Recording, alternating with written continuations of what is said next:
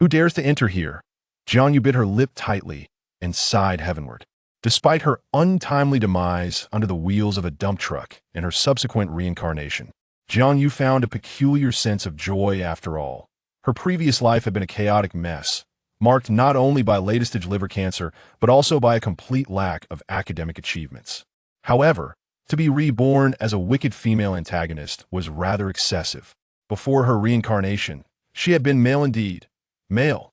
Not only had she transformed into a female, but she had also become the malevolent master in a Yuri cultivation narrative, responsible for corrupting the protagonist's character and turning her into a dark, tyrannical figure. To add insult to injury, it was a narrative rife with explicit content. What was more, she was the one being taken advantage of. Jianyu leaped out of bed and made her way to the mirror. Reflected within, she beheld a visage of approximately 20 years, standing around 5'7", with a countenance that could only be described as breathtakingly beautiful, leaving anyone who gazed upon her in utter awe. Not only was her face exquisite, but her legs were also long and slender, with her bare feet exposed, as her garments bore the scars of a recent tribulation, revealing much of her skin. This appearance caused even her to involuntarily narrow her eyes in surprise. Indeed, as one of the main characters in an explicit narrative, at least her looks were undeniably commendable. Only the 2 pounds of excess flesh were a minor concern. Upon seeing her face, Jianyu was unequivocally certain that she had indeed crossed over. The thought of her counterpart in the narrative, pinned beneath someone with a shattered expression, pleading for mercy, sent shivers down her spine. Such a fate was utterly unacceptable. No, this is too terrifying.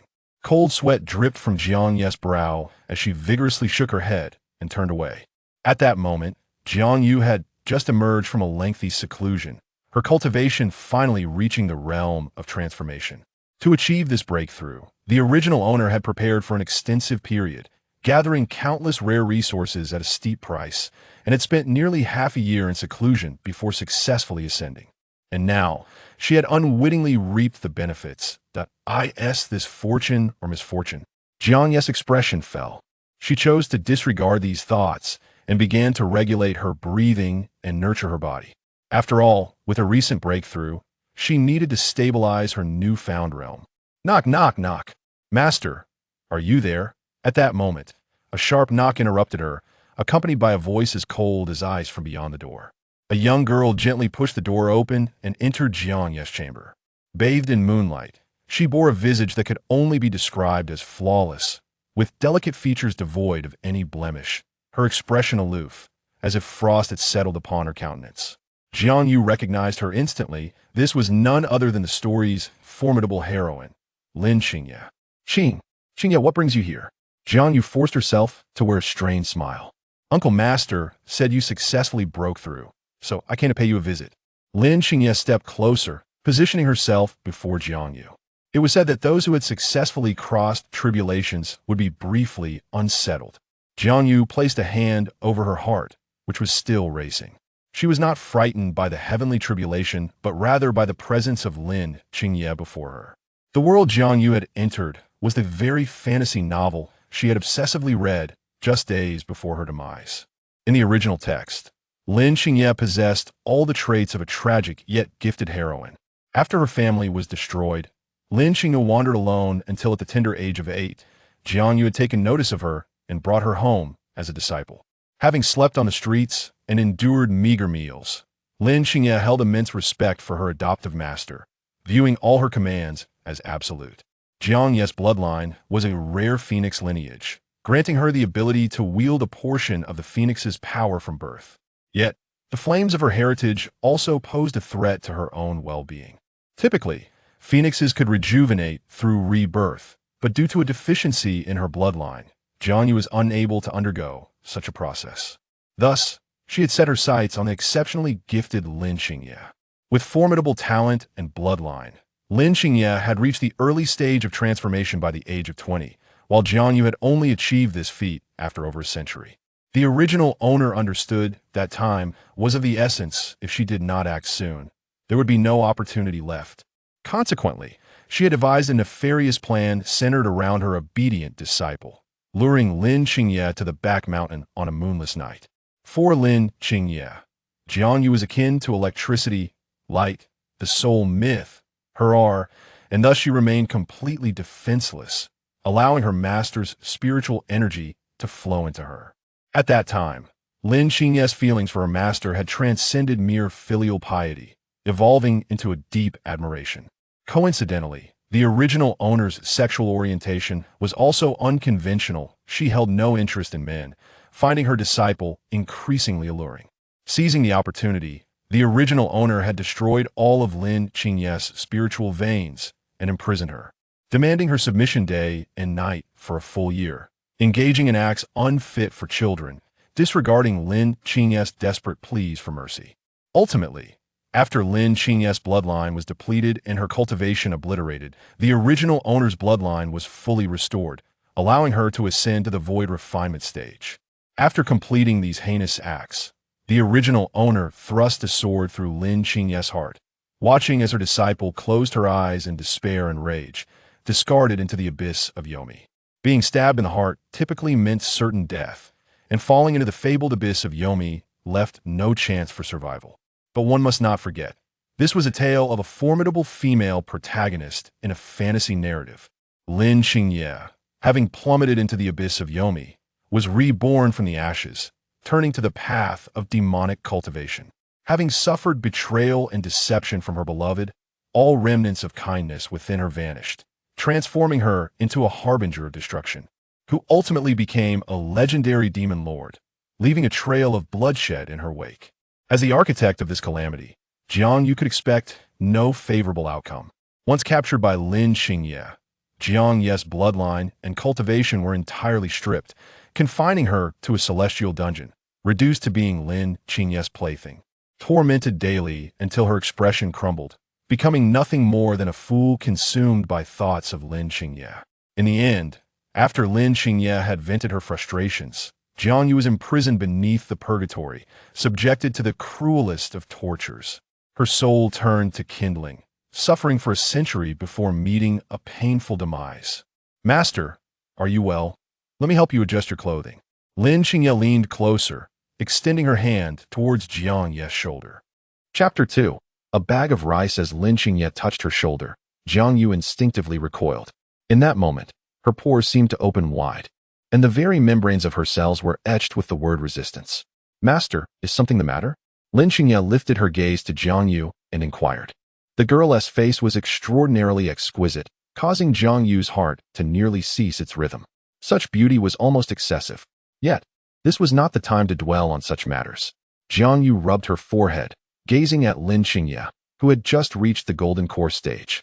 And an insidious thought suddenly blossomed in her mind. What if she were to strike while Lin Qingye was still undeveloped? No, that wouldn't he do. After all, she was the leading female protagonist of this world, blessed with extraordinary fortune. Even a sword piercing her heart wouldn't bring about her demise. If the attempt were to fail, it would spell disaster for Jiangyu. Moreover, she was no cold-blooded killer. How could she bring herself to harm such a beautiful girl? No. Qingye, I just happen to have something I wish to discuss with you. Jiangyu extended her hand to gently brush away Lin Qingye's hand resting on her shoulder, then awkwardly chuckled. "Qingye?" A title both foreign and familiar. A flicker of recollection passed through Lin Qingye's eyes. She remembered being addressed in that manner by this venomous woman before being stripped of her essence. Yet, this toxic individual hardly deserved such a title. A hint of murderous intent surfaced in Lin Qingye's heart, but she concealed it expertly, leaving no trace of her emotions to be seen. After calming down, Jiangyu took a deep breath and spoke. "Qingye, given your remarkable talent and your cultivation already reaching the mid-stage of the golden core, I, as a mere minor deity in the transformation realm, believe it would be prudent for you to seek the guidance of the Grand Elder. Such a move would ensure that your gifts are not squandered." Jiangyu contemplated her situation, realizing that she could not afford to provoke or evade the consequences. If she could send her disciple away and then vanish into the farthest corners of the world for a century or two, allowing Lin Qingye to forget her, she could live a life of carefree abandon. Upon hearing these words, Lin Qingye's eyes suddenly turned icy. "No, that wretched viper. If it were not for my recent rebirth and my currently feeble powers, I would surely flay you alive and see you suffer a torturous end. Allowing you to live out your days in peace will never quell the hatred that festers in my heart." Once my strength is restored, I shall ensure that you, this venomous woman, meet a fate worse than death.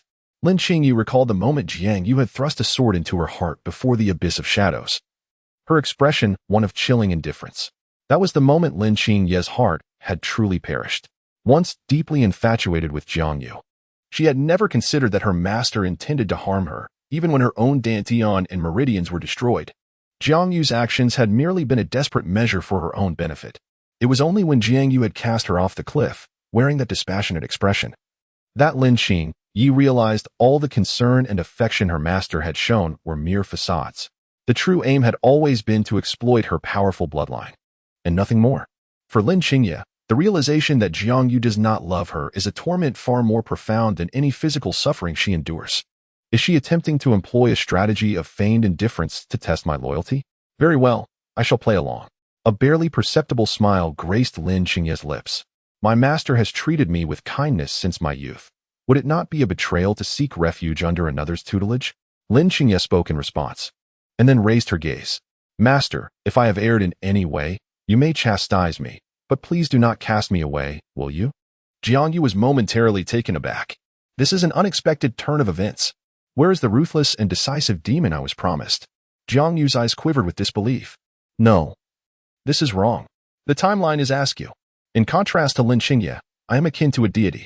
It is merely a matter of speaking and having the words manifest. Even if I were to command Lin Qingye to strip bare for my indulgence, she would not dare utter a word of dissent. Yet, Jiang Yu would never stoop to such actions. After all, the original host met a tragic fate by provoking Lin Qingye. Thus, if I lavish her with affection, would that not be the perfect course of action? This is simply exquisite. With this thought, all inner turmoil within Jiang Yu dissipated. The notion of pampering my disciple brings a sense of boundless possibilities. Qingye, shall I prepare a meal for you? Jiang Yu scratched her head and addressed Lin Qingye. Lin Qingye. Observing the look of confusion and astonishment on Lin Qingye's face, Jiang Yu could not help but cover her own visage. What am I saying? I am supposed to be the master. The venomous woman must have been struck by lightning, leaving her mind deranged. Lin Qingye mused inwardly, her gaze lowered. In her memory, Jiang Yu was always as cold as ice, sparing with her words and meticulous in thought. Yet today, she exhibited an unusual demeanor. Moreover, Lin Qingye recalled that Jiang Yu was not one to cook. Master must be rather fatigued today. Allow me to assist you with your bath and change your garments. Lin Qingye said, stepping forward and gently placing her hand on Jiang Yu's shoulder to remove the charred clothing. Since Lin Qingye had been taken in by Jiang Yu, there had always been a sense of intimacy between them. It was common for Lin Qingye to help Jiang Yu bathe and change.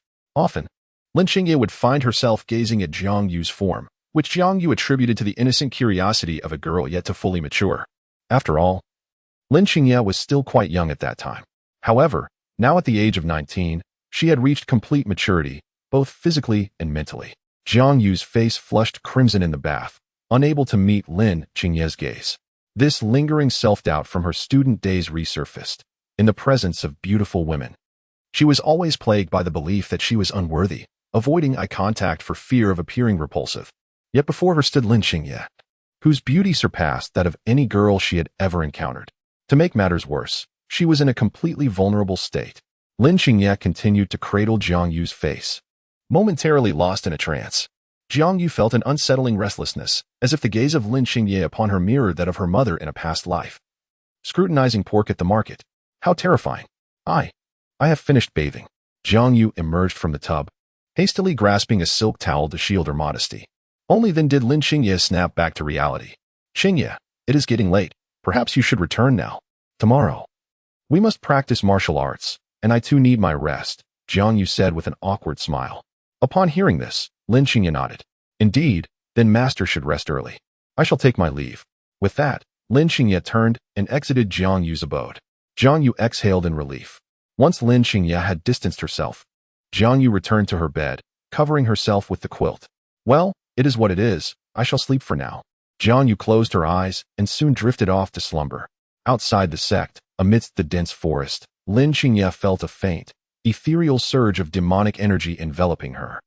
Veins of crimson threaded through her eyes, and her eye sockets were tinged with red. This was the very spot where Jiang Yu had found her in the snow. Lin Qingye had believed she had entirely relinquished her feelings for Jiang Yu. Yet upon seeing her again, the same emotions surged within her. Such feelings are a grave taboo for a demon lord. Master, why? Why must you treat me this way, so heartlessly? Lin Xingye wept, gazing up at the moonlight. Her thoughts drifted back to the moment when Jiang Yu had plunged a sword into her heart. You were merely a tool to me. Do not indulge in sentimental fantasies. Jiang Yu coldly uttered a single sentence before forcefully pushing Lin Xingye off the cliff. It dawned on her that all the kindness bestowed by her master was but an illusion, a mere figment of her unrequited affection. In that moment, Lin Xingye's heart shattered completely, transforming her adoration for Jiang Yu into ephemeral dreams, replaced by an abyss of hatred. Her hands turned pale as she clutched the hem of her garment with fierce desperation. Had Jiang Yu ever displayed a modicum of genuine emotion, even the slightest hint, Lin Xingye would have willingly sacrificed her life for her master. Jiang Yu, in this lifetime, I shall ensure you pay the price. I will make your existence a torment far greater than in the past, 1,000-fold, a myriad of times more painful. Suddenly, Lin Xingye laughed. At this moment, the silver moon hung like a hook in the sky. With that, she turned and made her solitary way back to the sect. Chapter 3, As a Master. One must be kind and reliable. No, I cannot be so peculiar. As a master, I must be dependable, benevolent, and capable of shouldering responsibility. Jiang Yu shook her head vigorously, resolving to establish an admirable persona for herself. In her previous life, her harshness towards her disciple had warped her character, rendering her cruel and ferocious. However, when Lin Xingye was first brought back by her, she was merely a pristine flower, imbued with respect for her master and an inherent kindness. If only she could provide Lin Xingye with ample care, surely none of this would have transpired. Such were Jiang Yu's thoughts. Today marked the day of the grand competition within the sect.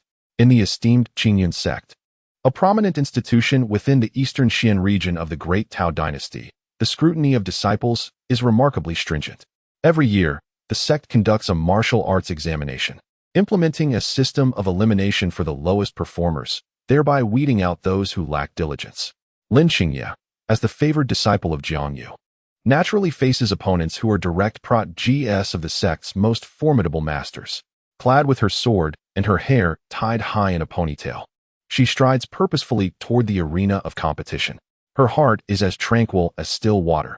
Such a contest does not warrant her to unleash all her strength. The myriad techniques and secrets from her past life are etched in her memory, yet this corporeal form is insufficient to execute such high-intensity maneuvers. Moreover, an essential factor remains. Although her soul possesses formidable combat experience, the muscle memory of this body has yet to be fully developed. Thus, she finds herself in need of repeated practice and real-world application. Lin Xingye casts her gaze around, her eyes sweeping in circles as if in search of a familiar silhouette. Retracting her gaze, she silently mocks herself. Do not indulge in self-deception, Lin Xingye. What are you contemplating? Jiang Yu has never harbored feelings for you. Her investment is merely a strategy to nurture you for future gain. The very thought that venomous woman might express concern for you is utterly ludicrous. At that moment, a figure hastens towards her from afar. Oh no, she realizes she has forgotten that today marks the day of the sect's grand tournament. Why does Jiang Yu seem somewhat flustered today? Typically, she remains unfazed even in the face of calamity. Indeed, today she appears distinctly unusual. As they traveled along the path, two sect mentors engaged in a lively exchange. Upon finally arriving at the martial arts arena, Jiang Yu lifted her gaze, surveying the surroundings. The disciples from other sects were accompanied by their esteemed mentors, offering encouragement. How could her own disciple lack the presence of a beloved master? Just look at that poor child, Qingyi. Alas, has not junior sister Jiang Yu always possessed such a temperament? Indifferent to the affairs of the world, serene and aloof, as if devoid of emotions. Yet, it is fortunate that Qingyi has been self-reliant from a young age. In the audience, the two continued their discussion, clearly well acquainted with Jiang Yu's character. At this moment, Jiang Yu finally reached the arena and spotted Lin Xingye waiting among the spectators. She called out to Lin Xingye, her lips curling into a smile. Startled, Lin Xingye, who had been resting with her eyes closed, suddenly opened them and turned to look toward the audience. She beheld Jiang Yu, who was greeting her with a smile. Lin Xingye had never witnessed such a warm greeting from Jiang Yu before. She was breathtakingly beautiful, momentarily eclipsing the very heavens. Lin Xingye felt her heart tighten. Nearly losing her composure, but she quickly regained her senses, her brows furrowing slightly. What schemes was this venomous woman concocting now? Lin Qingyu mused inwardly, though her exterior betrayed none of her thoughts. Master, you have arrived. She smiled at Jiang Yu, then spoke. As your devoted disciple, how could I not come to see you? Do your best. I have faith in you, Jiang Yu replied, settling into a nearby chair. Lin Qingyu nodded, then turned her gaze back to the arena. Regardless of the venomous thoughts that linger in her heart, one must face the adversary with resolve, for it is a matter of life and death. Lin Qingyu unsheathed her long sword and turned to ascend the stage. Her opponent was a man with beguiling eyes, whose demeanor, though somewhat alluring, did not match his rather mediocre appearance, creating an incongruous impression. The man was named Qin Hua, the esteemed disciple of Master Qingyan within the sect, renowned for his mastery of soul techniques. Junior sister Qingye, I trust you are well. Just remember to go easy on me this time, Qin Hua said with an awkward smile. Having previously sparred with Lin Qingye, he was aware that his strongest techniques revolved around soul manipulation, which typically bewildered his opponents. However, this strategy proved ineffectual against Lin Qingye, a phenomenon that Qin Hua found utterly perplexing.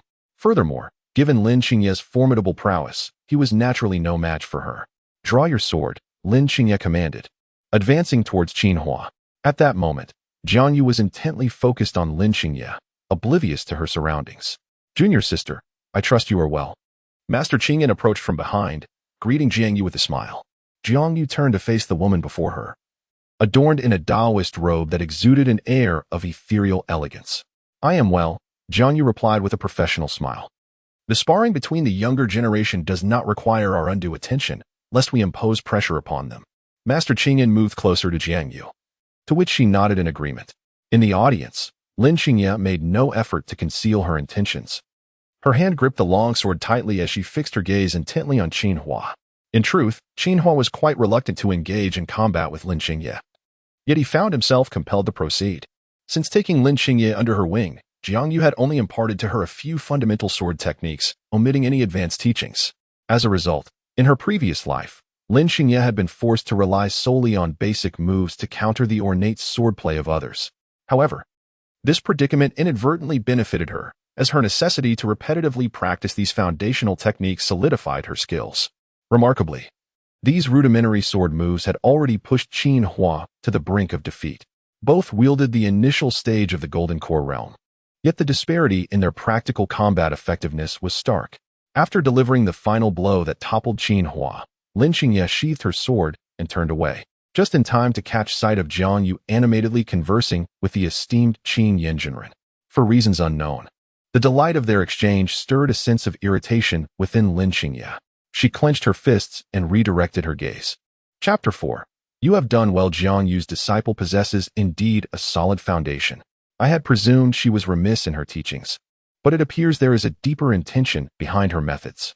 Indeed, Lin Qingye truly is a prodigy. At that moment, Jiang Yu beheld Lin Qingye's victory over Qin Hua and felt a surge of joy. She had initially intended to vocally commend Lin Qingye, but suddenly realized the impropriety of her own demeanor. A startling realization dawned upon her. No. If one's transformation is too profound and deviates from their previously established persona, it is inevitable that suspicion will arise, leading to a multitude of unnecessary troubles. This must not occur. Ahem. Qingyi, you performed exceptionally well. Jiang Yu immediately cleared her throat and addressed Lin Qingyi. Lin Qingyi gazed silently at Jiang Yu, without further contemplation, simply descending the stage. We shall converse later. After speaking to Master Qingyan, Jiang Yu made her way down from the audience. As a compassionate and nurturing mentor, akin to a loving mother, Jiang Yu felt compelled to offer ample care to her beloved disciple following the competition. Master Qingyan wished to exchange a few more words with Jiang Yu, but upon witnessing her hurried approach towards her disciple, she could only smile. She had initially intended to suggest that Jiang Yu should pay more attention to her own disciple, but it now seemed unnecessary. Jiang Yu appeared to have undergone considerable change. Master, look at how Jiang Shibua is tending to her disciple. Will you not extend the same courtesy to me? Qin Hua, bruised and battered, approached Master Qingyan, her tone tinged with grievance. Master Qingyan had harbored a semblance of sympathy for her disciple, but upon seeing her face, resembling that of a swollen pig, all compassion dissipated. A mere application of ointment would suffice. Master Qing Yan's expression soured as she turned her back. Please, master. At this moment, Jiang Yu had reached Lin Qingye's side, buzzing around her like a persistent fly, inquiring with concern. Qingye, do you feel unwell? Would you like me to examine you? On this tranquil night, dear Qingye, should you find yourself wounded, it is imperative that you confide in your master. Do not bear the burden alone. My dear Qingye, has the recent chill been intolerable? Would you allow me to accompany you in procuring a few garments?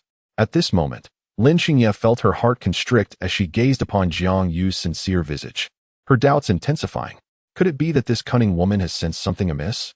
Why has there been such a sudden shift in her demeanor? Is she truly testing my resolve? Master, I assure you, I am quite well, Lin Qingye responded, shaking her head. She had been meticulously observing Jiang Yu's every move, contemplating strategies in the event that something was amiss with her. As long as you are well, it is the season for autumn. It would be prudent to acquire a few new garments.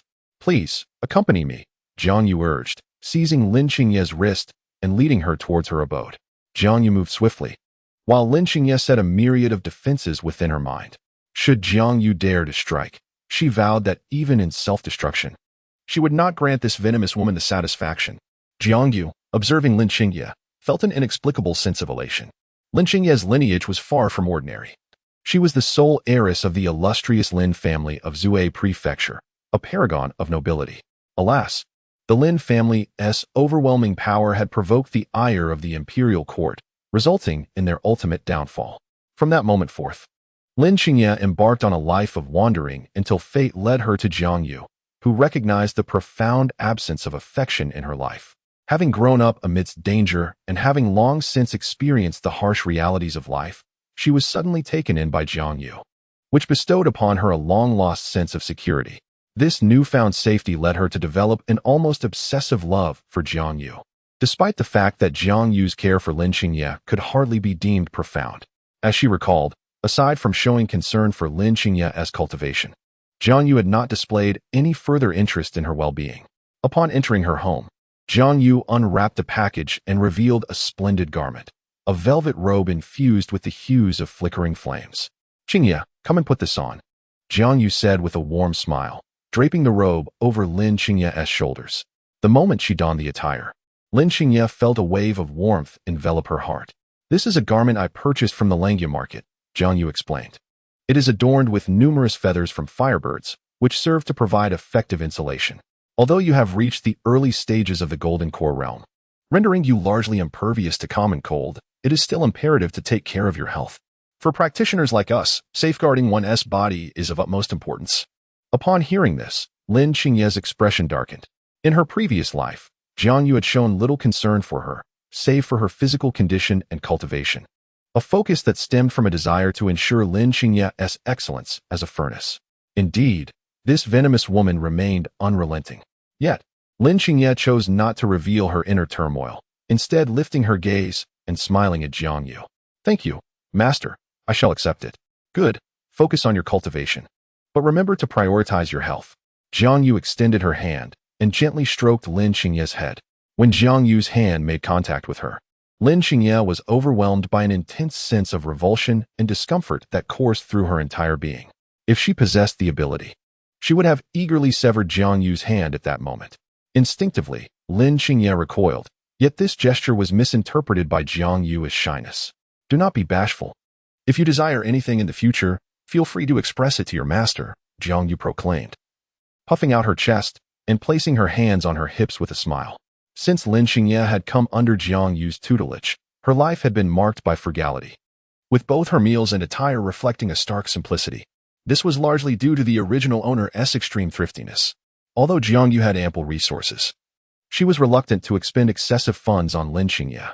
She avoided celebrations whenever possible, even neglecting to remember Qingye's birthday.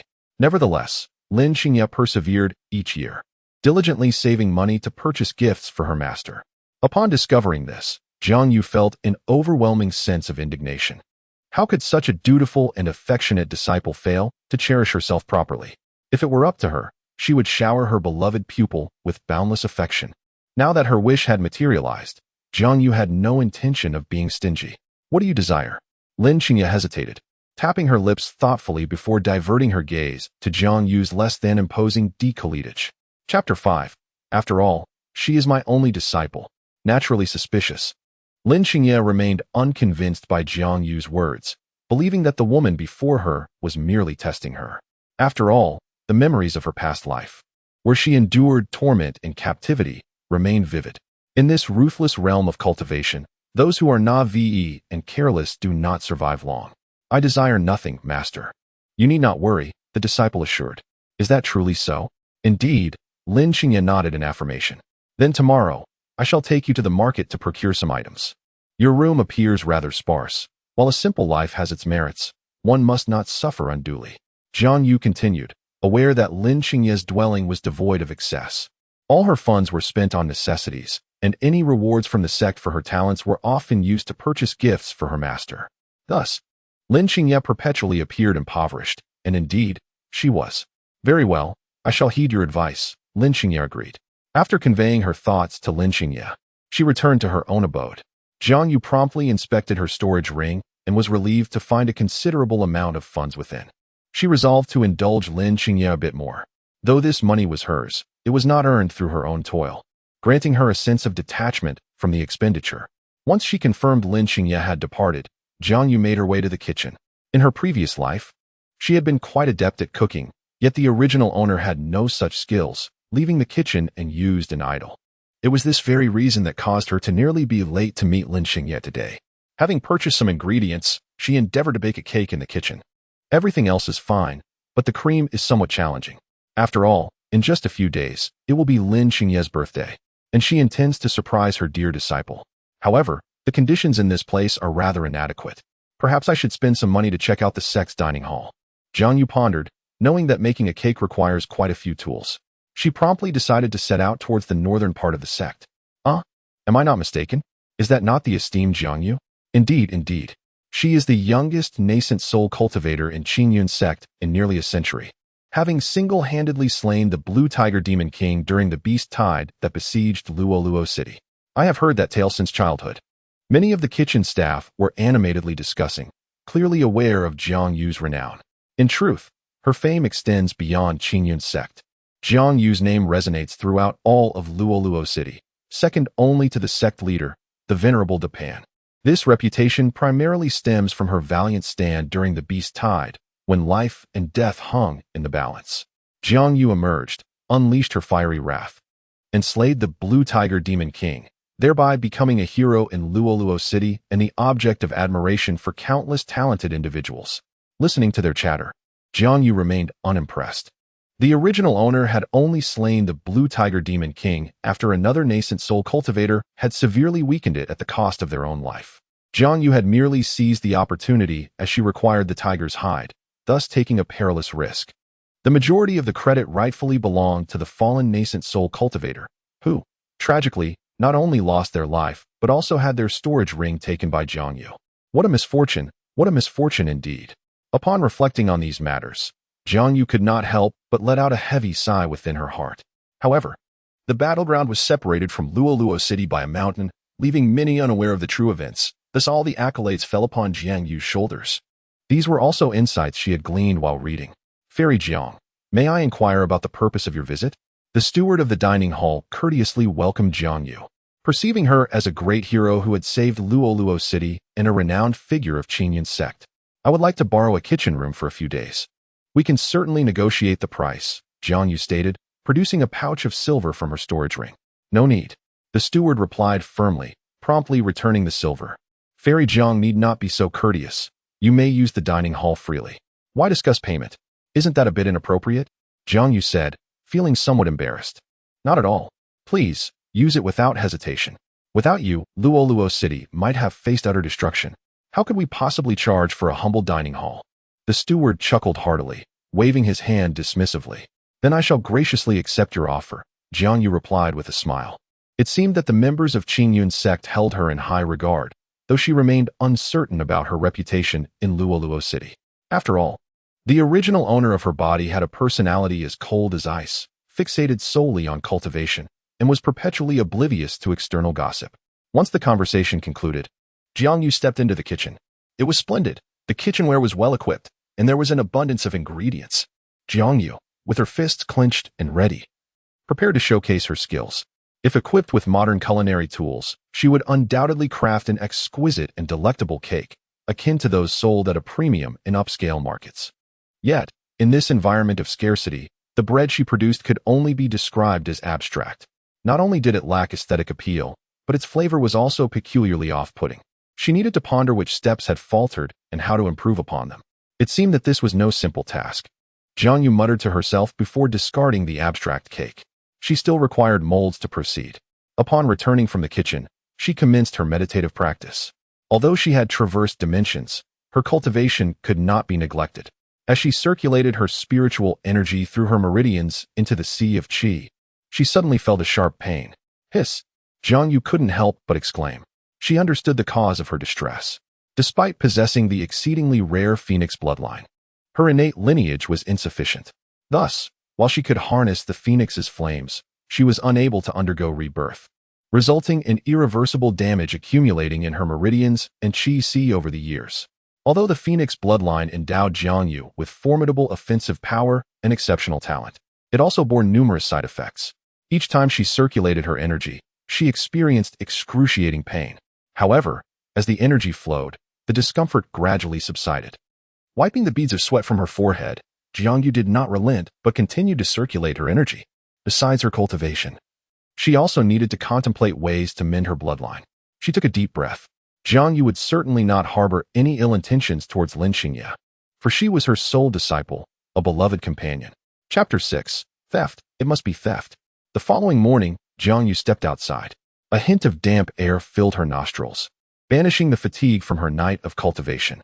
After the fresh rain in the empty mountains, the autumn weather arrived late. At this moment, Lin Xingye had already arrived at Jiangyu's doorstep. Standing before her, clad in black, Lin Xingye's exquisite beauty was accentuated, her flawless skin and youthful visage captivating. What could bring greater joy than waking early to behold the enchanting face of one's own disciple? Jiangyu felt a surge of happiness as she smiled at Lin Xingye. However, Lin Xingye was momentarily taken aback. Today, Jiangyu donned a robe of azure, her demeanor seemingly infused with a hint of vivacity, contrasting her usual aloofness. In Lin Xingye's memory, Jiangyu had always been sparing with her words, perpetually distant. At that moment, she increasingly suspected that her rebirth might have triggered certain butterfly effects, possibly altering Jiangyu's temperament. Yet even so, her venomous heart would not likely have changed. Lin Xingye's gaze turned icy once more. Observing her disciple's reaction, Jiangyu felt elated. This maternal concern, which had long been cold and distant, could not possibly allow the fragile Lin Xingye to feel the warmth of home. Woke up quite early today, let us depart, Jiangyu said, descending the steps and brushing past Lin Xingye.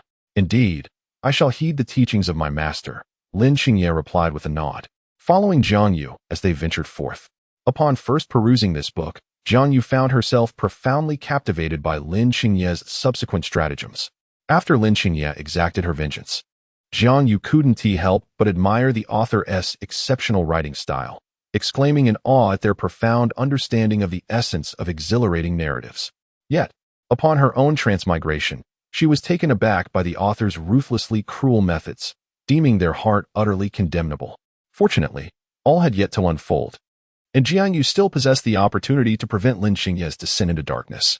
At this moment, Jiangyu perceived Lin Xingye as exceptionally endearing, both beautiful and obedient. She exhibited the filial piety one would expect from a devoted disciple. Jiangyu felt an overwhelming fondness for her apprentice, which prompted her to reach out and gently caress Lin Xingye's face. When Jiangyu's hand made contact, Lin Xingye was flooded with a chilling revulsion, wishing to sever Jiangyu's hand on the spot. To her, this detestable vixen was wholly unworthy of touching her. Nevertheless, she managed to suppress her tumultuous feelings. As they traversed the streets of Luoluo City, Jiangyu maintained her composed demeanor. Her exterior remained aloof, a facade she upheld to preserve her enigmatic persona. She was distant with others, but warmly affectionate towards her own disciple, allowing little Xingye to perceive the unique bond they shared, which in turn granted her a sense of security.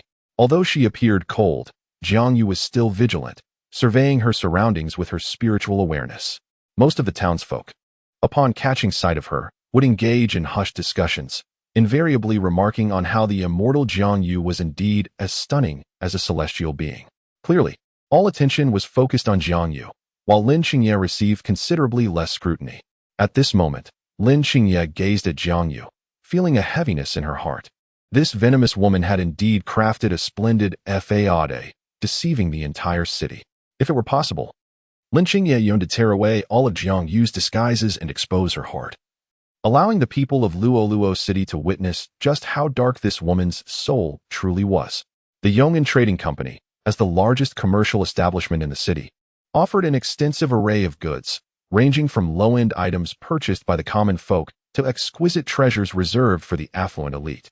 Without a moment's hesitation, Jiang Yu seized Lin Xingye's hand and led her toward the prestigious area on the second floor.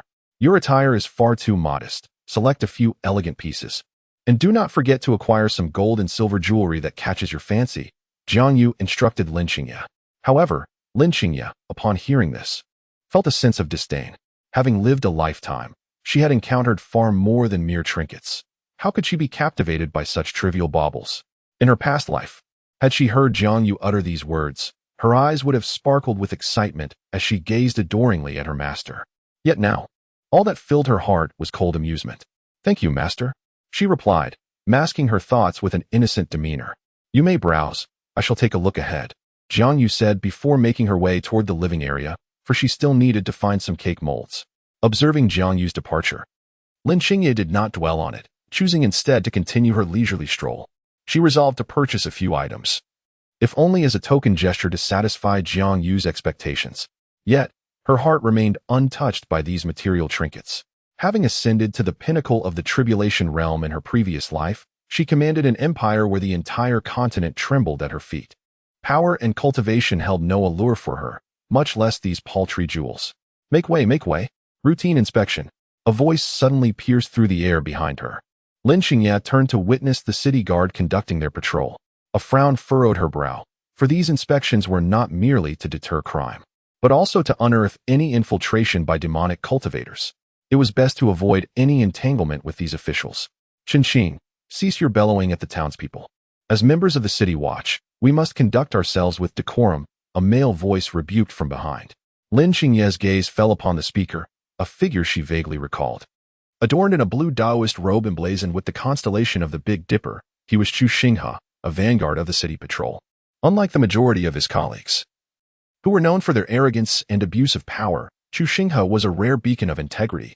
She remembered that during the beast tide in her previous life, while most of the soldiers fled in disarray, he had stood his ground, defending the city gates until the very end. Yes, vanguard, sir, Qin conceded, albeit with a hint of disdain. Abruptly, he turned and his eyes met Lin Xingye's, who had been observing the scene. Observing this, Lin Xingye averted her gaze, ceasing to acknowledge the individual. Halt! You there! Stop! Routine inspection! Qin suddenly exclaimed, addressing Lin Xingye. Xingye disregarded him, continuing her leisurely stroll through the market. Are you deaf? Can't you hear routine inspection?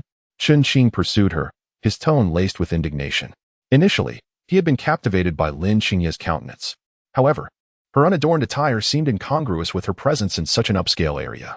Theft. It must be theft, he surmised, envisioning a swift boost to his performance record. Chapter 7. Lin Xingye's ire. Qin approached Lin Xingye, attempting to intercept her. Yet, Lin Xingye's reflexes were swift. She promptly deflected Qin's advancing hand. She fixed him with an icy stare. What is the meaning of this? I suspect you of perpetrating theft within the mall and must conduct a search, Qin retorted, puffing out his chest and deliberately displaying his badge. I am disinclined. Desist from bothering me. Lin Xingye responded frigidly, turning her head away. Insolent wretch.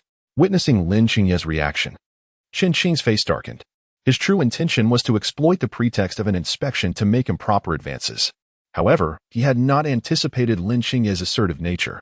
At that moment, Lin Xingye sensed a surge of malice from behind.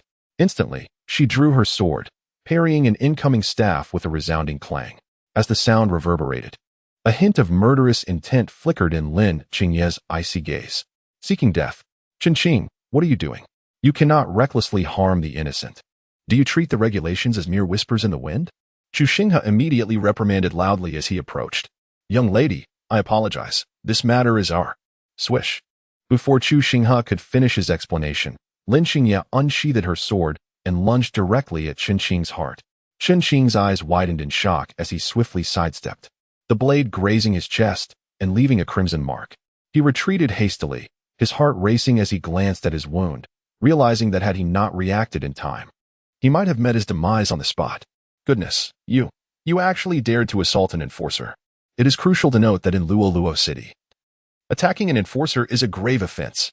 Lin Xingye showed no mercy. She continued her assault, this time targeting Chen Qing's neck. Both were at the initial stage of the Golden Core realm, yet there was a significant disparity in their combat prowess. Chen Qing hurriedly defended himself, but after several exchanges, he was clearly struggling to keep up. Lin Xingye silently chanted her sword incantation, aiming to pierce Chen Qing's heart. However, at that moment, Chu Xinghe intervened, deflecting Lin Xingye's sword with a swift strike, followed by a powerful palm strike to her body. The clash of swords echoed as Lin Xingye stumbled back several paces, clutching her chest and spitting out a trickle of blood. My dear lady, while it was indeed our fault to act first without regard for right and wrong, your attempt to take the life of an enforcer constitutes a serious crime within the city. Chuxing furrowed his brows, leaning closer to Lin Xingye, intent on bringing her to justice. With his cultivation at the mid-stage of the nascent soul realm, confronting the young girl before him posed little challenge. By heavens, I now have reason to suspect you are a demonic cultivator. Boss, let us capture her and conduct a thorough interrogation. At that moment, Chen Qing's heart brimmed with malice as he regarded Lin Xingye, harboring significant resentment. Lin Xingye inwardly sensed impending doom. She surveyed her surroundings, calculating her escape strategy.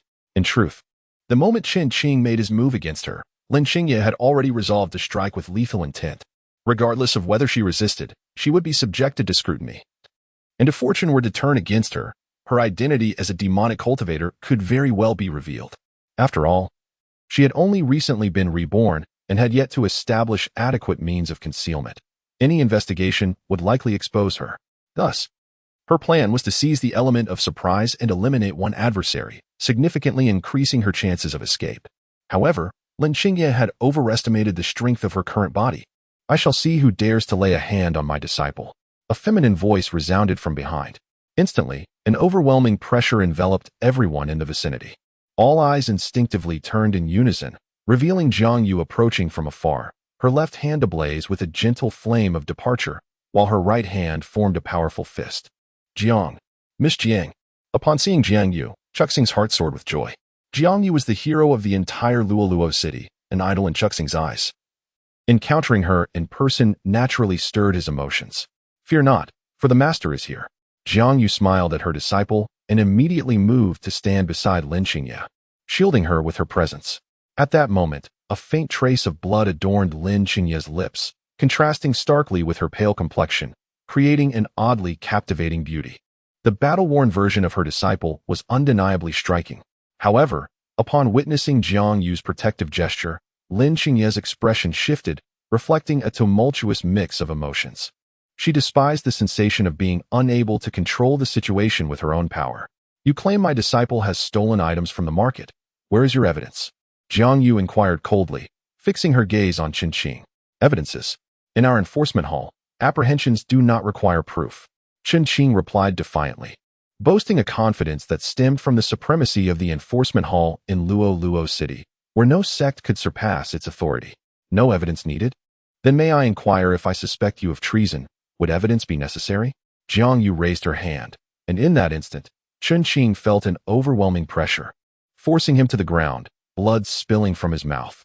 At that moment, Chu Xinghe grew anxious and rushed forward, bowing deeply as he pleaded with Jiang Yu. Fairy Jiang, we acknowledge our wrongdoing in this matter. I implore you to show mercy and grant my subordinate a chance at redemption. Upon hearing Chu Xinghe's entreaty, Jiang Yu's gaze hardened for a moment before she relented and withdrew the spiritual force pressing down on Chen Qing. This concession was made out of respect for Chu Xinghe, who was, after all, one of the few virtuous individuals in the entirety of Luoluo City. Despite the trepidation he harbored upon realizing the individual before him was indeed Jiang Yu, Chen Qing remained defiant. Esteemed Immortal Jiang, we are merely conducting a routine inspection. As you are aware, Luoluo City maintains a stringent policy regarding the scrutiny of demonic paths. Jiang Yu, protectively holding Lin Xingye's wrist and keeping her shielded behind her, confronted Chen Qing's query without yielding. Are you daft? How could the esteemed immortal Zhang's personal disciple possibly be associated with the demonic path? Chu Xinghe sharply struck Qin Shing's head before pulling him away. My sincerest apologies, immortal Jiang. I implore you to excuse this unfortunate blunder. I shall personally call upon you to express my remorse at a later time. With a bow, Chu Xinghe addressed Jiang Yu. Jiang Yu glanced at Lin Xingye before nodding in acknowledgement to Chu Xinghe. If it is indeed a misunderstanding, then let us leave it at that. You, she said, pointing to Qin Xing, offer my disciple an apology, and we shall consider the matter closed. Upon hearing this, Qin Xing's countenance turned unsightly. This was, after all, no secluded locale. It was a bustling marketplace. The public spectacle of such a blunder would undoubtedly compromise his future ability to assert authority over the common folk. Did you hear me? Make haste. Chu Xinghe rebuked Qin Xing with another sharp rap on the head. Qin Xing hissed in pain, and though displeased, he dared not defy his superior's command. He approached Lin Xingye, offered a shallow bow, and said, I apologize. I was mistaken. I beseech your forgiveness, young lady. Chapter 8. The return of the Demon Emperor. Although a slight misunderstanding occurred, the overall situation unfolded quite smoothly.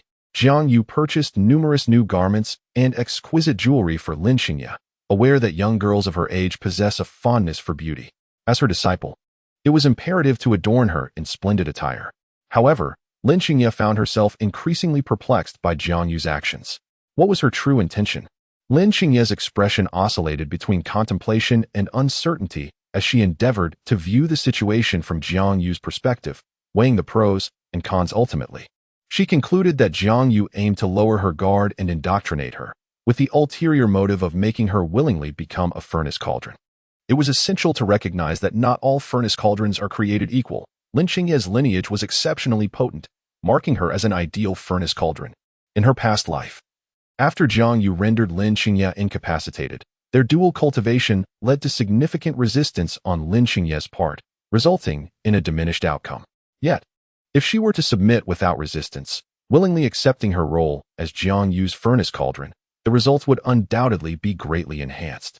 At that moment, Lin Xingye could not help but smirk inwardly. Had she been in her past life and received such care from Jiang Yu, she might have succumbed entirely, even willing to become Jiang Yu's furnace cauldron. However, she had long since discerned Jiang Yu's true nature, deceptive and malicious. At this juncture, Jiang Yu noticed the subtle shifts in Lin Xingye's emotions. Jiang Yu felt a surge of joy, realizing that her kindness towards Lin Xingye had indeed brought her happiness. At this moment, Lin Xingye must be deeply moved. As a devoted admirer of beauty, Jiang Yu found Lin Xingye's visage utterly captivating, rendering her oblivious to the bustling street around them. All she desired was to gaze upon Lin Xingye's exquisite face. It was simply stunning. However, Lin Xingye sensed an unsettling discomfort from Jiang Yu's intense gaze, which scrutinized her like a predator assessing its prey, as if she would peel away her layers and consume her whole in the next instant. This sensation was profoundly unsettling for Lin Xingye.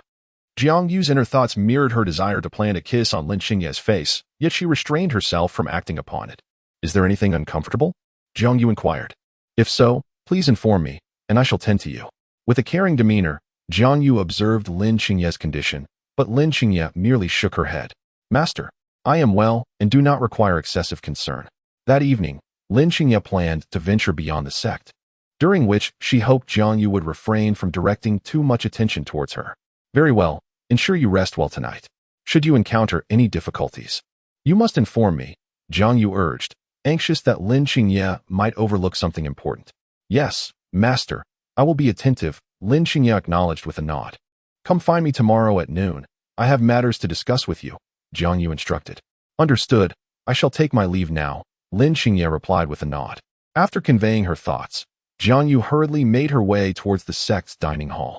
Today, she had acquired numerous tools for cake making, hoping to achieve a remarkable result this time. In her mind, she meticulously rearranged all the steps involved in baking a cake, and then she ignited the stove, ready to commence her endeavor. With anticipation, Jiang Yu licked her lips and began to experiment in the kitchen.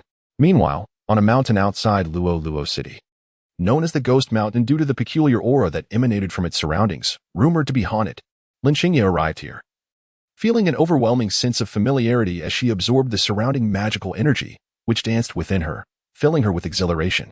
Without pausing to relish the moment, Lin Xingye ventured deeper into the Ghost Mountain. After approximately half an hour, Lin Qingye stood before a dilapidated wooden cabin. This cabin had been constructed by a rogue cultivator seeking refuge, and after its inhabitant departed, it fell into disrepair. In her previous life, Jiang Yu had come to this very cabin to further her plans, transforming it into a personal prison. Each room within was meticulously structured, containing not only her confinement quarters, but also chambers for dual cultivation. It was here that Jiang Yu relentlessly extracted from herself, dedicating nearly an hour each day until she could no longer endure, collapsing into unconsciousness. As she surveyed the cabin, a surge of malice welled up within her, and with a decisive strike, she obliterated it into dust. Having vented her emotions, Lin Qingye pivoted, her gaze drawn to the profound depths of the gorge, a veritable abyss. Its bottom was obscured from view. With a gentle exhalation, she closed her eyes, extended her arms, and surrendered to gravity, plummeting into the chasm. Emerging from the pool at the gorge's base, she wiped the water from her brow and proceeded forward. After an indeterminate period, she espied a small stone dais in the distance. Approaching it, she observed 4 wrathful Buddhist statues arrayed diagonally upon it. Casting a mere glance in their direction, Lin Qingye unsheathed her sword, unleashing several streams of sword energy that instantly shattered the statues. Abruptly, a dense and formidable miasma of demonic energy erupted forth, engulfing Lin Qingye. Eerie and terrifying wails echoed through the valley, sounds capable of petrifying the average person. Yet, to Lin Qingye, these lamentations possessed an uncanny familiarity and warmth. Upon the dais, the 4 wrathful statues had been suppressing half a mask. This mask, a portion of a Nuam mask, resembled a demon, jet black in color, heavy in texture, and radiating a faint ebony glow. Lin Qingye retrieved it, then drew her sword, slicing her finger and allowing her blood to flow onto the mask. Instantly, the mask's black radiance intensified, threatening to consume the entire gorge. Ignoring this spectacle, Lin Qingye chose to affix the half-mask to her face. Gradually, the mask began to dissipate, and a trace of ink-like darkness manifested within Lin Qingye's eyes. Success has come with greater ease than in the previous life. Lin Qingye felt a surge of joy within her, and with a wave of her hand, the demonic energy began to rapidly converge towards her body. In her past life, it was only when she was on the brink of death that she encountered this half-mask. However, in this life, her starting point is significantly higher, though the strategies and timelines may differ substantially. Having lived through one lifetime, she had reached the pinnacle without any prior experience. How much more could she achieve in this life? As the surrounding demonic energy gradually flowed into her being, she had never felt such exhilaration. Once she absorbed the entirety of the demonic energy, the luster on her body began to recede, and now her aura was indistinguishable from that of an ordinary person. For a practitioner of demonic arts, the utmost priority is to conceal one's presence, and this half-mask was precisely the tool she required to accomplish that. This mask was the sole inheritance left behind by a renowned demonic cultivator known as Guiqing, who had reached the pinnacle of the transcendent stage before ascending to the higher realms.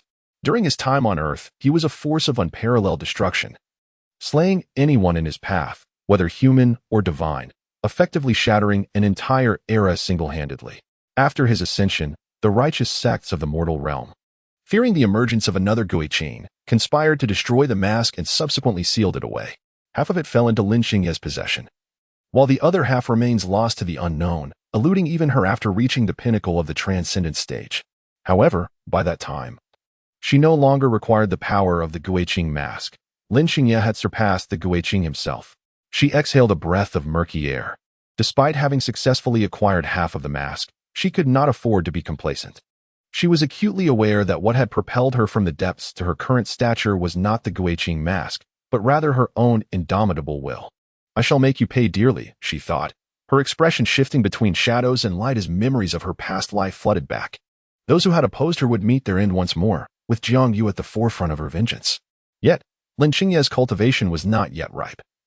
Once the opportune moment arrived, she would, as in her previous life, extract Jiang Yu's soul and imprison it in the celestial prison for a century, subjecting her to relentless torment until she sought her own demise. After contemplating her course of action, Lin Qingye chose not to linger any longer. She turned away. To enhance her cultivation, resources were essential. Be it demonic or righteous, the principle remained the same. Regarding the acquisition of wealth, she had a plan in mind. Chapter 9. murder and plunder outside the Marrow Demon Mountain. The moonlight illuminated the landscape, casting a silvery glow as the moon hung like a hook in the sky. Lin Xingye stood atop a tree, meticulously honing her longsword. She awaited the opportune moment. Suddenly, a deafening explosion shattered the tranquility, and a massive mushroom cloud erupted in the valley. A bloodied man clad in black desperately clutched his chest, gasping for air. Damn it! I've wasted a fire explosion totem. He lowered his sable mask, revealing a countenance of delicate refinement. Evidently, he was a young man in his early 20s, possessing the consummate cultivation of the Golden Core stage. Such attainment would assuredly mark him as a luminary among the younger generation within the Great Tao Dynasty. This individual was none other than Nangong Jiaozhu, the sacred scion of the moon-worshipping demonic sect, one of the two great demonic sects of the Great Tao Dynasty. His presence outside Luo City was purely coincidental, a matter of happenstance. He had initially embarked on a training expedition, but during a contest for treasured artifacts. He was targeted and relentlessly pursued, hence his disheveled state. He trudged along, his body racked with pain. Inwardly grateful that he had brought certain trump cards with him before his departure, lest he had truly met his demise there. The selection and evaluation of disciples within the demonic sect were exceedingly rigorous. Even the sacred scion had to endure life and death struggles, treading a path paved with corpses to ultimately ascend to his position. Should he perish along the way, he would merely become a footnote in history. Nangong Jiaozhu continued his stride, whereupon he retrieved from his bosom a resplendent golden lotus, named the Bitter Sea Profound Lotus. It possessed the efficacy to reconstruct the human viscera and substantially enhance one's constitution. It was precisely for this reason that Nangong Jiaozhu was being hunted. He inhaled deeply, his heart now brimming with elation, contemplating how best to refine this golden lotus as swiftly as possible. Nangong Jiaozhu vigilantly surveyed his surroundings, and upon confirming his safety, he produced strips of jerky and began to consume them.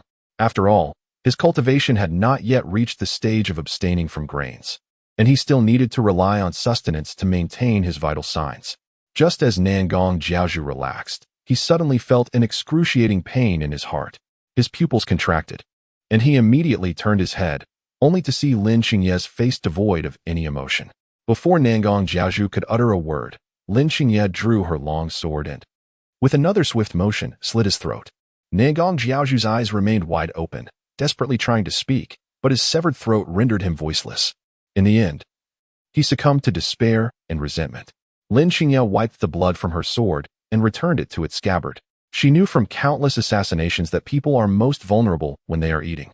She took the golden lotus and Nangong Jiaozhu's storage ring, dug a pit, tossed his body in, and set it ablaze.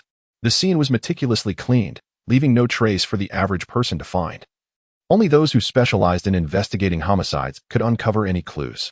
The Holy Son of the Moon worshipping demonic sect was not particularly strong.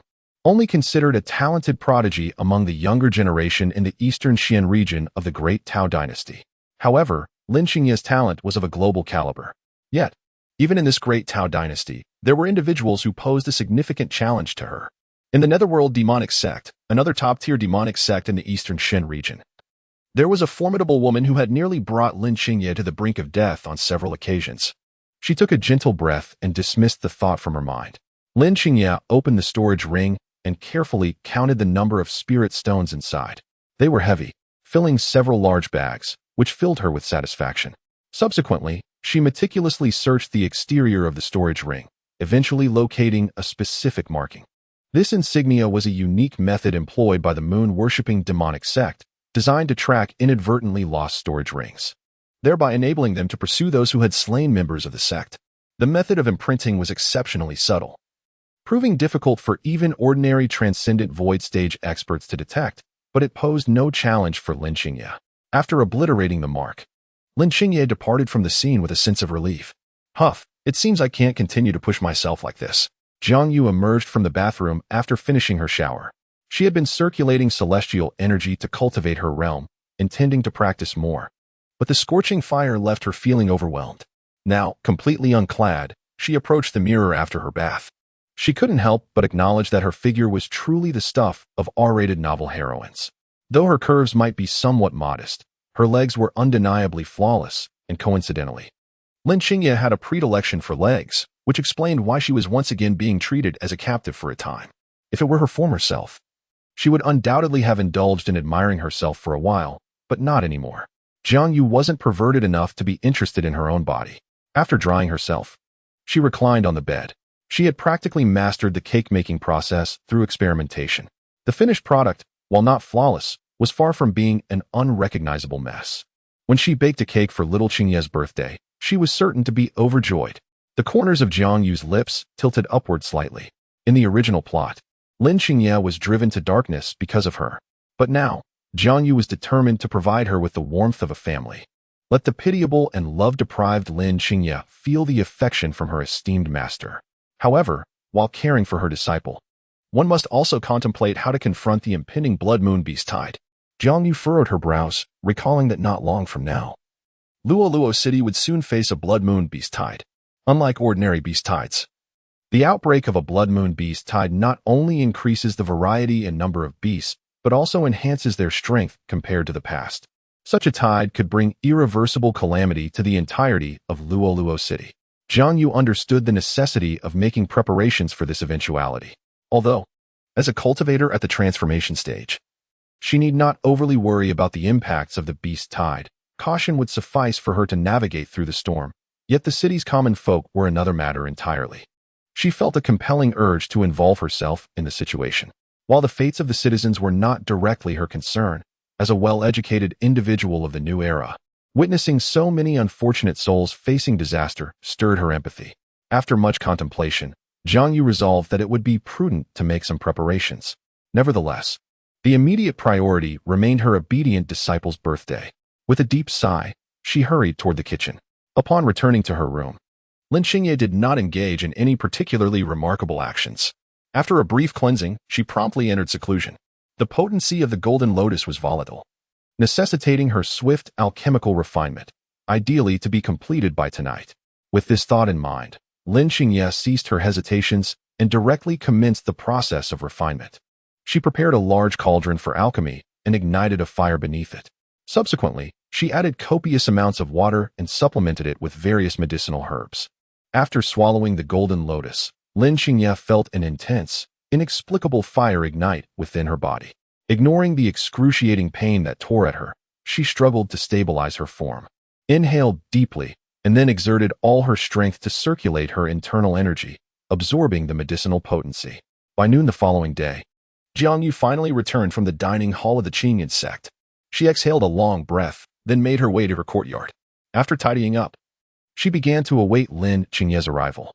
At that moment, Lin Qingye emerged from the bath, her exhausted body trailing behind her.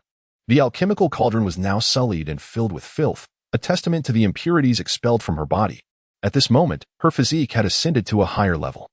Within her mind resided a body refinement technique known as the hellish body of the underworld, and now, with the efficacy of the golden lotus, she had successfully reached the first stage, ice skin. Lin Qingye, in her present state, was nothing short of breathtaking. Her skin, compared to before, was now more delicate and smooth, with a faint sheen that could be discerned upon closer inspection. This transformation was not merely superficial. Her aura had undergone a profound change as well. With no time to admire her reflection, Lin Qingye swiftly dried herself, donned her garments, and set off towards Jiang Yu's residence. She recalled Jiang Yu's instructions from the previous day, intrigued to see what schemes this venomous woman might employ. Chapter 10. Celebrating the disciple's birthday. Although Jiang Yu had instructed Lin Qingye to arrive by noon, it was already evening when Lin Qingye emerged from her seclusion. During this interim, Jiang Yu had been listless, occasionally perusing miscellaneous books or engaging in brief periods of cultivation. The room's adornments had been meticulously arranged by her. She desired to present Lin Qingye with a surprise, so even though Lin Qingye had not arrived ahead of schedule, Jiang Yu was willing to wait. Her objective was to ensure that Lin Qingye would experience that feeling of elation upon entering. Why hasn't she arrived yet? Jiang Yu wondered, resting her cheek in her hand. Feeling a bit bored. Perhaps I should go and find her? Just then, with a creak, Jiang Yu's door was pushed open. Master, I apologize for my tardiness. Lin Qingye raised her head, observing the scene before her. She felt a sense of bewilderment. The candlelight flickered, accentuating the exquisitely arranged room. Jiang Yu was clad in a crimson gown, exuding a gentle and stunning aura. Qingye, come over here. Jiang Yu gestured toward the stool across the table, indicating for Lin Qingye to take a seat. Lin Qingye was perplexed. She did not know what Jiang Yu intended to do, but she could only feign obedience, nodding and walking to the stool before sitting down. Bathed in the candlelight, Lin Xingye finally raised her head to gaze at Jiang Yu. At that moment, her pupils contracted. Her eyes widened in astonishment, and an expression of awe appeared on her face. In the glow of the candles, Jiang Yu was dressed in red. Her exquisite features no longer bearing the cold, frosty demeanor that inspired fear. Instead, they were replaced by boundless tenderness. In Lin Xingye's memory, Jiang Yu had always donned garments as white as snow, never once adorning herself in crimson. Yet today, could it be a day of special significance? Observing Lin Xingye's reaction, Jiang Yu felt an overwhelming joy within her heart. It seemed that little Xingye had sensed her transformation. After all, today marked Lin Xingye's birthday. A day of great celebration, which naturally called for attire that reflected such festivity. Initially, Jiang Yu had prepared not only a resplendent red outfit for herself, but also a matching one for Lin Xingye. However, upon further contemplation of the ambience, she reconsidered. Two individuals clad in vibrant red amidst flickering crimson candles would create a rather discordant atmosphere. Thus, she abandoned the notion. The narrative had consistently portrayed Lin Xingye as one who predominantly wore black. This was indeed the case, as evidenced by her arrival today. Enveloped in an ensemble that seemed to meld with the night, this dark attire accentuated her porcelain skin, enhancing her elegance even further. At that moment, Jiang Yu found herself captivated by Lin Xingye's slightly astonished expression, unable to tear her gaze away. How could it be that in just one night apart, her dear disciple had grown even more beautiful? Truly, she was breathtaking. After admiring her countenance, Jiang Yu's eyes drifted downward, landing upon her pristine shoulders and well-defined collarbones. Upon witnessing this sight, Jiang Yu's cheeks flushed instantly. How exquisite! How could one possibly maintain composure in the face of such beauty? No. As a kind and gentle mentor, how could she entertain such shameless thoughts towards her beloved disciple? One must be composed. Jiang Yu swiftly readjusted her mindset. The instant Lin Xingye beheld the flush upon Jiang Yu's countenance, she felt as though her heart had sustained a mighty blow. A sensation of breathtaking beauty permeating her very being. Never before had she witnessed Jiang Yu blush. Her heart throbbed incessantly, almost depriving Lin Xingye of her capacity to reason. Yet, she swiftly regained her composure, clenching her fists. That accursed vixen, what stratagem are you now employing against me? Lin Xingye lowered her gaze, restraining herself from further observation of Jiang Yu's face. Esteemed master, what matter has summoned your disciple hither today? Jiang Yu, too, had by this time recovered her senses. In days past, during my sojourn in the southern Xian region, I acquired certain culinary techniques and insights into the local customs. Therefore, I have invited you to partake in a meal. With these words, Jiang Yu promptly hastened towards the kitchen, igniting the coals with her leaf fire, and subsequently placing the pre-prepared barbecue upon the grill. She harbored no concerns about the defilement of her garments, for she was, after all, a cultivator of the transformation divinity realm, capable of warding off such impurities. Barbecue is best savored while still warm, hence Jiang Yu's intention to prepare it fresh. As for the matter of speed, there was no need for apprehension, for her leaf fire was exceedingly potent, ensuring precise temperature regulation while simultaneously cooking the meat to perfection. Before long, an enticing aroma permeated the entire chamber. Upon inhaling this fragrance, Lin Xingye found herself experiencing a surge of appetite. Jiang Yu swiftly presented the dishes, and upon beholding the ample platter of barbecue, Jiang Yu's mouth began to water. She promptly seized a skewer of roasted meat and placed it within her mouth. Eat. The heat has been meticulously controlled this time. As Jiang Yu savored a skewer, she addressed Lin Xingye. Lin Xingye looked up at Jiang Yu, and without much hesitation, picked up a skewer of meat and began to eat. She harbored no suspicions about Jiang Yu poisoning her. In her previous life, Lin Xingye had attained an extraordinary mastery of toxins, easily discerning whether dishes were tainted at a mere glance. Xingye, do you remember what day it is today? Jiang Yu inquired, blinking playfully at her. Lin Xingye pondered deeply for a moment before shaking her head, a frown creasing her brow. She had forgotten. Upon hearing this, Jiang Yu's smile broadened, her delight apparent. It's perfectly fine if you don't remember, just enjoy your meal. In the midst of their conversation, Jiang Yu polished off a skewer and reached for another, popping it into her mouth.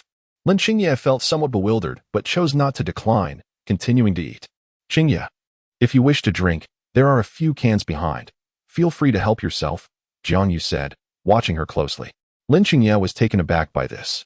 To her recollection, Jiang Yu had always prohibited her from drinking, uncertain of how alcohol might affect the quality of her furnace. "All right, I shall fetch a can," Lin Xingye replied, rising to retrieve one. After satisfying their hunger and thirst, Jiang Yu led Lin Xingye to the back mountain, finding a spot to sit. The current state of the spirit realm was far from tranquil, still a world where humans coexisted with beastly creatures, with vast territories predominantly claimed by the latter. Often, when a beast tide erupts, a significant number of lives are lost. However, after emerging victorious against the onslaught, the people typically choose to celebrate 15 days later, with many opting to set off fireworks. At this moment, atop the mountain, one can witness numerous individuals from the Qingyun sect launching fireworks into the night sky. "Master, you brought me here to watch the fireworks?"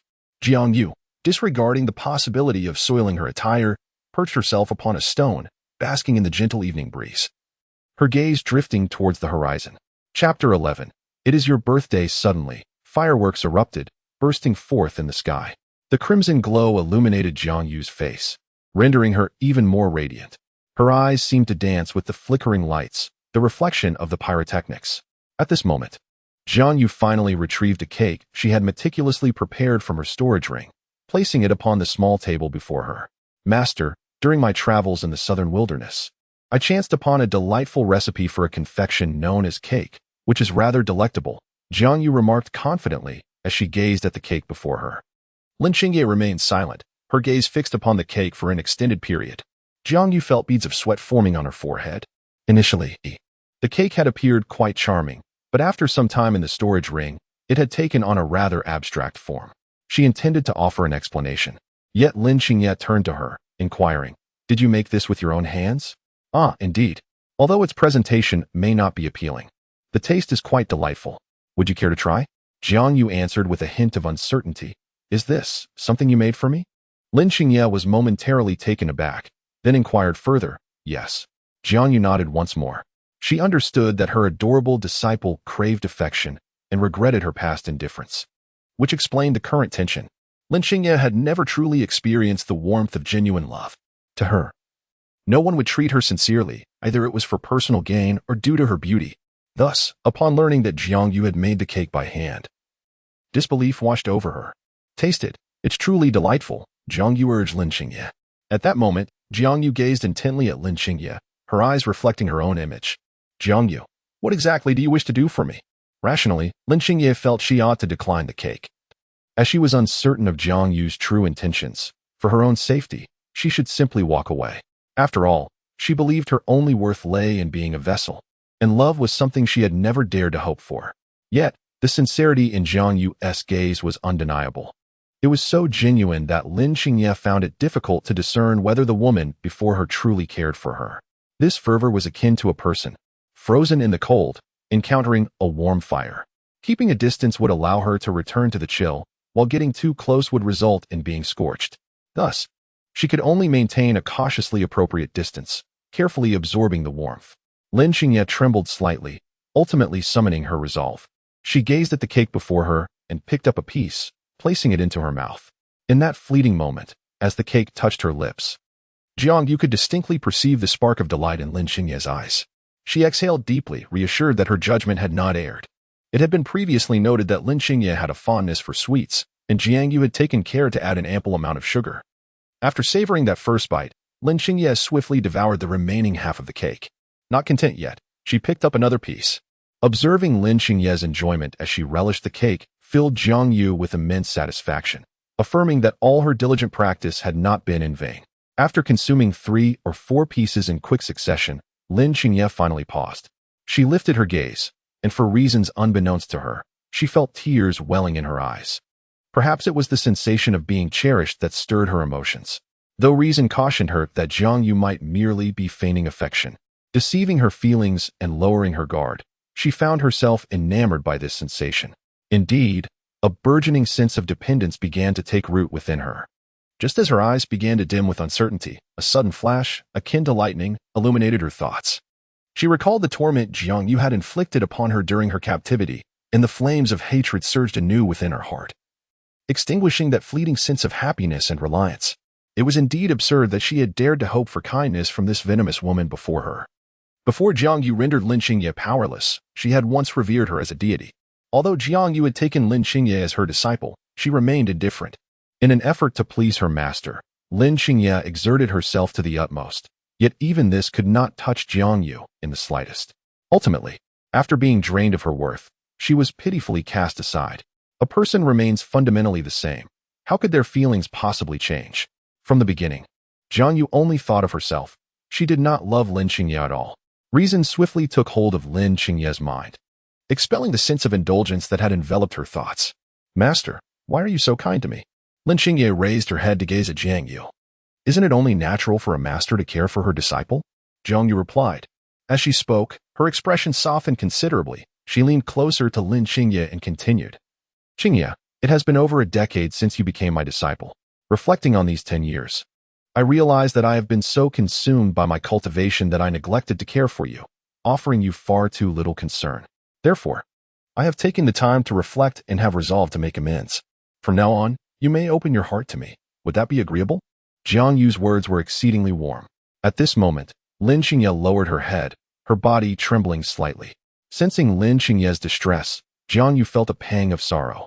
The child was truly pitiable. It was only the original owner who had been excessively harsh, leaving Lin Xingye burdened with such heavy emotions. With just a little kindness, she could be moved to the brink of tears. It seemed the child was indeed starved for love.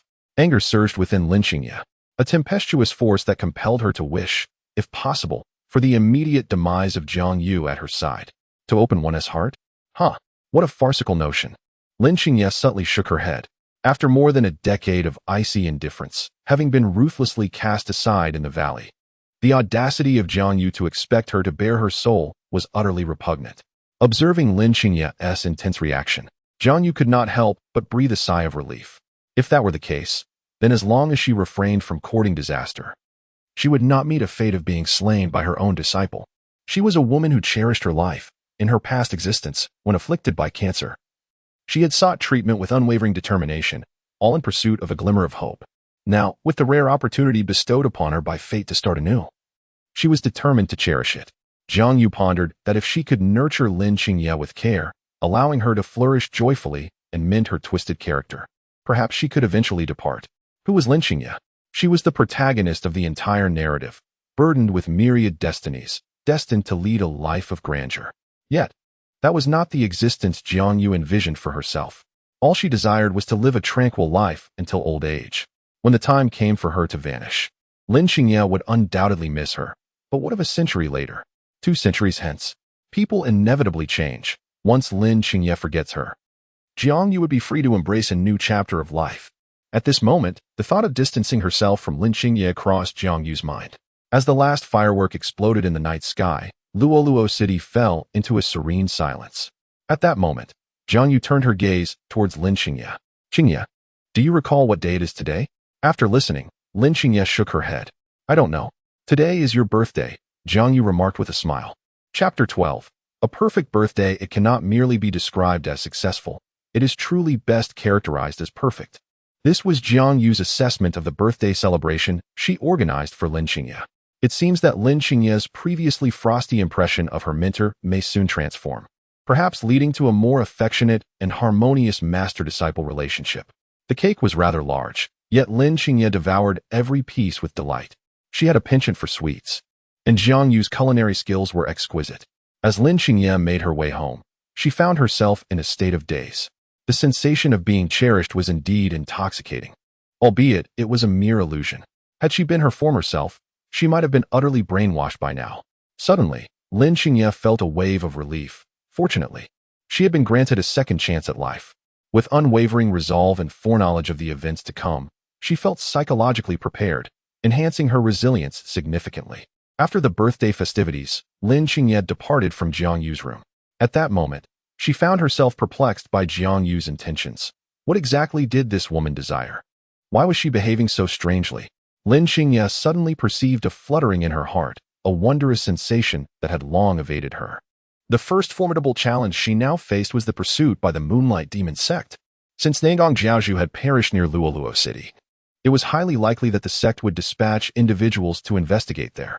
Certainly, in light of the great Taowang dynasty, the followers of the moon-worshipping cult despite their audacity, would refrain from resorting to the massacre of an entire city. At most, they would conduct covert investigations and eliminate their enemies for vengeance. If the Holy Sun were to die without cause, how would the cult maintain its honor?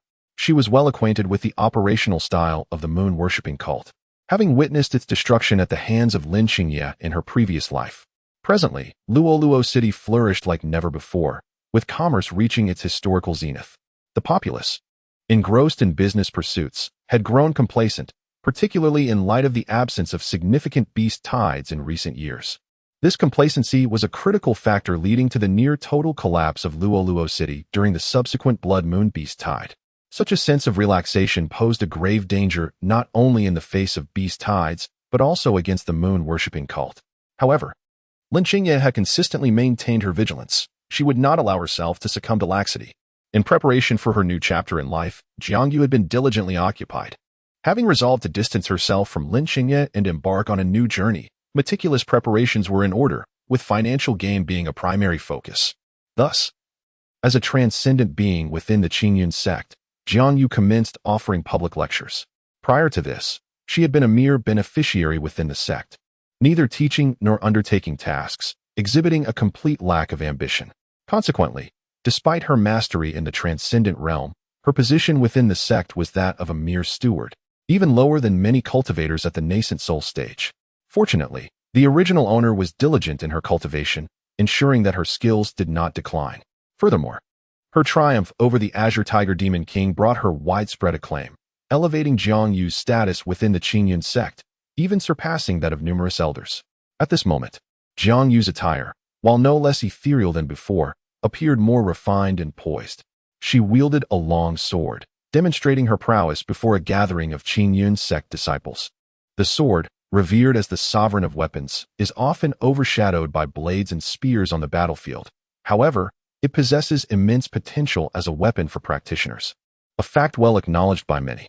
As a descendant of the Phoenix bloodline, Jiangyu harnessed the power of Li Hua, making the long sword particularly suited to her combative style.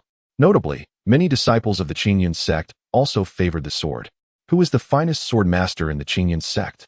Without a doubt, it is Jiangyu. Thus, a multitude gathered to witness this instructional session. The essence of swordplay lies in speed, stripping away cumbersome and superfluous motions. Upon concluding her final demonstration, Jiangyu sheathed her sword with grace. This swordsmanship, a creation of her own, was named the Lihua Luoing sword technique, characterized by its swiftness and formidable nature, evoking awe in all who beheld it. At this juncture, the audience erupted in applause.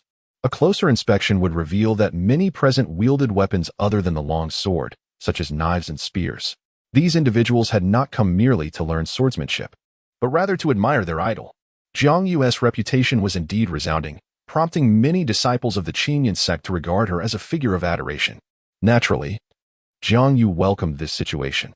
After all, she had imparted her knowledge, and whether they chose to learn was of little concern to her, as long as she reaped the rewards. At this moment, Lin Xingye gazed at Jiangyu from a distance.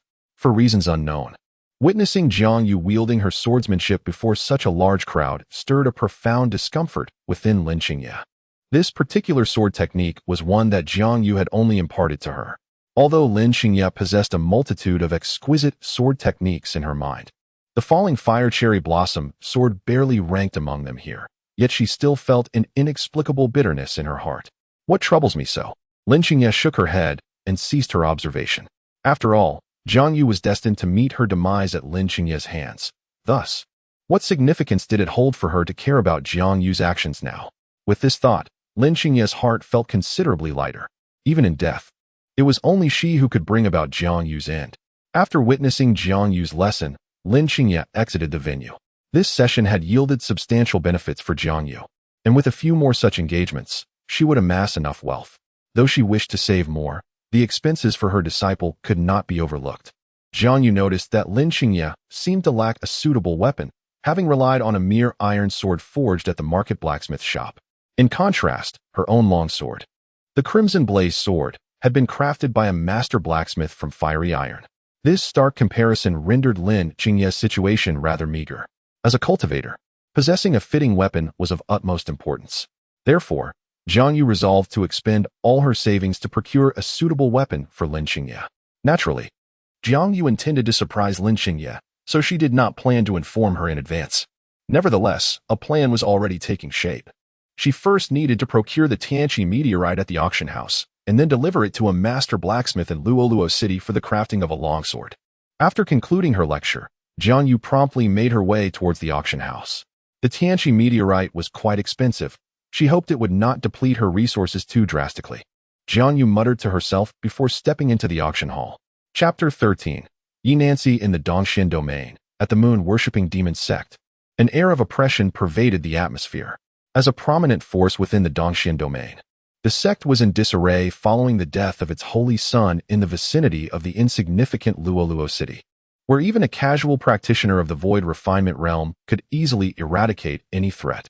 This incident quickly spread within the sect, and the whispers of many rendered the secret untenable. The moon-worshipping demon sect soon became the subject of ridicule. Some proposed that, to restore the sect's dignity, they should indiscriminately raze Luoluo City to the ground. However, a greater number contended that such a response was merely the reaction of a childish giant. If they truly wished to reclaim their honor, they must first ascertain the identity of the perpetrator and then dispatch individuals to deal with the culprit, thus restoring the moon-worshipping demon sect's prestige to the fullest extent.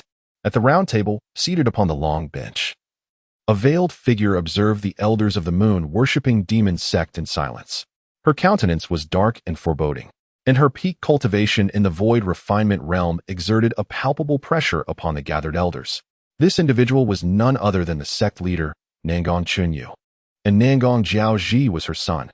The position of the holy son of the demon cult is fraught with challenges. Not only is the competition fierce, but the specter of death looms large. When Nangong Chunyu resolved to have her son ascend to this role, she had already mentally prepared herself for the possibility of his demise. She could come to terms with the notion of her son being slain by the followers of the netherworld demon cult or by the young prodigies of the three great sects of Zhongzhou. However, she could not bear the thought of her son meeting an untimely and obscure end in an inconsequential place. Such a fate would not only be a disgrace to the Baiwei demon cult, but a personal humiliation for her, Nangong Chunyu. Thus, she inquired, "What suggestions do you have?" Her voice resonated as she gazed at the assembly gathered around the round table. Each individual present was a formidable figure, possessing strength at or above the void refinement realm. Faced with such circumstances, many had already grasped Nangong Chunyu's sentiments. "I propose sending Shui Jiuzi to Luoluo City to ascertain the true cause of the holy son's death, after which we shall exact our vengeance." At that moment, a black-robed elder stepped forward, clasping his hands in a gesture of respect. Shui Jiuzi, being at the pinnacle of the transformation realm, may not be among the most powerful within the Baiwei demon cult, yet he possesses exceptional investigative abilities. Furthermore, Luoluo City lacks any experts surpassing the transformation realm, rendering his mission relatively safe. Although the Baiwei demon cult could dispatch a powerful figure from the void refinement realm for this inquiry, doing so openly would risk provoking the righteous practitioners from the eastern Xuanyu, leading to potential complications. Hence, sending Shui Jiuzi is the most prudent course of action. Very well, let him proceed to uncover the truth. However, she cautioned, once the perpetrator is identified, do not kill him immediately. Instead, capture him alive. Nangong Chunyu's countenance was shrouded in darkness, her eyes reflecting a tempest of resentment. The relentless struggle for power had elevated her to the position of sect leader. And at this moment, her greatest infatuation was with authority itself. Her son, however, did not occupy her thoughts excessively. She would feel a semblance of sorrow upon hearing of his demise, yet primarily, it was the indignation of her power being challenged that consumed her.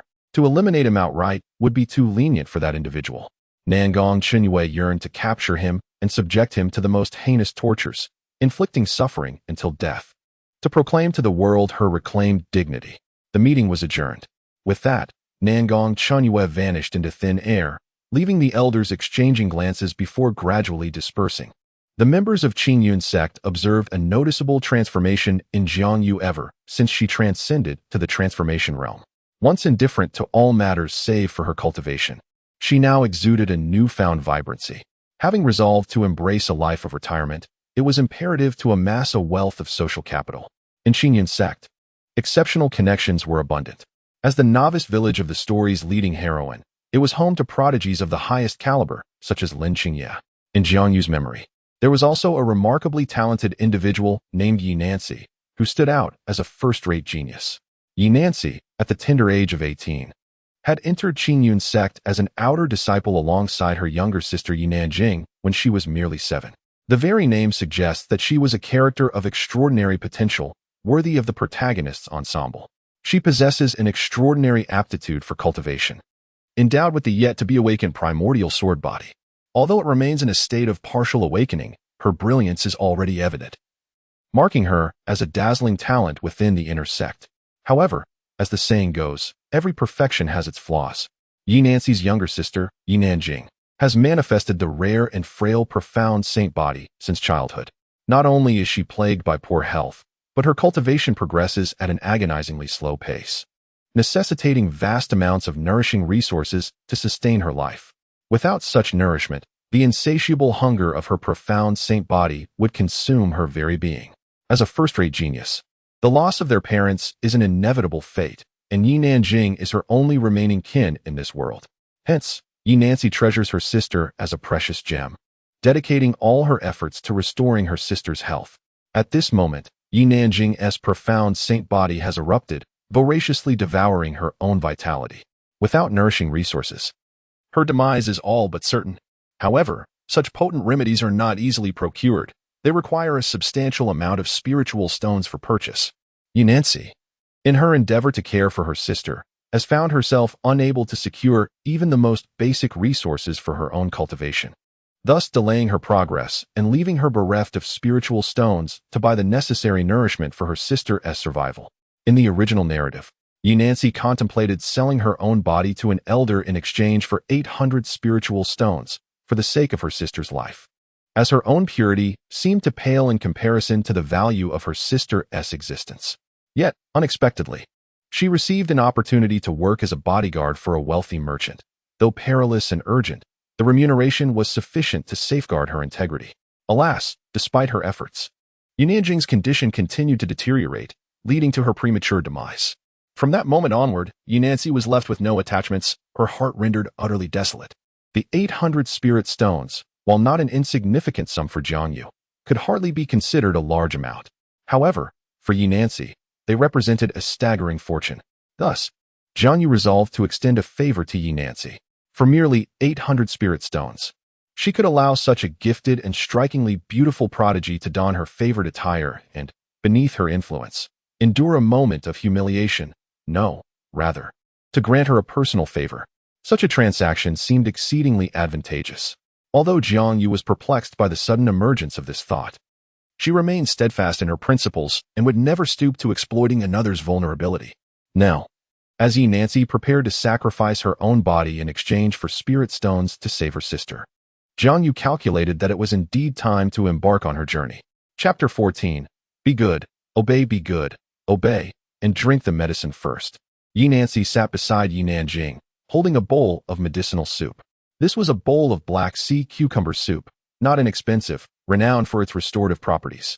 Yi Nanjing, lying in bed, appeared frail and somewhat lacking in vitality. Upon seeing her sister approach with the medicine, she promptly turned her head away. It's too bitter. I don't want to drink it. I added quite a bit of sugar. It's not bitter, Yi Nancy urged, leaning in closer. No, it's bitter. Yi Nanjing shook her head, exuding a rebellious and obstinate demeanor. Meanwhile, the consuming force within her, the Shi, was ravaging her body's nutrients, rendering her entire being numb with pain.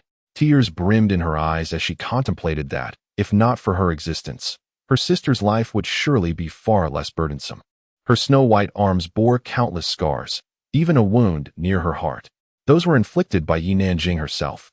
Whenever her condition flared, she was engulfed in excruciating pain, with no respite in sight.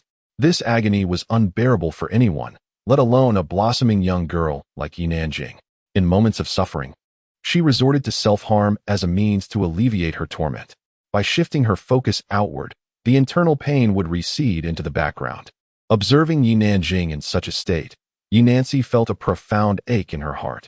How could she be unaware of her sister's intentions? Yi Nanjing wished to spare her sister from further fatigue. Since the passing of their parents, Yi Nanjing had been remarkably obedient and understanding, always complying with her elder sister's wishes, never once exhibiting rebellion or caprice. Was her aversion to medication rooted in the fear of bitterness?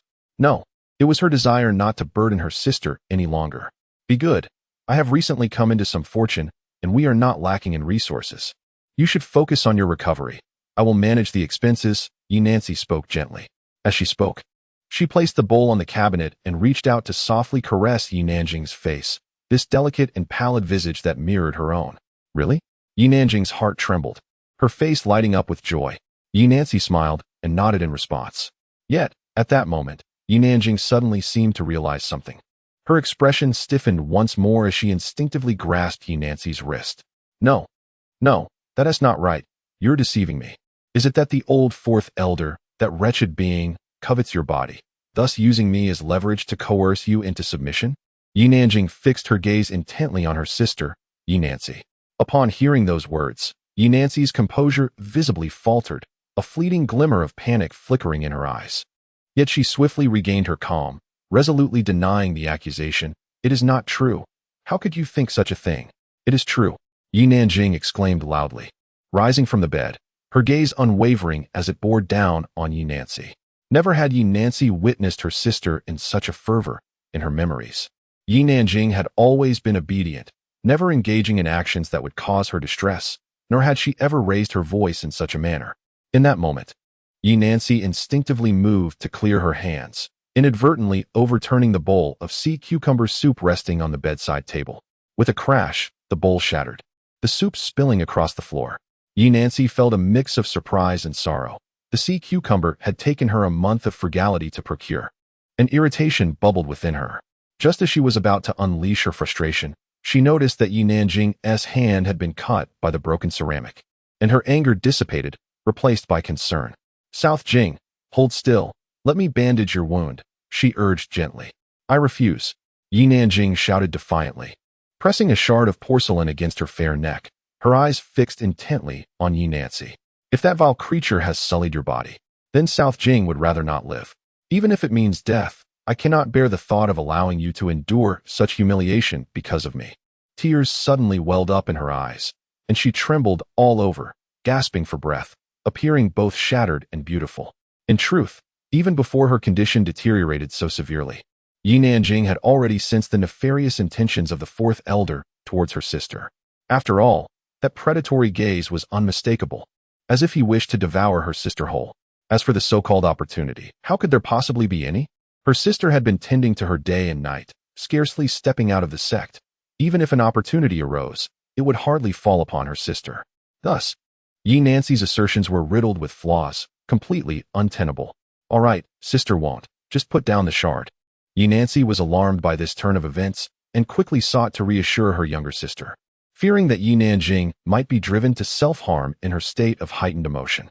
She was her only remaining blood relative, the very reason for her survival. Promise me, you won't do anything to hurt yourself because of me. Nanjing clutched the shard tightly, blood seeping from her hand. I promise you, just don't be agitated, Nancy hastily replied. Upon hearing this, Nanjing finally released her grip on the shard. She then immediately leaned in, enveloping Nancy in a tight embrace. Sister, Nanjing wept, burying her head in Nancy's bosom. Her hands gripped her sister's clothing tightly, blood oozing forth.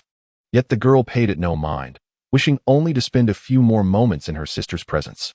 Seizing her brother's hand with gentle care, Nancy retrieved medicinal herbs from the cabinet, macerated them, and applied the poultice to his skin. In stark contrast to his earlier demeanor, Nancy was unusually compliant, nestling in his embrace, overcome by a sudden wave of weariness. Do you feel drowsy? Shall I prepare a decoction for you? Nancy inquired of his sibling, sensing his languid state. Nay, sister, tarry with me a while longer, Nancy murmured, his voice laced with affection, cradled in his sister's arms. He wished to eschew all other concerns, desiring only her presence, even if fleeting. Very well, Nancy acquiesced softly, allowing his brother to cling to him. After the passage of a brief interlude, Nancy's respiration gradually evened, and he drifted into a tranquil slumber. With a sigh, Nancy tenderly lifted Nancy, settling him gently upon the bed. Verily, fate has dealt a cruel hand, he lamented. It seems that to ensure my brother's survival, I must needs yield to the fourth elder's demands. Clenching his fists, Yi Nancy felt a suffocating distress at the prospect of surrendering his innocence.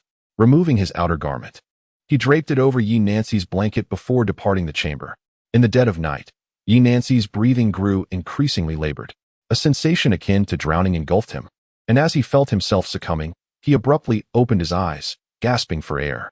The night was far advanced, and Yi Nancy was no longer at his side. Sister! Sister! Yi Nanjing mumbled, her gaze darting anxiously around the room. At that moment, a familiar fragrance wafted into her nostrils, drawing her attention to the bedding, an article of clothing belonging to Yi Nancy. Grasping the garment tightly, she drew it into her embrace. Tears cascaded down her cheeks, moistening the fabric. Sister! Sister! A sudden wave of foreboding washed over her. Yi Nanjing flipped over and tumbled from the bed. Cough! In that fleeting moment of impact with the ground, the young girl coughed up a significant amount of blood. She attempted to rise, yet the strength within her had waned. With desperation, Yi Nanjing crawled forward, her heart wrenching at the thought of the peril her sister might be facing. Sister, please don't. Clutching the ground tightly, tears streamed from her eyes. Chapter 15. A gift of greater value than a simple adornment. The moonlight filtered into the room as Yi Nancy pushed open the door and stepped outside. It was late autumn, and the cold night breeze unexpectedly chilled her. She wore a thin garment, a blue gauze dress, which was her finest attire. To enhance her beauty, she was willing to don less in this late autumn season, hoping to negotiate a higher price later. The ambitious young woman who had first arrived at Qingyun's sect had perished. Now, Yi Nancy's sole wish was for her sister to live well, with no further desires beyond that. In her current state, Yi Nancy felt a deep sense of degradation. Yi Nancy moved like a mere shell of a being, her expression void of emotion as she ascended the stone steps of the Qingyun sect. Perhaps after today, she would be wholly reduced to a soulless automaton. Yet, what did it matter? As long as Nanjing could survive, that was sufficient. Appearing alone in the sect at night, what was her intention? Suddenly, a clear female voice broke the silence behind her. Yi Nancy was momentarily taken aback before turning around. Zhang Yu, bearing a long sword, stood before her. At that moment, she had shed her previous aloof and solitary demeanor, her attire fitting closely, exuding a somewhat androgynous aura. Zhang Yu, master uncle, Yi Nancy stammered, unsure of how to respond. Encountering Zhang Yu in the dead of night was already astonishing enough, and being posed such a question left her at a loss. Should she admit she was out to sell something? I merely needed to clear my mind, she finally uttered, her voice tinged with insecurity. I suspect you are heading to see the fourth elder. Zhang Yu's tone suddenly turned icy as she gazed intently at Yi Nancy. Upon hearing this, Yi Nancy's composure faltered, prompting her to retreat a few steps. I am not. For what purpose? For your sister, perhaps? Without allowing Yi Nancy a moment to gather her thoughts, Zhang Yu stepped closer, pressing her with questions. Yi Nancy's gaze shifted evasively, uncertain how to reply. Zhang Yu was correct. Her venture was indeed for the sake of her sister. Do not belittle yourself so. You lack spirit stones. I can provide them. But you must assist me with a certain task. Zhang Yu approached Yi Nancy and spoke. At present, Yi Nancy had reached the pinnacle of the foundation establishment stage and was on the verge of breaking through to the golden core stage. Given her innate talent, she could have attained the golden core at this juncture, yet she chose to care for her younger sister, rendering many resources inaccessible to her. Which is why she remained at the foundation establishment level. Really? Is it true? Yi Nancy exclaimed, her heart brimming with joy, almost rendering her speechless. Zhang Yu retrieved a bag from her storage ring and tossed it to Yi Nancy. Within this bag are 800 spirit stones, along with a millennium cloud fungus, which will sustain your sister's extraordinary body for quite some time. This is for you. Upon receiving the bag, Yi Nancy, almost instinctively, opened it to reveal a multitude of glowing spirit stones and a bundle of cloud fungus. Tears began to well up in her eyes at the sight of them. She raised her gaze to Zhang Yu, her expression overflowing with gratitude. However, at that moment, Yi Nancy suddenly seemed to recall something. She had heard rumors that the fairy Zhang Yu had little interest in men, but was quite captivated by women, which was a significant reason why many admired her in the Qingyun sect, yet none had genuinely pursued her. Upon her arrival, could it be that she, like the fourth elder, had set her sights on her physical form? However, if such were the case, Yi Nancy could find some solace in it. For Zhang Yu possessed a beauty akin to that of a celestial being, while the fourth elder's appearance was one that would scarcely entice a second glance. Entrusting her body to Jiang Yu might indeed prove beneficial for someone. Master, uncle, may I inquire how I might assist you? Yi Nancy ventured, fully aware that as a girl who had witnessed the capriciousness of human nature from a young age, she understood that without mutual benefit or desire, others would not offer their help without reason. I do enjoy conversing with astute individuals such as yourself, Jiang Yu replied with a smile. You flatter me, Master Jiang. Yi Nancy responded humbly. Let us discuss conditions at a later time. For now, take these spirit stones and utilize them. Come find me tomorrow. After handing the items to Yi Nancy, Jiang Yu turned and departed. Yi Nancy nodded in acknowledgement. She had intended to kneel in gratitude to Jiang Yu, but the latter had vanished without a trace. This left her feeling somewhat surreal, prompting her to pinch her arm several times to ascertain whether she was indeed dreaming. Clearly, this was no dream. Upon returning home, the moment she pushed open the door, Yi Nancy's pupils dilated in shock. At that moment, Yi Nanjing lay sprawled on the floor, unconscious, with barely a whisper of breath. Nanjing, Nanjing, Yi Nancy exclaimed in panic, rushing forward to lift her sister into her arms. Sister, sister. In the midst of her chaotic consciousness, Yi Nanjing suddenly experienced a fleeting clarity. Weakly, she opened her eyes and gazed upon the woman before her. At that moment, her breath was but a whisper, and her condition was dire. Sister, please don't leave me. With all her might, Yi Nanjing clung to Yi Nancy's neck, tears streaming from the corners of her eyes. All right, sister won't go away. Be good, be good. Yi Nancy bit her lip, the metallic taste of blood filling her mouth. She gently laid Yi Nanjing on the bed, then shed her clothing and lay beside her. At that moment, her sister was burning with fever. Indeed, Yi Nanjing's constitution was weaker than that of an ordinary person, and being merely a 16-year-old girl, Yi Nancy could not bear the thought of leaving her sister alone, so she resolved to stay with her that night. Hearing the steady rhythm of Yi Nanjing's breathing, Yi Nancy's heart began to ease considerably. She pondered the true intentions behind Jiang Yu's visit to assist her. It seemed, apart from desiring her body, she could think of no other motives. Yi Nancy cleared her thoughts, deciding not to dwell further. If she wanted her body, then so be it. It was certainly preferable to submitting to that old man, the fourth elder. As long as Nanjing could recover, that would be enough. At this moment, Yi Nanjing was clutching Yi Nancy's garment, lost in a peaceful slumber. Perhaps it was the comforting presence of her sister that granted her a sense of safety, dispelling the previous feelings of despair and replacing them with tranquility and comfort.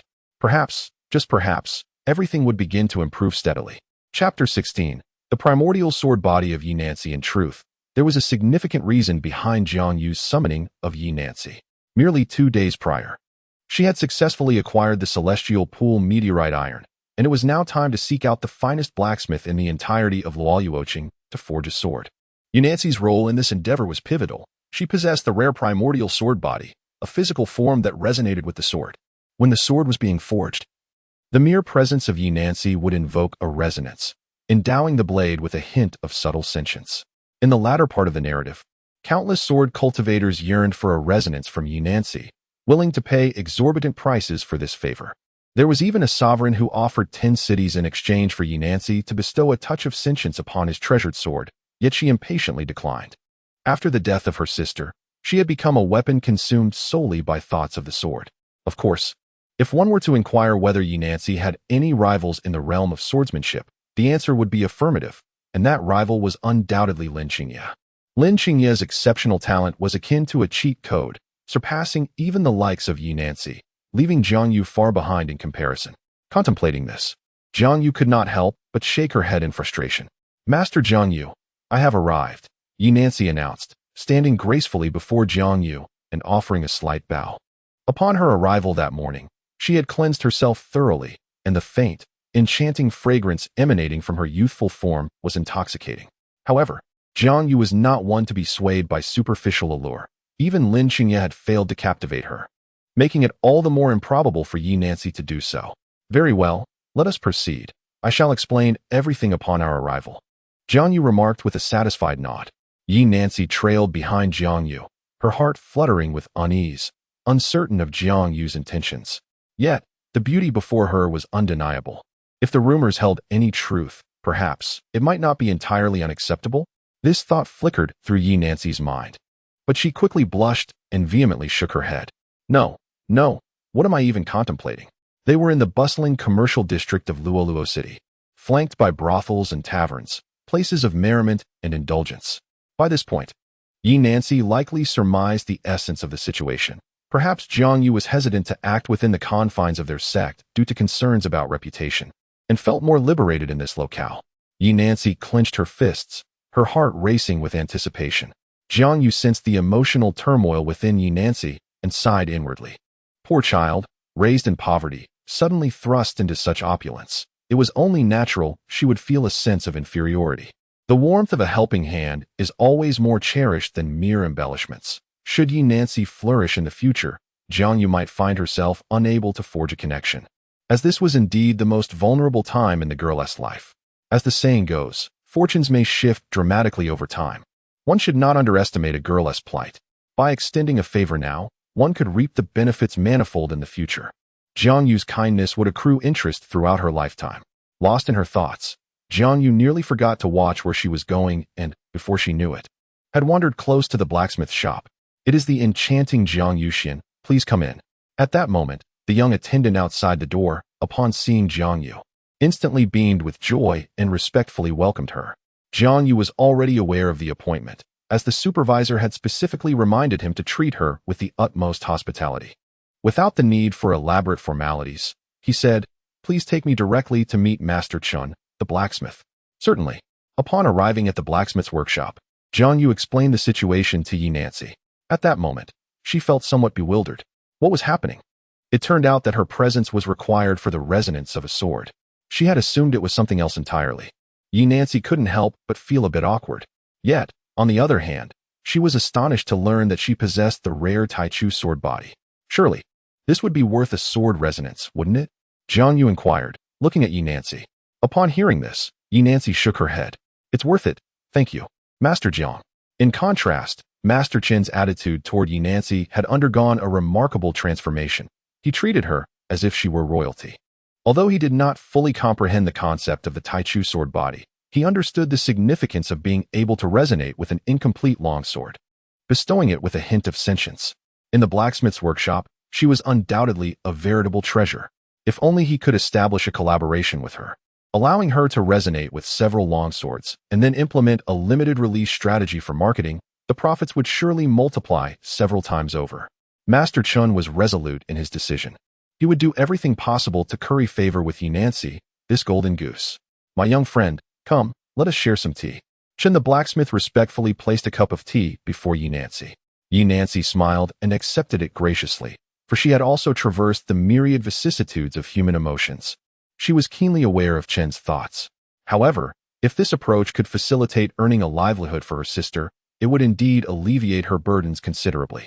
In the future, you need not toil so hard. Whenever you find the time, simply provide a few instances of sword resonance, and this side shall offer you some remuneration. Jiang Yu suggested to Yi Nancy. Yi Nancy nodded in response, then bowed deeply to Jiang Yu. "Thank you, Master Jiang." Jiang Yu merely smiled faintly at this gesture. "You need not hold me in such high regard. My assistance is merely a means to secure a favor from you. Your talent is exceptional, and your future holds boundless potential. Should you require assistance in the future, it is quite possible that I may find myself relying on you." Yi Nancy nodded again, replying, "If the need arises, I shall certainly heed Master Jiang's instructions."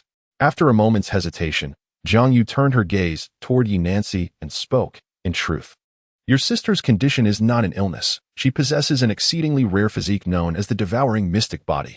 Within her, a mystic entity is consuming her internal energy. Once it reaches a critical threshold, this entity will begin to nourish her body. However, without sufficient energy intake, this mystic will seek to fortify itself by devouring your sister." After contemplating for a moment, she resolved to convey this information to Yi Nancy. Upon hearing it, Yi Nancy was taken aback. "Is that so? Since it is a penchant for the mysterious, it is certainly preferable to illness. At least in the future, one may still nurture oneself. Given this, things will inevitably improve.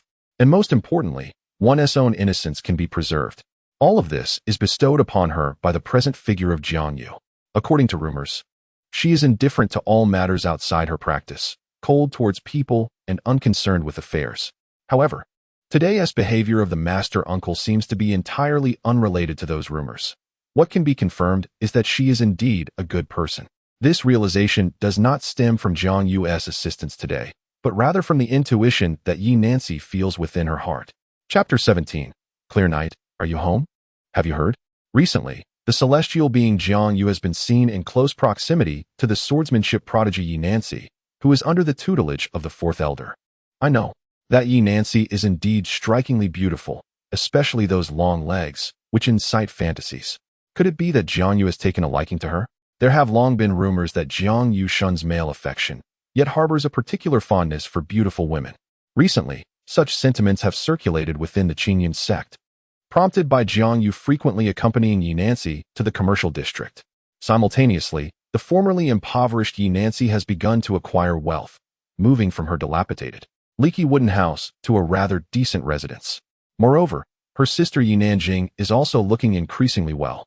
This inevitably raises suspicions that Jiang Yu and Yi Nancy may have engaged in some unsavory dealings behind closed doors. There are increasingly direct rumors suggesting that Jiang Yu has taken a fancy to Yi Nancy and desires to take her as a disciple, thereby eliminating Lin Xingye's status as the sole favored student. Recently, Jiang Yu has been overwhelmed with her commitments, resulting in her being ensnared in the whirlwind of public opinion, yet remaining blissfully unaware of the surrounding circumstances.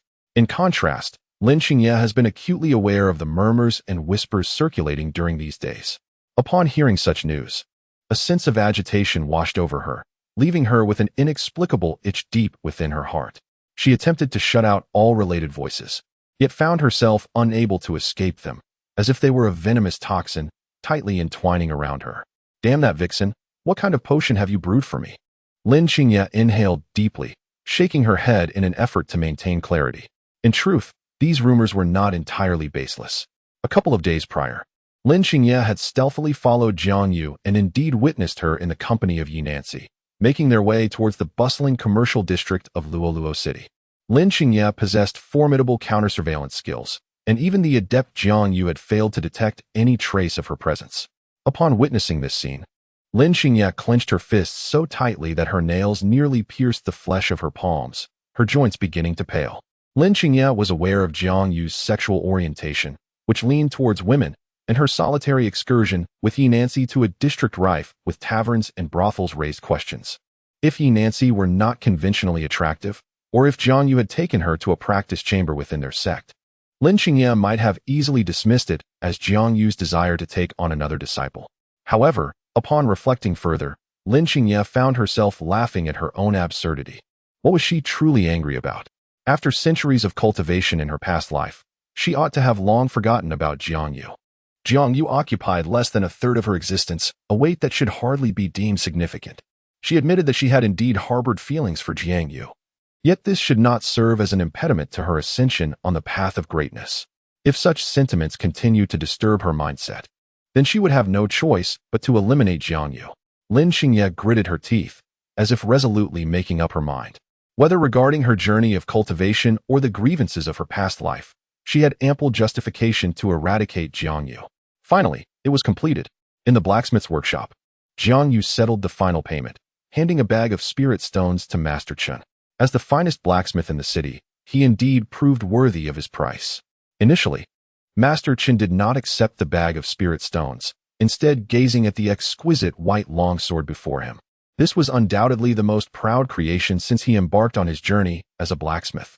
The blade was forged from celestial pool meteorite iron, having undergone thousands of hammer strikes, while the hilt was crafted from purple rosewood, meticulously sculpted countless times. Jiang Yu bestowed upon it the name Bai Yi. At that moment, the Bai Yi sword awakened a flicker of spiritual intelligence, still silent, seemingly awaiting its master. Jiang Yu stored it within her spatial ring and smiled at Master Chen. Thus, the transaction was complete, and she took her leave. Miss Jiang, please take care. Should you ever require assistance, do not hesitate to seek me out, Chen Taijin remarked, wiping the sweat from his brow with a smile as he addressed Jiang Yu. Yi Nancy accompanied Jiang Yu back to the sect. Meanwhile, Lin Xingye sat alone on a distant tree, observing Yi Nancy and Jiang Yu return together, her composure shattered. With a dark expression, she turned away, biting her lip so fiercely that blood seeped from the wound. As a solitary woman returning from the bustling commercial district, Lin Xingye could easily surmise the nature of their encounter. Jiang Yu, I shall undoubtedly bring about your demise, she thought, her ire intensifying with each passing moment. Her fists clenched tightly, malevolent thoughts swirling within her. We shall part ways here. You may return first, Jiang Yu said to Yi Nancy, who nodded respectfully in response. Yes, thank you, Master Jiang. Upon returning home, Jiang Yu retrieved the long sword she intended to gift Lin Qingye, her heart brimming with anticipation. The obedient disciple would surely be delighted upon receiving it. With a smile, Jiang Yu placed the sword back into her storage ring. Furthermore, as an additional gift, she had procured a storage ring with a 10 cubic meter capacity from the spiritual treasure shop to address Lin Qingye's storage concerns. The quality of the Bei sword was exceptionally high, surpassing even her own Yinghuang sword. Concerned that Lin Qingye might attract unwanted attention while carrying such a prized weapon, Jiang Yu resolved to gift her a storage ring, enabling her to securely stow the sword when not in use, for wealth should not be ostentatious. At this moment, Lin Qingye was diligently practicing her martial arts in the training ground. Her fists fell upon the immense stone before her like a torrential rain, the base of which was composed of a unique granite, remarkably resilient, so much so that even a formidable cultivator at the nascent soul stage would find it arduous to shatter. She activated her hellish body, the skin all over her body emanating a jade-like glow. Having already perfected her icy physique, she now sought to expedite the refinement of her jade bones. Once she achieved this, she would render herself largely immune to most toxins. Over the past few days, she had expended considerable resources acquiring rare materials for physical cultivation, simultaneously consuming these treasures while fortifying her body against the granite. In less than a month, her physical condition had markedly improved. Previously, she had appeared rather frail due to slight malnutrition, but now she looked considerably healthier, with the outline of her abdominal muscles gradually becoming visible. At this moment, her cultivation had reached the mid-stage of golden elixir, and she was on the verge of breaking through to the later stage. However, for reasons unbeknownst to her, this advancement did not bring Lin Qingye the expected joy. Rather, it felt as if she were harboring an unexpressed tension within. Qingye, are you home? I've come to see you. Suddenly, the voice of Jiang Yu resonated from outside the door. Lin Qingye opened the door to find Jiang Yu, clad in a simple dress. Upon seeing Lin Qingye, who was glistening with sweat, Jiang Yu promptly retrieved a handkerchief from her storage ring and gently wiped her forehead. You've been working hard, Jiang Yu remarked with a smile. Is there something you need, master? Lin Qingye inquired, maintaining an outwardly calm demeanor while inwardly harboring a cold smirk. If one does not exert effort, one will inevitably be drained of vitality. The perspiration was wiped away with a handkerchief, and the delicate fragrance of the young maiden wafted into Jiang Yu's senses. As her gaze descended slightly, she found herself captivated by the sight of Lin Qingye's exquisite curves, so perfectly sculpted. In that fleeting moment, Jiang Yu felt the warmth of embarrassment flush her cheeks. Such a figure, truly devoid of any flaw. No, what am I doing? She is my beloved disciple. Jiang Yu, how can you entertain such inappropriate thoughts? Regaining her composure, she rubbed her nose. Qingye, I have come here primarily to present you with a gift. A gift? What kind of gift? Lin Qingye inquired, somewhat puzzled. Upon hearing this, Jiang Yu suddenly produced a ring from behind her. This storage ring is for you. Lin Qingye was taken aback, realizing it was a storage ring. While rare, such items can be quite expensive, yet they are not overly common. Many cultivators still cannot afford one, even those in the golden core stage, and especially some less affluent cultivators in the nascent soul stage, often lack a storage ring. However, for Lin Qingye at this moment, it was not particularly valuable, as she possessed all the belongings of the moonlit demon's holy son, likely making her wealthier than Jiang Yu at present. Some time ago, it was your birthday, was it not? Though I celebrated with you, I still failed to present you with a gift, so I intend to make amends this time. Jiang Yu sat beside Lin Qingye and spoke to her. As she spoke, she gently clasped Lin Qingye's hand, then took a ring and slipped it onto her finger. Upon hearing these words, Lin Qingye felt a heavier weight in her heart. Her joints tightened, turning somewhat pale. How could it be that after indulging with other women in the daylight, he would only remember her upon returning? The neglect she endured over the past decade, the soul-sucking torment from a past life. Could a mere ring atone for all of that? Observing Lin Qingye's slender fingers, clenched and turning white, Jiang Yu couldn't help but lament. It was evident how harsh the original owner had been to her, to the extent that receiving a storage ring could evoke such prolonged emotion. Well, aren't you curious? Why not take a look? There's a surprise inside. Jiang Yu playfully blinked, a smile gracing her lips. At these words, Lin Xingye's attention was captivated. She hurriedly infused her spiritual energy into the storage ring, peering inside. At that moment, a longsword, exuding a formidable presence, materialized in her consciousness. She quickly drew forth the sword. The scabbard was made of exorcising silver, while the hilt was crafted from a millennium-old rosewood. Clearly, it was a piece of exceptional quality. As she unsheathed the sword, the material of the blade made her pupils constrict. This was Heavenly Pool meteorite iron. She was almost rendered speechless by the shock. Heavenly Pool meteorite iron was indeed extraordinary, although it might have seemed like scrap metal to her in a past life, for cultivators below the void refinement realm. A weapon forged from such material was akin to a divine artifact. At this moment, Lin Xingye, who was acutely attuned to the sword, suddenly uncovered an even more astonishing mystery. This longsword seemed to possess a hint of sentience, still in a form yet to recognize its master. A sentient sword, once bonded to its owner, would exhibit an unparalleled synergy. In battles between masters, even the slightest enhancement in collaboration can yield results far exceeding expectations. More importantly, a weapon devoid of sentience, once relinquished and retrieved by an adversary, can be immediately wielded against its original owner. However, a sentient weapon that has recognized its master will exhibit resistance when picked up by an enemy, a crucial distinction. The effort that Jiang Yu invested in forging this longsword is beyond imagination. Do you like it?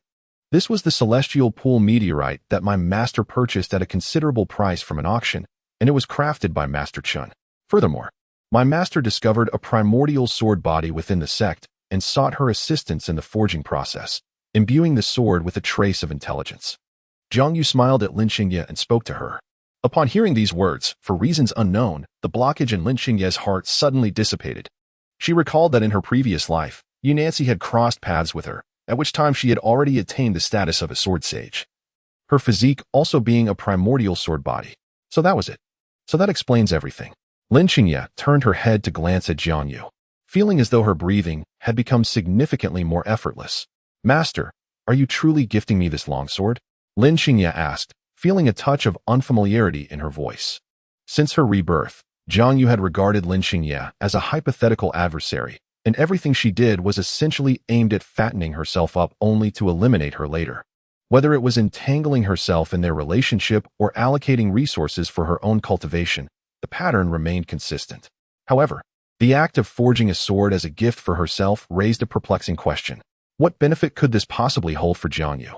Was it possible that she genuinely wished her well? At this moment, Lin Xingye found herself engulfed in confusion, a myriad of thoughts clashing in her mind, rendering her almost incapable of coherent thought. Master, what is this? Please extend your hand. Jiang Yu accepted the longsword, and then gazed at Lin Xingye, who, almost as if compelled by an unseen force, extended her hand. It must be said that her hand was indeed exquisite, delicate, and fair, making it seem perfectly suited for wielding a weapon. Ahem, that thought wandered astray. Jiang Yu, holding the white knight's sword, gently traced a cut across Lin Xingye's palm, blood oozing forth and staining the blade. Upon tasting Lin Xingye's blood, the white knight sword emitted several melodious chimes, radiating a brilliant glow before returning to Lin Xingye's grasp, as if it had taken a liking to its new master.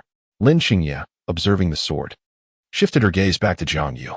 The longsword had already recognized its owner. Even if Jiang Yu wished to reclaim it at this juncture, it would hold little significance. What was her purpose in this? Was it to enhance her favorability? Yet, employing such a precious longsword to elicit goodwill seemed an exceedingly unwise transaction.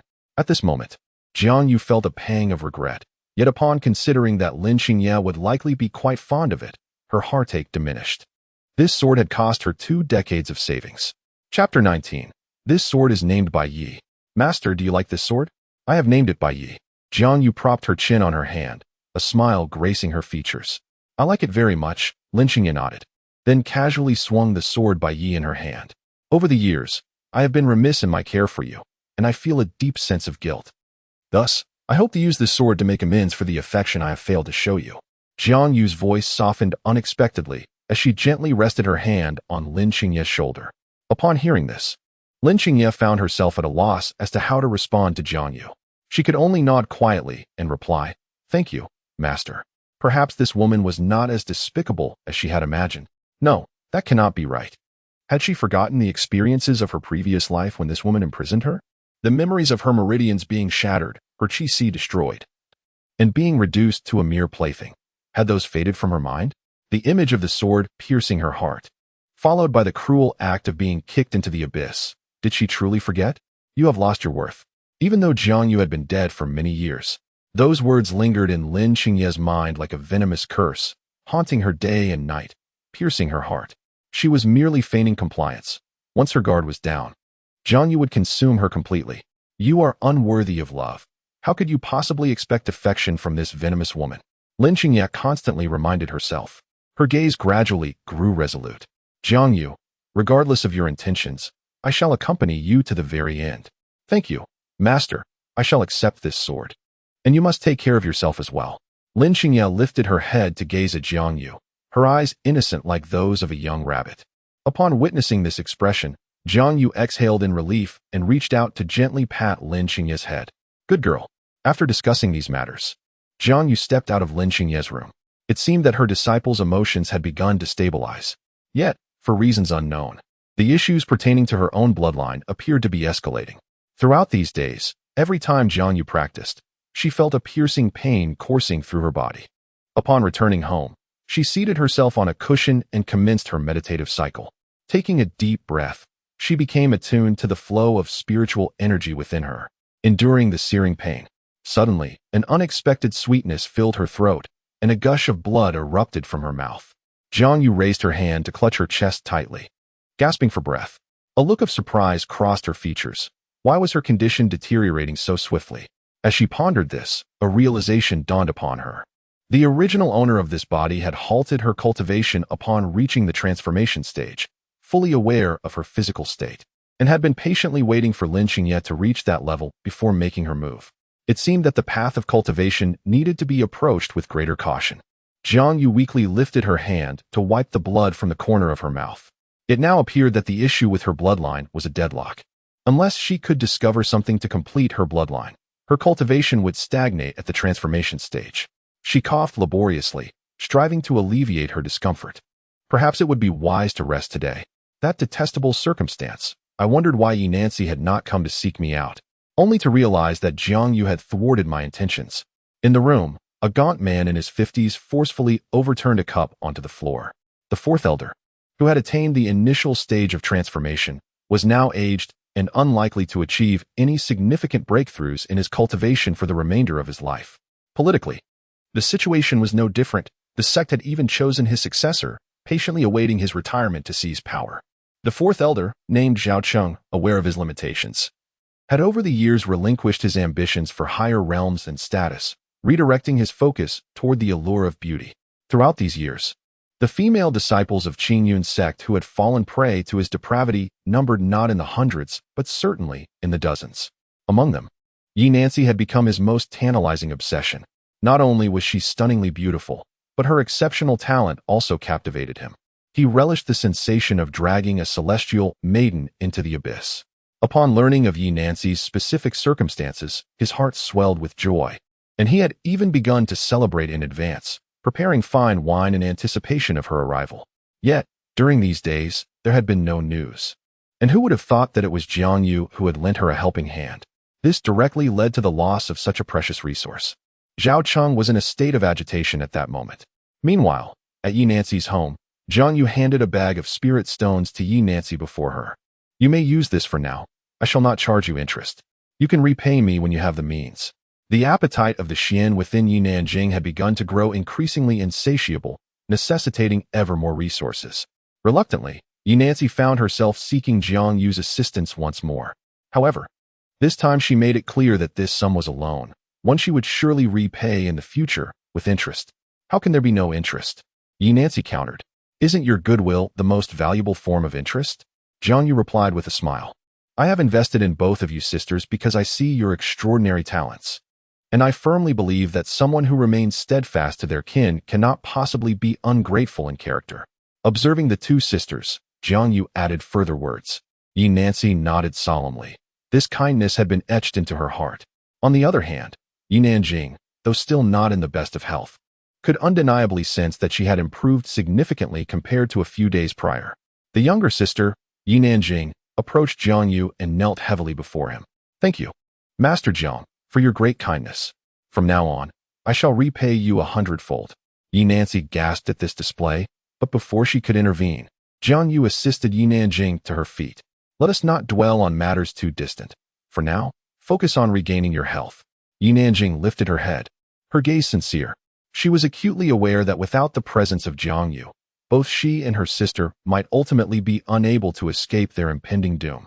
Yi Nanjing suddenly felt a wave of relief. She was grateful that there existed a person as virtuous as Jiang Yu within their sect, which allowed her and her sister to survive. At that moment, Yi Nanjing trembled slightly, then lifted her gaze to Jiang Yu, as if she had made a difficult decision. "Master Jiang, I have a request." "Speak," Jiang Yu replied with an air of nonchalance. "I wish for my sister and me to transfer from the Fourth Elder's faction to your side," Yi Nanjing articulated earnestly. "I do not seek to become your disciple, but we desire to be under your guidance." Yi Nanjing's voice was filled with sincerity. At this juncture, Jiang Yu appeared somewhat moved. In the sect, disciples were bound to their respective elders or stewards. Those under a steward were considered outer disciples, while those under an elder were inner disciples. Both Yi Nanjing and Yi Nancy were affiliated with the Fourth Elder as inner disciples, enjoying greater resources. In contrast, although Jiang Yu possessed the strength of a transformation stage practitioner, she had no intention of pursuing power, and thus held only the position of a steward within the sect. If the two sisters were to come under her wing, they would lose their status as inner disciples, becoming outer disciples instead. While this would result in diminished resources from the sect, it would at least liberate them from the clutches of the Fourth Elder. As Jiang Yu pondered this, weighing the pros and cons, a figure suddenly entered from outside the door. Jiang Yu turned around and encountered the somber expression of the Fourth Elder. His demeanor fluctuated between darkness and light, his gaze directed at Jiang Yu harboring a subtle, yet palpable hostility. "I recall that the accommodations I allocated to the two of you are not here. This is the domain of the sect, and unauthorized occupancy incurs penalties." "Oh, and what if this has been sanctioned by my authority? What then?" Jiang Yu retorted, her eyes fixed on the Fourth Elder. Upon hearing her words, his countenance darkened further. "Jiang Yu, you are merely a lowly steward. I am an elder. What right do you possess to override my commands?" The Fourth Elder's aura suddenly turned aggressive. "Do you prefer to wield your status as a weapon? Do you believe I would hesitate to propose an elder assessment tomorrow, thereby displacing you?" Jiang Yu's voice rang out once more. The moment those words escaped her lips, the Fourth Elder's expression betrayed a hint of panic. The Qingyun sect champions survival of the fittest. Any steward who deems themselves capable can apply for an elder assessment to attain the position they desire. In truth, Jiang Yu possessed the qualifications to become an elder. Her disinterest in worldly matters had merely kept her from pursuing it. With her status as the youngest divine realm cultivator in the sect's history, she could effortlessly secure an elder position if she so desired. At that moment, the Fourth Elder involuntarily took a few steps back, clearly flustered. His ability to extend his malevolent influence within the sect is largely attributable to his status as an elder.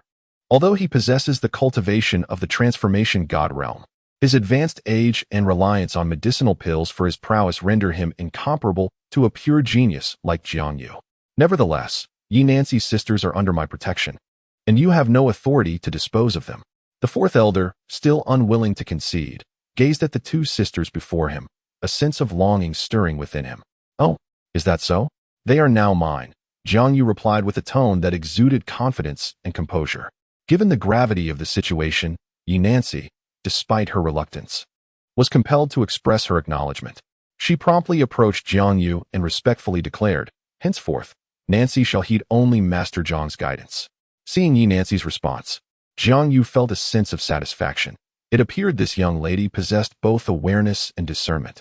However, at this juncture, the Fourth Elder had no choice but to refrain from further humiliation. Yet, he was on the brink of fury, for Yi Nancy, with her exceptional talent and beauty, represented a rare gem of potential, now so easily surrendered to another. All of this stemmed from that accursed Jiang Yu. At that moment, Jiang Yu pondered whether the Fourth Elder would faint from rage upon discovering that Yi Nancy was a remarkably rare Tai Chu sword body. It was unlikely, as such a physique was exceedingly advanced, even amidst the multitude of talents in the Decheng realm within the Tianlan region. The Taichu sword body remained a rarity, appearing once in a millennium, and no one in the humble Qingyan sect would recognize its true value. From now on, you may reside here at ease. I shall request resources for inner disciples from the sect on your behalf, so there is no need for concern, Jiang Yu assured the two sisters.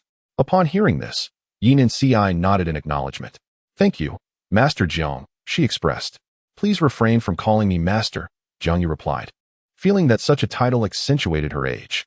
Although her physical form had surpassed a century, in comparison to the lifespan of one in the transformation realm, Jiang Yu still felt like a young girl in her 20s. Then what should I call you? Yin and Si inquired, perplexed. Call me Big Sister Jiang, Jiang Yu declared, placing her hands on her hips. She had no intention of taking any disciples other than Lin Qingyi, and after some contemplation, this title seemed most fitting. Very well. Big Sister Jiang, Yin and Si responded respectfully. In the Demon Luo Mountains, the body of Nangong Jiaozhu had been discovered. At this point, he had been reduced to mere bones, charred beyond recognition. Remarkably, his bones remained intact, devoid of any marks from blades or swords. The angle of Lin Qingye's strike had been exceptionally precise, piercing the heart without inflicting any damage to the bones. The technique was masterful and executed with great finesse. Unlike that of an amateur, a gaunt, withered old man muttered to himself. He was Xue Jiuzi, the enforcer of the moon-worshipping demon sect. To avoid unnecessary complications, he had embarked on this mission alone, without any companions. It appeared that he could find no trace of the assailant in this location. It seemed he would have to resort to the technique of retrogression. In a moment of helplessness, Xue Jiuzi retrieved a crimson orb from his storage ring. Instantly, the orb transformed into a pool of blood, surging into the arena as vivid scenes began to unfold, revealing a poignant truth from the past. A sword-wielding woman approached the gravely injured Nangong Jiaozhu, and without a moment's hesitation, she pierced his heart with a single strike, taking his storage ring and the bitter sea mysterious lotus before departing after tending to the corpse. At that moment, Xue Jiuzi's expression darkened further. The resources expended by the demonic sect in nurturing Nangong Jiaozhu were far beyond what the bitter sea mysterious lotus and the items in the storage ring could compensate. The assailants' motives were not driven by vengeance, but rather by the desire for treasure.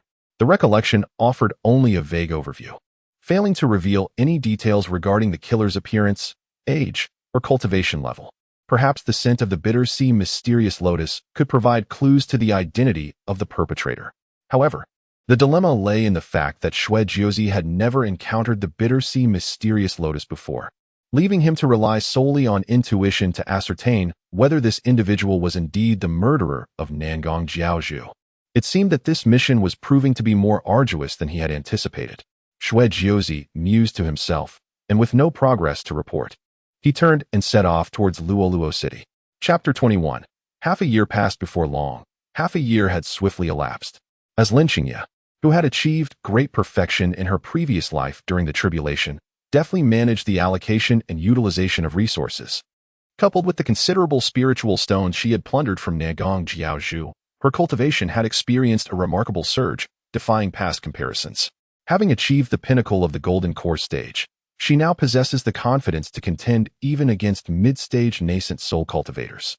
Should she reveal all her hidden cards, her combat prowess could ascend to even greater heights. Meanwhile, the body of the Hell King has been successfully refined to the realm of Jade Bone. At this juncture, Lin Qingye has undergone a preliminary transformation, shedding her former self. Jiang Yu's expenditures are considerable, yet Lin Qingye has alleviated some of her burdens. The costs associated with Yi Nancy's sisters are substantial, particularly concerning Yi Nanjing, whose insatiable appetite for resources resembles a bottomless pit. Nonetheless, Jiang Yu is assured that this investment is exceedingly worthwhile. Resources are somewhat scarce. Perhaps she should venture into the forthcoming secret realm in a few days. Jiang Yu contemplated this incessantly, as a secret realm is set to open in a few days, accessible to cultivators above the golden core stage. It harbors abundant resources, albeit accompanied by corresponding dangers, where a moment's negligence could lead to untimely demise in some obscure corner. However, as a cultivator of the transformation stage, Jiang Yu is confident in her ability to ensure her own safety, barring any unforeseen circumstances. This secret realm promises to be bustling with activity, attracting numerous participants ranging from golden core to transformation stage cultivators. It is known that both Yi Nancy, in her mid-golden core stage, and Lin Qingye, at the pinnacle of the golden core, intend to enter the secret realm. Yet, Yi Nancy has expressed a desire to avoid causing any inconvenience and plans to act independently. Jiang Yu, however, feels a twinge of concern for Lin Qingye, her sole disciple with whom she shares a profound emotional bond. Thus, she resolves to accompany Lin Qingye into the secret realm. However, prior to entering the secret realm, it is essential to make some preparations, such as visiting the marketplace to procure necessary items. In the market, Jiang Yu meandered about, closely followed by Lin Qingye. Qingye, do you think this hairpin is beautiful? Jiang Yu inquired, lifting a jade hairpin before Lin Qingye. Lin Qingye scrutinized it closely. The delicate pink hue and translucent texture. There was an unmistakable air of inferiority about it. How poor her taste is, Lin Qingye scoffed inwardly, though she nodded in agreement outwardly. I think it looks lovely. What is lovely about it? Jiang Yu placed the hairpin back, her smile fading. Throughout our journey, no matter what I pick up, you always claim it is beautiful. Even this hairpin that I find utterly hideous. Jiang Yu approached Lin Qingye, speaking earnestly. Their heights were nearly equal, allowing for a level gaze. Yet upon closer inspection, it was evident that Lin Qingye was slightly taller. Hey, young lady, whose hairpin do you deem hideous? At that moment, the shopkeeper, who was enjoying his meal, called out from behind, his mouth full of food. Upon realizing the source of the voice, he nearly dropped his bowl in shock. Oh my, Jiang Yu the fairy. Alas, I am but a humble fool, unworthy to recognize your grandeur. How could this wretched hairpin possibly meet the discerning eye of a fairy such as yourself? With that, the shopkeeper hastily discarded his bowl and raised the pink hairpin, preparing to smash it down with great force. With a sharp crack, it shattered into pieces, although it could fetch a silver or two. The procurement cost was less than 5 copper coins, deeming it a purely inferior item, not worthy of lament. Upon witnessing this, Jiang Yu felt a moment of bewilderment. Could it be that her influence was so profound? However, since she was the one who broke it, surely there was no need for compensation. Whatever item Jiang Xinzi sets her eyes upon is available at half price, exclaimed the shopkeeper with a hearty laugh. At this moment, Lin Qingye lifted her gaze and glanced at Jiang Yu, reflecting inwardly on how well received she was in this bustling Luo city. Since her birth, Lin Qingye had never experienced such adulation. As a demon cultivator, most of her life had been spent in flight, evading relentless pursuers. This plight was not solely due to her identity as a demon cultivator, but also stemmed from the burdens associated with her family. Thus, from the moment she came into the world, she bore an immense weight upon her shoulders. Nevertheless, Jiang Yu did not take advantage of the situation. Instead, she opted not to make a purchase, for there was nothing that captured her interest. Jiang Yu had wished to buy Lin Qingye a lovely bow to adorn herself with, but she seemed quite averse to such adornments, leading Jiang Yu to abandon the idea. Let us instead procure some essentials, Lin Qingye suggested, unable to contain herself. We shall heed Qingye's counsel, Jiang Yu replied with a gentle smile. She endeavored to maintain a benevolent demeanor, nurturing Lin Qingye, who had long been deprived of affection, ensuring she felt a sense of love. At present, Lin Qingye felt an overwhelming numbness. Rationality informs her that Jiang Yu's kindness is merely an illusion, yet she finds herself ensnared in this deceptive semblance of love, persistently refraining from rejection and instead, silently reveling in it. She strives to extricate herself from this entanglement. Yet the allure of such emotions proves irresistibly addictive. In her previous life, no matter the trials and tribulations, it was Lin Qingye who endured alone, having never experienced the warmth of another's affection. Oh, Lin Qingye, where has that spirited and audacious version of yourself vanished to? Can it be that you now find yourself incapable of bearing even this modicum of solitude? Lin Qingye ceaselessly admonishes herself. At this moment, Jiang Yu furrows her brow and suddenly seizes Lin Qingye's hand, quickening her pace. Lin Qingye, momentarily bewildered, regains her composure and looks at Jiang Yu. Master, what is happening? Someone is following us, Jiang Yu responds. This marks the 3rd time she has encountered that gaunt figure, resembling a desiccated elder, lurking around the corner. His cultivation level, astonishingly, is at the pinnacle of the transformation stage. Though age has undoubtedly diminished his combat prowess, the fact remains that he possesses formidable skills, making it a challenge for her to confront him alone. At this moment, Xueqiuzi also furrows his brow. While his reconnaissance abilities are unparalleled, he lacks somewhat in counter-surveillance. Who could have anticipated that a practitioner at the initial stage of the transformation stage would possess such formidable stealth capabilities? Upon hearing this, Lin Xingye immediately heightens her vigilance, scanning her surroundings. The ability to perceive is intrinsically linked to one's cultivation level. Without sufficient power, detecting someone observing from the shadows becomes an arduous task. After wandering through several streets, Jiang Yu began to recall that face and ponder whether she had inadvertently provoked anyone during these days. However, she found herself at a complete loss regarding this matter. Qingyi, have you attracted any attention recently? Jiang Yu inquired of Lin Qingyi. Upon hearing her voice, Lin Qingyi shook her head. Yet, she had her own conclusions. It was likely that someone from the moon-worshipping sect was pursuing them. Chapter 22. The Bone-Faced Monkey. In truth, Blood harbored substantial doubts regarding Jiang Yu's involvement in the murder of Nangong Jiaozhu. However, within the confines of Luo City, there were indeed few viable suspects.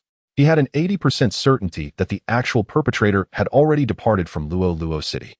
This place bore not a trace of the Bitter Sea's mysterious lotus. Yet, Jiang Yu remained Blood's only potential lead and clue. Physically, both Jiang Yu and the young girl beside her bore a resemblance to the true culprit, but this alone could not serve as definitive proof. The young girl appeared to have attained only the golden core stage and seemed merely in her 20s. Blood was skeptical that someone so young could execute such meticulous and intricate actions, a skill typically reserved for seasoned assassins.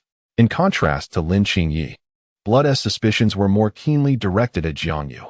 As long as there existed even the slightest possibility, he would not relent.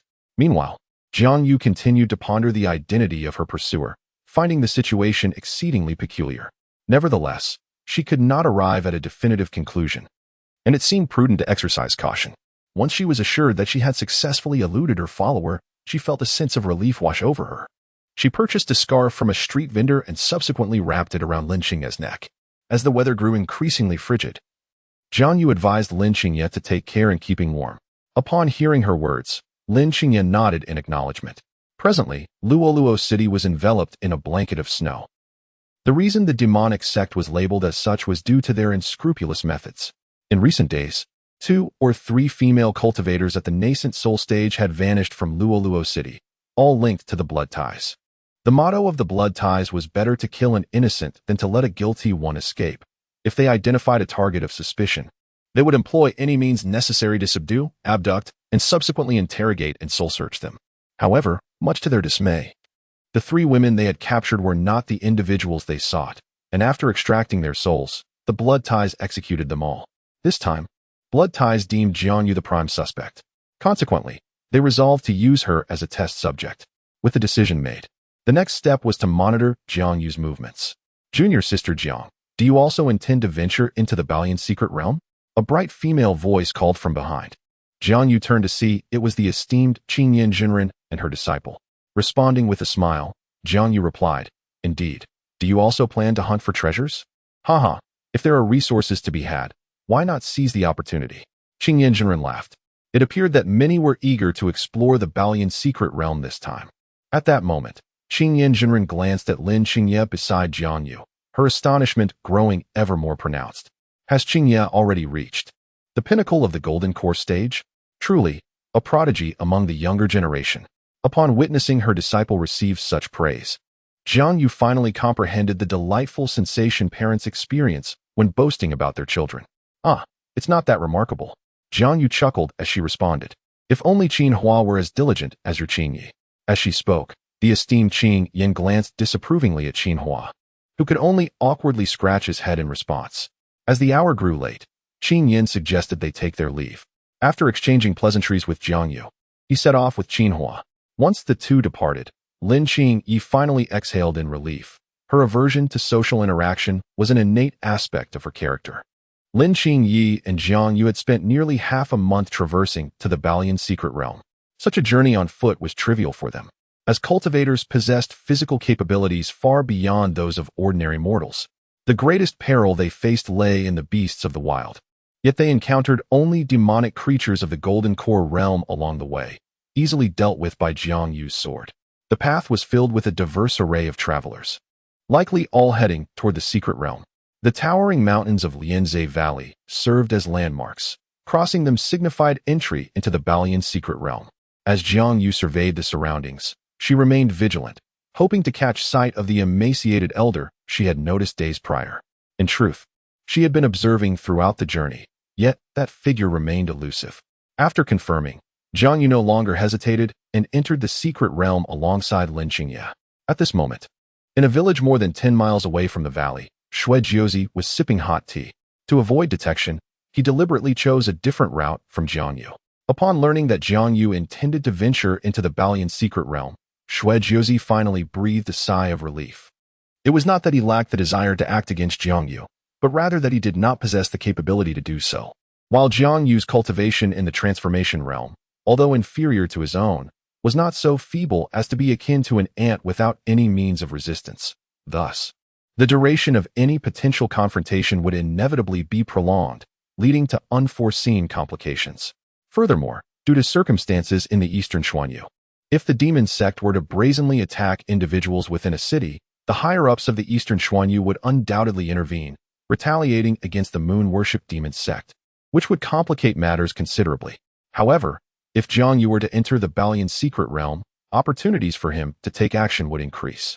Should Jiang Yu meet her demise within the secret realm, it would be attributed merely to her ill fortune, with no suspicion cast upon the moon-worship demon sect. Even if news of Jiang Yu's death at his hands within the Balian secret realm were to leak, it would not pose a significant problem. For the Balian secret realm did not fall under administrative jurisdiction. The fates of individuals within remained unregulated by the eastern Xuanyu. Thus, should Shui Jiuzi venture in to commit murder, it would not be regarded as the slaughter of innocents. Lin Qingye and Jiang Yu made little delay outside the secret realm and proceeded directly within. Of course, Jiang Yu never lost sight of her primary objective for this journey, to seek out treasures and riches. Indeed, the secret realm is, after all, a secret realm. Treasures cannot be found at every turn. One cannot expect to engage in combat with the monsters surrounding a treasure chest, eliminate them, and then unlock it only to have a few precious stones tumble out. Such occurrences demand a more meticulous observation.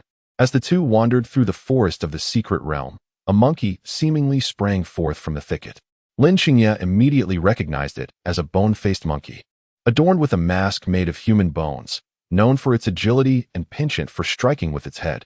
While it could deal significant damage upon collision, its defenses were woefully inadequate, easily felled by a single blow. Lin Qingye focused intently on the creature, scrutinizing its movements, and subsequently drew the bay sword from her storage ring. Jiang Yu had also noted the creature's presence, but considered this a splendid opportunity for her disciple to gain experience, and thus refrained from intervening. Chapter 23. Ambush. The bone-faced monkey fixated on Lin Qingye, darting through the trees, closely trailing the two. Yet, Lin Qingye remained unfazed, actively seeking the perfect moment to vanquish the creature.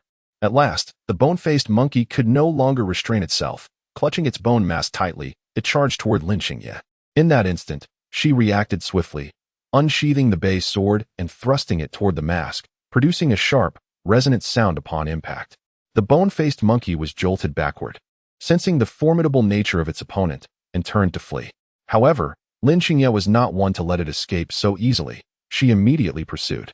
In a cavern adorned with peculiar stalactites, the bone-faced monkey relentlessly tore them down one by one, hurling them towards Lin Qingye, who deftly parried each attack with her sword.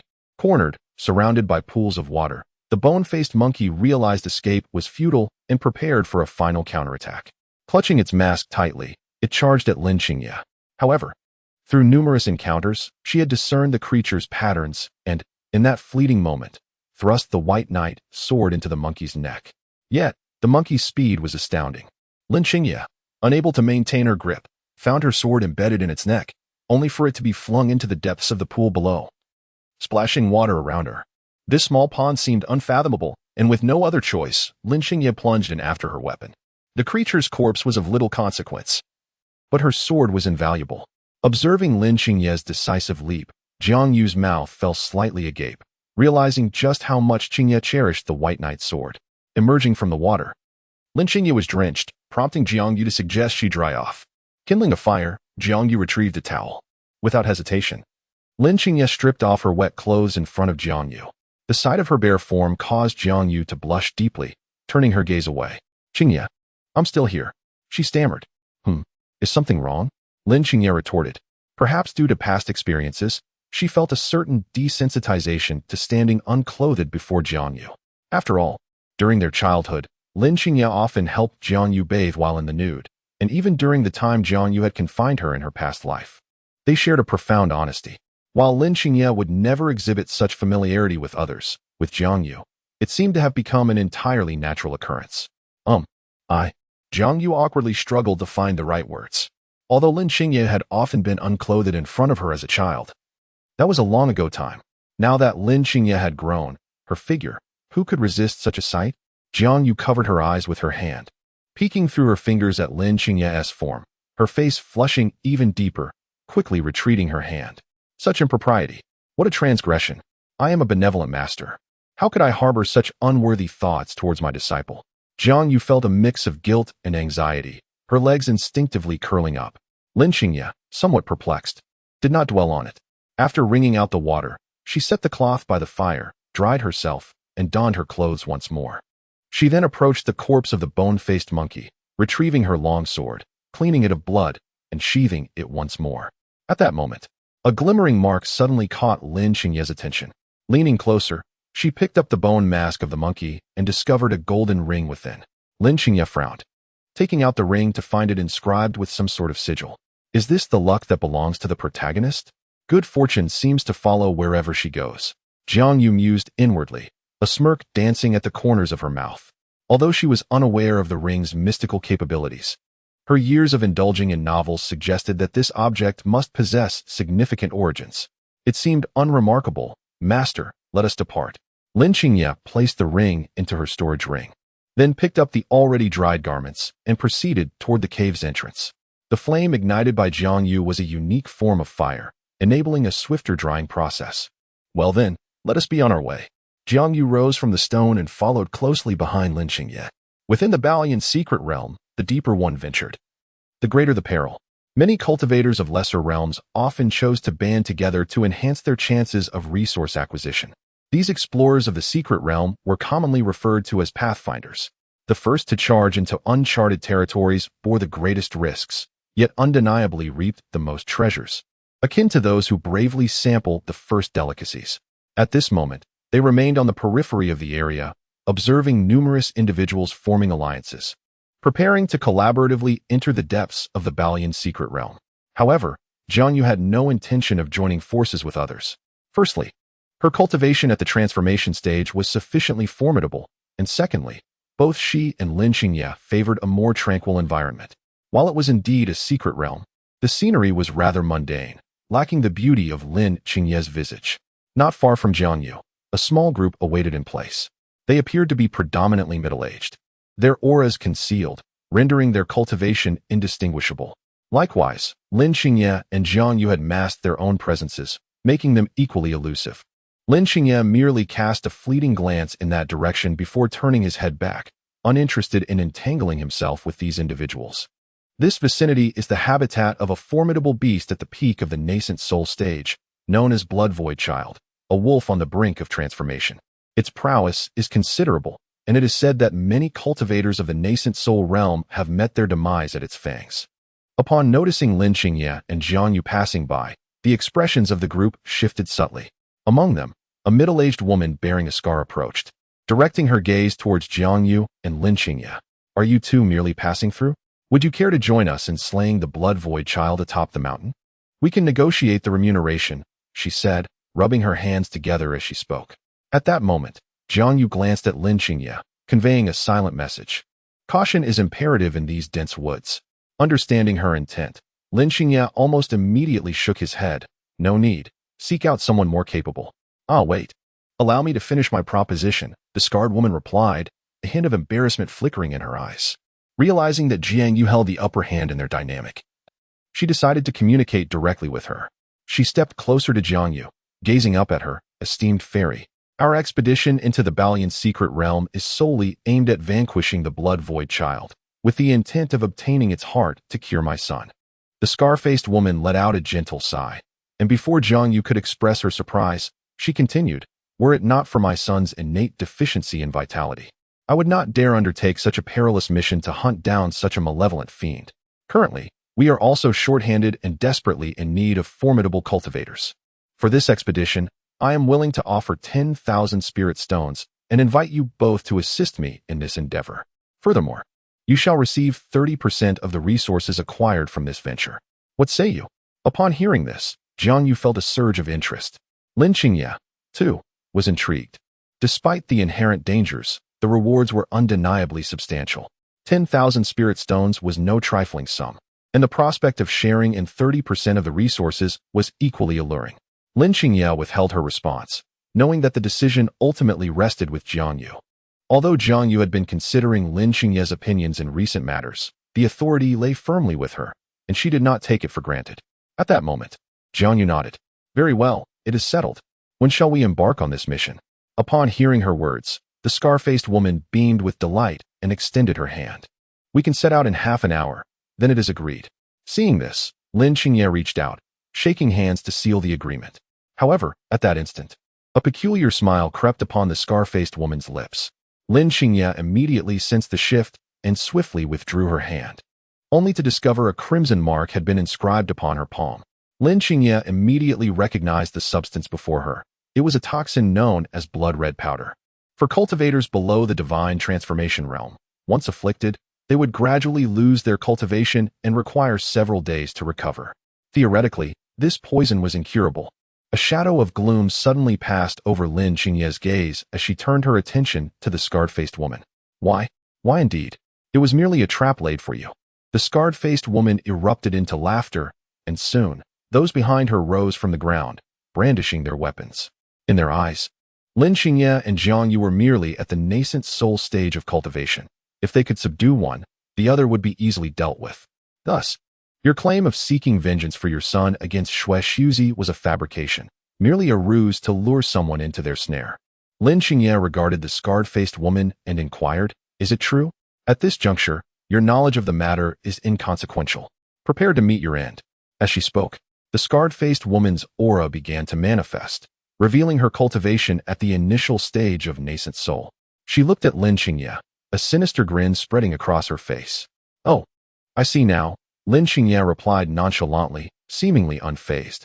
Suddenly, she extended her hand, and the color of her skin began to shift subtly, a crystalline texture emanating a faint glow. At that moment, the blood-red powder on her hand vanished entirely. The scarred-faced woman was left utterly bewildered, staring at Lin Qingye in disbelief.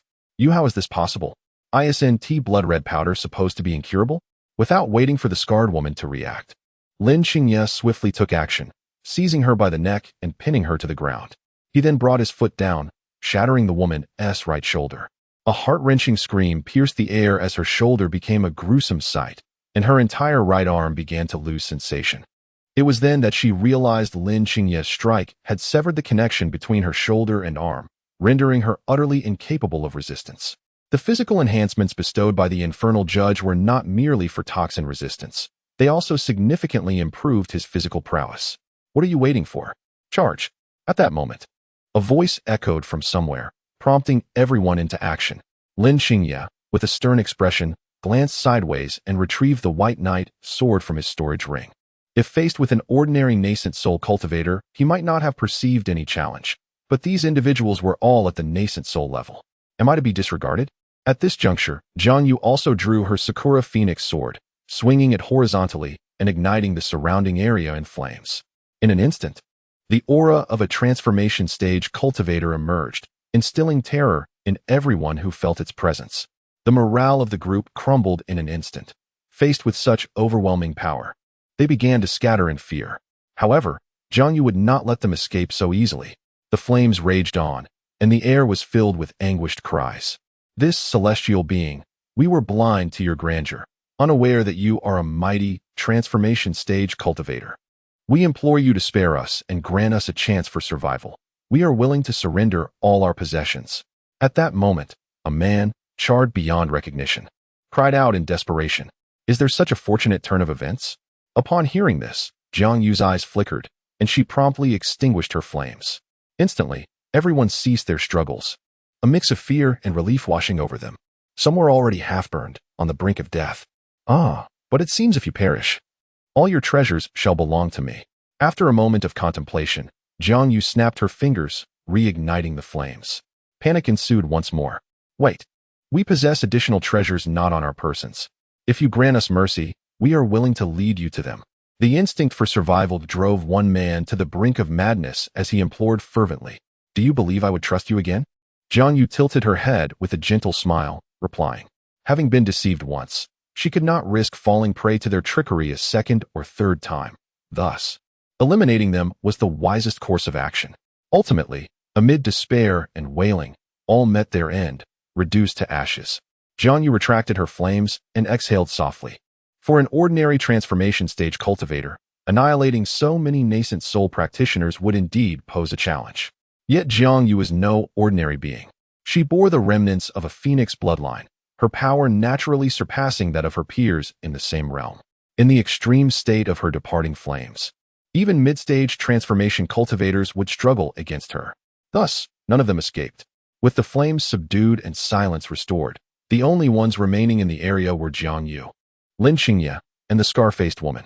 With a sigh, Jiang Yu turned to Lin Xingye and said, I shall depart first. You can handle her, and she will follow shortly. With that, she pivoted and ascended the mountain. Very well, I shall tidy this up. Lin Xingye nodded in agreement, then cast her gaze upon the woman with the scarred face, who wore an expression of sheer terror. Chapter 25. The signs of Lin Xingye's breakthrough. Please. No. Everything can be negotiated.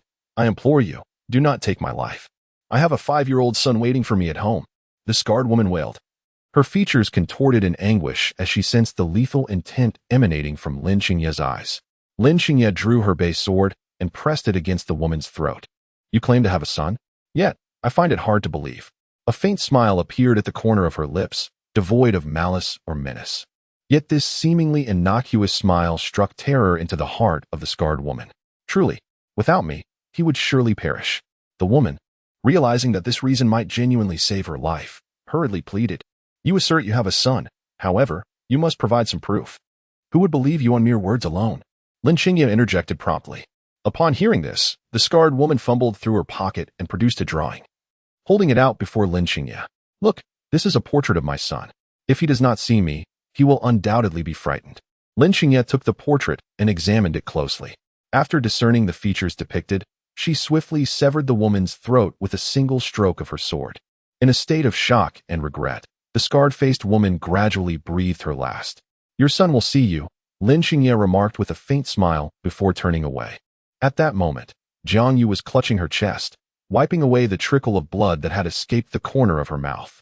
She moved away, not out of urgency to continue her journey, but because the excessive use of the Phoenix bloodline had inflicted some backlash upon her. To spare Lin Xingye from worry, she chose to endure and digest the consequences alone. Cough, cough. It seems I must exercise more restraint with the Li Hua in the future. Once she steadied her breath, her spirit was revitalized. Meanwhile, Lin Xingye walked while meticulously counting the spirit stones within the storage rings.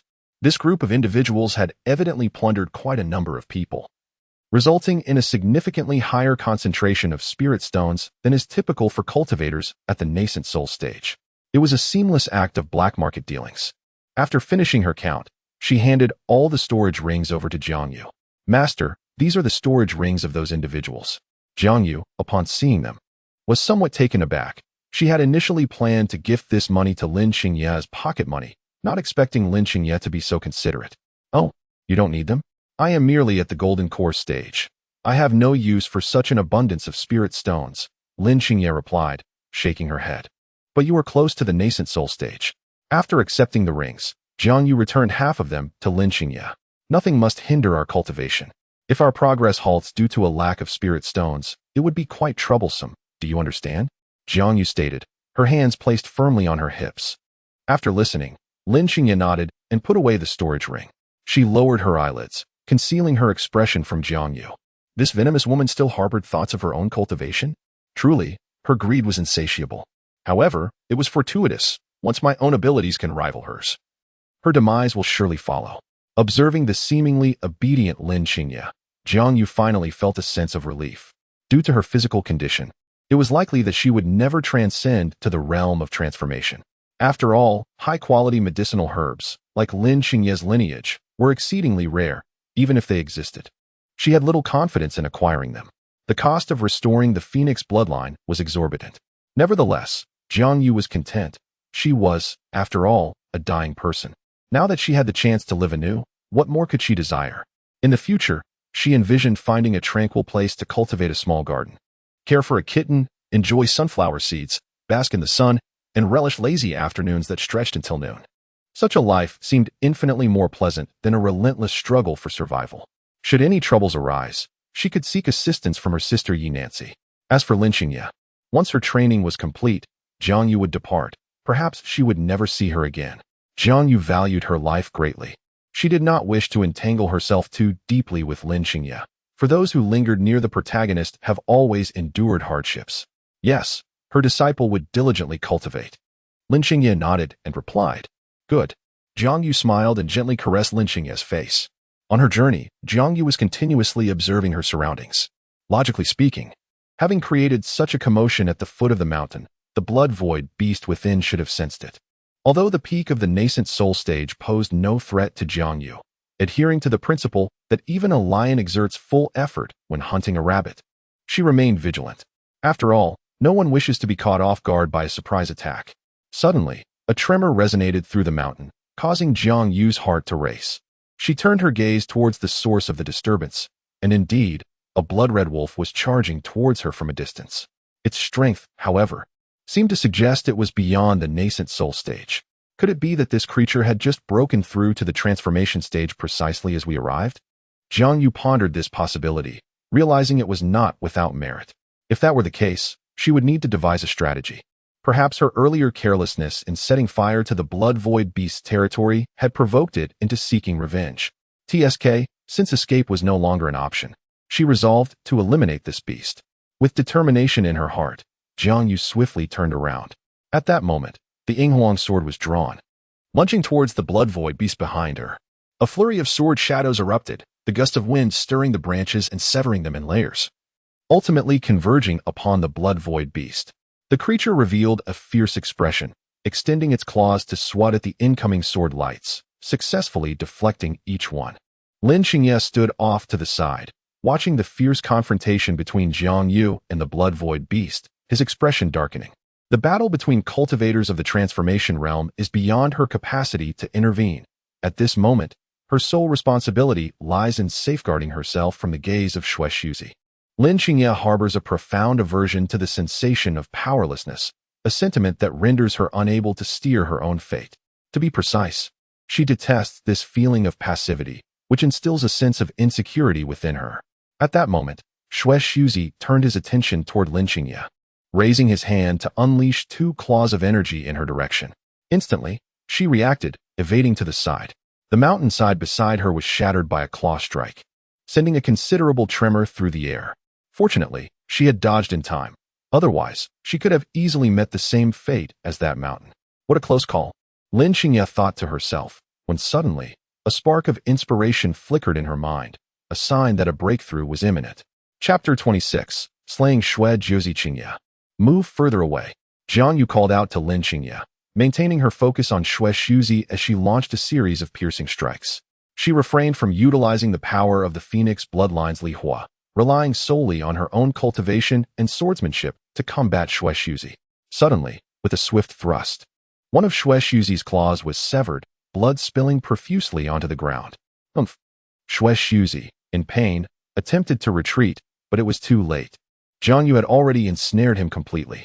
"Vile beast, receive my sword," Jiang Yu silently vowed, then positioned her sword horizontally as the Sakura fire sword was drawn, its blade dancing with fiery brilliance as it plunged into Xuexuzi's heart. With a sense of impending doom, Xuexuzi felt the sharp pangs of pain and was inclined to retreat, but it was already too late for any such withdrawal. Jiang Yu swiftly drew her long sword, and with a decisive slash, severed his head from his body, bringing the battle to an abrupt conclusion. After vanquishing Xuexuzi, Jiang Yu finally exhaled a sigh of relief. She promptly stored the lifeless body in her storage ring and began to meditate on the spot. After all, Xuexuzi had only just broken through to the transformation stage, his cultivation still rather superficial. Otherwise, he would have proven to be a far more formidable opponent. Jiang Yu silently mused. "Master, be cautious." At that moment, a startled exclamation echoed from behind her. Jiang Yu sensed an exceptionally unusual danger and turned to look. A gaunt old man, clad in a dark red cloak, struck a powerful blow towards her chest. With a resounding thud, Jiang Yu was propelled backward several hundred meters, crashing into the mountainside. Xue Jiuzi felt a surge of delight within, though his expression remained unchanged as he cautiously observed the scene before him. Blood streamed from Jiang Yu's mouth as she emerged from the mountainside, clutching her chest. "Damn it," she muttered, wiping the blood from her lips. The force of the blow was indeed severe. Had it been even slightly stronger, she would have surely lost consciousness on the spot. Gazing at Xue Jiuzi, Jiang Yu did not dare to underestimate him. Instead, she ignited the flames of Li fire in her hands. "Who are you?" Jiang Yu demanded, gripping her Ying Huang's sword tightly as she regarded the elderly figure before her. "Xue Jiuzi, from the moon-worshipping demon sect," he replied slowly, fixing his gaze upon Jiang Yu. Upon hearing this, Jiang Yu's heart brimmed with confusion. "When have I, Jiang Yu, ever had any grievances with your moon-worshipping demon sect? Do you truly not know?" Blood Jiuzi inquired with keen interest. "You foolish riddle master, I can hardly be bothered to converse with you," Jiang Yu retorted, gritting her teeth as she unleashed her lihua. She fixed her gaze firmly on Blood Jiuzi, whose peak transformation into divinity made her wary of underestimating him. Though he was advanced in years and likely not in prime condition, his status as a peak transformation practitioner was undeniable, and Jiang Yu, being in the initial stage of transformation, fell several tiers short. This gap was likely insurmountable, even with her phoenix bloodline. Blood Jiuzi scoffed lightly, then clenched his fist. Observing Jiang Yu with caution, he formed hand seals, summoning numerous blood clones that lunged toward her. However, Jiang Yu remained composed, igniting her lihua to incinerate the clones before charging at Blood Jiuzi with her sword. The disparity in their cultivation levels became evident as she began to retreat under the onslaught. Reluctantly, she intensified her reliance on her bloodline to fend off Blood Jiuzi's attacks. "Damn it, it seems I must strike fast. Prolonging this battle is not in my favor," Jiang Yu mused internally. Meanwhile, Blood Jiuzi appeared to perceive Jiang Yu's thoughts, opting for a tug-of-war strategy to avoid engaging in fierce clashes. "Want to unleash an explosive attack? That depends on whether you possess the capability," he remarked, for he had no desire to end in mutual destruction with Jiang Yu. After all, his goal was to capture her for the Baiwa demon sect, not to slay her in such a place. "That is not for you to decide," Jiang Yu declared resolutely. In a fleeting moment, it seemed as if the sound of a phoenix's cry resonated, intensifying the flames. At that moment, a blazing crimson phoenix mark locked onto the figure of Xue Jiuzi. This was Jiang Yu's most formidable lethal technique, boasting an almost absolute hit rate within her attack range, unless the disparity in strength between the two combatants was exceedingly vast, which could result in a miss. Jiang Yu was all in. She could distinctly feel a sharp pain in her chest, yet she bore it for the sake of battle. As time elapsed, her injuries would become increasingly apparent, compelling her to wager that this strike could conclude the conflict. She was prepared to stake all her spiritual energy on this single blow. The greatest advantage of the Phoenix bloodline lay in its ability to undergo a rebirth, ensuring rapid recovery from injuries. However, due to the incomplete nature of Jiang Yu's bloodline, she would never attain this rebirth in her lifetime, forcing her combat style to become exceedingly extreme. She opted for a relentless assault, forsaking all means of endurance and defense to maximize her strengths. Xue Jiuzi furrowed his brow, then formed a seal to shield himself. Suddenly, a colossal phoenix apparition materialized in the sky. Before Xue Jiuzi could react, the phoenix transformed into a torrent of flames, hurtling towards him. With a resounding cry of the phoenix, an explosion erupted, giving rise to a mushroom cloud. As the dust settled, Jiang Yu knelt on one knee, spitting blood, clearly overwhelmed by the tremendous expenditure of energy, utterly drained. Meanwhile, Xue Jiuzi was left in tatters, his body severely damaged. In terms of condition, Jiang Yu appeared to be in better shape. However, she was devoid of any spiritual energy, unlike Xue Jiuzi. Thus, in terms of outcome, Xue Jiuzi emerged victorious. "Heh, is it over?" Quite a few tricks up his sleeve. Xue Jiuzi chuckled sinisterly, then staggered out of the massive crater created by the explosion. "Damn it!" Jiang Yu gritted her teeth, eager to continue her assault, but at that moment, she found herself utterly drained. Even lifting her long sword felt like an insurmountable task. At that instant, a flicker of starlight burst forth, leaping 7 times in succession, forming the shape of the Big Dipper. With a swift motion, a shadow of a sword flashed past Xue Zhi's back, striking with lethal precision.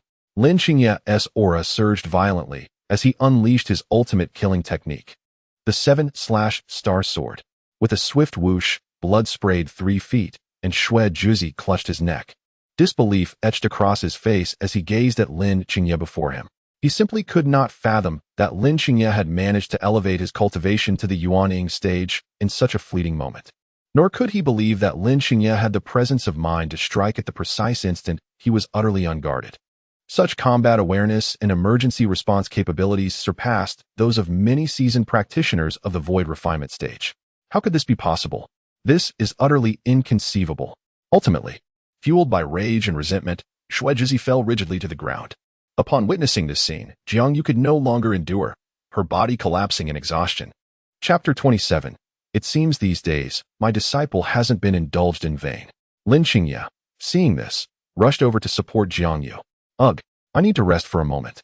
Blood poured from Jiang Yu's mouth. With the triple afflictions of her blood vessels being scorched, her chest severely injured, and her spiritual power depleted, her consciousness could no longer hold on, and she fainted. Upon witnessing the scene, Lin Xingye felt a jolt of apprehension. He swiftly embraced Jiang Yu, stealthily appropriating the storage ring of Xue Zhi, and promptly departed from the locale. In truth, the act of slaying Xue Zhi had been a stroke of sheer luck. His body had aged, and many of his faculties had deteriorated. Without the use of spiritual energy, his defensive capabilities were virtually non-existent. At the moment Lin Xingye struck, Xue Zhi had fortuitously neglected to employ any protective measures, perfectly coinciding with the instant he had lowered his guard, allowing Lin Xingye to swiftly sever his throat. Otherwise, even if Xue Zhi had stood idly by for him to attack, it was unlikely that he could have inflicted any harm upon him. This incident marked Xue Zhi's downfall. A misstep in his own treacherous game. Lin Xingye cradled Jiang Yu in a princess carry and hastened to a nearby cave. Once he gently laid her down, she remained in a state of unconsciousness. Lin Xingye tore open the upper part of her garment, revealing her delicate and exquisite collarbone. He then placed his 2 fingers upon the artery at her neck, assessing her pulse. Although it was somewhat erratic, there was no immediate danger to her life. However, she would require time to recuperate. Lin Xingye extended his spiritual energy into Jiang Yu's meridians, embarking on a careful exploration. At that moment, she possessed not a trace of spiritual energy within her body. With a mere thought, he could obliterate her meridians entirely, rendering her utterly incapacitated. Upon confirming that Jiang Yu was genuinely unconscious and not feigning, Lin Xingye drew forth the Bai Yi sword and pressed it against her neck. At that moment, a surge of murderous intent surged within him, yet simultaneously, his breathing became increasingly rapid. The person before her is the one who once illuminated her life, only to cruelly cast her back into darkness. Every act of kindness she extended was devoid of authenticity. All was mere illusion and deceit. Her benevolence was but a guise to siphon Lin Xingye's vitality and toy with her body. Lin Xingye clenched her jaw tightly. Throughout her life, her hands had remained steady. She could wield a sword with several hundred kilograms suspended from it without a tremor. Yet in this moment, she found herself trembling, struggling to maintain her grip on the sword. In her unsteady grasp, the blade inadvertently grazed Jiang Yu's neck, causing a faint trickle of blood to emerge. Jiang Yu remained in a state of unconsciousness, oblivious to the wound on her neck. What should I do? Should I end her life right here? Or should I shatter her meridians entirely, as in my previous life, allowing her spirit to be refined through endless torment until her demise? Lin Xingye's mind was a blank slate, torn between decisions. Should she extinguish her existence completely, or dismantle her meridians and vital energy, only to emerge from the Lotus secret realm with her as a captive? In her past life, she had followed a similar path. After regaining her powers with the mask of the specter, she had found Jiang Yu and subsequently obliterated her meridians, ensuring her utter submission. Her finger hovered over Jiang Yu's neck, her spiritual energy swirling. With but a single thought, Jiang Yu's entire network of meridians and vital energy could be annihilated. Ultimately, Lin Xingye gritted her teeth and withdrew her hand. She gathered some twigs within the cave, piling them together before igniting a fire. Lin Xingye approached Jiang Yu, who appeared somewhat shattered at that moment, and inexplicably felt a surge of emotions rising within her. The sword mark on Jiang Yu's snow-white neck had yet to heal, and fresh blood was oozing from it. Lin Qingye paused for a moment before reaching out, gently pulling down the collar of Jiang Yu's garment. As she gazed upon her elegant collarbone, Lin Qingye felt a tumult of emotions stirring within her. However, she refrained from taking further action. Instead, she extended her hand to wipe away the bloodstains on Jiang Yu's neck, then crushed the medicinal potion she carried and applied it to the wound. Regardless of her ultimate intentions, at least in that moment, she showed concern for Jiang Yu's well-being. Lin Qingye silently admonished herself, striving to alleviate any psychological burden. Perhaps in the future, she would encounter troubles for sparing Jiang Yu's life today, but at least she would not regret her decision. She should be grateful that her actions during this period had momentarily saved her life. Lin Qingye cradled Jiang Yu's face, murmuring softly to herself. Suddenly, amidst the surreal haze, Jiang Yu's drifting consciousness awakened. She rose from the stone bed, crafted by Lin Qingye, and gingerly touched her throbbing head. Ouch, it hurt. Taking a deep breath, Jiang Yu immediately began to assess her meridians and energy sea. The energy sea was parched, devoid of any spiritual energy. The consumption had indeed been substantial. Jiang Yu inwardly lamented, disregarding the pain coursing through her meridians as she commenced circulating her vital energy. Master, you are awake, she thought. Lin Qingye gazed at Jiang Yu and spoke. She had just finished simmering a broth made from spirit beast meat outside, and came in after hearing the commotion within. At that moment, she held a bowl of soup and approached Jiang Yu. Although cultivators at the transformation stage no longer required sustenance, the nourishing properties of well-cooked spirit beast meat prompted Lin Qingye to prepare a bowl nonetheless. Her concern was not for the well-being of this foolish woman, but rather for the potential impact on her own progress should Jiang Yu remain injured for an extended period. You are indeed considerate, Jiang Yu remarked with a gentle smile as she accepted the broth from Lin Qingye. It seemed her efforts in pampering her disciple over the past days had not been in vain. Not only had Jiang Yu's temperament softened from her previous life as brutality, but her cultivation was also steadily advancing, allowing her to seize the opportune moment to strike down adversaries. Though her voice remained somewhat frail, its melody still resonated beautifully. Reminiscent of before, one cannot deny that exploring the secret realm was indeed arduous. Jiang Yu was quite accustomed to hardship, after all. Her greatest passion in her past life was mountaineering, with a personal best altitude of over 7,500 meters on Mustaada. Despite the harrowing experience of altitude sickness and pulmonary edema, the exhilaration felt upon reaching the summit was unparalleled. Even now, as Jiang Yu assessed her equipment, she felt a surge of delight.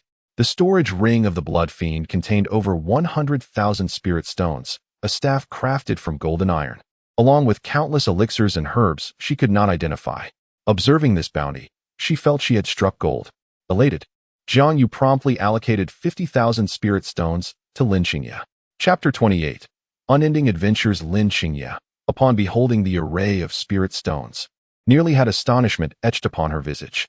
If the earlier offerings of hundreds or thousands of spirit stones could be interpreted as gestures to enhance goodwill, then what purpose lay behind this staggering sum of 50,000? Was it an attempt to cultivate an extraordinary level of favor? This woman is indeed peculiar. As Lin Qingye pondered the implications, she began to question whether there was some ulterior motive at play. What? Is it insufficient? Jiang Yu inquired as she leaned closer to Lin Qingye. And no, thank you, master.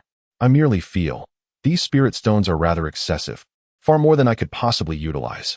Recovering from her moment of surprise, Lin Qingye quickly shook her head and accepted the pouch of spirit stones. Do not be deceived by their quantity. Consider this. Your cultivation has already reached the nascent soul stage, correct? Thus, the resources required for your practice must be considerable. Moreover, having recently turned 20, it is entirely normal for a young woman to desire certain things. If you happen to fancy a talented individual from another sect, you would need to spend money, wouldn't you? I wouldn't. Upon hearing this declaration, Lin Qingye's cheeks flushed crimson, and her voice grew somewhat frantic. Are there truly no suitable candidates within the sect? Surely, when you venture beyond, there will be opportunities. Your talents are remarkable. You should not confine yourself to Qingyan's sect. Jiang Yu earnestly advised Lin Qingye, embodying the very essence of a concerned guardian. Yet, she seemed oblivious to the fact that Lin Qingye's inclinations may diverge from societal norms. After all, you are merely my disciple, and I cannot accompany you for a lifetime. Regardless, you must find the right person and live a safe and peaceful life. Jiang Yu spoke, her mind already wandering to the leisurely days of retirement. I don't want that, Lin Qingye suddenly exclaimed, clenching her fists. Jiang Yu turned her head to look at her. What I mean is, as a disciple of my esteemed master, I wish to remain by your side for eternity, Lin Qingye replied, gazing up at Jiang Yu. Marry me off, and then indulge in your own pleasures? Such a notion is utterly impossible.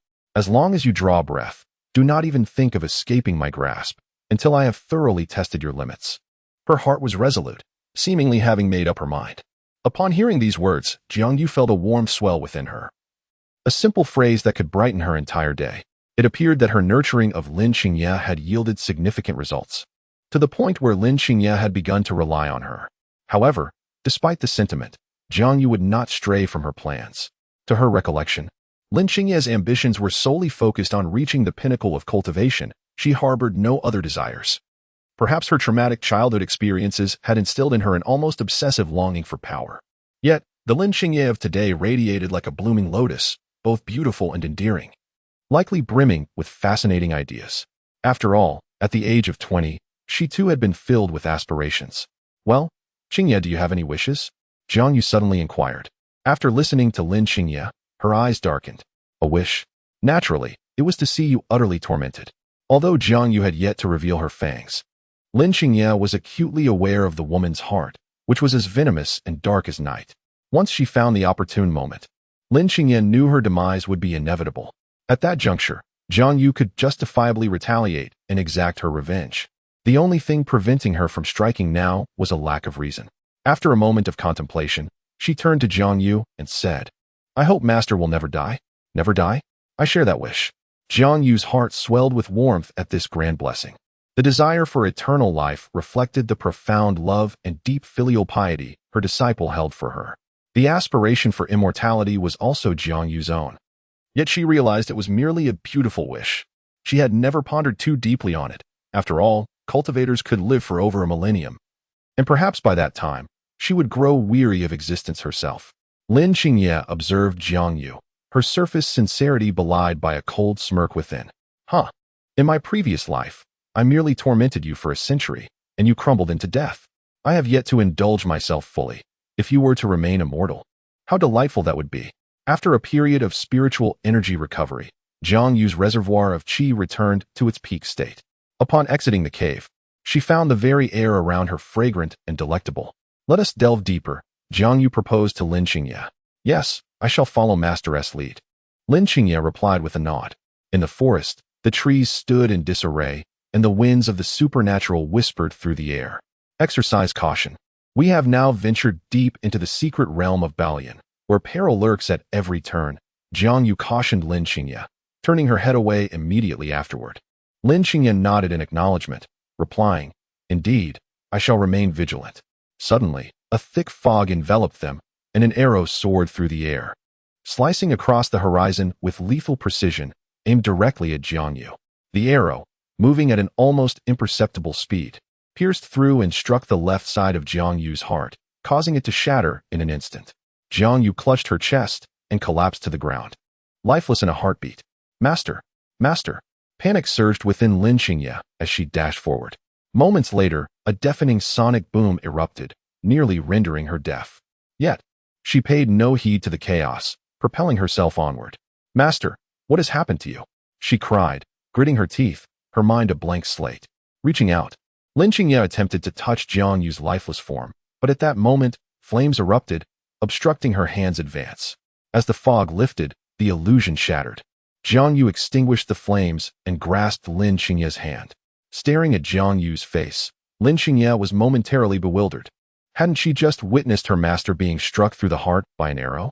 There was a lantern lizard ahead. It can create fleeting illusions, so be cautious. Jiang Yu explained, pulling Lin Qingye behind her. A lantern lizard? It conjured an illusion? So that was merely an illusion, Lin Qingye realized, releasing a sigh of relief as the weight on her heart finally lifted. It appears that after my rebirth, my mental prowess did not carry over from my previous life, which explains my susceptibility to this illusion. Henceforth, I must diligently enhance my mental faculties. Before me lies an immense fog, nearly obscuring all visibility. For Jiang Yu, who has attained the transformation realm, This mist poses little challenge. She gazes ahead, continuously utilizing her consciousness to perceive her surroundings. The lantern lizard seems merely a gatekeeper, for within lies a grand temple. Jiang Yu spoke to Lin Qingye. Allow me to handle that creature. Lin Qingye drew her base sword and replied, I believe it is unnecessary to engage. It appears to harbor no malice. Jiang Yu noted that the lizard had never exhibited hostility towards either herself or Lin Qingye. Only a semblance of territorial instinct. Lin Qingye nodded in agreement, recognizing the wisdom in Jiang Yu's words. Rather than expending energy in a battle of wits with the lizard, it would be wiser to circumvent it altogether. Upon observing that Lin Qingye and Jiang Yu were no longer approaching, the lantern lizard chose to retreat. Indeed, after skirting around this area, they were confronted with a formidable fortress. However, the entrance was securely locked, and there seemed to be no other means of access. Must we require a key? Jiang Yu pondered with curiosity. At that moment, Lin Qingye suddenly appeared to recall something, retrieving a ring from her storage bracelet. As the ring approached the grand door, it immediately emanated a dazzling radiance. By the heavens, indeed, Jiang Yu muttered to herself, a hint of astonishment gracing her features. At this moment, Lin Qingye furrowed her brow and turned her head, pondering the meaning behind the words. What does this phrase mean? It's nothing, Jiang Yu replied earnestly. It is an exclamatory expression I encountered during my travels in the southern frontier. Well then, shall we proceed inside? Certainly. As Jiang Yu reached for the doorknob, she distinctly felt a jolt of electricity. Unsurprisingly, the atmosphere was charged with thunder and dazzling light. It is a small thunder dragon. Lin Qingye frowned, instinctively discerning the creature's identity. The small thunder dragon bore the mark of lightning. Vanquishing it would grant mastery over its primordial thunder. In her previous life, while at the pinnacle of her cultivation, Lin Qingye had slain a small thunder dragon and successfully seized its primordial thunder. She had not anticipated encountering one here. Given her current cultivation level, facing a small thunder dragon at the peak stage would guarantee its demise, and she was reluctant to take such a risk. Lin Qingye silently shook her head, preparing to lead Jiang Yu away. However, at that moment, a sudden thought struck her. No, it must have only recently returned to its primal form. Its cultivation should not exceed the transformation stage. Lin Qingye's realization dawned upon her as she gazed toward the distant hall, clutching the bay sword tightly in her hand. Is this direct current or alternating current? Jiang Yu mused, captivated by the electric spectacle before her. As they ventured further, Jiang Yu suddenly sensed a breath. In the distance lay a blue and white dragon, seemingly diminutive in size, peacefully slumbering. With each breath it took, it emitted a cascade of sparks. The tingling sensation akin to being struck by electric ions was reminiscent of love, Jiang Yu mused inwardly. Fortune smiled upon them. It remained in a deep sleep. Its realm still below that of transformation. Lin Qingye felt a surge of joy and swiftly drew forth her sword. Bai Yi. Qingye, be cautious. This creature appears formidable. Jiang Yu expressed her concerns, apprehensive that her flames might ignite explosively upon encountering the lightning, thus refraining from recklessly unleashing her fire. Rest assured, master, I shall exercise prudence. Lin Qingye replied, her gaze fixed intently upon the little dragon, meticulously observing its demeanor. In her past life, Lin Qingye had bested it once, and she was confident she could do so again, for she had long since memorized its vulnerabilities. After analyzing its weaknesses, she swiftly calculated her approach, forming a sword seal as she prepared the Qinashing sword. At that moment, Lin Qingye took 7 steps forward. 7 beams of light manifesting as she thrust toward the heart of the young dragon. In an instant, blood surged forth, splattering in all directions. The little dragon let out a thunderous roar, lightning crackling around it, yet its heart had been pierced, leaving it gravely wounded. Damn, cursed human! The little dragon bellowed, infuriated. It grasped its thunder hammer and began to strike the ground with fervor. Meanwhile, Jiang Yu was not idle. She unsheathed the Ying Wang sword and aimed it directly at the little dragon. At this moment, the young dragon had begun to take on a humanoid form, displaying numerous characteristics and features reminiscent of humanity. After all, with the title of dragon in its name, its prowess was certainly not to be underestimated. Even a blade piercing its heart would not guarantee its demise. Mythical creatures must possess a certain grandeur befitting their status, otherwise, being so easily vanquished would tarnish the very essence of their legendary nature. Lightning flickered across the young dragon's chest, gradually mending the wound. Though the attack had not been entirely fatal, it undeniably inflicted considerable harm. Indeed, even in the nascent soul stage. A mythical being would not succumb to immediate death from a pierced heart. Lin Xingye held the blade by Yi firmly, her gaze fixated on the young dragon before her. The cost of her previous encounter with it had been substantial. Not only had she damaged a postnatal spiritual treasure, but she had also expended over 9,000 Thunder Seal techniques to bring down the creature. However, the rewards had been equally significant, granting her mastery over the complete source of thunder, which became one of her most formidable weapons. Now presented with the opportune moment to eliminate this beast, Lin Xingye would not let it slip away, for if it were to fully transform and reach the great ascension stage, it would pose a far greater challenge. With Bai Yi in her right hand and a series of hand seals formed with her left, she retrieved a talisman from her storage ring. Using her blood as ink, she began to inscribe intricate designs upon the talisman. In her past life, Lin Xingye had pursued a diverse array of knowledge, mastering not only martial techniques, but also alchemy and talismans. Certainly, her primary motivation for studying this was to torment Jiang Yu to death. However, unexpectedly, this skill has proven to be quite advantageous in the present era. The Volii seal was swiftly inscribed, and now a jade-green barrier enveloped Lin Xingye's body, granting her over 90% immunity to lightning. Yet, considering that the Little Li Dragon's lightning originates from the primal source, such resistance would undoubtedly have its limitations. Thus, a 50% reduction in damage from this talisman is already commendable. The White Knight's sword was unsheathed, the Morning Star revealed, and the 7 slashing star sword continued to manifest, moving with an uncanny grace and astonishing speed, leaving the Little Li Dragon utterly bewildered by its motions. How infuriating! This human, with a mere biological age of 20, possesses such terrifying combat awareness. The Little Li Dragon, observing the evasion of countless bolts of heavenly lightning, felt a surge of panic within. Before its return to simplicity, its cultivation level was at the Great Ascension, and while it had faced many cultivators of the same rank, it had never encountered a human with such formidable battle prowess. One could easily describe it as monstrous. The lightning lagged behind Lin Xingye by a fraction, and with 7 steps taken, the White Knight sword emitted a blinding radiance. As the Morning Star manifested, a single stroke, akin to a shooting star, struck the Little Li Dragon's forepaw. With a swift slice, the claw was severed, blood gushing forth. Chapter 30. The Essence of Thunder. The Little Li Dragon let out a terrified cry, its gaze toward Lin Xingye now filled with a tinge of fear. At that moment, unbeknownst to it, in a corner of the battlefield, the Sakura Phoenix sword was drawn, and the fire of departure fell like cherry blossoms, piercing the Little Li Dragon's tail.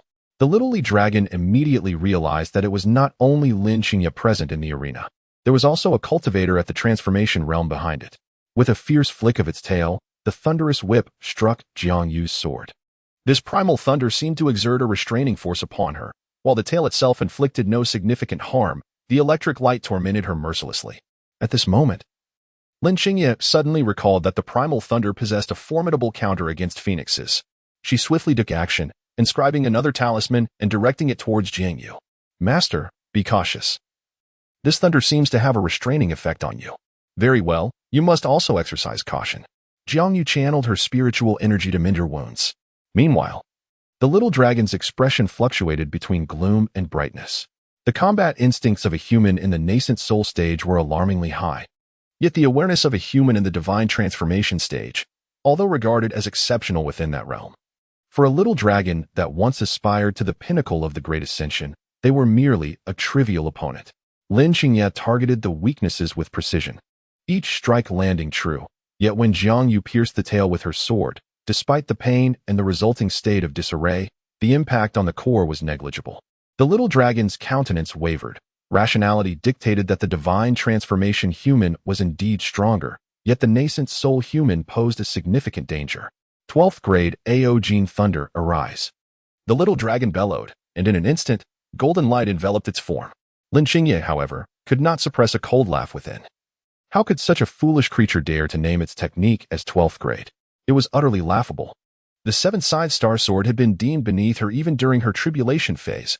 Although it conserved spiritual energy, its power was undeniably insufficient, only becoming truly usable in the nascent soul stage. At this moment, Lin Xingye found herself regretting her earlier decision to neglect the practice of lower-tier techniques.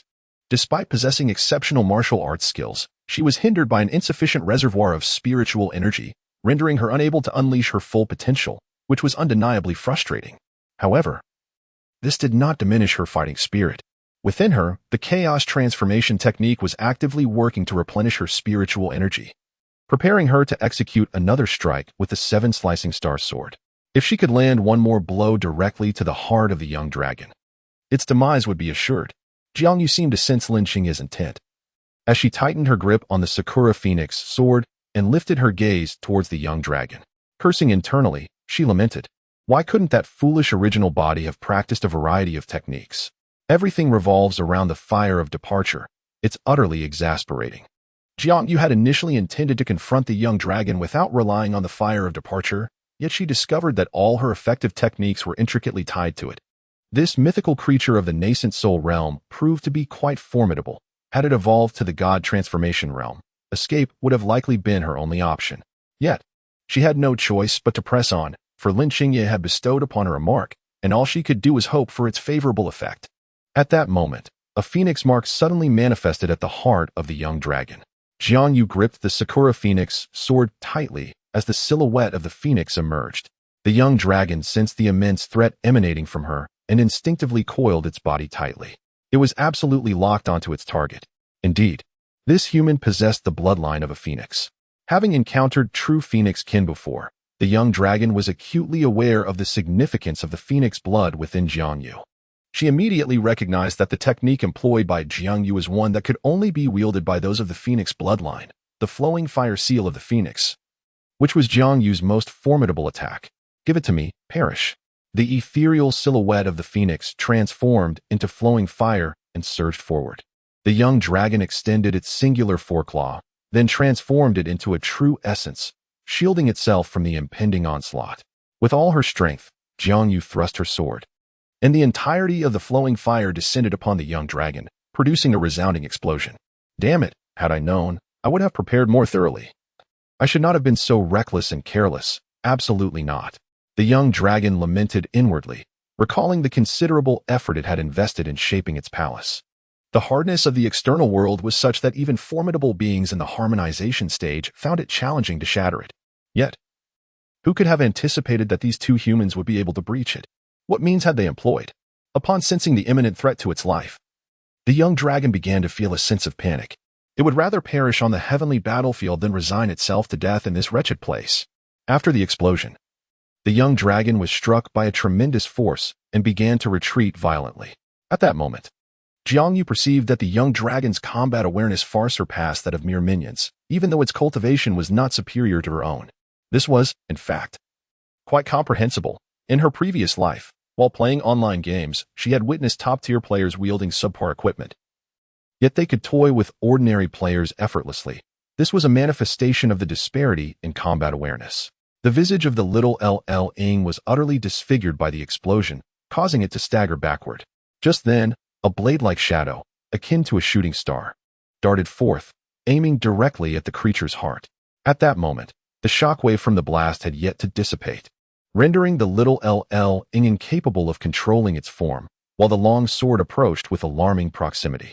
"Die," Lin Qingye scoffed coldly, as the QTX-ing sword pierced through its heart. Ugh, cough, groan.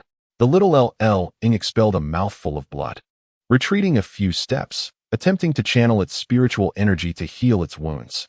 Simultaneously, flashes of lightning crackled beside it, seemingly intent on a last desperate counterattack. However, at that moment, another long sword appeared behind it.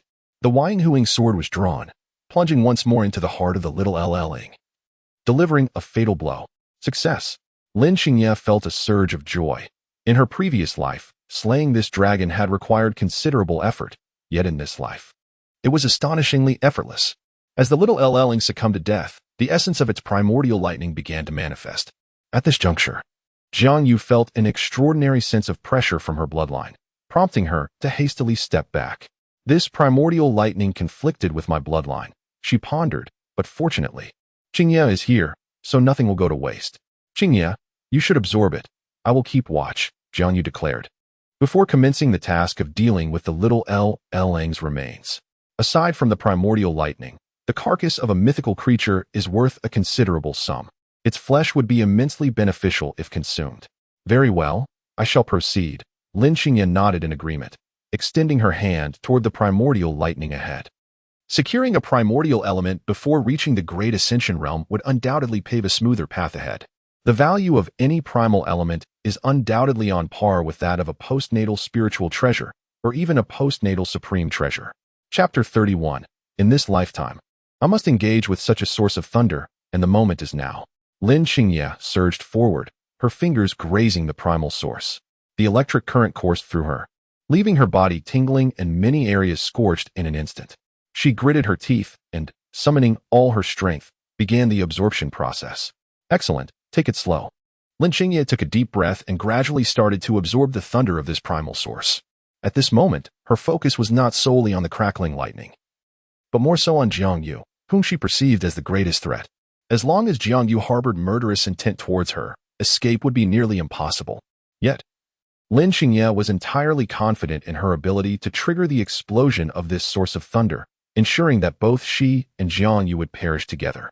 Jiang Yu, meanwhile, anxiously surveyed her surroundings, awaiting Lin Qingye's assimilation of the heavenly thunder.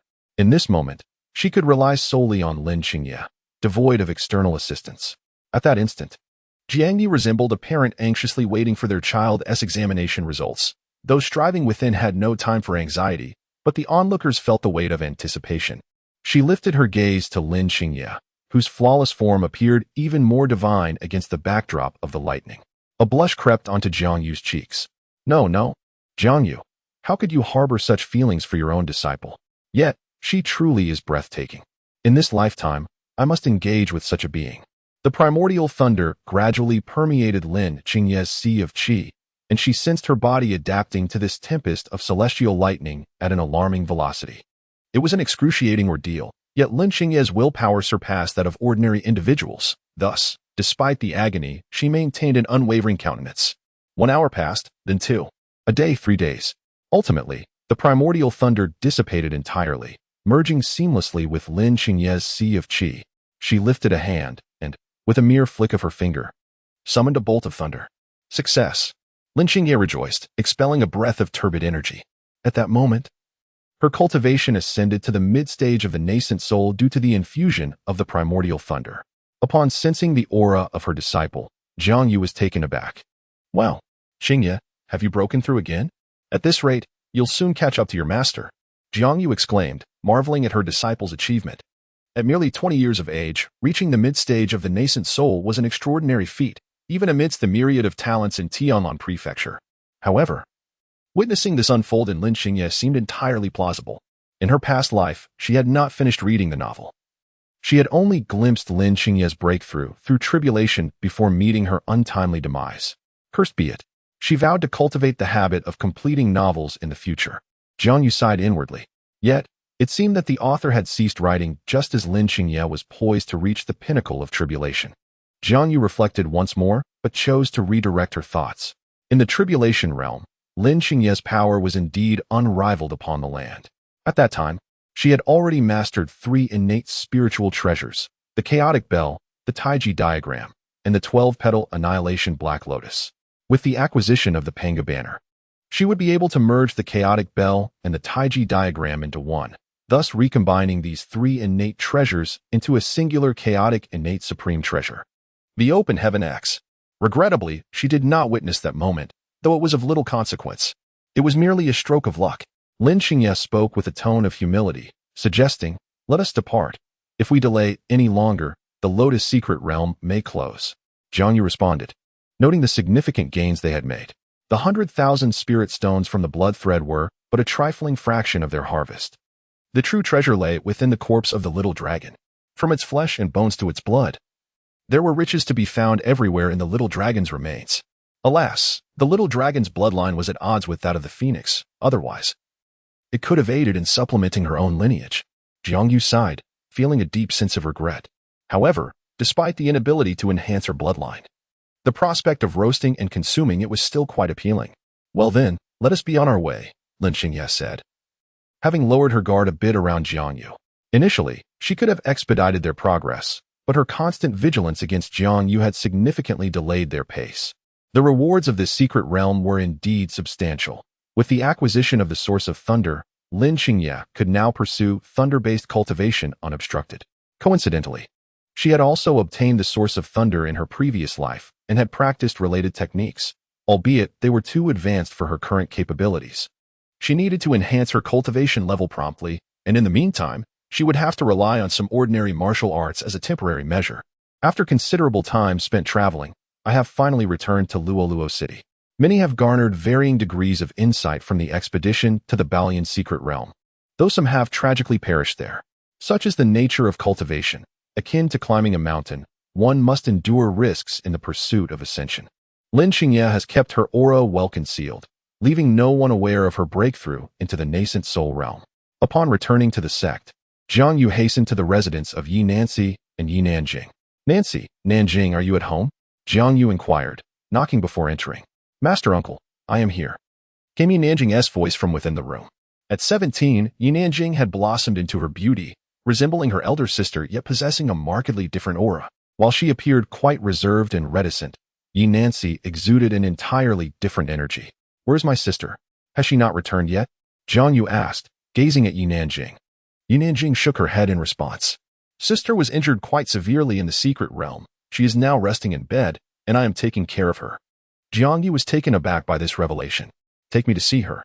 In the bedroom, Yi Nancy lay ensconced in numerous bandages, her pallor indicating a lack of vitality. Jiang Yu felt a tightening in her chest as she approached. The bandaging revealed a grievous wound upon Yi Nancy's chest. "You must exercise greater caution in the secret realm." "I warned you of this," Jiang Yu sighed, then retrieved a golden elixir from her storage ring. "Please, consume this." Gazing at the golden elixir, Yi Nancy refrained from reaching out. She recognized the potion. It was a golden healing pill, renowned for its remarkable efficacy in treating external injuries, yet its cost was. Observing Yi Nancy's hesitation, Jiang Yu promptly placed the pill into her mouth. "Do not hesitate. The value of this pill pales in comparison to your time." Jiang Yu spoke gently. Before her stood Yi Nancy, the famed Taichu sword body. If this healing remedy could spare her 3 days of recuperation, it would be a tremendous gain, for the worth of such a physique is immeasurable. Upon swallowing the golden healing pill, Yi Nancy immediately felt a restoration in her physical state. "Thank you, Master Jiang," she expressed gratefully. Chapter 32. Unreservedly go fetch some water. "This medicine is of inferior quality and needs replacing," Jiang Yu instructed, turning to look at Yi Nanjing. Upon hearing this, Yi Nanjing obediently nodded and turned away. At this moment, her complexion had improved significantly, all signs of her ailments had vanished, and more importantly, her cultivation had astonishingly reached the pinnacle of the golden core stage. Akin to her sister, largely thanks to Jiang Yu's support. Perhaps it was due to the activation of her innate powers. "How did you sustain these injuries?" Jiang Yu inquired. Fixing her gaze upon Yi Nancy hesitated, her heart filled with uncertainty. "Fear not. Should anything arise, I will protect you," Jiang Yu reassured her, noticing her reluctance. The wounds on her body were inflicted by blades, not the claws of a beast, suggesting that Yi Nancy was likely the target of an ambush. "I suspect it was Elder 4. After much hesitation, Yi Nancy finally spoke, raising her gaze towards Jiang Yu. Upon hearing this, Jiang Yu furrowed her brow. "This old dog truly seems to be impatient with life. How did you deduce that?" Jiang Yu inquired, her gaze fixed on Yi Nancy. "The individuals he dispatched. I recognized their swordsmanship at a glance. They are of the same lineage as the 4th elder, my former senior brothers," Yi Nancy responded. Whether it be swordplay or blade techniques, Yi Nancy possessed a keen sensitivity to both, particularly concerning those senior brothers she had spent considerable time with. All of those individuals are at the nascent soul stage. I leapt into the abyss alone and managed to salvage my life. Fortunately, there was a river below, yet alas, my storage ring was taken from me, Yi Nancy lamented. Jiang Yu pondered for a long while before patting Yi Nancy on the shoulder. "You acted wisely." She understood that, given the 4th elder's temperament, the only feasible means to eliminate Yi Nancy would be through assassination. Otherwise, should she become aware, the 4th elder would have to face Jiang Yu's vengeance, a burden he could not bear. In the Qingyan sect, if an incident involving the murder of a fellow disciple were to occur, even an elder would face expulsion. However, if only injuries were inflicted, the most one would face would be punishment, losing a portion of their authority. The distinction between the two is significant. Thus, Yi Nancy opted to return directly to the sect, cleverly ensuring she crossed paths with figures such as Master Qingyan and the sect leader, allowing them to remember her. This strategic maneuver rendered the fourth elder too fearful to act recklessly. After all, the consequences of expulsion from the sect were clear. And the fourth elder could discern the gravity of the situation. His motives for taking action against you. Logically, he should have no incentive. Jiang Yu furrowed her brows and spoke. The fourth elder has no benefit in opposing me. He is notoriously known as a debauched fiend. Nancy sighed softly and continued. This statement was both an insinuation and an overt declaration. Very well. Jiang Yu's gaze turned icy. To dare lay hands on me is truly to court death. Jiang Yu was always inclined to be gentle with those close to her. But this certainly did not imply that she was an excessively benevolent saint. Take good care of your injuries, and do not worry about financial matters, whether in your cultivation or recovery. With that, Jiang Yu produced a ring and placed it beside Nancy. For the next few days, focus on recuperating. Should anything arise, seek me out immediately. As she spoke, she rose to her feet. At that moment, outside the window, Yi Nanjing had overheard the entire exchange. In her hand, she clutched an apple, now reduced to a pulpy mass from her grip. Did my sister not say she was ambushed by mountain bandits? It turns out it was the fourth elder's men. How dare he attempt to desecrate my sister? How dare he? In Yi Nanjing's eyes, murderous intent coalesced into a palpable force, her hatred twisting her very soul. Just then, Jiang Yu emerged and spotted Yi Nanjing standing at the door. She noticed the remnants of the crushed apple in her hand. Jiang Yu approached and gently wiped Yi Nanjing's hand. You must have heard everything. I will demand an explanation from the fourth elder. For now, take care of your sister, all right? Indeed. Yi Nanjing nodded. After Jiang Yu spoke, she pushed open the door and walked towards the elder's pavilion. Yi Nanjing picked up the water and entered the room. She approached Yi Nancy, took out a handkerchief, dampened it, and began to wipe Yi Nancy's forehead. Sister, if the truth is as it is, why do you not speak it? Yi Nanjing inquired softly. I was merely concerned that you might act impulsively, Yi Nancy replied. Do you wish for him to perish? Yi Nanjing raised her head to gaze at Yi Nancy. Indeed. I do wish it. Under his command, not only have we faced numerous resource confiscations, but we also endure his incessant harassment daily. I have grown weary of such a life. However, you need not worry. Master Jiang will seek retribution for us. Yi Nancy smiled faintly and then gently caressed Yi Nanjing's face. Yes, sister, please take care of yourself. Yi Nanjing nodded obediently and then smiled softly. At that moment, all the elders of the sect were gathered together, convening a grand assembly. The sect master, Depangenren, sat before the table. In this expedition to the secret realm, we suffered a total of 20 casualties, 6 of whom perished. While this is a relatively minor incident, the majority of the disciples have reaped considerable rewards. We must endeavor to maintain this favorable outcome, Depangenren stated. As the only mid-stage transformation realm cultivator in the Qingyun sect, his influence within the sect was undoubtedly significant. Over the years, the governance of the esteemed Depangenren has proven remarkably effective, consistently emphasizing fairness, justice, and a pragmatic approach, which contributes to the continued prosperity of the Qingyun sect. Zhao Qing, you old hound, come out. At this moment, Jiang Yu wielded the Ying Huang sword and forcefully kicked open the door of the Elder's Hall, her voice ringing out. Outside, 2 elite guards at the nascent soul stage lay unconscious on the ground. The assembled elders were taken aback. Such an occurrence had never transpired since the establishment of the Qingyun sect. The fourth elder's expression darkened considerably. Jiang Zhisher, what business do you have here? Why have you barged into the Elder's Hall? Depangenren remarked, visibly displeased. I have come to take the life of this old dog. Jiang Yu, uninterested in further discourse, thrust the Ying Huang sword forward, its flame swirling like cherry blossoms in the wind, directly targeting Elder Zhao Cheng. Alarmed, Zhao Cheng swiftly raised his hands to defend himself, only for them to be scorched black upon contact with the fiery blade. Without hesitation, Jiang Yu advanced, her sword striking relentlessly toward his vital points. Zhao Cheng, his face a mask of terror, stumbled backward in a frantic retreat. The disparity between a pill-dependent, inexperienced transformation cultivator and a genuinely talented one was starkly evident. Chapter 33, Sister, will you praise me? Jiang Yu, what on earth are you doing? Have I not merely dealt with 2 golden core cultivators? Such unremarkable weeds abound within the sect. Is it necessary to escalate matters to this point? Zhao Qing bellowed. Upon hearing this, the other elders gradually grasped the situation but opted to observe the unfolding drama. The expression of the great Pangenren darkened as he gazed at the 2 individuals. No background. Then listen well, for I am the very foundation that supports them both. In a swift motion, Jiang Yu thrust her sword, piercing directly into Zhao Cheng's lower abdomen. A sound of shattering echoed, leaving the crowd in shock, Zhao Cheng included. This was the sound of his qi fracturing. Zhao Cheng was rendered powerless. Overwhelmed by shock and fury, he attempted to summon his spiritual energy, only to discover that not a single strand of it could be stirred within him. Despair began to etch itself onto his face. What are you all standing there for? Seize her. Capture her at once. Zhao Cheng bellowed, directing his fury at the surrounding guards.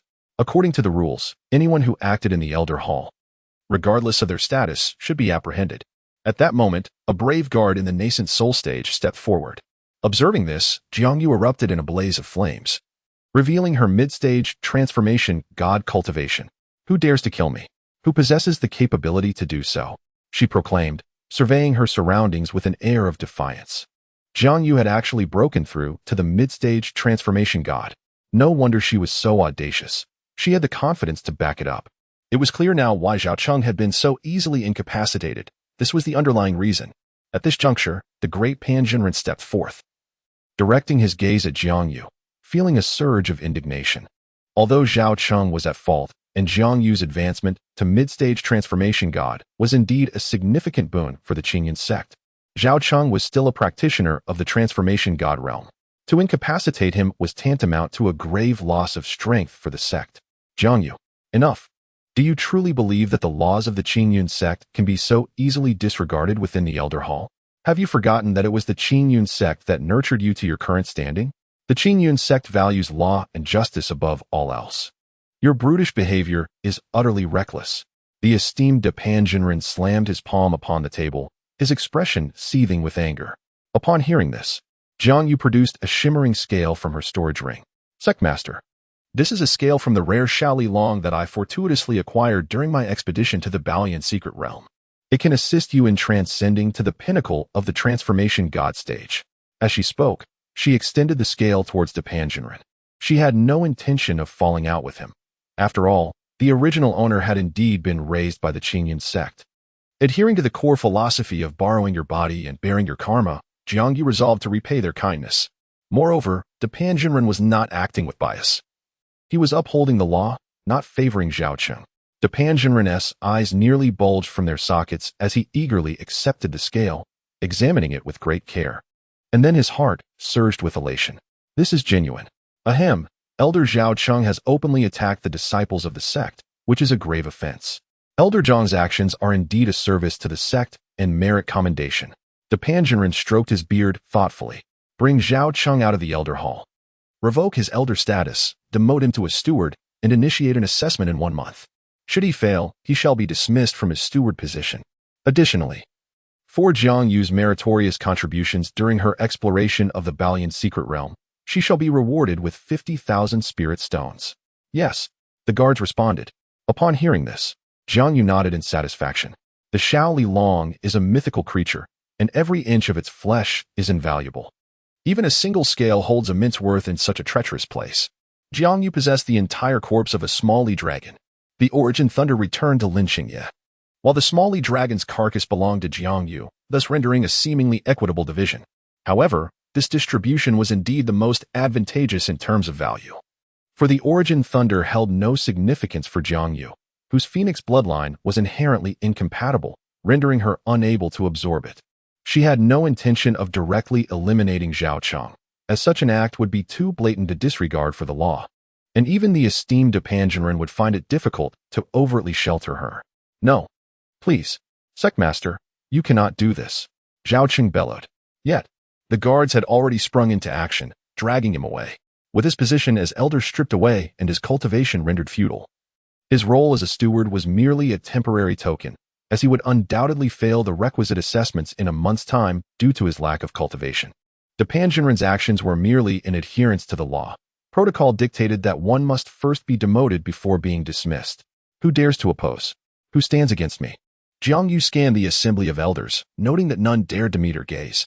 Had they merely been at the initial stage of transformation, they might have protested. However, Jiang Yu had already ascended to the mid-stage of transformation, and with her prodigious talent, it was evident that she would not remain confined to this realm for long. The elders, recognizing her potential, understood that opposing her now could lead to dire consequences. Excellent, no dissenters, Jiang Yu remarked with a smile, retracting her Yinghuang sword. I do not wish to witness any of my people suffer indignities in the future, especially my sister Yi Nancy. Otherwise, let the fate of the old dog dragged away serve as a cautionary tale. After speaking, Jiang Yu turned and strode out of the hall. The onlookers exchanged glances, seemingly incredulous that the once impetuous girl had now grown so formidable. Night enveloped the surroundings in silence. Yi Nancy descended from her bed and extinguished the candle. Ever since Jiang Yu had increased her support, her recovery had accelerated remarkably. She estimated that a few more days of rest would suffice before she could re-enter the fray. She had heard that Jiang Yu had disregarded opposition in the Elder Hall and had directly incapacitated Zhao Cheng, which filled Yi Nancy with a sense of vindication. Though she lamented not witnessing it firsthand, nonetheless, Zhao Cheng's demise was merely a matter of time. Her heart swelled with increasing gratitude and admiration for Jiang Yu. Should Jiang Yu require her assistance in the future for any endeavor, she resolved to become Jiang Yu's sharpest blade. Yi Nancy approached Yu Nanjing's room and frowned slightly. Where had that girl gone? Surely she wasn't out practicing again? At that moment, a loud commotion erupted from outside. Yu Nancy's heart sank as she pushed open the door. Yi Nanjing entered, and in that instant, Yi Nancy's eyes widened. Her sister was drenched in blood, her expression a mix of daze and madness. In her hand, she held a severed head, blood still oozing from it, the visage contorted in a grimace, eyes wide open in death. Yi Nancy's heart raced as she recognized the head. It belonged to the fourth elder, Zhao Cheng. Nanjing, what have you done? Sister, I helped you. I killed him. Yi Nanjing smiled at her sister, her smile pure and radiant, resembling the blossoms of early spring in full bloom. Her body bore countless wounds, the scars of numerous blade injuries, clearly indicating she had endured a fierce battle. Her hands and feet trembled, struggling to maintain balance, her complexion pale from excessive blood loss. Yet, she seemed indifferent to these afflictions, her gaze fixed intently on Yi Nancy, seeking a glimmer of joy in her sister's expression. Nanjing, how could you take such risks? Do you not realize that this could lead to? Yi Nancy inhaled deeply, aware that her sister had landed herself in grave trouble. Killing a steward was a capital offense. Sister, I do not wish to hear this. Please praise me. Tell me I did well, Yi Nanjing implored, having discarded the head of Zhao Cheng, and threw herself into Yi Nancy's embrace, seeking comfort. Her expression abruptly turned pitiful, tears welling in her eyes. Sister, did I perform admirably? Chapter 34. How to seek a path to survival. Yi Nanjing gazed at her sister, no longer concerned about her recent actions. She was acutely aware of her deeds and the possibility of facing execution at the hands of the law enforcement hall. Yet, what did it matter? Observing the look in Yi Nanjing's eyes, Yi Nancy could only sigh inwardly, then reached out to wipe the blood from her sister's face. Nanjing, do you understand that a disciple killing a sect steward is a grave matter, punishable by death from the law enforcement hall? It is not such a significant issue, Yi Nanjing replied softly. What then constitutes a significant issue? Yi Nancy felt a pang of anxiety, uncertain how to reprimand her younger sister. It was indeed a grave matter when the elder sister was wronged. Lowering her head, Yi Nanjing spoke softly. Upon hearing this, Yi Nancy's heart tightened. Suddenly, a brilliant light erupted in the distance, accompanied by the sound of an explosion. Yi Nancy recognized this as the alarm signal of the sect. In the event of an attack, the sect would utilize these specially designed firecrackers to summon the members of the law enforcement hall, a most effective method. Clenching her teeth, Yi Nancy pondered her predicament. Perhaps today would be her last. Nevertheless, regardless of the outcome, even if it meant death, she was determined to protect Nanjing, her sole pillar of strength for survival. Nanjing, you have done remarkably well, Yi Nancy said with a smile, addressing her sister. Upon hearing this, joy finally illuminated Yi Nanjing's face. Really? Sister. After uttering this phrase, her expression grew increasingly vague, her consciousness beginning to fade. Indeed, Yi Nancy replied, gently ruffling her sister's hair. With a sigh, she unsheathed her longsword and lifted her soon-to-be unconscious sister onto her back. Since the situation had arisen, it was essential to confront it. No matter what, let us break through together. Yi Nancy drew her sword and pushed open the great door. Outside, a group of law enforcement hall members stood guard before her. Most of these members were cultivators at the Golden Core stage. For Yi Nancy resided in the outskirts of the sect, where the forces were relatively thin, rendering it impossible to dispatch elite Yuan Ing stage cultivators to secure the periphery. Yi Nancy, Lower your sword. The steward of Zhao City has just been assassinated and is now deceased. I suspect your sister, Yinan Jing, is significantly implicated in this matter. Surrender now and accept the sanctions of our sect. The squad leader, wielding a halberd, bellowed at Yinancy. At that moment, Yinancy kicked a severed head from behind her. All members of the enforcement team beheld the gruesome sight, which was unmistakably the head of the former elder Zhao Cheng. Do not speak of any suspects. It was I who committed this act. Come at me if you dare, Yinancy remarked with a gentle smile, before forcefully crushing Zhao Cheng's head beneath her foot. Witnessing this, many members of the enforcement hall felt a chill run down their spines. Many among them had been disciples of the sect, yet few had experienced the true brutality of life and death. Although they had seen the dead, witnessing a perfectly intact head obliterated in such a manner instilled a certain dread within them. What a stubborn fool! Seize her! The squad leader shouted, and immediately, the members of the enforcement hall surged forward. Yinancy drew her longsword, unleashing a torrent of sword energy that swiftly felled the two foremost members of the enforcement hall. Having reached the pinnacle of the Golden Core stage, she found herself effortlessly dispatching those whose average cultivation level was merely mid-Golden Core, as if slicing through vegetables. However, Yinancy refrained from delivering lethal blows. She merely incapacitated her assailants temporarily, choosing to halt her assault. After all, they were merely following orders. And she bore no personal vendetta against them, nor did she find justification in their deaths. Curse be it, at the pinnacle of the Golden Core stage, and her swordsmanship so formidable, it seems we cannot capture her, one of the members lamented. The squad leader silently sensed that something was amiss and immediately summoned a nearby enforcer. Go report to the sect master. This level of incident is beyond what the elders can handle. Yes, I shall do so at once. After responding, the enforcer retreated. In terms of suppression, any peak Yuan Ing level steward could easily subdue Yinancy. However, the crucial matter lay in managing the subsequent ramifications of such an act. This was precisely the domain where the sect master excelled. Before long, Yinancy broke through the defenses of the crowd and began to soar towards the sect's exit. Who was the nearest steward? The squad leader inquired of her loyal attendant. Reporting to the leader, it is the esteemed Qing Yin. Excellent. Now, go find Qing Yin and have her apprehend these two sisters.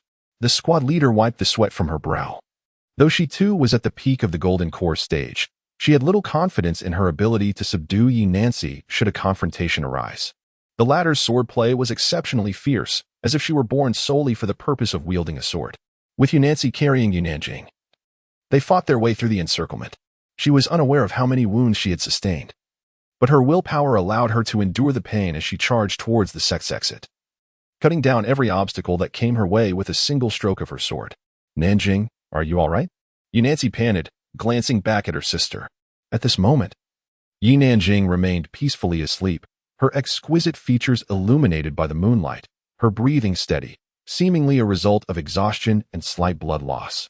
I will surely lead you out of this peril, Yinancy vowed through gritted teeth, continuing her frantic dash forward. Master Jiangyu, I am truly sorry for the trouble I have caused you once again. I shall repay your kindness 1,000-fold in the future. Both Yunancy and Yinanjing were nominally under Jiangyu's care, and any trouble they stirred was bound to implicate her. Yet, Yinancy felt a profound sense of guilt. Despite Jiangyu's kindness towards herself and her sister, she continued to bring her distress. Suddenly, a colossal sword of vapor descended from the heavens, crashing down to obstruct Yinancy's path. She turned sharply, glancing behind her, where a figure clad in white robes emerged. The esteemed Qing Yin approached, observing Yunancy and Yinanjing with a heavy heart. Such good children, yet how have you committed such a grave mistake? Yunancy. Yinanjing, cease your actions. Your sister has made an irreparable error, but there is still hope for you. Qing Yin spoke, standing before Yunancy, a formidable presence at the half-step to spiritual transformation. At that moment, Yunancy felt an overwhelming sense of despair. Qing Yin appeared as an insurmountable mountain before her, and she feared this could be the end. Master Qing Yin, might you grant us a chance for survival? I swear that in the days to come, I shall repay your kindness 100-fold, Yunancy implored, raising her gaze with a tone of earnest supplication directed towards Qing Yin. She truly cannot accept the grim reality of her sister's impending death. Chapter 35, The Awakening of the Primordial Sword Body. The sect has its own regulations, a fact I cannot alter, yet I shall endeavor to speak favorably on your behalf to the law enforcement hall. Master Qing Yin approached step by step, gazing at Yunancy. Her eyes, sharp as a candle flame, had already calculated all possible escape routes for Yi Nancy. Thus, confrontation was inevitable. Yi Nancy drew her long sword and fiercely thrust it towards Master Qingyan. With a swift motion, Master Qingyan intercepted the blade with her fingers, effortlessly catching it. Then, a surge of spiritual energy coursed through her, instantly shattering the sword. Yi Nancy felt the violent tremor of this spiritual force, causing her to spit out a mouthful of crimson blood as she staggered backward. The sword lay in ruins, and her internal organs were injured, signifying that she had no room left for retaliation. "Continue resisting, and you shall perish," Master Qingyan said, her expression growing increasingly grave. She had no desire to bully this younger generation, yet it was imperative to subdue her. Otherwise, the laws of Qingyun's sect would be rendered mere scraps of paper. Yi Nancy lifted her head, clutching her sister tightly. Then, she raised the remnants of her shattered sword, pointing it defiantly at Master Qingyan. "Even in death, I shall face it before Nanjing." With those words, Yi Nancy thrust the broken sword forward once more, aiming directly at Master Qingyan. Alas, why must he resist so stubbornly? Master Qingyan waved her sleeve, unleashing another tremendous force that sent Yi Nancy crashing against the mountainside, creating a deep indentation. Yi Nancy erupted into a fit of violent coughs, blood spilling from her lips. Her internal organs had sustained severe injuries. Had it been anyone else, they would have likely succumbed, for she is my sole blood relative. Yi Nancy's eyes were laced with crimson threads, and at that moment, a formidable surge of sword energy soared into the heavens. Now is the time. After observing from the tree for most of the day, Jiangyu discarded her popcorn and began to take things seriously. The prerequisite for awakening the primordial sword body was to be plunged into a life-and-death situation while possessing an indomitable will. Only the confluence of these two elements could awaken her innate potential. Oh, it is indeed true. Master Qingyan was taken aback. She had never encountered such a phenomenon. The sword body had fully awakened, and at that moment, Yi Nancy felt an unparalleled clarity, as many of his confusions regarding the sword path were instantaneously resolved. At this juncture, Master Qingyan sheathed her sword and turned her head back. "Junior sister Jiang, you may come out now." At this moment, Jiangyu clapped her hands and leaped down from the tree. The instant Yi Nancy laid eyes on Jiangyu, he was utterly bewildered. "Wait, what is this?" "What? Surprised? You don't think your master uncle has no connections, do you?" Jiangyu approached with a smile and playfully tapped Yi Nancy on the forehead. After a brief moment of contemplation, Yi Nancy finally regained his composure. Perhaps, from the very beginning, Master Jiang had been aware of this matter, and Master Qingyan's intervention was merely to catalyze the awakening of his inherent abilities. "Master Jiang, does this mean we are safe from now on?" He gazed at Jiangyu, a hint of disbelief in his eyes. Haha. Do you truly believe that the sect would be foolish enough to execute a genius possessing the primordial sword body for the sake of a worthless being? Jiangyu chuckled heartily before responding. "Furthermore, refer to me as boss rather than Sherbois. It makes me feel rather aged." "Ah, my apologies." Yi Nancy lowered her head, finally emerging from the grip of her earlier trepidation. It appears this child has underestimated the significance of a mid-transformation stage expert within the Qingyan sect. Presently, although Jiangyu holds merely a minor deacon position, her actual standing within the sect is second only to the esteemed Dipanjinren. Rest assured, I will manage the affairs in Zhao City. Focus on your cultivation and do not jeopardize your future. Jiangyu earnestly advised this aspiring sword immortal of Tianlan Prefecture, the only bearer of the primordial sword body, who is destined to become a fully realized transformation stage cultivator. The more one invests now, the more one shall reap in tranquility later. The value of a fully realized transformation stage cultivator is indeed formidable. Thank you, Boss Jiang. Yi Nancy nodded in acknowledgement. Phew, I am utterly exhausted. If there is nothing else for me, I shall return to rest. Qing Jinren yawned, addressing Jiangyu. My apologies for the trouble. Jiangyu smiled in response. After Qing Jinren departed, Jiangyu approached Yi Nancy, taking her pulse. The pulse was steady, indicative of fatigue and a slight loss of blood, yet nothing serious. A few days of rest would suffice for recovery. Having assessed Yi Nancy's condition, Jiangyu felt considerably relieved. The insatiable nature of this entity is indeed quite perplexing. Wait a moment. What if I were to feed it with the flesh of the young dragon? Jiangyu pondered seriously. She possessed at least 10 tons of young dragon meat, and the energy contained within this mythical creature was exceedingly high. Just 1 pound of its flesh could equate to hundreds of pounds of meat from an equally ranked spirit beast. Perhaps it would be worthwhile to experiment and see how much meat could satiate the insatiable entity within Yi Nanjing. Let us return first. I have a notion to test. Jiang Yu addressed Yi Nancy. Initially, Yi Nancy had diligently cultivated to the void refinement realm before seizing the opportunity to awaken her primordial sword body. Now, having awakened her sword body at the Golden Core stage, she was destined for unimpeded success. However, the records regarding the insatiable sacred body within Yi Nanjing are entirely blank. In the original narrative, Yi Nanjing met her demise, and since she was the sole individual in history to possess the insatiable sacred body, Jiang Yu felt uncertain about how much resource would be required to satiate it, although she felt a pang of regret over the dragon mate. Her instincts assured her that all her efforts would be worthwhile. Well then, shall we proceed? Yu Nancy nodded in agreement. At this moment, morning had arrived, and Yi Nanjing stirred from her slumber, her mind slowly recalling the events of the previous day. So, it was Sister Jiang who helped us resolve these matters? Yi Nanjing inquired of Yi Nancy. Upon hearing this, Jiang Yu felt a surge of happiness. Such a title made her feel notably younger. Indeed, we need not worry about those affairs any longer. Yi Nancy nodded in acknowledgement. Jiang Yu retrieved a cup of the little dragon's blood from her storage ring and placed it on the table. The blood shimmered with electric patterns, emanating a faint glow. Jiang Yu had long anticipated the extraordinary nature of this mythical creature's remains, which is why she had meticulously preserved its blood while handling the body of the little dragon. So, am I to drink this? Yi Nanjing inquired, gazing at Jiang Yu. Chapter 36. If I were to leave you, would you miss me? Indeed. This is the blood of the mythical creature, the little dragon. I wish to ascertain how much energy is required to satiate the hunger of the entity within you. The Shi. Jiang Yu nodded in confirmation. Upon hearing the term little dragon, Yi Nancy's heart suddenly quivered. This creature had only been spoken of in legends, never witnessed firsthand. The opportunity to behold it now filled her with a peculiar sensation, yet her predominant feeling was one of gratitude towards Jiang Yu.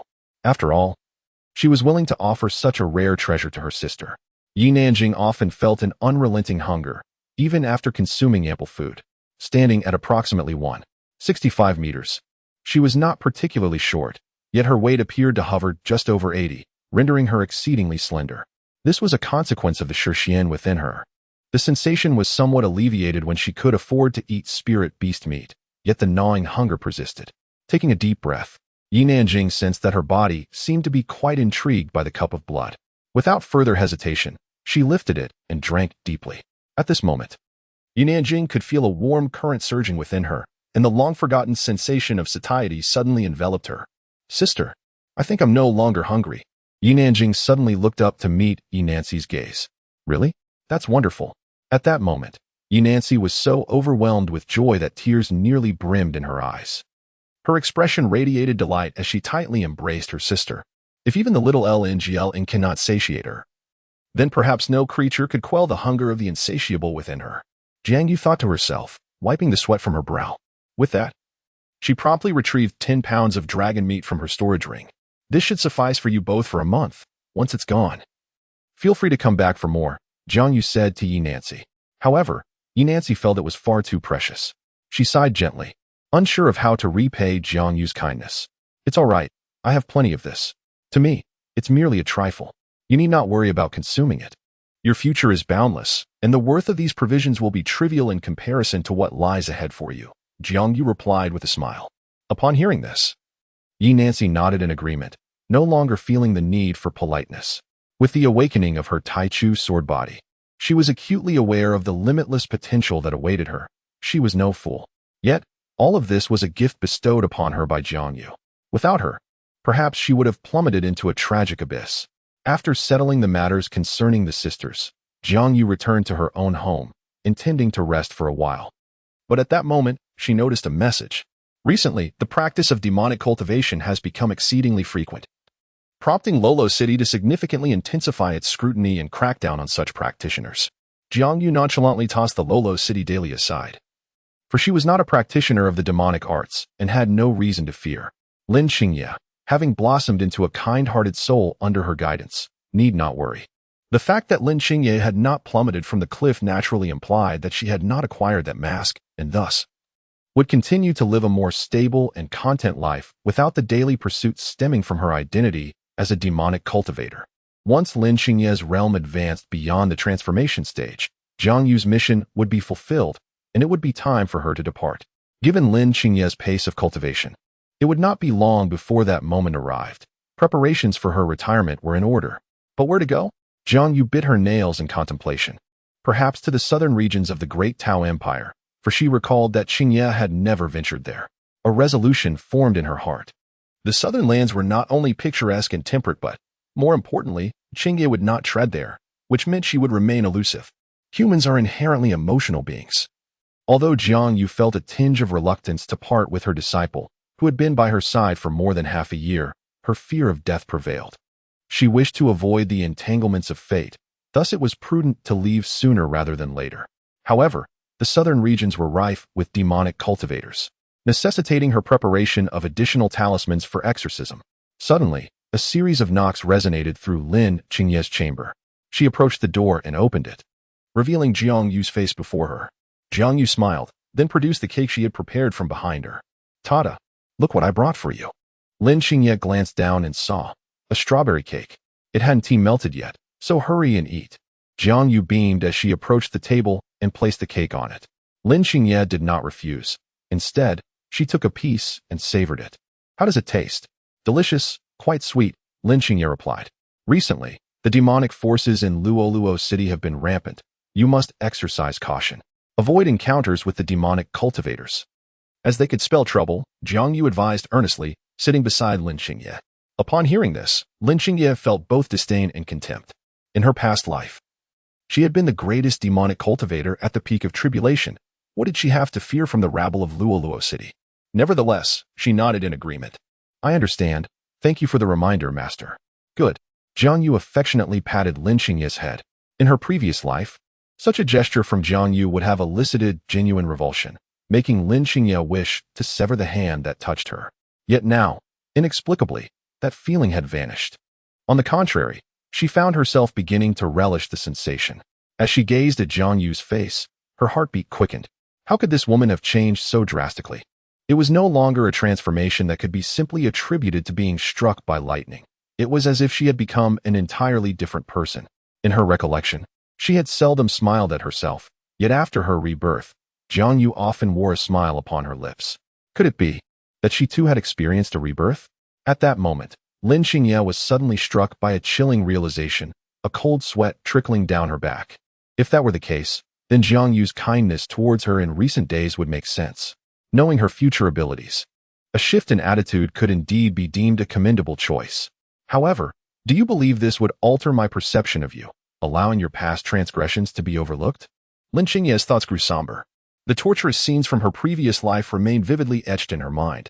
Even during her peak of tribulation, these memories persisted like needles, pricking at her heart.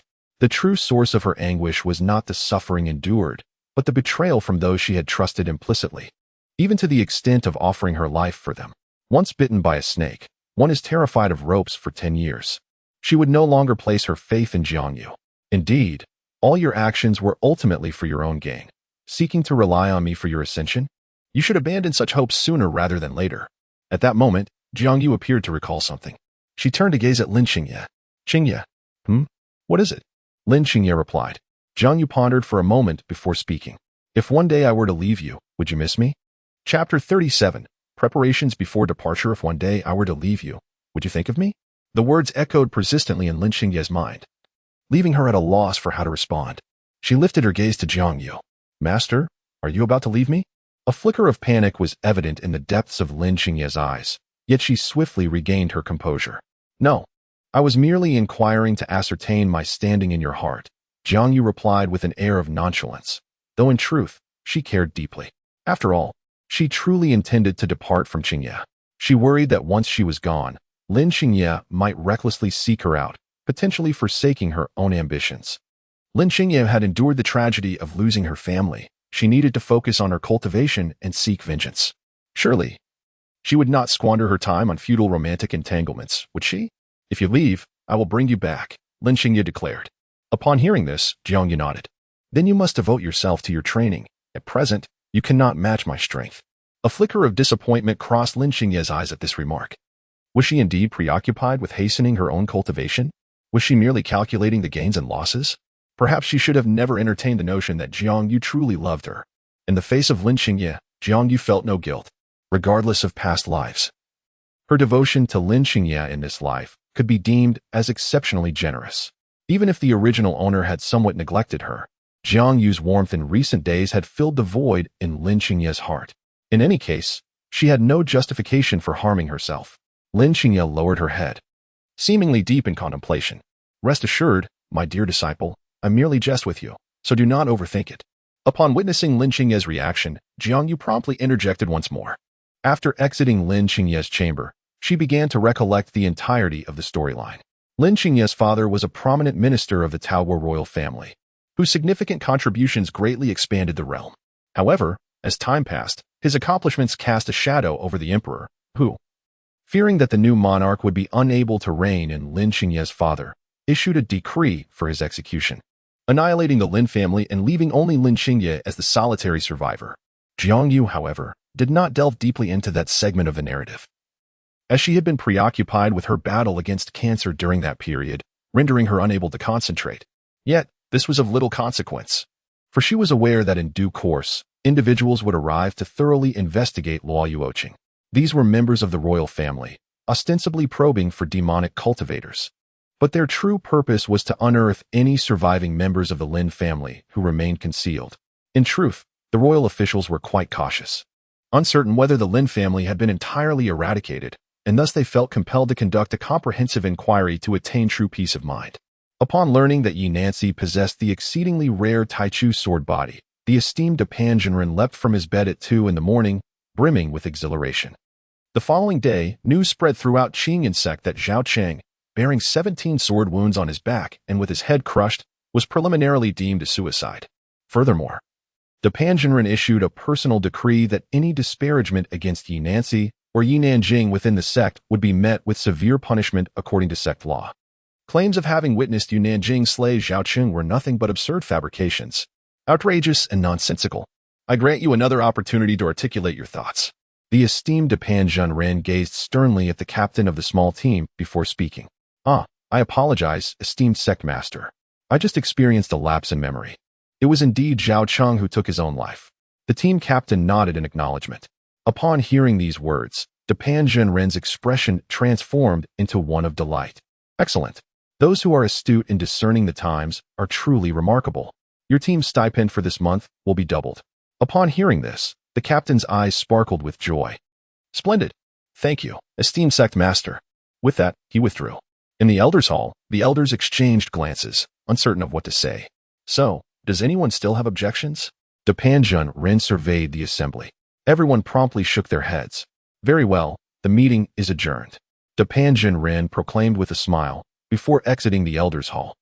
Upon receiving this news, Jiang Yu found herself both amused and perplexed. She was acutely aware of the absurdity of the situation, yet understood the rationale behind it. As the leader of the sect, Depanjinren could not possibly forsake a top-tier genius for the sake of a dismissed fourth elder. Clearly, Qingyun Junren had also discerned this, which is why he had decided to shield Jiang Yu and her 2 sisters the night before, while also securing a favor in the process. What's not to gain? However, on that day, Depanjinren received news that left him feeling quite displeased. Jiang Yu knocked on his door and entered. Jiang Yu, what brings you here? Depanjinren said cheerfully. Before him stood Jiang Yu. The future of the Qingyun sect and the Taichu sword body under her command represented the very future of the sect itself. The actions of the esteemed Depanjinren undeniably garnered a significant amount of goodwill from Yi Nanci and Yi Nanjing. However, it was still far from sufficient to secure the unwavering loyalty of these 2 sisters. The key to achieving their loyalty lies with Jiang Yu. It is apparent to even the most oblivious that Jiang Yu represents the pinnacle of their aspirations. As she gazed at Depanjinren, her heart was filled with unspoken complexities. To be candid, Depanjinren genuinely cares for his sect, and his contributions to Qingyun sect over the years have been substantial. Since Jiang Yu arrived at Qingyun sect, she has always treated him well since childhood. Yet she has never had the opportunity to repay his kindness. After contemplating her decision, she ultimately chose to submit a letter. This is my resignation letter. I kindly ask for your review. Upon hearing the words resignation letter, the joyful expression on Depanjinren's face noticeably darkened.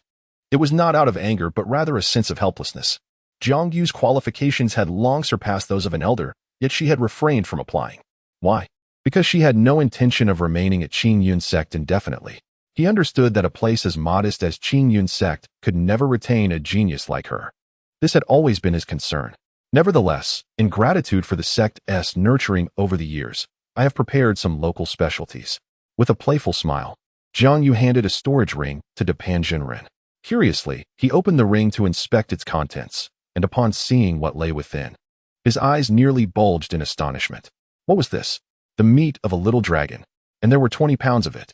Humph, it seems you little rascal possess a modicum of conscience, worthy of the years I have devoted to your cultivation. The esteemed Master Depan cheerfully stowed away the dragon meat, mumbling about his fondness for local delicacies. In truth, Master Depan had long been psychologically prepared for this outcome, yet he had not anticipated its arrival would be so swift. Nevertheless, I intend to linger here for a while longer. The exact date of my departure shall be determined later, Jiang Yu remarked to Master Depan. Indeed, it will be challenging to navigate the outside world from now on. The doors of Qing Yun's sect shall always remain open for you. Master Depan did not attempt to retain her, exhibiting a certain nonchalance. He had little choice but to adopt such a demeanor, as he knew he could not keep her. However, if he could leave a favorable impression, it would be beneficial should the sect encounter difficulties and require assistance from these individuals in the future. Very well. I shall take my leave now. Jiang Yu waved her hand and exited the room. Chapter 38. I teach you to bake a cake. If she truly has been reborn, then why not suppress herself from the very beginning, while she lacked the capability? There exists but one explanation for this. In this lifetime, Jiang Yu has grown wiser. She comprehends that her potential is boundless. Even without the act of self-suppression, nurturing herself normally will yield benefits of immeasurable value, far surpassing the worth of draining her own bloodline. After all, Lin Xingye had exhibited astonishing talent from the outset. Her foray into the demonic path was merely a last resort, but this does not imply that Lin Xingye's innate gifts would diminish should she pursue cultivation through conventional means. The woman aspires to transform herself from a humble existence into something magnificent. Her earlier inquiry about whether I would miss her if she departed was merely a test of loyalty. Who would relinquish a disciple with boundless potential? In truth, she harbors no intention of leaving. Lin Xingye weighed the pros and cons in her mind and ultimately arrived at this conclusion. Could it be possession? A sudden thought flashed through Lin Xingye's mind. Such a drastic change in character seems most fittingly explained by possession. Yet, she quickly dismissed the notion. Regardless of the method of possession, it is impossible to inherit the original host's memories. However, Jiang Yu indeed remembers Lin Xingye's birthday and the events that transpired prior. Moreover, upon Lin Xingye's rebirth, Jiang Yu's initial reaction was one of fear, which is illogical. If Jiang Yu had been possessed, her response to a golden core stage cultivator should not have been fear. Therefore, only the notion of rebirth holds any credibility. Lin Xingye's deductions grew increasingly refined. At this moment, Jiang Yu had begun preparing for her departure. After studying the map for an entire afternoon, she finally pinpointed a quaint location in the southern frontier as her retirement destination. After all, having traversed into the realm of cultivation, it would indeed be a loss not to strive for a transcendent state that grants immortality. Yet, there remains a greater possibility of meeting an untimely demise in some obscure corner of this world. Becoming a formidable figure in the realm of cultivation is undoubtedly a splendid aspiration. However, the stark reality is rather unforgiving. Moreover, Jiang Yu is merely a minor character who meets her demise early in the original narrative. She lacks the innate talent and the fervor to pursue lofty ambitions. Given the current circumstances, her incomplete lineage appears to be almost insurmountable. Thus, from a rational standpoint, retreating indeed seems to be a prudent choice. Nonetheless, the pressing matter at hand is to cultivate Lin Xingye's realm to the stage of transformation, thereby ensuring she possesses a certain degree of self-protection within the Grand Tawang dynasty. Furthermore, in merely half a year, the ominous blood moon beast tide will descend, necessitating thorough preparations. Contemplating these thoughts, Jiang Yu resolved to head towards the city lord's mansion. The lord of Luo City, named Luo Yi, has held his position for over a decade. He is not particularly outstanding, yet he is not lacking either. Upon learning of Jiang Yu's visit, he graciously instructed the guards to admit her, for the presence of a transformation realm cultivator carries significant weight in this modest city. At that moment, Luo Yi sipped his tea, observing Jiang Yu with a mixture of skepticism and trepidation. Are you suggesting that a formidable beast tide will besiege the city in the future, making our situation quite dire? He inquired suddenly. Jiang Yu nodded in response. Therefore, we should stockpile provisions and medicinal supplies to adequately prepare. Historically, beast tides have not overwhelmed cities in a single assault. Luoluo City's outer walls are remarkably sturdy, and breaching them poses considerable difficulty, especially with countless troops stationed to defend. What is truly arduous is the relentless onslaught of beasts, resulting in a severe food shortage and a lack of medical supplies within the city, which in turn causes the morale and condition of its inhabitants to deteriorate continuously, ultimately leading to their slow demise. Is this information accurate? Luo Yi furrowed his brow. If preparations were to commence now and the beast tide did not materialize, Luo City would face considerable economic stagnation, and Luo Yi's reputation within the city would suffer due to a misjudgment. Upon hearing this, Jiang Yu nodded with conviction, firmly asserting that this was a prophecy she had gleaned from the Balian secret realm, and it could not be false. Convinced by Jiang Yu's unwavering certainty, Luo Yi acquiesced with a nod. It appeared that a fierce battle indeed lay ahead. I understand. I will disseminate this information. Should the beast tide truly arrive, you will become the greatest hero of Luo City, Luo Yi stated solemnly. This remark, however, bore a cunning subtext that Jiang Yu discerned. If the situation proved to be true, her reputation would ascend to unprecedented heights. Conversely, if it were false, the resultant losses to Luo City would implicate Jiang Yu. And should the beast tide not occur, Luo Yi would effectively be shifting the blame onto her. Jiang Yu acknowledged this with a nod. She was willing to shoulder the responsibility, as the arrival of the beast tide was an established fact, leaving no room for fear. With the matter settled, Luo Yi commenced meticulous planning, mobilizing available resources, temporarily suspending certain commercial ventures, and beginning to stockpile food and medical supplies. After Jiang Yu emerged from the city lord's mansion, a rumor swiftly spread throughout the entirety of Luo City. It was said that in just a few months, a beast tide would descend upon the city. This news, of course, reached Lin Qingye's consciousness, and at this moment, her thoughts had nearly confirmed her suspicions. Jiang Yu had indeed been reborn. Otherwise, there would be no explanation for her foreknowledge of the impending beast tide. Did she aspire to ascend to greatness through my influence? Such aspirations were indeed far-fetched. Lin Qingye scoffed inwardly. Had Jiang Yu genuinely cared for her from the outset, Lin Qingye would have repaid her kindness 100-fold, regarding her as a being more precious than life itself. Yet, Jiang Yu merely sought to exploit her for personal gain. Coupled with the transgressions of her previous life, Lin Qingye would not grant her forgiveness. Having resolved this matter in her heart, Lin Qingye finally attained clarity. She forced herself to suppress the stirrings of affection she felt for Jiang Yu, striving to return her heart to a state of cold detachment. At that moment, a knock on the door unexpectedly echoed, catching Lin Qingye off guard. She opened the door to behold Jiang Yu's visage, adorned in an apron speckled with cream stains, embodying the image of a devoted wife. Master, is there something you need? Lin Qingye inquired, gazing at Jiang Yu. It's nothing particularly urgent. I simply wanted to invite you to the kitchen so that I may teach you how to bake a cake, Jiang Yu replied with a smile.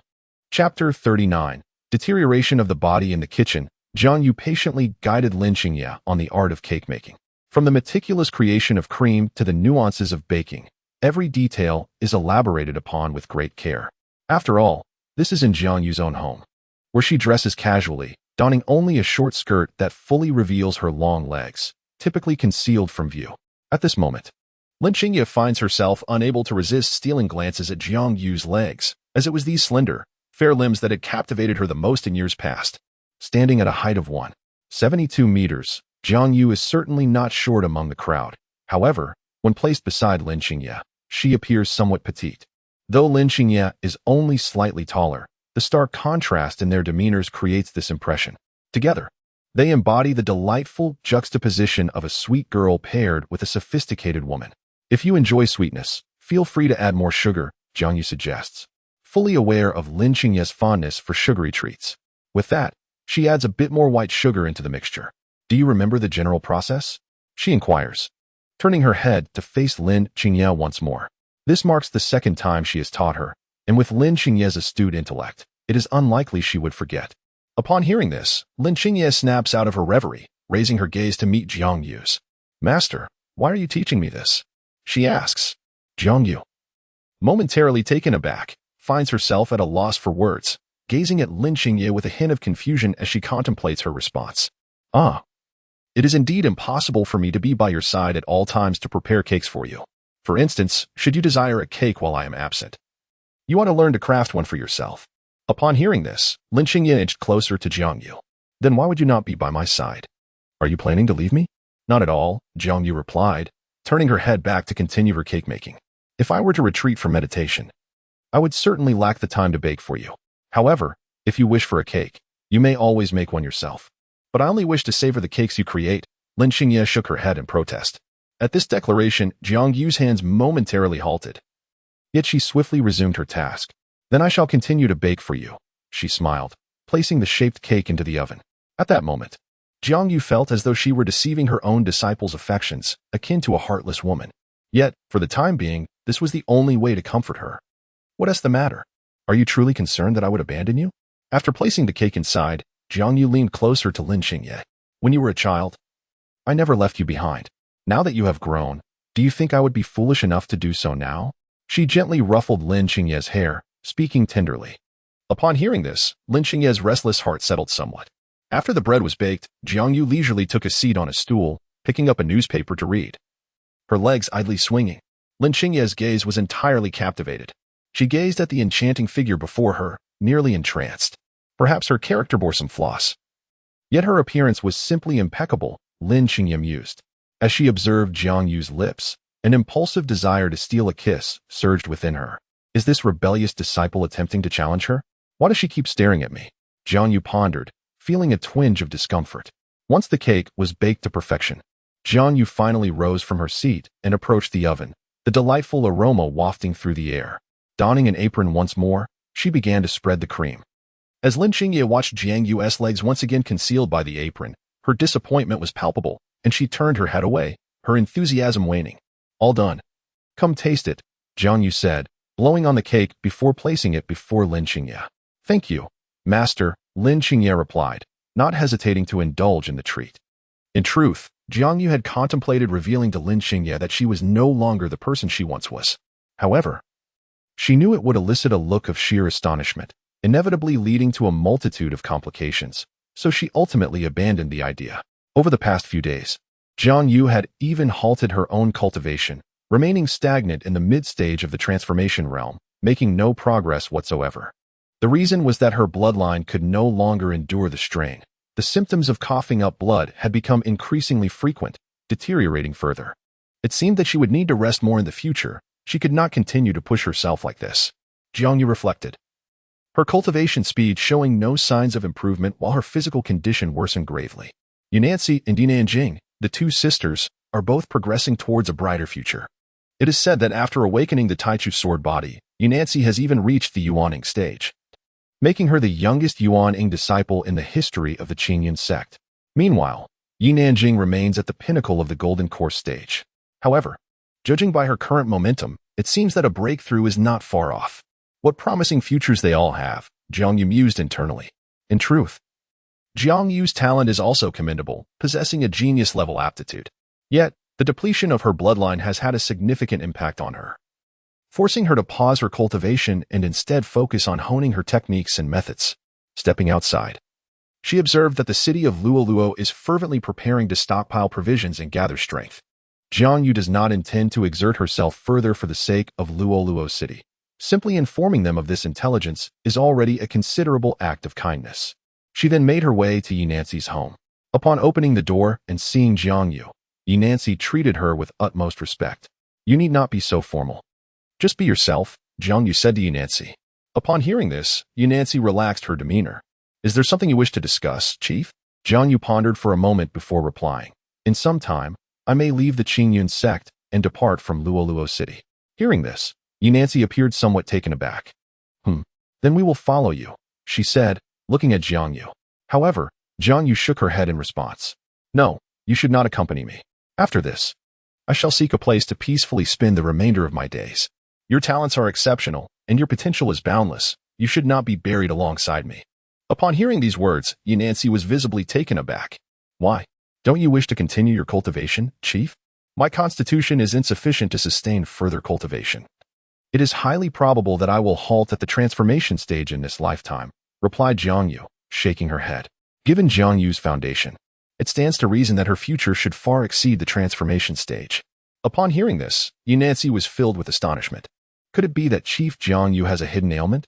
Chapter 40. The beast tide erupts. My bloodline is that of a fragmented phoenix lineage. I can no longer advance in my cultivation in this life. It seemed Jiang Yu could perceive Nancy's confusion and sought to clarify. Is there any method to restore this damaged bloodline? Nancy inquired. Indeed, unless you can slay a complete phoenix for me, Jiang Yu replied with a smile. However, she understood that the probability of such an event was exceedingly low, not to mention how rare the Phoenix clan is to find, even if one were located. Killing it would be an insurmountable challenge. After all, a complete phoenix possesses the ability to undergo a rebirth, with formidable attack power and remarkable recovery capabilities. Unless one were fortunate enough to encounter a phoenix in its transformation phase and strike it down while it is at a lower tier. The likelihood of such an opportunity before reaching the ascendant stage is virtually non-existent. I can accomplish this. At that moment, Nancy suddenly lifted her gaze to Jiang Yu. Jiang Yu, taken aback by this, stood in stunned silence. Do you comprehend the notion of attempting to slay a phoenix? I do. Yet I possess the capability to achieve it, Nancy affirmed with a nod. Although she recognized that her statement might sound somewhat absurd, an inexplicable confidence surged within her. Very well, I shall await that day, Jiang Yu replied with a smile, tilting her head. Half a year swiftly elapsed, and the fateful night Jiang Yu had mentioned was approaching. The sky now bore a chill, the wind howled fiercely, casting an ominous pall over the heavens that sent shivers down one's spine. Jiang Yu glanced toward the horizon, sensing an atmosphere reminiscent of a storm brewing. In just this brief span of time, her talented subordinates had undergone remarkable transformations. First was Lin Xingye, whose cultivation had ascended to the terrifying realm of half-step transformation. Jiang Yu was not the least surprised by this outcome. Primarily, Lin Xingye had acquired the essence of thunder, enabling her to purge impurities from her body with primal power, thus accelerating her training. Furthermore, Lin Xingye's innate talent was already formidable, coupled with abundant resources and her own relentless efforts, resulting in her rapid advancement. As for the sisters Yi Nanjing and Yi Nancy, their cultivation had reached the pinnacle of the nascent soul stage. According to Yi Nanjing's account, it appeared that the hunger within her, attributed to her appetite for the profound, was gradually subsiding, indicating that her internal essence was nearing saturation. Jiang Yu understood that this was a sign of her burgeoning strength, as the appetite for the profound within her was steadily being fulfilled. To this end, she expended approximately 100 pounds of small dragon meat. However, Jiang Yu felt no regret, for she still possessed over 10 tons in her storage ring, far more than could ever be consumed. It was not solely Yi Nanjing who partook. Even Lin Xingye indulged, despite her investments in the sisters Yu Nancy and Yi Nanjing. Jiang Yu had never neglected her disciple, showing her the greatest favoritism. Over the past few days, Lin Xingye found herself in a state of confusion. Jiang Yu's exceptional kindness during this time led her to question whether Jiang Yu's affections were genuine. Subconsciously, Lin Xingye's perception of Jiang Yu had improved significantly. Yet, a lingering sense of wariness remained unshaken within her heart. At the city gates, Luo Yi furrowed his brow tightly, gazing towards the horizon. The crimson clouds of the evening were particularly resplendent. Wasn't this merely a typical sunset? I have not observed any blood moon. Meanwhile, discontent began to manifest among the merchants within the city. Undoubtedly, this impending beast tide would gravely affect this group, as their ability to hoard and store provisions had been severely disrupted, hindering many of their commercial activities. Conversely, the city had amassed an abundance of food and medicine, having prepared for at least 2 months without any resupply. Do not dismiss my concerns. I cannot shake the feeling that something is amiss. While the halting of commercial grain accumulation significantly impacts us, should the city fall, we shall all perish. Another merchant interjected, his concern for the recent economic losses less pronounced. Within the city, 2 distinct sounds resonated, yet the soldiers remained utterly focused, their gazes fixed on the horizon. At this moment, the most anxious among them was Luo Yi, the city lord, who fervently hoped to avert any impending beast tide. The pinnacle of combat strength within the city barely reached the pinnacle of transformation. Should a ferocious beast tide descend, the risk of devastation and loss of life loomed ominously. Suddenly, smoke signals rose in the distance, and the crimson moon emerged from the clouds, casting a scarlet hue across half the sky. In an instant, a torrential rain began to fall, its droplets tinged with a hint of crimson. It was the smoke of alarm. The beast tide was upon them. Atop the city walls, someone gasped in astonishment, trembling as they took a few steps back. All eyes were drawn to the blood-red moon above. At this moment, Lin Xingye and Jiang Yu stood side by side, observing the ominous silhouettes of beasts in the distance. As the sect of Luo City, Qingyun sect naturally felt compelled to rise to the occasion in times of peril. In a previous life, when the beast tide struck, the city had been immersed in revelry, lacking any significant defenses, resulting in devastating casualties during the initial onslaught. However, this time was different. Numerous ambushes had been prepared outside the city, and within its confines, 70 to 80 colossal trebuchets were poised for action. Observing the distant commotion, Luo Yi couldn't help but smirk. This time, Jiang Yu was likely to achieve great merit. Beyond the city lay a broad ravine, adorned with earthen barriers, while beneath it lay countless steel spears. As the first wave of ferocious beasts trampled forward, they were immediately ensnared, stumbling into the mire below and meeting their fate upon the sharp spikes. Many subsequent beasts, unable to decelerate in time, also plummeted into the quagmire, filling the ravine to the brim. Release the fire arrows. At this moment, Luo Yi issued a resounding command. With a single decree, a multitude of arrows took flight, many of which were engulfed in flames, descending from the heavens and piercing into the bodies of the leopards ahead. In an instant, flames erupted, ignited by the oil that had been meticulously laid out on the ground. The efficacy of these fire arrows was remarkable. However, the ferocious beasts adeptly evaded and rolled to extinguish the flames. How splendid it would be if we had a lock antelope, Jiang Yu mused to herself. Meanwhile, the armored soldiers below the city began to charge forward, shouting, "Kill!" The war drums sounded thrice, boosting morale, as the scene transformed into a chaotic melee. The first wave comprised solely of death row inmates from the prison. Should this assault yield commendable achievements, the lord of the city would absolve them of all punishment. The voices of the citizens within the city gradually harmonized, with many praising Jiang Yu's proposal, relieved that they had taken precautions in advance. Otherwise, the casualties would have been catastrophic, with corpses strewn across the battlefield. Jiang Yu fixed her gaze intently ahead, unwavering. She pondered when the Demon King in the transformation realm would make an appearance. Chapter 41. Jiang Yu's desire. The initial wave of attackers had nearly eradicated the lowly soldiers in the front, leaving behind foes of considerable cultivation, the spirit beasts. At this juncture, relying solely on conventional methods proved inadequate for confrontation. Assistance from cultivators was imperative. Among the Qingyun sect, the most ferocious combatant was Yi Nancy. Possessing peak Yuanian cultivation, not only did he stand out among the sect's disciples, but he would also be regarded as exceptional throughout the entirety of Luo City. The Taichu sword body manifested at this moment, emanating an exceptionally sharp sword aura from her being. Her relentless struggle was driven by purpose. Firstly, to accumulate invaluable combat experience for herself, and secondly, to attain greater accolades, thereby enhancing Jiang Yu's prestige.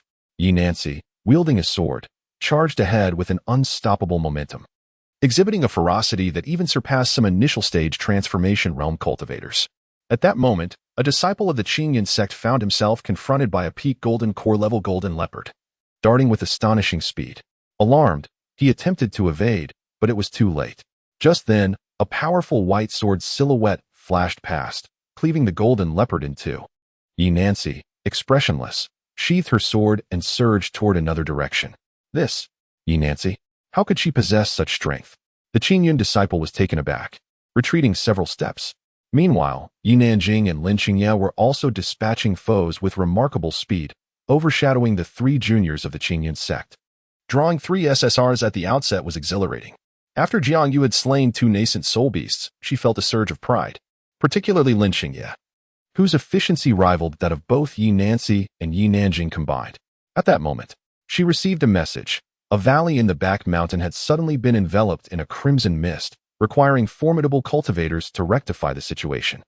Jiang Yu was assigned this task. Xingye, accompany me to the back mountain. Upon hearing this, Lin Xingye nodded. Yes, master.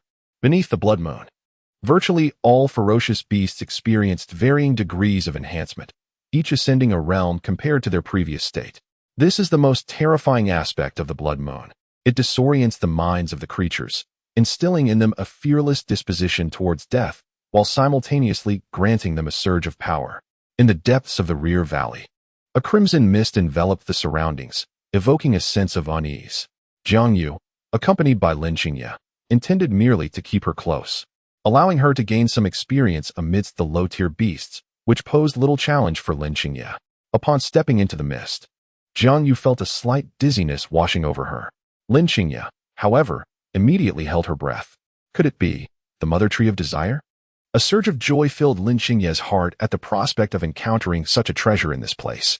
The Mother Tree of Desire was not overly difficult to handle. Its emanating red mist would ensnare individuals in a trance, clouding their thoughts into chaos. Furthermore, this tree would cause a tumultuous oscillation between desire and sorrow, ultimately leading to the fracturing of one's spirit.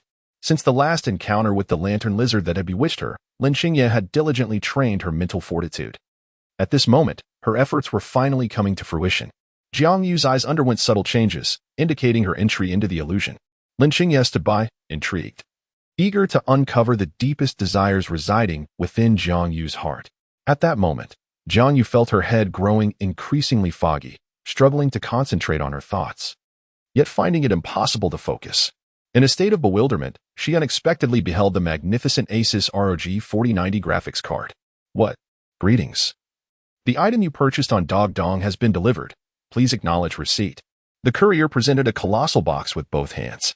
Upon seeing it, Jiang Yu's face lit up with joy as she promptly signed for it. Excuse me, kind sir. Meanwhile, Lin Qingye, having discerned Jiang Yu's dream through her masked visage, was taken aback. What is this? Just as Jiang Yu was tinkering with the chassis, preparing to dispose of her old mining car that had served her for years, the scene before her suddenly shattered. No, my 4090. Jiang Yu's heart ached profoundly. Yet, her disoriented consciousness began to morph into something surreal. In the Qingyan sect, the 10-year-old Lin Qingye was panting heavily, carrying a basket full of medicinal herbs, trailing behind her. Her face was youthful, her eyes wide with astonishment. Master, please slow down. I can't keep up. At that moment, Jiang Yu walked forward with an impassive expression, ignoring Lin Qingye, and quickened her pace. Eventually, Lin Qingye could no longer keep up. With a thud, she fell to the ground, scattering the herbs everywhere.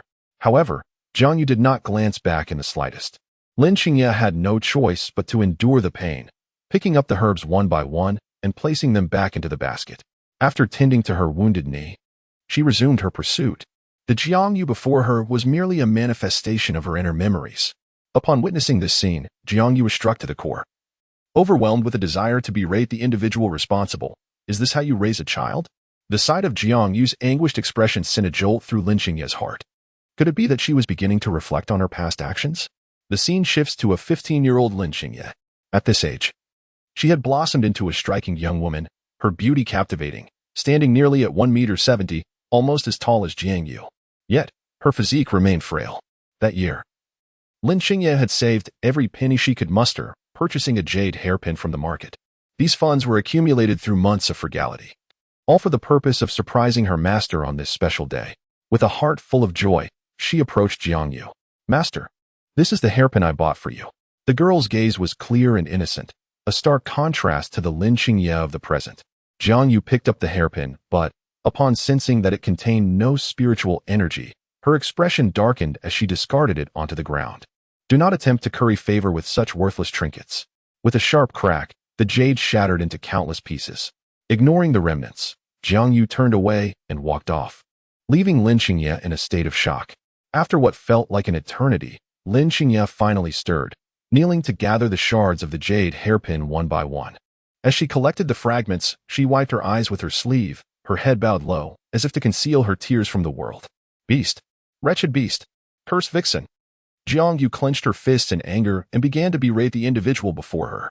Were it not for the current circumstances, she would undoubtedly rush over and deliver a sound beating, followed by enfolding Lin Qingye in her arms for hours on end, offering her heartfelt comfort, allowing Lin Qingye to feel the warmth and sincerity of her beloved mentor's affection. Chapter 42. Let us return home observing Jiang Yu's furious outburst. Lin Qingye was engulfed in confusion. Could it be that she truly harbored such sentiments? After being ensnared by the allure of the Tree of Desire, what she witnessed was a reflection of her innermost thoughts, encompassing both her desires and emotions. At this moment, Jiang Yu's feelings were entirely genuine, devoid of any pretense. As this scene flickered away, it swiftly shattered into fragments, transporting them to a vast valley. There, the 20-year-old Lin Xingye sat beneath a tree, gazing up at the heavens. Her heart had been pierced by a long sword, blood trickling from the corner of her mouth, leaving her devoid of any vitality. Witnessing this sight, Lin Xingye was taken aback. She had never encountered such a harrowing experience. Indeed, it was most peculiar. Jiangyu, upon seeing Lin Xingye in such a state, felt a surge of shock. "Xingye, what has happened to you?" she exclaimed. Without hesitation, she rushed over, extracting the sword and cradling Lin Xingye in her arms. At that moment, Lin Xingye exhibited no signs of heartbeat or breath. Her body was icy, devoid of any warmth. "Xingye, please don't frighten me. Wake up," Jiangyu pleaded, shaking Lin Xingye in desperation, on the verge of tears. The Tree of Desires briefly disrupts one's cognition, rendering her incapable of thoughtful reflection. Thus, in this moment, Jiangyu perceives the scene before her as reality rather than illusion. "Xingye, awaken. I shall prepare as much cake for you as you desire. I shall no longer entertain thoughts of leaving you." Tears shimmer in Jiangyu's eyes as she gently shakes Lin Xingye. Upon hearing these words, Lin Xingye feels a thunderous tumult within her heart.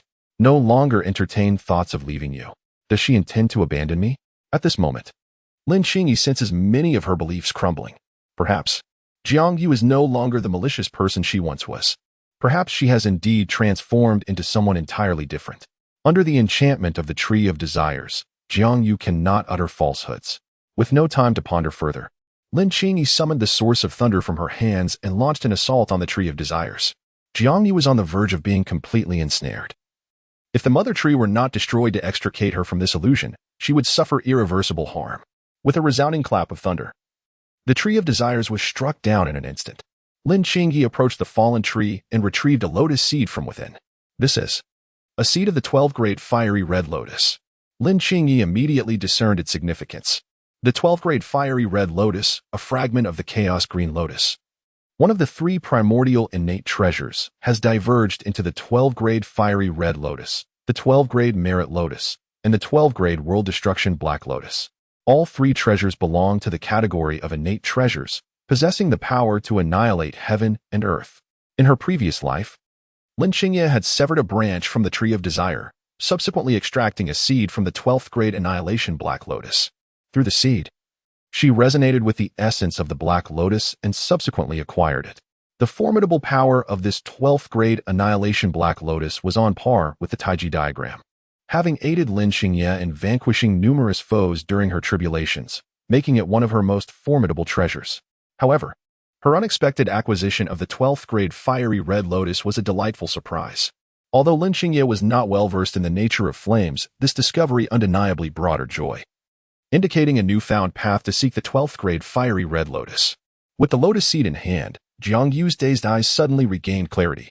The illusion shattered, revealing the scorched Tree of Desire before her. Lin Xingye stood in front of her. "Master, are you all right?"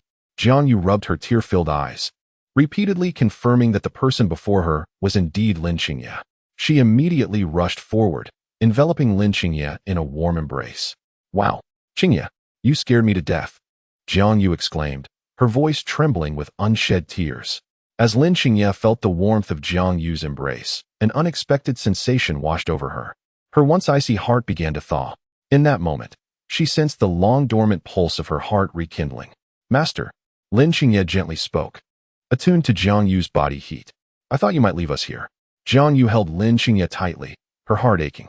The thought of Lin Xingye perishing under her care would haunt her for a lifetime. Upon hearing this, Lin Xingye, in that fleeting moment, completely lowered her guard. She raised her hand and gently brushed away the tears from Jiangyu's eyes. "Master," Lin Xingye spoke softly. "Yes, I am here. You may speak," Jiangyu replied, feeling that Lin Xingye's voice had transformed into something much more tender. "Let us return home," Lin Xingye said, lifting her gaze and smiling at Jiangyu.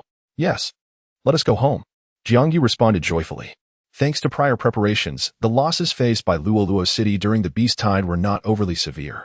Although a small number of soldiers perished, overall, the defense against the Beast Tide could be deemed a resounding success.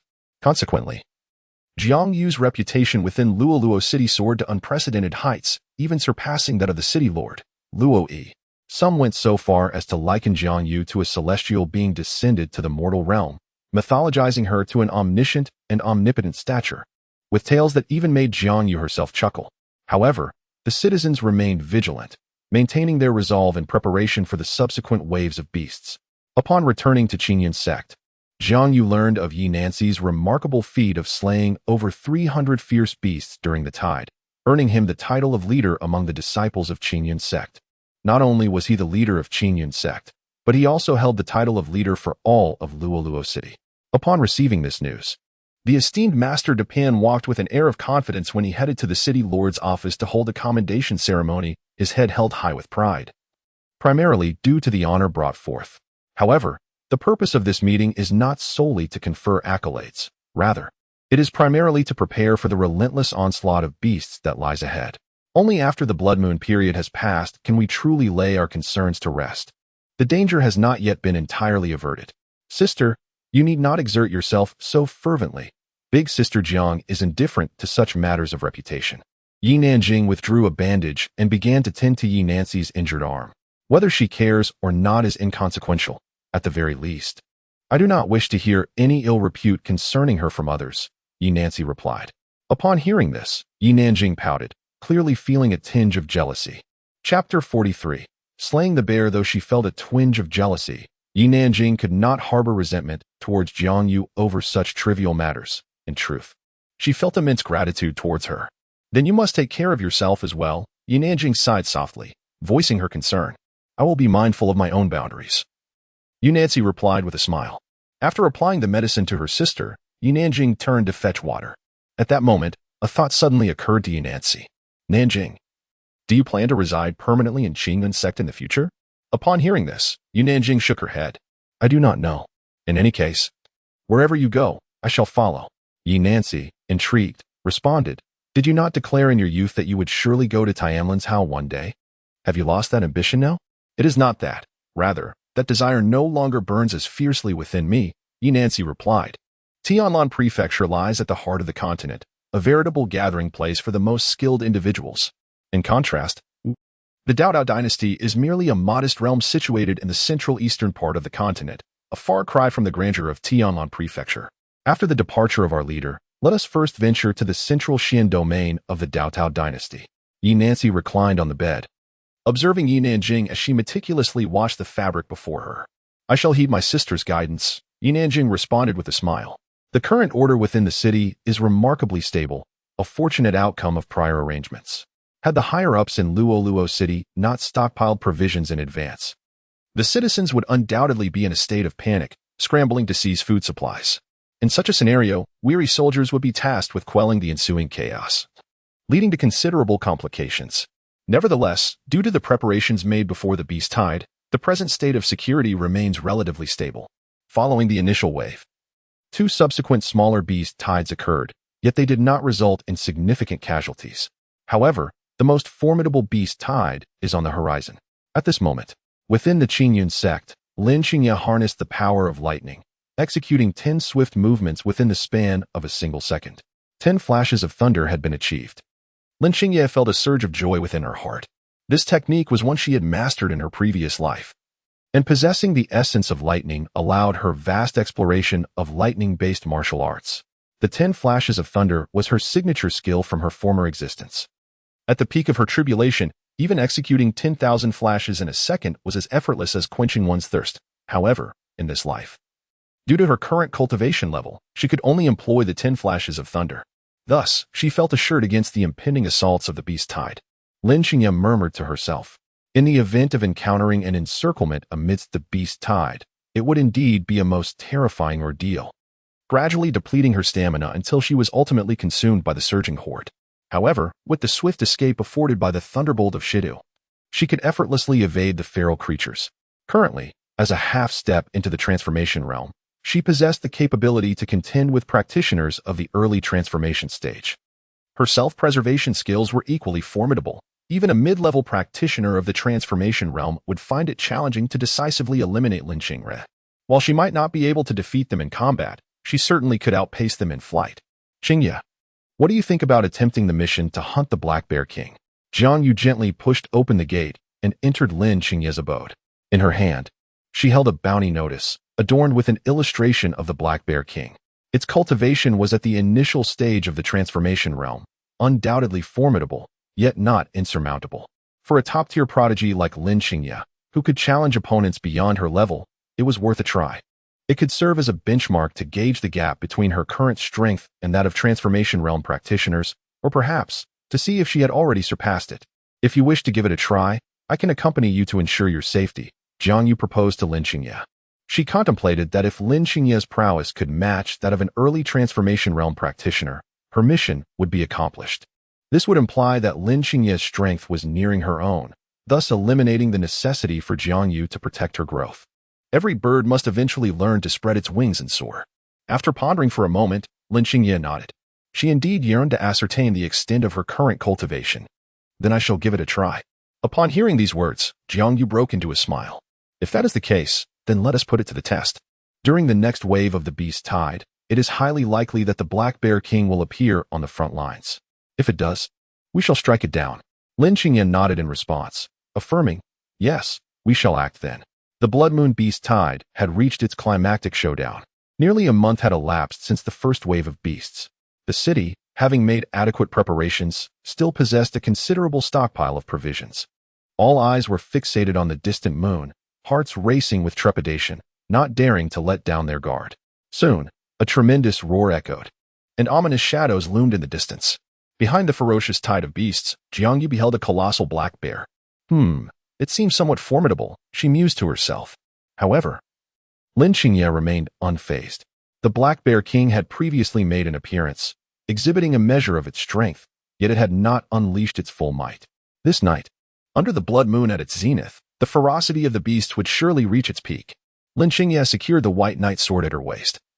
Donned in a flowing black cloak, her ponytail tied high, leaning against the wall while gazing into the distance. She awaited a pivotal moment. As the war drums reverberated, morale surged, and the soldiers outside the city clashed fiercely with the beasts, plunging the scene into utter chaos. Lin Xingye straightened her posture, gripping the white knight sword at her side, and turned her gaze toward Jiang Yu. Master, let us depart. Now, Jiang Yu questioned, sensing the timing was not yet right. Let us wait until the black bear's condition deteriorates further before we strike. Jiang Yu's face was etched with concern as she spoke to Lin Xingye, urging, there's no need. Let us depart. Lin Xingye shook her head and replied, then leaped from the city wall. Ten Du Fei lay darted swiftly among the ferocious beasts, leaving the onlookers on the wall only with a fleeting glimpse of a flash of lightning, unable to discern Lin Xingye's figure as she dashed forward. Luo Yi, witnessing this, couldn't help but click his tongue in admiration, reflecting, this young one, truly formidable. In the distance, the Black Bear King, upon noticing the figure charging towards it, began to heighten its vigilance. This human was undoubtedly extraordinary. Jiang Yu, taken aback by Lin Xingye's speed, felt as though she could scarcely keep pace with her. Approaching the Black Bear King at such velocity was undoubtedly taxing, yet advancing leisurely would be even more exhausting. Thus, the optimal choice was to confront the Black Bear King with utmost swiftness. As the shadows of her sword danced, Lin Xingye soon found herself directly before the Black Bear King. Although the Black Bear King, in its initial stage of transformation, had begun to develop a modicum of intelligence, it remained a bear at heart, its intellect inherently limited. Consequently, it was filled with rage at Lin Xingye's audacity. Upon sensing that Lin Xingye's cultivation was merely at the nascent soul stage, its fury intensified. Chapter 44. The Blood Moon concludes. Lin Xingye mused that had her former self, a Tribulation Realm cultivator, been faced with this black bear, a mere glance would suffice to obliterate it countless times over. However, the frailty of her current form was undeniably apparent. Finally, Jiang Yu caught up to Lin Xingye, wielding the Ying Huang sword and gazing at Lin Xingye as she boldly advanced towards the Black Bear King. The Black Bear King let out an enraged roar, followed by a powerful slam against the ground, causing the earth and stones to shatter. He swiftly picked up a fragment and hurled it towards Lin Xingye. With his feet firmly planted on the tin crossing thunder, Lin Xingye deftly evaded the flying debris and immediately shifted his steps, embarking on the intricate movements of the seven-slash-star sword, weaving through the chaos with grace. Atop the city walls, countless onlookers gazed in astonishment at the fierce clash between Lin Xingye and the Black Bear King. Was this not absurd? How could a mere youth in his 20s be left to confront this formidable beast alone? A high-ranking official within the city expressed his indignation. If only someone had the courage to challenge the Black Bear King, this burden would not rest solely upon the shoulders of that young man. Luo Yi, filled with dissatisfaction, reflected on the fortunate presence of such a powerful and responsible youth like Lin Xingye in Loro City, while simultaneously feeling a deep shame for the inadequacy of his own guard. Upon hearing his words, many elite members of the guard lowered their heads in acknowledgement. What do you think are the chances of that young man succeeding? Luo Yi squinted and inquired of his trusted confidant beside him. I am not optimistic. After all, the Beast King possesses the strength of transformation. Historically, there has never been a successful instance of a Yuanian confronting a transformed being, the confidant replied. Indeed, this statement held true. Throughout history in the eastern Xin domain of the Great Tao Empire, there had never been a precedent of a Yuanian battling against a transformed entity. I believe it may not be entirely impossible, Luo Yi mused, stroking his beard thoughtfully. With Jiang Yu by Lin Xingye's side, his safety would surely be assured. However, whether he could single-handedly vanquish the Black Bear King remained a monumental question. The Black Bear King unleashed a punch with astonishing speed, nearly producing a sonic boom. Lin Xingye swiftly evaded, the seven-slash-star sword glimmering as it aimed for the Black Bear King's head. Sensing impending danger, the Black Bear King emitted a furious roar and quickly retracted its hand to shield its skull. At that moment, a faint smile graced Lin Xingye's lips as she altered her stance and lunged towards the creature's legs. While the bear's forelimbs were heavily muscled, its hind legs lacked such fortitude. In a flash, the Black Bear King's ankles erupted with blood as its Achilles tendons were severed. The colossal beast, towering nearly 30 meters, collapsed backward, realizing only then that Lin Xingye's initial intent had been to target its legs. Jiang Yu, witnessing the spectacle, couldn't help but exclaim in astonishment. What was she even teaching? From this scene, it was evident that Lin Xingye's combat awareness far surpassed her own. It appeared that Jiang Yu's cultivation level was only slightly superior to Lin Xingye's at this point. With its legs incapacitated, it was merely a matter of time before defeat ensued. The onlookers atop the city wall were initially taken aback, then erupted into jubilant cheers. Marvelous. Truly marvelous. What a brilliant feint. How could I not have considered such a tactic? Many voiced their admiration. However, there were those with a deeper understanding of martial arts who began to analyze the situation. That young lady's speed was extraordinary, and her martial foundation was exceptionally solid. It was her ability to instantly change tactics that enabled her success. If it were any of us, we would lack such swiftness. Upon hearing this observation, the crowd finally grasped the truth. Lin Xingye's remarkable speed stemmed from her mastery of the 10-crossing thunder as a foundational technique, allowing her to unleash such rapid bursts of movement in an instant. If this group were to intervene, they would undoubtedly lack such speed. The seven-star sword continued to unleash its power as Lin Xingye methodically dismantled the Black Bear King before her. With its legs incapacitated, the creature's formidable prowess was diminished by half. The Black Bear King's cumbersome disadvantage became increasingly apparent. It roared and swung its massive fists, yet could not land a single blow on Lin Xingye, helplessly witnessing its own body being systematically dismembered. Ultimately, a final gleam of starlight flashed, severing the creature's left arm, thus formally concluding the battle. In the span of half an hour, Lin Xingye had triumphed over this foe. The Black Bear King lay motionless upon the ground, blood pooling around it, its heartbeat extinguished. Lin Xingye retreated, gasping for breath. Though she was capable of slaughter, the toll it exacted was immense. The repeated use of the 10-crossing thunder had drained her stamina to an alarming degree. Instinctively, she moved towards a safer location, knowing that in the chaos of such a grand melee, it was imperative to conceal herself, to remain hidden on the weaker side, and to avoid detection. She had no allies to rely upon, only herself. At that moment, Jiang Yu approached, positioning herself protectively in front of Lin Xingye. Take a moment to rest. I shall ensure your safety, Jiang Yu assured her. Lin Xingye nodded in response and gently leaned against Jiang Yu. In truth, she could have quickly dashed out after a brief recovery, yet she found herself relishing this sense of support. The battle raged on until dawn, leaving the outskirts strewn with corpses and the earth stained with blood. The blood moon descended slowly, and the tide of beasts gradually diminished, while the horizon began to glow with a pale light. Perhaps due to sheer exhaustion, Lin Xingye dozed off while leaning against Jiang Yu. Alone, Jiang Yu carried Lin Xingye back. This defense against the beast tide was indeed a significant victory, and many voices erupted in jubilant cheers, celebrating the arrival of this triumph. At dawn, Lin Xingye abruptly opened her eyes. She touched her head and suddenly sensed a familiar scent. Looking around, she realized This was Jiang Yu's room, and she lay upon Jiang Yu's bed. "Huh, master, are you there?" Lin Qingye inquired as she rose from the bed, surveying the surroundings. The once exquisite room now felt remarkably spacious. Opening the wardrobe, she noticed many garments were missing. At that moment, Jiang Yu emerged from the kitchen, carrying a bowl of meat soup containing the flesh of a young dragon.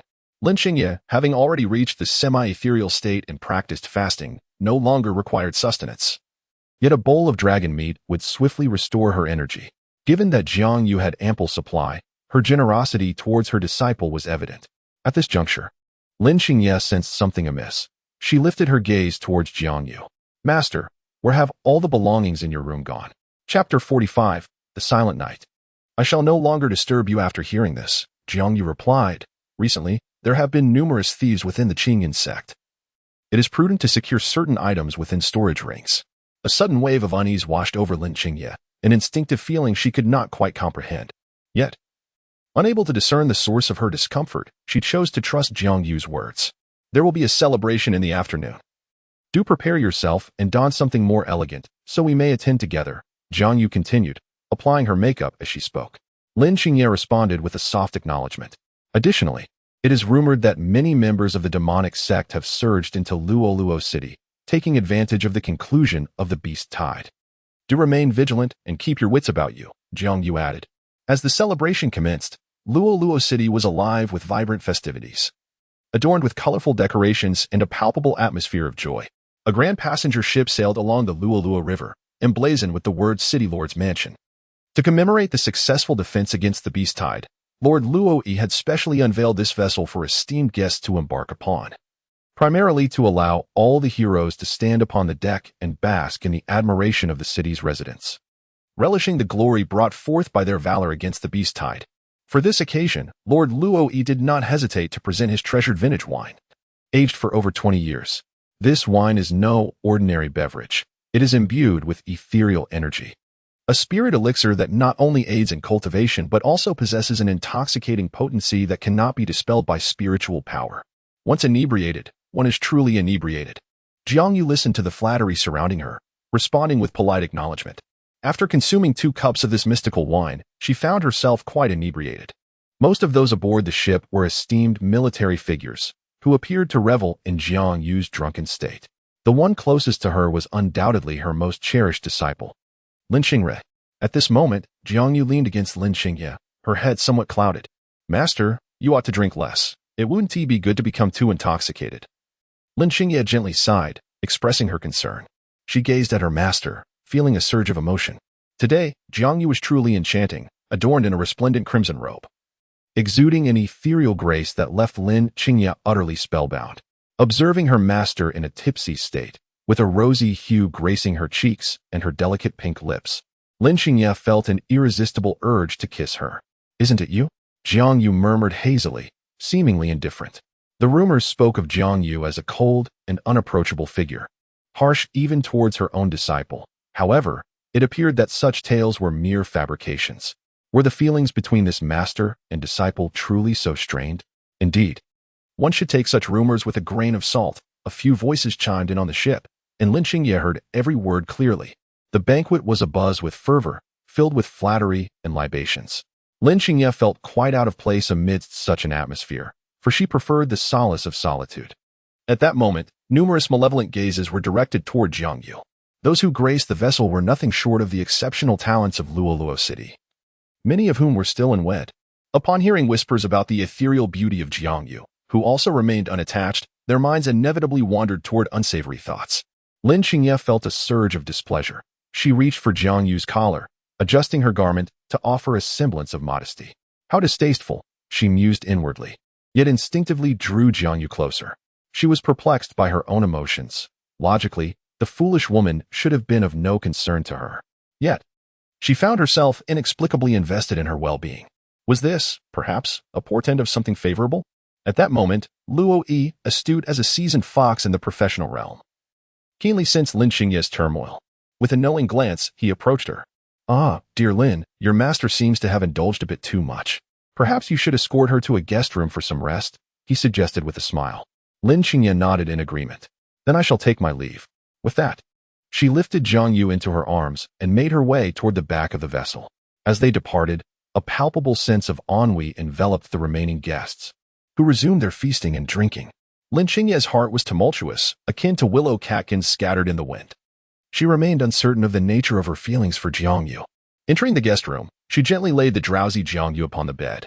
Jiang Yu's face was flushed, her form limp on the mattress, exuding an aura of utter vulnerability.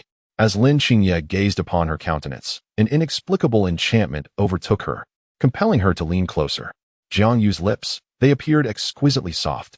Driven by an irresistible impulse, Lin Qingye inched nearer, fixating on Jiang Yu's flawless visage. A longing surged within her, to bestow a kiss. She leaned in, her eyes softly closing. In that moment, Lin Qingye could discern the intoxicating fragrance of Jiang Yu's body, a scent that nearly overwhelmed her senses. She was undeniably, breathtakingly beautiful. Just as Lin Qingye's lips were about to brush against Jiang Yu's, a sudden clarity washed over her, prompting her to divert her lips to plant a gentle kiss upon Jiang Yu's cheek. The slight contact elicited a soft sound from Jiang Yu, who then turned over and resumed her slumber. It was then that Lin Qingye's awareness dawned. No, this was not right. Her consciousness gradually sharpened, and the guilt that surged within her mind brought about a swift awakening. In her previous life, Lin Qingye had ascended to the tribulation stage with remarkable speed due to her unencumbered spirit and singular pursuit of the path. Yet now, if she were to succumb to this fleeting joy, how could she ever hope to pursue her path with unwavering determination? As she gazed at the slumbering Jiang Yu, a question arose within her heart, echoing the scene from the Tree of Desire. Are you truly the original Jiang Yu? Lin Qingye mused silently, her eyes trembling and her breath quickening. At this moment, she had undeniably realized that her emotions seemed to be firmly controlled by the person before her. She was uncertain whether this was indeed Jiang Yu, the one who had once pushed her into the abyss in her past life. Regardless of whether you are that Jiang Yu or not, do not think you can obstruct my path. Whoever dares to impede my cultivation shall meet their demise. Lin Qingye muttered through gritted teeth. Subsequently, she turned away and resolutely shut the door. The sound of her footsteps faded into the distance, and Jiang Yu opened her eyes. Indeed, had she also been reborn? In truth, through her previous observations, Jiang Yu had already discerned some clues. Lin Qingye's performance was evidently so remarkably exceptional that it bordered on the unnatural, almost deserving of the term perfect. The words Lin Qingye had spoken to her today had entirely confirmed Jiang Yu's suspicions. Jiang Yu curled up, tightly clutching the blanket that enveloped her. The statement Lin Qingye had uttered did not instill fear in her. Rather, her heart felt as if it had been pierced by a blade. After spending such a lengthy time together, it would be a lie to claim she felt no affection for Lin Qingye. Yet, Jiang Yu felt an overwhelming sense of grievance. Despite her earnest efforts to please her, she was still met with disdain. She sat up in bed, then raised her gaze towards the luminous moon hanging in the sky. The moonlight was resplendent. Jiang Yu touched her face, realizing tears had begun to flow. Turning back to glance at the mirror, she noticed her eyes were already swollen and red. She did not blame Lin Qingye. She merely felt a pang of sorrow for herself. Jiang Yu sighed softly. I am sorry.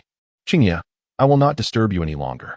Chapter 46. The sudden ambush. Jiang Yu donned a more pragmatic outfit. Having indulged in some wine the previous evening, she felt fatigued and had slept in until late morning. In contrast to the vibrant red gown she had worn before, her current attire was far more suited for prolonged journeys. Today marked her departure from Luoluo City, a place she might never return to.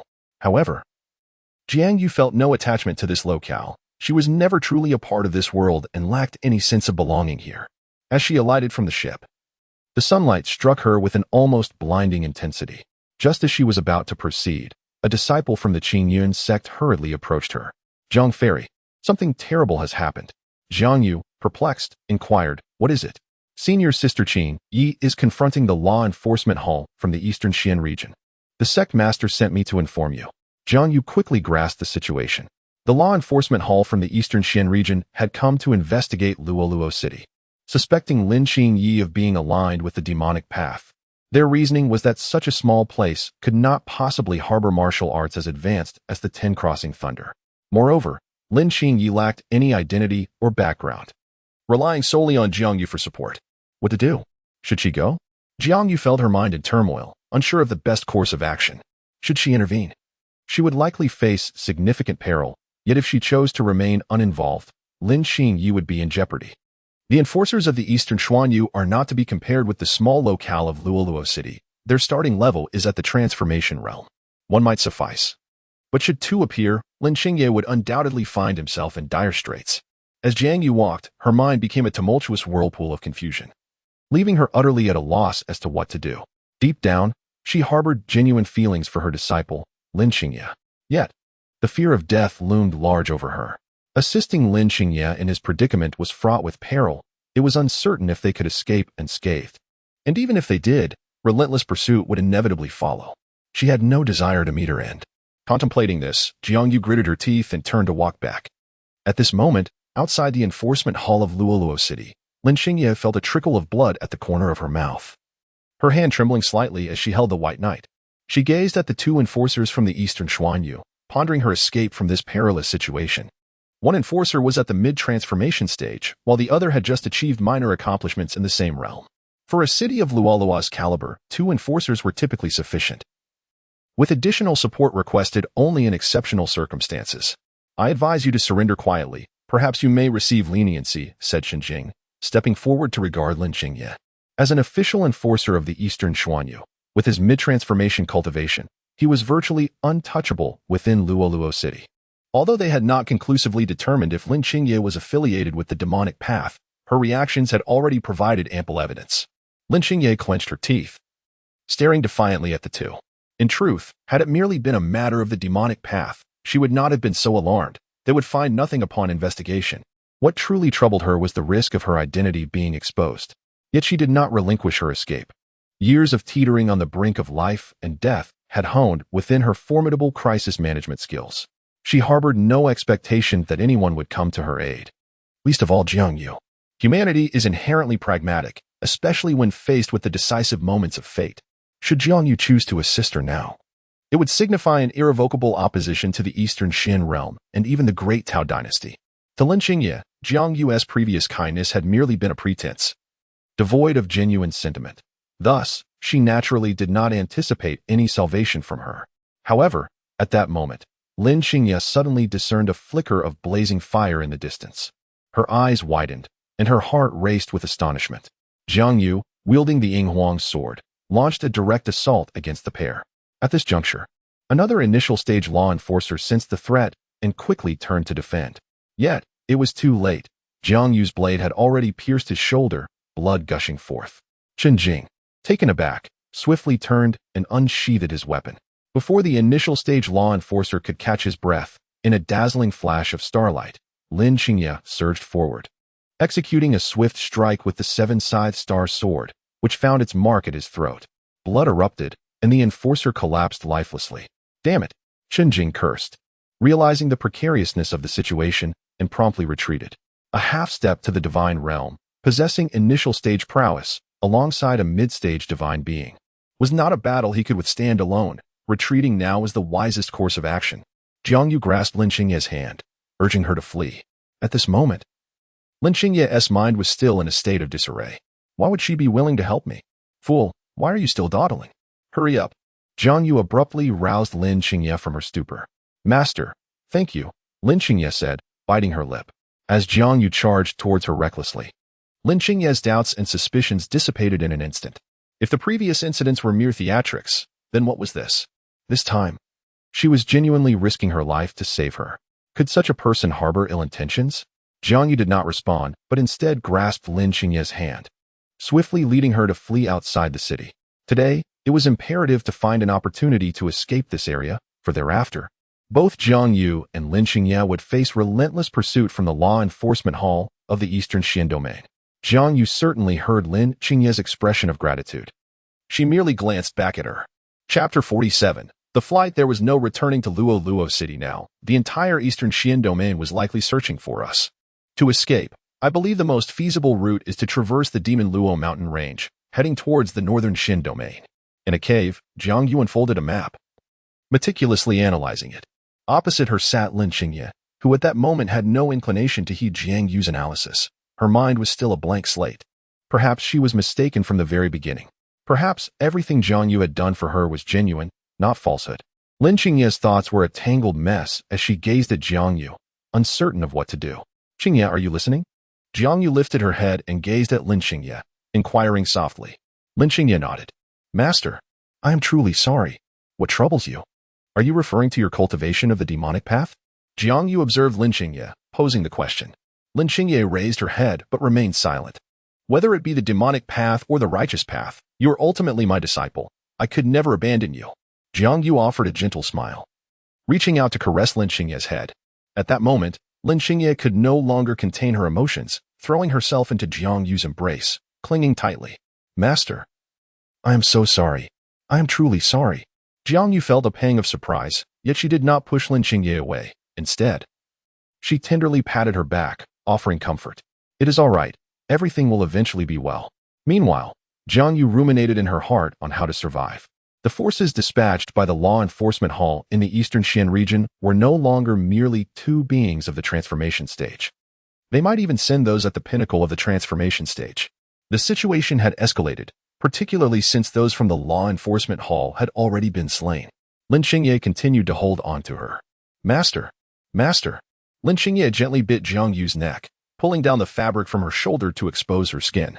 Jiang Yu was taken aback, extending her hand in an attempt to push Lin Xingye away, but Lin Xingye seemed to sense this action beforehand, swiftly grasping Jiang Yu's wrist and pressing it back down.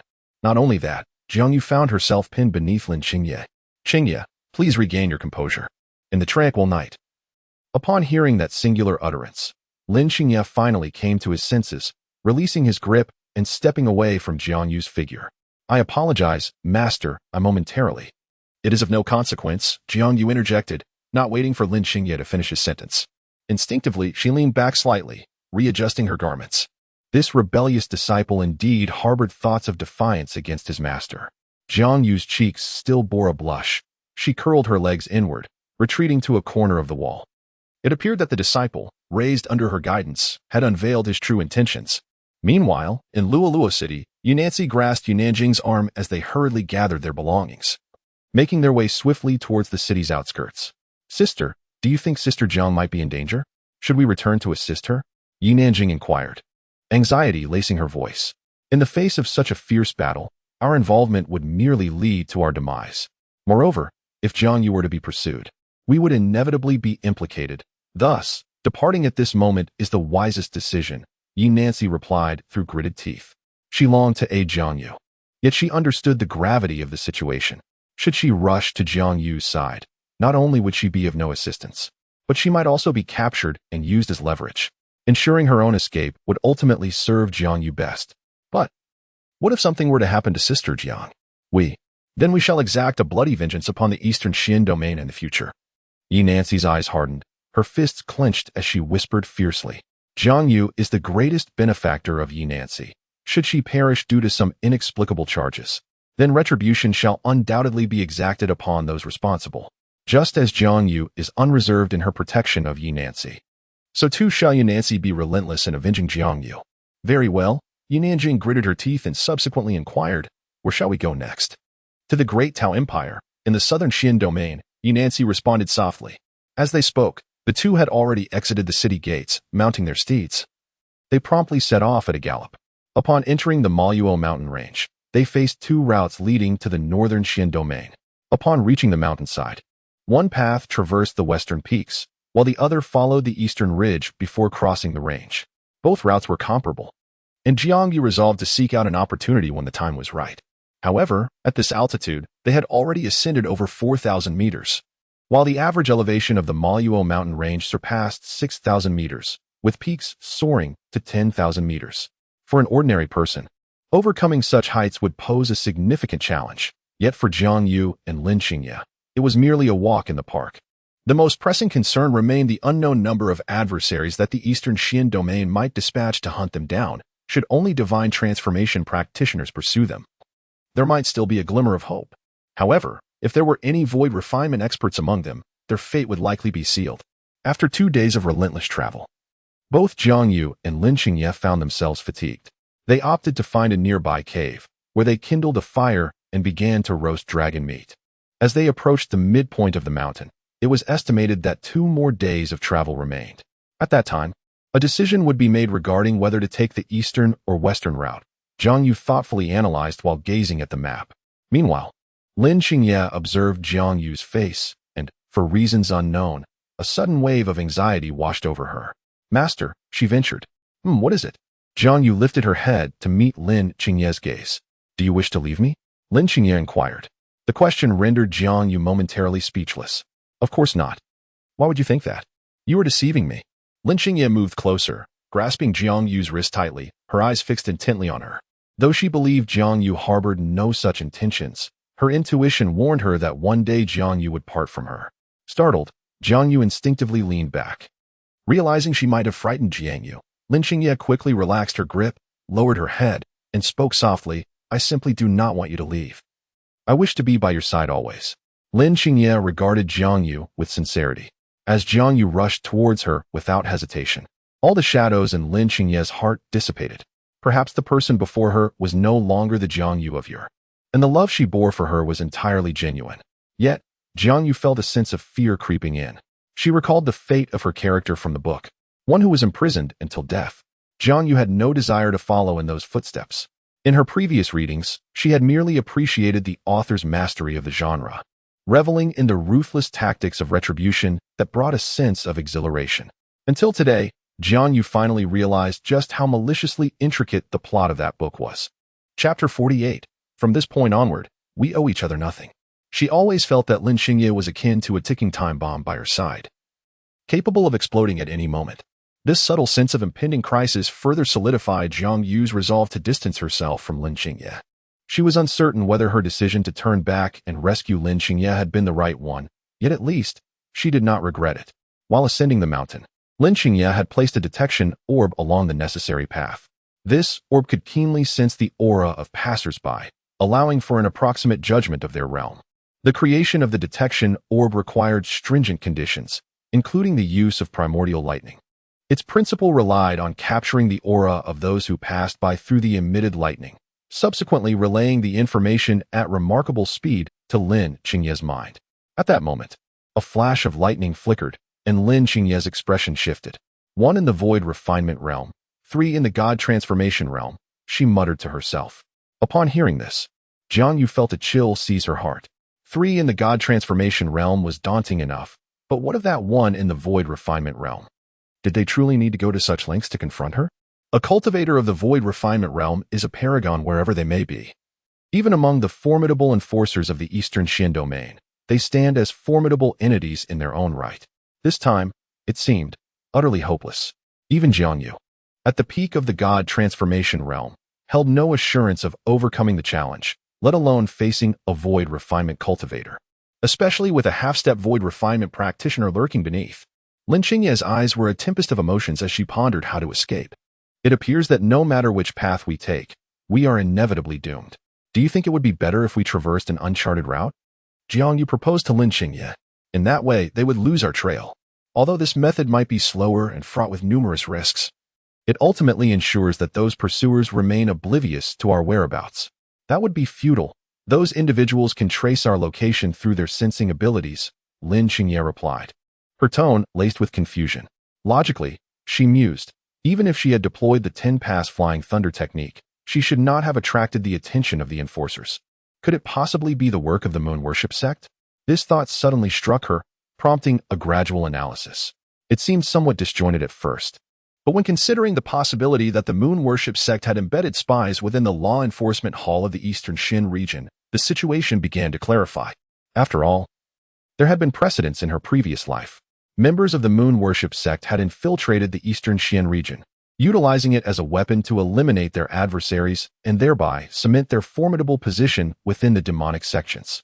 In the past, the Netherworld Demon sect reigned supreme in the Eastern Shin region, yet due to the moon worship sect's cunning stratagem, any major movements they made were cleverly redirected, allowing the enforcers of the Eastern Shin region to target the Netherworld Demon sect instead.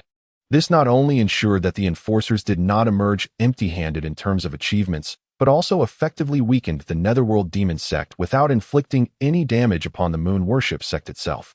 It was a truly flawless plan, considering that Nangong Jiao had been slain by her own hand, along with the recent incident involving Shuaiqiuzi. This line of reasoning began to make sense. It is highly plausible that the Moon Worship sect harbors suspicions regarding Jiang Yu's involvement in Nangong Jiaozhu's death. However, constrained by the constraints of official propriety, they are inclined to employ a clandestine approach to eliminate him. In this context, it appears that I am merely a secondary target in their grand scheme, with their primary focus aimed squarely at Jiang Yu. Lin Xingye raised his gaze towards Jiang Yu. Master, I have a hypothesis that I feel compelled to share with you. Upon hearing this, Jiang Yu turned to face Lin Xingye. Go ahead, he replied. After absorbing Lin Xingye's analysis, a multitude of thoughts surged through Jiang Yu's mind, illuminating the convoluted situation. It dawned on him that this indicated the possibility that the enforcers were indeed targeting him. He contemplated this revelation deeply. Master, this predicament originated from me, and it is only fitting that I take responsibility for resolving it. I do not wish for you to be implicated, Lin Xingye asserted. Do not forget, you are still at the nascent soul stage, Jiang Yu reminded him. Moreover, we are now irrevocably bound together, akin to grasshoppers on the same string. The moment I act against those enforcers, there will be no turning back. Upon hearing these words, Lin Xingye softly acknowledged with a hum. Master, from now on, you must remain by my side. She leaned closer, nearly pressing against Jiang Yu. He turned his head away, feeling a flush of warmth color his cheeks. At that moment, for reasons unknown, his innate shyness in the presence of a beautiful girl reared its head. Outside the cave, a fierce snowstorm raged on. Originally, the Moro Mountains were not so riddled with caverns. However, Jiang Yu, a practitioner of divine transformation, could effortlessly create a hollow with just a few strikes. Once the dragon meat was properly stewed, Jiang Yu promptly mounted her steed and placed a generous bowl of meat before Lin Xingye. Please, eat quickly, it will cool soon. Upon hearing this, Lin Xingye, not one to be impolite, took a bowl and began to eat. This culinary skill further solidified Jiang Yu's belief that she was no longer the same Jiang Yu of the past, who had been incapable of anything but cultivation, including cooking. At this juncture, they had reached the mountainside. Jiang Yu opted to proceed westward, where the weather conditions would be more treacherous. Yet this route would provide better concealment for the two. The large group trailing behind them would likely catch up shortly. Suddenly, Lin Xingye sensed something amiss within the meat. Observing Lin Xingye finish her meal, Jiang Yu quietly approached. Abruptly, a wave of fatigue washed over Lin Xingye's mind. Master, have you drugged me? She lifted her gaze, incredulous, to Jiang Yu before the latter sighed in response. In the future, do not place your trust in others so easily. This is a specially concocted mind-altering powder, harmless to the body but directly affecting the spirit. Not even a nascent soul can resist it, let alone a divine transformation practitioner. Aware of Lin Xingye's high resistance to toxins due to her pure constitution, she decided to target her psyche. Indeed, you still. Lin Xingye gritted her teeth. But before she could finish her thought, she collapsed into unconsciousness. Jiang Yu gazed at the unconscious Lin Xingye, momentarily lost in contemplation. She retrieved a pen and paper from her storage ring, inscribing a line of words before placing it in Lin Xingye's hand. In contemplating this perilous hunt, Jiang Yu could conceive of but one method to survive the relentless pursuit from the void refinement realm. It was a daunting endeavor, and Lin Xingye, still yet to transform into a deity, could offer little assistance. However, her phoenix bloodline possessed the potential to ignite, bestowing upon her a fleeting enhancement in cultivation. She resolved to take this gamble. Thereafter, Jiang Yu would undoubtedly be rendered powerless, yet if she could preserve her life, that would suffice. Gazing at the unconscious Lin Xingye, she let out a soft sigh. From this moment forth, they would owe each other nothing. Chapter 49. The encirclement. The current predicament was stark.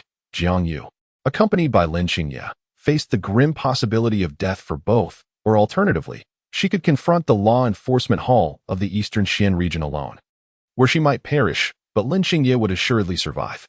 After rational deliberation, Jiang Yu opted for the latter. Should she emerge alive from this ordeal, her actions would forever serve as a life-saving talisman in Lin Xingye's heart. As the saying goes, a single strike can prevent 100 blows. Hence, she chose to take this risk. Even if her phoenix bloodline were to burn out entirely, leaving her cultivation in ruins, it mattered not. Survival was paramount. Logically, based on the distance gauged by Lin Xingye's detection orb, the group from the law enforcement hall would not require much time to catch up to Jiang Yu and Lin Xingye. At most, less than 3 days.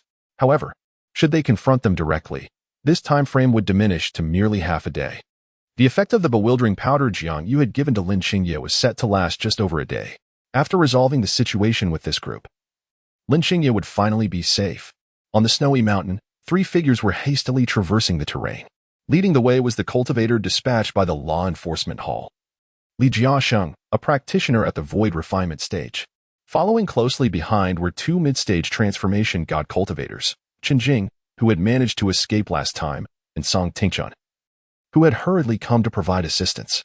Although neither could match Li Jiangxing in prowess as mid-stage transformation god cultivators, they were by no means weak. In the Eastern Xin domain, practitioners at the transformation god stage were truly among the elite. Originally, there had been another transformation god, but due to an incident in Luoluo City, they were urgently reassigned to handle the situation there. Wait, stop. At this moment, Li Jiangxing narrowed his eyes and furrowed his brow, addressing the 2 behind him. Upon hearing his command, they immediately halted. In the distance, a figure wielding a sword was advancing towards them step by step. Jiang Yu, with her hair tied back, gripped her long sword tightly. Her gaze fixed intently on the 3 before her. Li Jiangxing took a step back, surveying his surroundings. He was well aware of Jiang Yu's mid-stage transformation god status. If a single mid-stage transformation god dared to confront the 3 of them, it would indeed be a display of excessive confidence. Known for his caution, Li Jiangxing was keenly assessing whether anyone lay in ambush nearby. There's no one else. It's just me. Jiang Yu held a flickering flame in her grasp. Her eyes locked onto the 2 before her. Very well, very well. After confirming that the area was devoid of others, Li Jiaxing chuckled softly to himself and then drew a long blade from his back. In the Marrow Mountains, within the valley, a bizarre dream abruptly shattered, and Lin Xingye was jolted awake. She took deep breaths, drenched in sweat. Enduring the pain and discomfort radiating from her mind, she began to survey her surroundings. Her limbs were free from shackles or chains, and her cultivation remained intact. This indicated that Jiang Yu had merely rendered her unconscious without further harm. But what was her intention in doing so? At that moment, Lin Xingye felt a peculiar sensation in her hand. She raised it and opened her palm, revealing a note. Without hesitation, she unfurled her fingers to examine the contents of the paper. Xingye, perhaps the astute you has already deduced the truth. I am no longer the Jiang Yu you once knew. The 3 pursuers have been halted by my master. You may flee towards the northern Xian domain without concern for avenging me. From this point forward, we owe each other nothing. In that instant, Lin Xingye comprehended everything, and tears cascaded from the corners of her eyes. It dawned on her that her initial assumptions had been fundamentally flawed. She was no longer the venomous woman who sought only to exploit herself. Instead, she was merely a wandering spirit inhabiting Jiang Yu's body. In this light, everything fell into place, be it her change in disposition or her evolving attitude toward herself. It turned out she had always cared for her.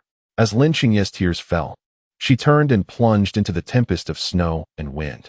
The audacity of facing me alone in the mid-stage of transformation is commendable, yet ultimately foolish. Cleanse your neck, lest it tarnish my hands, Li Jiangsheng remarked calmly, advancing step by step with his blade in hand. Upon hearing this, Jiang Yu let out a derisive laugh. Oh, is that so? At that moment, a fierce flame suddenly ignited. A melodic cry resonated from the snow-laden mountains, and Jiang Yu's aura surged dramatically. She felt a searing pain, as if her very bloodline was being torn apart and consumed. At this juncture, her realm began to ascend to the peak of transformation, half a step into the void refining stage. As her essence reached the minor completion of void refining, it abruptly halted. The flames soared skyward, incinerating the swirling snow and winds of the entire mountain. What malevolent power is this? Li Jiaxing gritted his teeth, gazing at Jiang Yu, a sense of trepidation unexpectedly blossoming within him. At that moment, Chenjing suddenly grasped the situation with clarity. He turned to Li Jiaxing and said, "This Jiang Yu was found and raised by the esteemed master of Qingyun sect. It is said that she possesses a fragmented phoenix bloodline, and phoenixes have the ability to ignite their bloodlines to temporarily enhance their cultivation. She may be employing this ability. Such dark sorcery is ultimately not one's own strength." Li Jiangxing frowned. Now over 1,000 years old, he practiced diligently each day, barely reaching the void refining stage. While this seemingly youthful Jiang Yu could briefly attain a comparable level through such means, which greatly irked him. However, after the blood of the phoenix is entirely consumed, her vital energy and meridians would gradually wither and decay. According to legend, a true immortal phoenix could undergo a rebirth through nirvana, yet she is merely an ordinary person infused with phoenix blood. How could she attain such resurrection? Chun Jingyin chuckled ominously. Yet he was not foolish. After speaking, he retreated. The battles between the mighty in the realm of void refinement were not matters in which a mere fledgling in the transformation stage could interfere. Each realm beyond the transformation stage represented a vast chasm, and each minor stage a formidable staircase. It is said that transcending major realms in combat is a privilege reserved for geniuses. Even crossing small realms is a feat of exceptional talent. Li Jiangxing watched the two withdraw. Although he felt somewhat displeased, he understood their limitations and refrained from further comment. Unleashed the demon-suppressing radiant form. Li Jiangxing bellowed. And in an instant, his form underwent a remarkable transformation, soaring from approximately 1 meter 80 to nearly 3 meters tall. Concurrently, his skin turned as dark as obsidian. Appearing impenetrably tough, he charged forward, swinging his long blade, which cleaved downward from above, creating a colossal blade shadow. Jiang Yu swiftly dodged, leaving behind a massive pit in the ground. Such a display of power, if executed by himself in the mid-transformation stage, would have consumed a considerable portion of his spiritual energy. Yet, before him, Li Jiangxing seemed to wield this immense force as if it were a mere ordinary strike. Holding the Yinghuang's sword, Jiang Yu swiftly darted forward, aiming to pierce Li Jiangxing's arm. However, Li Jiangxing chose not to parry with his blade. Instead, he braced himself against the onslaught with his flesh. The sword struck 3 times, resonating with a sound akin to steel meeting steel. It was not that he suffered no damage at all, yet the effect of those 3 strikes upon Li Jiangxing's body was remarkably negligible. At that moment, flames ignited. Surging towards Li Jiangxing, who nimbly dodged to the left and right, unfazed. My body, forged from luminous stone, is impervious to your flames, he thought with a cold sneer. Yet, when the fire truly scorched his skin, an excruciating pain coursed through him. Hiss, how can it hurt so much? Li Jiangxing marveled inwardly. Desperate to extinguish the flames that clung to him like a venomous curse, only to realize they persisted, refusing to dissipate. Does he truly believe my flames are akin to ordinary fire? Jiang Yu mused silently. As a manifestation of the phoenix bloodline, the Lihua fire bore immense destructive power not only against living beings, but also against objects. Portions of Li Jiangxing's body were already turning to obsidian.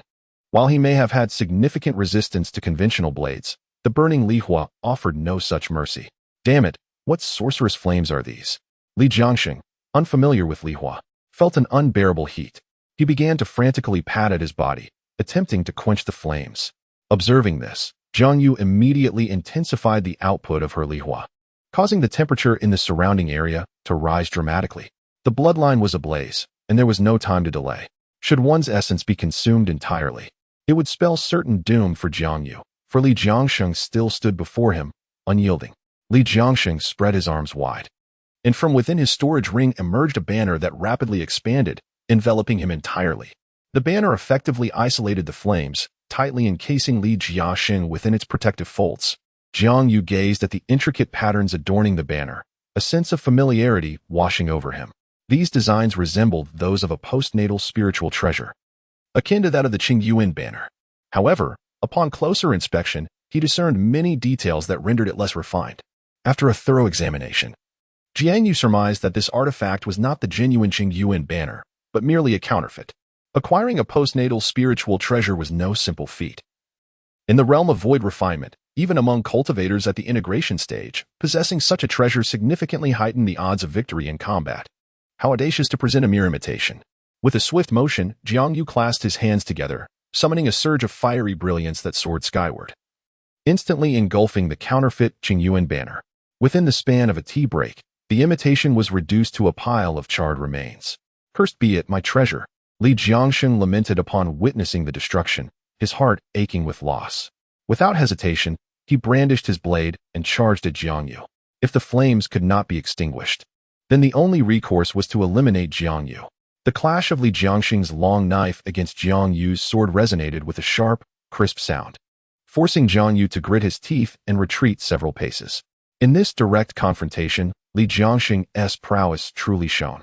To shatter such fortitude would not be an endeavor accomplished easily. After several rounds of clashes, numerous wounds from blades adorned Jiang Yu's body. Seizing the moment, Li Jiangxing charged forward, but at that instant, Jiang Yu swiftly altered her strategy, igniting her bloodline powers to their utmost potential. Die, she bellowed. In that very moment, Li Jiangxing suddenly noticed a phoenix mark materializing on his heart. A wave of terror washed over him as he attempted to retract his hands for defense. But it was far too late. In the blink of an eye, the flames enveloped Jiang using Huang's sword, unleashing an overwhelming force that pierced straight into Li Jiangxing's chest. The obsidian form he had conjured shattered with a thunderous roar, followed by a gushing torrent of blood.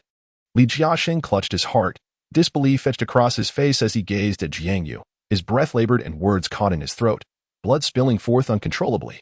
Meanwhile, Jiang Yu also coughed up blood, her complexion alarmingly pale. Yet, she showed no signs of hesitation. Instead, she lunged forward once more, intent on pressing the attack against Li Jiangxing. This strike had indeed severely weakened him, but it was not sufficient to obliterate such a formidable opponent in a single blow. Amidst the flickering shadows of the sword, Li Jiangxing struggled to defend himself. Ugh! Damn it! Jiang Yu, I will let you go this time. From now on, let us coexist peacefully, without interference, he shouted, his voice echoing with urgency. His obsidian form was crumbling, teetering on the brink of collapse. Do I appear foolish to you? Jiang Yu retorted, maintaining her relentless assault, intensifying her strikes. Ultimately, the flickering blade severed Li Jiangxing's arm completely. Chapter 51, I Must Survive. One sword after another. Li Jiangxing's defenses crumbled gradually, shattering like fragile glass. Jiang Yu, if I perish, you shall face relentless pursuit from the enforcement hall, never to find peace in this lifetime. However, if you grant me a chance to live, I swear to protect you, ensuring your life remains unthreatened for the foreseeable future. In a fit of overwhelming terror of death, Li Jiangxing bellowed, spitting blood. Jiang Yu, upon hearing this, scoffed disdainfully. Do I appear foolish to you? With one final thrust, the sword plunged directly into Li Jiangxing's heart. Jiang Yu then withdrew the blade, taking with it a cascade of blood. Li Jiangxing clutched his chest desperately, his eyes wide, blood escaping his lips. In the end, he could only close his eyes in hatred and succumb to death. Jiang Yu turned away, her breathing heavy and labored. The two cultivators at the transformation stage had immediately fled upon sensing the shift in momentum. At that moment, Chun Jing was fleeing at his utmost speed, splitting from his companion to enhance their chances of survival. Damn it, damn it, damn it. I should have anticipated Jiang Yu had such a trump card. Chun Jing ground his teeth, cursing inwardly. Jiang Yu's hidden strength had indeed taken him completely by surprise. He was aware of her phoenix bloodline, yet he had not expected the purity of her lineage to enable the temporary ignition of her bloodline, significantly amplifying her combat prowess. As enforcers of the Eastern Shin domain, they undoubtedly possess the ability to discern various magical or spiritual entities. However, the phoenix is such a rarity that there exist no relevant records, leading to Chun Jing's assessment of Jiang Yu's phoenix bloodline being merely a conjecture, which is the primary reason for his failure in this endeavor. Where could he have fled? Jiang Yu's sword descended, striking before Chun Jing. At that moment, Chun Jing was filled with dread, letting out a scream and retreating a few steps. Why you? How did you find me? Of course, he informed me, Jiang Yu replied with a grin, subsequently tossing the head of another enforcer aside. Chun Jing staggered back, swallowing hard, and then gazed at Jiang Yu. Before he could utter a word, Jiang Yu's sword pierced his heart. Chun Jing's eyes widened, a surge of excruciating pain coursing through him. As Jiang Yu crushed his heart, I have no patience for your ramblings. Withdrawing the long sword from its sheath, blood poured forth, staining the ground. Jiang Yu staggered back a couple of steps before sheathing the Sakura Phoenix sword. Approaching Chun Jing's side, she produced a storage ring, meticulously examining its contents. The token of the moon-worshipping demon cult, indeed. Jiang Yu chuckled softly. At this moment, her bloodline was nearly exhausted, her energy reservoir and meridians in ruin. Her willpower could no longer endure. The sensation of pain swiftly spread throughout her body. Cough, cough. Jiang Yu continued to cough, blood spilling from her lips. The sea of qi has been destroyed, indicating that the current Jiang Yu is no longer the cultivator she once was, transcending the realm of refining void and transforming divinity. She is merely a severely injured ordinary person, albeit with a physique considerably superior to most. Around her lies a blanket of pristine snow. Jiang Yu struggles to her feet, bracing herself against the ground. In the absence of her former cultivation, she is immediately beset by an intense chill. Walking through the snow evokes memories of her past life's mountaineering experiences, yet she lacks the protective gear necessary to fend off the cold. Within mere minutes, her head is adorned with a thick layer of snow. It seems imperative to tend to her wounds, Jiang Yu contemplates. Numerous lacerations on her body continue to throb painfully, bleeding profusely, and she senses that she is nearing her limits. A cough escapes her lips, and fresh blood flows uncontrollably. She has a foreboding sense that her internal organs may be gravely injured. Resolving not to hesitate any longer, she seeks a sheltered spot from the biting wind and sits down. As she attempts to open her storage ring, she discovers that her body has been completely drained of spiritual energy. Without any energy left, accessing the storage ring is, of course, impossible. Truly, this is adding insult to injury, Jiangyu muses. Gritting her teeth against the excruciating pain, she rises once more and continues her journey forward. At present, she surmises her altitude to be nearly 6,000 meters. Lingering in one spot for too long without movement could lead to fatal hypothermia. Currently, she is already exhibiting several symptoms of exposure. The Molo Mountains lay ahead, stretching for at least 1,000 kilometers before one could traverse them. A profound sense of despair enveloped Jiangyu as she found herself succumbing to snow blindness, unable to discern the direction and compelled to shuffle onward towards an indistinct destination. Time seemed to lose its meaning as she unexpectedly collapsed to the ground. Instinctively, she curled into a fetal position, striving to preserve the scant warmth remaining within her body. Yet, an overwhelming chill began to seep into her bones. Her legs had succumbed to numbness, and many of her internal organs felt detached from any sensation of pain. Am I destined to perish?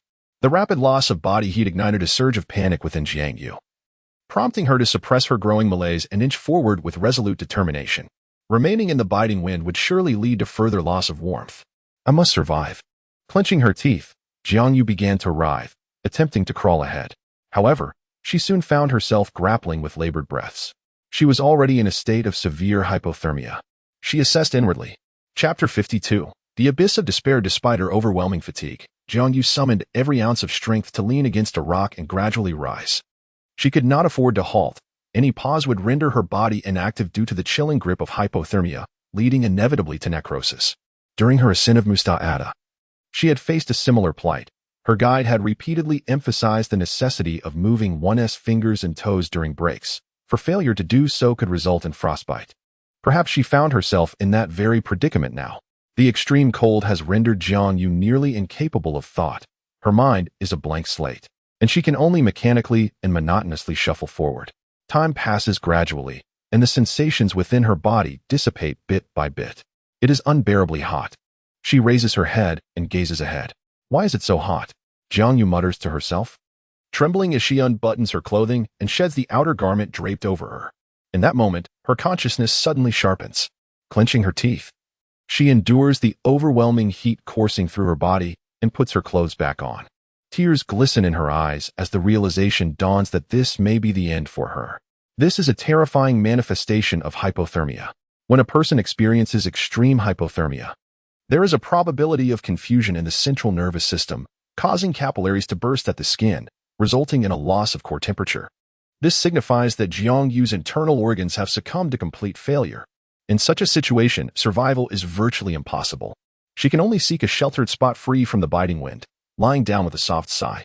I should have considered this sooner. Jiangyu speaks slowly, reflecting that, as a practitioner of the transformation realm, even if her cultivation has been destroyed, her physical constitution should allow her a chance to survive in these mountains. Yet, she has overlooked a crucial point. She lacks the modern industrial equipment that would provide her with the necessary gear, possessing only this inadequately warm attire and no provisions. How could she possibly escape on her own? Jiangyu lay upon the stone, gazing into the distance. At this moment, her vision had begun to blur, and a myriad of spots appeared against the backdrop of white before her. When the brain suffers from inadequate blood supply, it can adversely affect the retinal blood flow, leading to blurred vision. She sighed softly, then lowered her head. Although it was summer, the Moro Mountains remained frigid, and winter would only exacerbate the chill. At least this suggested that her body would not decay. Such an outcome, in a way, was rather preferable. The warmth within her gradually ebbed, replaced by an overwhelming cold. Perhaps this was the harbinger of impending death. Just as Jiangyu was on the verge of losing consciousness, she suddenly heard distant calls. Master! Master! Upon seeing Jiangyu's curled figure, Lin Xingye rushed over to her side. At that moment, Jiangyu's face was devoid of color. Her cheeks as pale as ash, her gaze wandering, devoid of any awareness. Xingye! Jiangyu lifted her head, looking at Lin Xingye before her. Her voice was hoarse and frail, as if it might shatter at any moment. Master, I am sorry. Lin Xingye was now in tears, tightly embracing Jiang Yu, striving to transfer her warmth into Jiang Yu's body. She grasped Jiang Yu's wrist, checking her pulse. At this juncture, Jiang Yu's meridians and qi had been utterly destroyed. Her blood vessels were long since dry, and her internal organs were in disarray. In such a condition, even a celestial being might only shake their head in despair. Even if there were an immediate remedy for her injuries, her internal organs had already been irreparably damaged, rendering their digestive capabilities utterly ineffective. Jiang Yu sensed a warmth enveloping her, yet she had relinquished any hope of survival. At the very least, having someone to recover her remains would be a small consolation. Lin Xingye was acutely aware of Jiang Yu's dire predicament. Although she appeared to be alive, she was, in essence, no different from a corpse. If her meridians and energy qi had not been completely destroyed, it would have been a different matter. With her cultivation at the transformation stage, she could have utilized spiritual power to restore some vital signs despite her shattered organs. However, she had now become a mere shell of her former self, her cultivation obliterated. Lin Xingye's mind was a blank canvas. As she grappled with the overwhelming challenge of reversing this grim situation, her medical skills were commendable, and she understood fully the gravity of Jiang Yu's condition. Yet she found herself utterly at a loss, unsure of how to proceed. Wait, although her master's energy qi and meridians had been devastated, she still possessed the bloodline of the phoenix coursing through her veins. Though diminished, it was still the essence of a phoenix. Might external forces enable its restoration? Lin Xingye swiftly contemplated this in her mind. Could her own bloodline be offered to Jiang Yu, granting her a chance at survival? After deliberating on this notion, she ultimately dismissed it. She had yet to reach the transformation stage, and the potency of her bloodline was insufficient to make a significant impact for someone of Jiang Yu's caliber. What, then, was to be done? Lin Xingye pondered rapidly and suddenly conceived the most effective method. The lotus seed of the 12th grade fiery red lotus. She abruptly retrieved a lotus seed from her storage ring. This seed emitted a resplendent crimson glow, shimmering brilliantly against the snowy backdrop. Upon ingestion, the seed presented two potential outcomes. One possibility was the searing inferno engulfing Jiang Yu, leading to her complete incineration. The alternative was that Jiang Yu's bloodline would absorb the essence of the seed, allowing her to undergo a rebirth through its formidable power. Her hands trembled incessantly.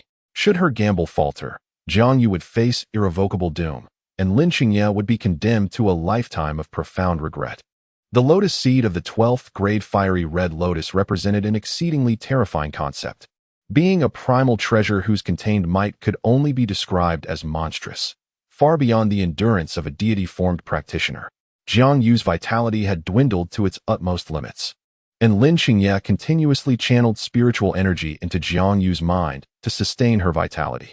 Many parts of Jiang Yu's body had already succumbed to a complete lack of life signs. Without Lin Xingye's support, it was likely that Jiang Yu would have already perished.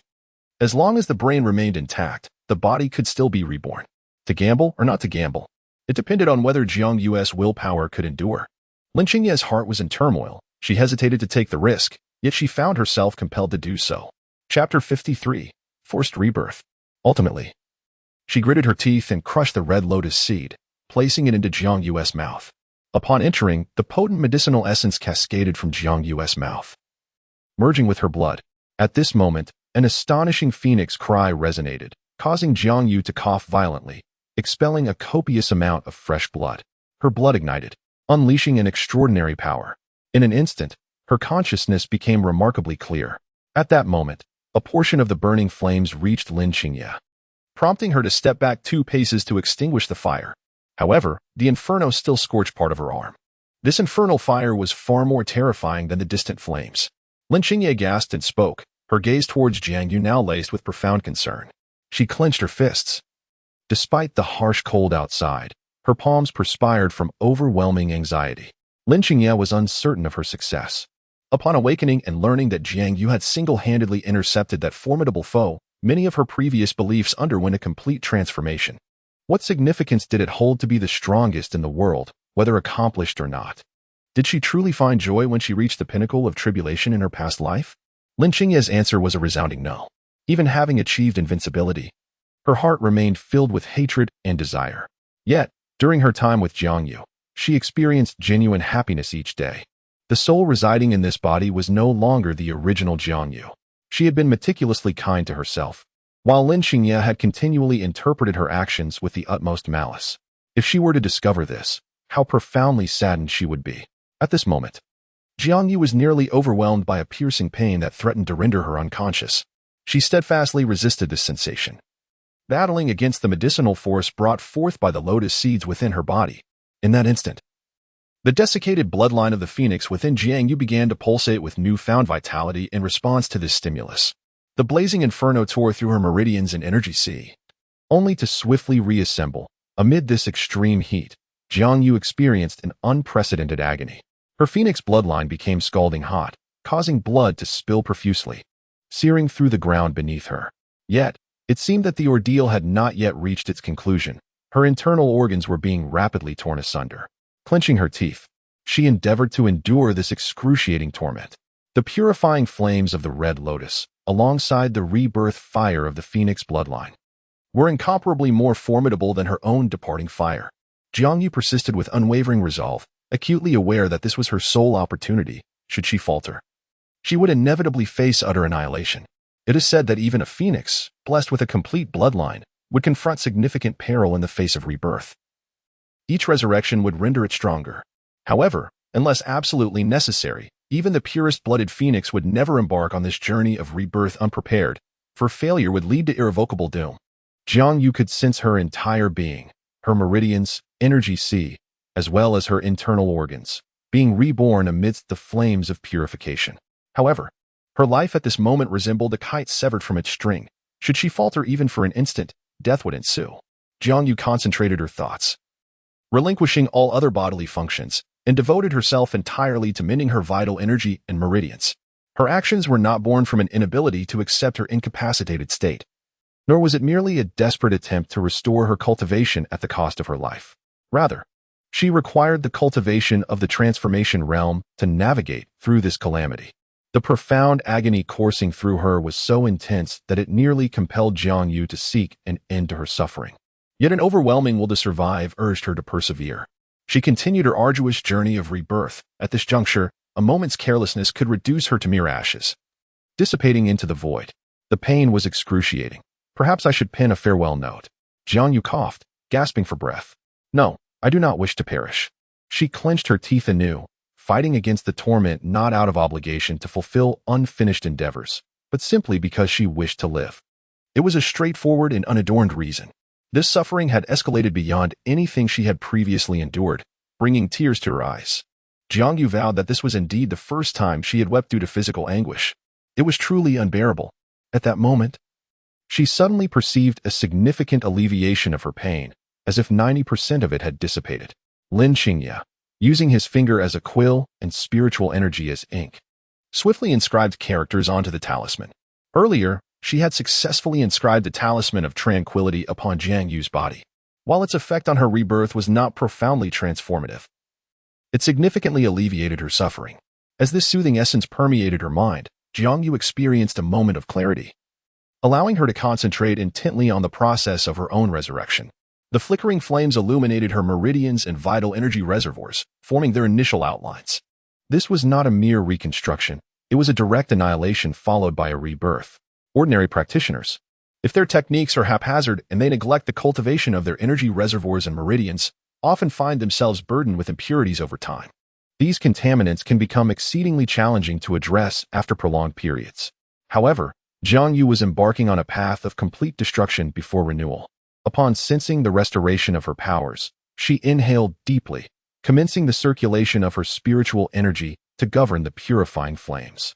The energy of the red lotus erupted in consuming fire, annihilating her corporeal form, while simultaneously infusing her bloodline, giving rise to the rebirth flames and granting her a new life. This intricate cycle unfolded. As time slipped by, hour after hour, Jiang Yu found herself on the brink of unconsciousness multiple times due to the intense heat. Yet, each time, she roused herself, redirecting her spiritual energy to reform her body. Through this process of rebirth, she anticipated a remarkable enhancement in her innate qualities and talents, not to mention a significant extension of her lifespan. It was even conceivable that this rebirth would elevate her talents to the ranks of first-rate geniuses. Jiang Yu continuously encouraged herself, invigorating her spirit as she persevered. The energy center and meridians have been fully restored, and the internal organs have begun to take shape, signifying that the most perilous time has indeed passed. Chapter 54. Successful Nirvana. Upon witnessing this scene, Lin Xingye felt a blend of joy and concern in her heart. Her keen eyesight allowed her to accurately assess Jiang Yu's current physical condition. Physically, she had surpassed the most dangerous phase, and it could be said that she had fundamentally achieved nirvana. Not only would her body be reborn, but more importantly, it would undergo a qualitative transformation, elevating both her constitution and innate talent to a higher echelon. However, Lin Xingye was apprehensive, as Jiang Yu was utilizing the potential of her bloodline at a great cost. Although Jiang Yu's talent was indeed increasing, the negative repercussions stemming from her bloodline were likely to intensify. Presently, the red lotus seeds of the infernal fire served as a vital source of energy for Jiang Yu. Should the energy from the seeds diminish entirely, her bloodline condition would deteriorate further, potentially leading to death. The most effective course of action now would be to slay a phoenix. Jiang Yu's body continued to burn with an intense heat, and she gasped for breath, perhaps having reached the ultimate stage. Ultimately, the flames gradually extinguished, and Jiang Yu could no longer endure, collapsing into unconsciousness. Lin Xingye immediately rushed over, shedding her outer garments to envelop Jiang Yu. At that moment, Jiang Yu's skin appeared even more pristine and delicate than before. The immense weight in Lin Xingye's heart finally lifted, holding Jiang Yu in her arms. She was filled with a tumult of emotions. She cherished the fervent affection Jiang Yu now showed towards her. She was uncertain whether Jiang Yu's treatment of her was merely an effort to please her, compensating for the past grievances, or if it stemmed from a genuine affection. If it were the latter, that would be splendid. Yet if it were the former, she was unperturbed, for emotions could be nurtured over time. Should her master truly be reluctant to yield to her, she could simply await the moment her cultivation surpassed that of her master, employing subtle means to coax her master into willingly submitting to her. However, it seemed that the present moment was indeed a fortuitous opportunity. The chasm between the Yuan-Ing and the Huashan realms was immense. Jiang Yu's energy sea and meridians had undergone a rebirth, significantly enhancing their quality, resulting in a remarkable leap in her cultivation. Once at the mid-Huashan stage, she now stood at the pinnacle of Huashan. Bolstered by the power of the Red Lotus, Lin Xingye was, of course, elated by this outcome. Jiang Yu's potential was not limited to merely achieving the pinnacle of Huashan. In her previous life, Lin Xingye had ascended to the peak of tribulation. If she so desired, even a mere pig could be nurtured to the great ascension realm with resources. Moreover, Jiang Yu was no fool, and it was improbable that she would stagnate after reaching the Huashan stage. Nonetheless, Lin Xingye felt a twinge of frustration, for Jiang Yu's current cultivation was rather formidable, rendering any attempt to confront her futile. It would be necessary to wait until her own cultivation approached that of Jiang Yu's before embarking on any audacious endeavors.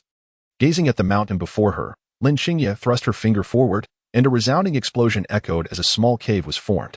Currently, Jiang Yu's physical condition is far from ideal and requires further recuperation. It is imperative to attend to her with utmost care in the coming days. Lin Xingye swiftly cleared away the various rubble within the cave, tidying up the disordered surroundings. Subsequently, she kindled a fire and fashioned a stone bed beside it, gently placing Jiang Yu upon it. At this moment, Jiang Yu remained in a deep slumber. Observing her master's bare form, Lin Xingye felt a rush of crimson to her cheeks, lowering her gaze slightly. Master, surely she would not hold this against me. Lin Xingye's breath grew increasingly labored. Such exquisite legs. She leaned closer, reclining on the expansive stone bed, and reached out to caress Jiang Yu's face. Unbeknownst to her sleeping mentor, Lin Xingye had developed some impure desires. Yet, at that moment, Lin Xingye was struck by a revelation. The Jiang Yu before her was no longer the venomous woman of the past. She was a true individual who cared for her, not merely an object, but someone she cherished deeply. What right did Lin Xingye have to treat her as a possession? If Jiang Yu were unwilling, would not such actions be reprehensible? With this contemplation, Lin Xingye finally withdrew her hand. My demeanor towards her should be one of love, not possession. I must not harm the one person in this world who loves me unconditionally. Lin Xingye at last clarified her thoughts, yet, gazing at the breathtaking beauty of her master, she found herself unable to resist. She leaned in, planting a gentle kiss upon her exquisitely sculpted collarbone. After that, Lin Xingye retrieved a set of garments from Jiang Yu's storage ring and carefully dressed her. In her previous life, Although she had reached the zenith of cultivation and combat on the celestial spirit continent, she had always been alone, never having loved nor been loved. Now, encountering someone who treated her kindly, she found herself at a loss as to how to interact with such affection. The essence of love is something one must learn gradually. Lin Qingye gazed at Jiang Yu, feeling an overwhelming joy swell within her heart, for this was the first time she realized she could indeed have someone to rely upon. Her master excelled in the art of fire, and perhaps the most beneficial aspect of her cultivation would be the 12th grade infernal flame red lotus. Lin Qingye contemplated that once she acquired this treasure, Jiang Yu would have no need to worry about any matters regarding magical artifacts until she reached the tribulation stage. The energy contained within the 12th grade infernal flame red lotus would also facilitate Jiang Yu's absorption, naturally accelerating her cultivation progress. However, obtaining such a treasure was no simple task. Lin Qingye's thoughts gradually quieted. The only lead to find the red lotus had already been absorbed by her master. How then should she pursue it? This conundrum posed a challenge for Lin Qingye. Nevertheless, there was still time. It was now imperative for Lin Qingye to focus on enhancing her own cultivation. If only she had possessed such clarity in her previous life, what worries would she have had then? As for the 12th grade infernal flame red lotus, if Lin Qingye desired it, who could dare stand in her way? Even the Phoenix clan, with just a mere hint of intimidation, does not necessitate Lin Qingye to take action himself.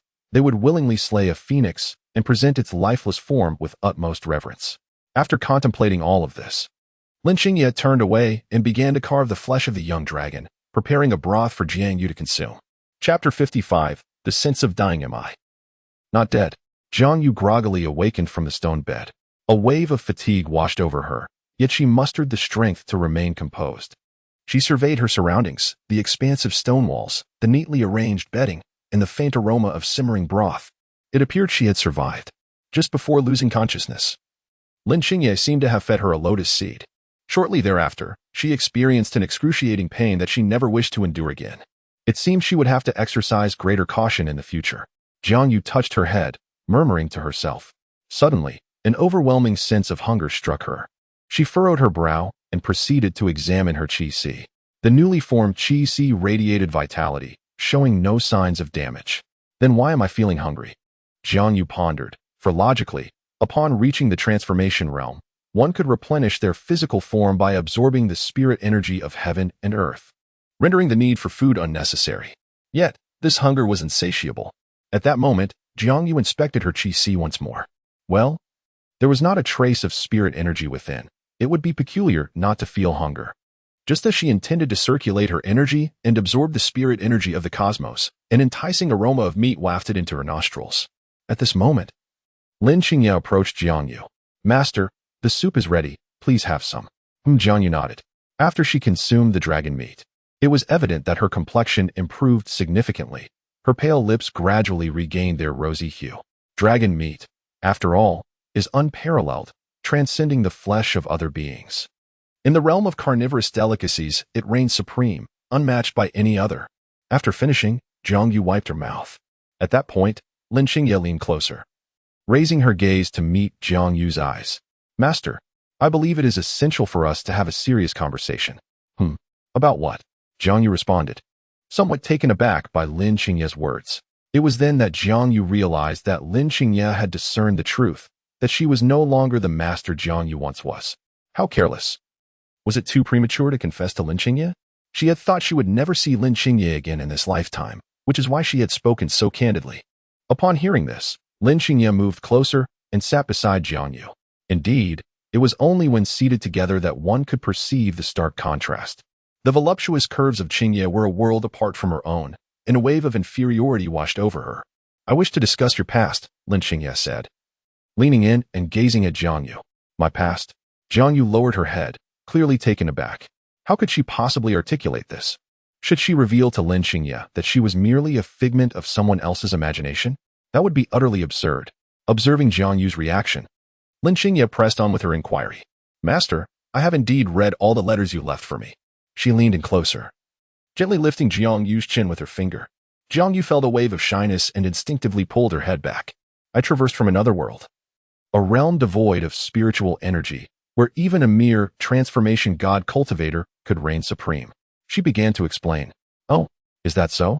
Lin Qingye nodded in response. Furthermore, I am also aware of your rebirth and the experiences you endured in your previous life. After much hesitation, Jiang Yu ultimately resolved to confide in Lin Xingye. Are you aware that, in the end, you could not escape my grasp? Lin Xingye smiled gently, exuding an aura of warmth and innocence.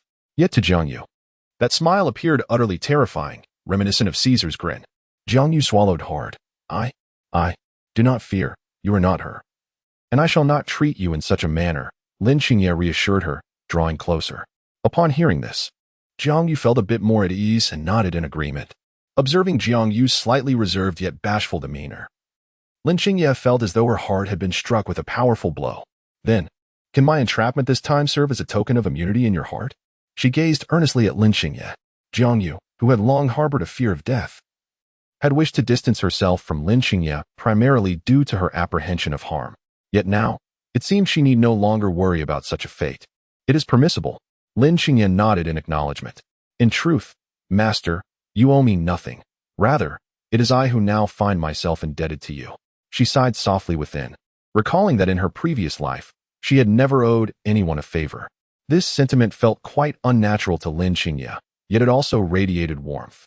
At that moment, Jiang Yu suddenly felt a tightness in her chest. Darkness clouded her vision, and she pressed her hand to her heart as dizziness overtook her, causing her to lean forward. Instantly, Lin Xingye reacted, drawing closer to embrace Jiang Yu. Master, are you all right? She inquired, while checking Jiang Yu's pulse. The pulse was chaotic and tumultuous. After all, this newfound vigor stemmed from the 12th grade karmic fire red lotus seeds, which had limited potency once the effects wore off. The inferior aspects of Jiang Yu's bloodline would manifest dramatically, placing her life in peril. Not only were the effects limited, but the compatibility with Jiang Yu's bloodline was also rather low. While it provided a temporary boost in combat prowess, it was not a sustainable solution. Master, please wake up, Lin Xingye urged, shaking Jiang Yu vigorously. Only then did Jiang Yu manage to steady her head, gradually regaining consciousness. She took a deep breath, striving to regain her composure. The near-death experience had made her feel as though she had traversed the threshold of the underworld once more. At that moment, Lin Xingye contemplated that perhaps she could annihilate the entire Phoenix clan, thus freeing her master's bloodline from future worries. The Phoenix clan, after all, is hardly a paragon of virtue. They had caused me considerable distress in my previous life. Lin Xingye's gaze gradually turned cold. Chapter 56, A Series of Misfortunes. Ahem. Am I to face death once more? At this moment, Jiang Yu felt a sense of despair, as her journey since arriving in this realm had been fraught with adversity. Master, your own Phoenix bloodline has nearly burnt out after your nirvana, insufficient to sustain your corporeal form. Currently, you rely on the potent effects of the 12th grade karmic fire red lotus seed for support, yet these effects are intense and erratic, leading to some discomfort. Lin Xingye explained to Jiang Yu. Ah, I understand now, Jiang Yu nodded, feeling a renewed sense of vitality. In truth, many of those pursuing us in this current batch are affiliated with the moon-worshipping sect. Jiang Yu looked at Lin Xingye, elucidating her thoughts. Upon hearing this, Lin Xingye felt both surprised and yet it seemed plausible. After all, she had harbored suspicions about the involvement of the moon-worshipping sect long before learning the truth. At present, the moon-worshipping sect still posed a formidable challenge for Lin Xingye, yet she believed that if they sought to confront her, she would gladly engage them. Just as she had obliterated the sect in her past life, she could do so again in this one. Shall we then proceed as planned towards the northern profound domain? Jiang Yu inquired of Lin Xingye. Yes, the plan remains unchanged, came the reply. Lin Xingye nodded in affirmation. At this moment, he had completely regained his composure. He was no longer the all-powerful figure from his past life. Even though the Great Tao Empire was not particularly significant, it was essential to maintain a certain level of reverence. As for the destruction of the Lin family's imperial lineage, Lin Xingye would ultimately eradicate it. Master, what would you like to eat? Eating dragon meat every day can become monotonous, Lin Xingye inquired, gazing at Jiang Yu. It was necessary to procure some meat from spirit beasts imbued with spiritual energy to help Jiang Yu restore her vitality. Although the meat of the little dragon was far superior in nutritional value compared to various other meats, it was, after all, possible to grow weary of it. Lin Xingye pondered whether he could find a variety of other spirit beast meats. For instance, the renowned Moro fish from the Moro mountain range, while not exceptionally high in nutritional value, was undeniably exquisite in flavor, leaving all who had tasted it in awe, reluctant to depart. Upon hearing this, Jiang Yu nodded. Yes, please go and retrieve some. With that, Lin Xingye turned and exited the cave. In the Moro mountain range, wherever there was a stream, one could invariably find Moro fish. Lin Xingye intended to search thoroughly. Meanwhile, Jiang Yu, left alone in the cave, found herself feeling somewhat bored and began to examine her meridians and qi si. In this moment, she discovered that not only could she utilize the fire of departure, but it also seemed that deep within her bloodline lay a more formidable flame. Jiang Yu held her breath and focused, beginning to harness this powerful fire. The infernal flames blazed fiercely, transforming numerous stones within the cavern into molten lava, which then flowed down gradually. Jiang Yu gazed upon the flames, feeling a profound sense of awe. The intensity of this hellfire surpassed that of her only fire. Unlike the vivid crimson of Li fire, the hellfire exhibited a more orange hue. A surge of joy filled Jiang Yu's heart. She knew that by mastering this hellfire, her combat prowess would ascend to a new level. After honing her skills with the hellfire, Lin Xingye returned from outside, clutching several large, still-living Emlu fish. The exorbitant price of Emlu fish is attributed to the fact that they are best when freshly caught. If they are killed in the Emlu mountains, the quality diminishes by the time they reach the market. Thus, Lin Xingye opted to catch them alive and dispatch them on the spot. Although the fish were not dead, they had been rendered incapacitated by Lin Xingye's primordial lightning, allowing her to capture them with ease. Jiang Yu sat nearby, observing Lin Xingye as she prepared the meal. In the descriptions from the book, Lin Xingye is portrayed as a quintessential prodigy, beautiful, gifted, and an exceptional cook. Her culinary techniques were deft, and her knife skills impeccable. Within mere seconds, the Emlu fish had been skillfully dispatched, scaled, and gutted. The fish bore no hint of a fishy odor and appeared utterly delectable. Jiang Yu swallowed hard, choosing to turn her head away, refraining from watching Lin Xingye cook. Noticing Jiang Yu's demeanor, Lin Xingye merely smiled gently, choosing not to comment further. After approximately the time it takes to burn an incense stick, the fish was finally ready. Lin Xingye extracted Bai Yi and began to chisel away at the substantial stones embedded in the cave walls beside her, ultimately shaping them into a sturdy stone table. The enticing aroma drew Jiang Yu over, who seated herself at the table. Lin Xingye approached, seemingly preferring to sit beside Jiang Yu rather than opposite her. Xingye, do you have a fondness for ginger? Why is there so much ginger atop this fish? Jiang Yu inquired, gazing at the dish with a hint of perplexity. Lin Xingye was somewhat taken aback by her master's response. Master, do you not enjoy ginger? Well, it's tolerable, but there seems to be an excessive amount, Jiang Yu replied. It's because I wanted to savor ginger fish, Lin Xingye said, leaning closer to Jiang Yu with a gentle smile. In that moment, she could sense the delicate fragrance emanating from her master. Jiang Yu nodded in acknowledgement, but within moments, she realized the implication, her cheeks flushing crimson. She playfully tapped Lin Xingye's head, exclaiming, "How rude! I am your master." After uttering those words, Jiang Yu quickly turned her head away. Her heart raced. And upon stealing a glance at Lin Xingye's flawless visage, her face flushed an even deeper shade of red. Resigned, Jiang Yu buried her face into the table, clutching her chopsticks and methodically consuming the fish. Such awkwardness was an experience she had never encountered before. Jiang Yu had never even held a girl's hand, embodying the essence of an innocent and pure-hearted youth. What of the master-disciple relationship? Does it truly matter? Lin Xingye leaned in closer. Master, surely you could grant me a kiss? Lin Xingye gazed at Jiang Yu, once more making his request. You rebellious disciple, why do you incessantly think of crossing boundaries with your master? The bond between master and disciple is distinct. Your feelings towards me should reflect a disciple's filial piety. Yet how has it transformed into something else? Jiang Yu sighed, addressing Lin Xingye. Upon hearing this, Lin Xingye found nothing inappropriate in the sentiment expressed. Why not, master? Descend into the demonic path alongside your disciple? Etiquette? Have you forgotten, master? I am, after all, of the demonic way. Why should I concern myself with such formalities? With that, Lin Xingye stepped even closer to Jiang Yu. The demonic path offers freedom, unbound by rigid conventions. Lin Xingye reached out, caressing Jiang Yu's face. But, I am not of the demonic way, Jiang Yu stammered, her heart racing as she looked at Lin Xingye. Though she had indeed harbored some romantic feelings for him, she had never acted upon them, nor had she ever wronged Lin Xingye in any way. Then, why not, master, join your disciple in the demonic path? Lin Xingye cradled Jiang Yu's face, turning it away from the monstrous fish before her, compelling her to gaze directly at him. Jiang Yu clenched her hands tightly. Her legs pressed together, revealing her profound shyness. Qingyi, she stammered. Upon hearing this, Lin Qingyi extended her hand, gently grasping Jiang Yu's. She lifted Jiang Yu's hand and placed it against her lips, bestowing a soft kiss upon it. Jiang Yu was momentarily taken aback. Lin Qingyi lifted her gaze to meet Jiang Yu's, acknowledging the mutual affection between them. If this feels overwhelming for you, my dear disciple, I shall take my time, she said. Jiang Yu exhaled softly in response and nodded. Then, does my esteemed master wish to grant me this opportunity? Lin Qingyi inquired. Her eyes fixed on Jiang Yu. Let us speak of it once you can best me, Jiang Yu replied, tilting her head away as she resumed her focus on the bowl of fish before her. Her heart had raced earlier while gazing at Lin Qingyi. In matters of the heart, Jiang Yu was rather conservative.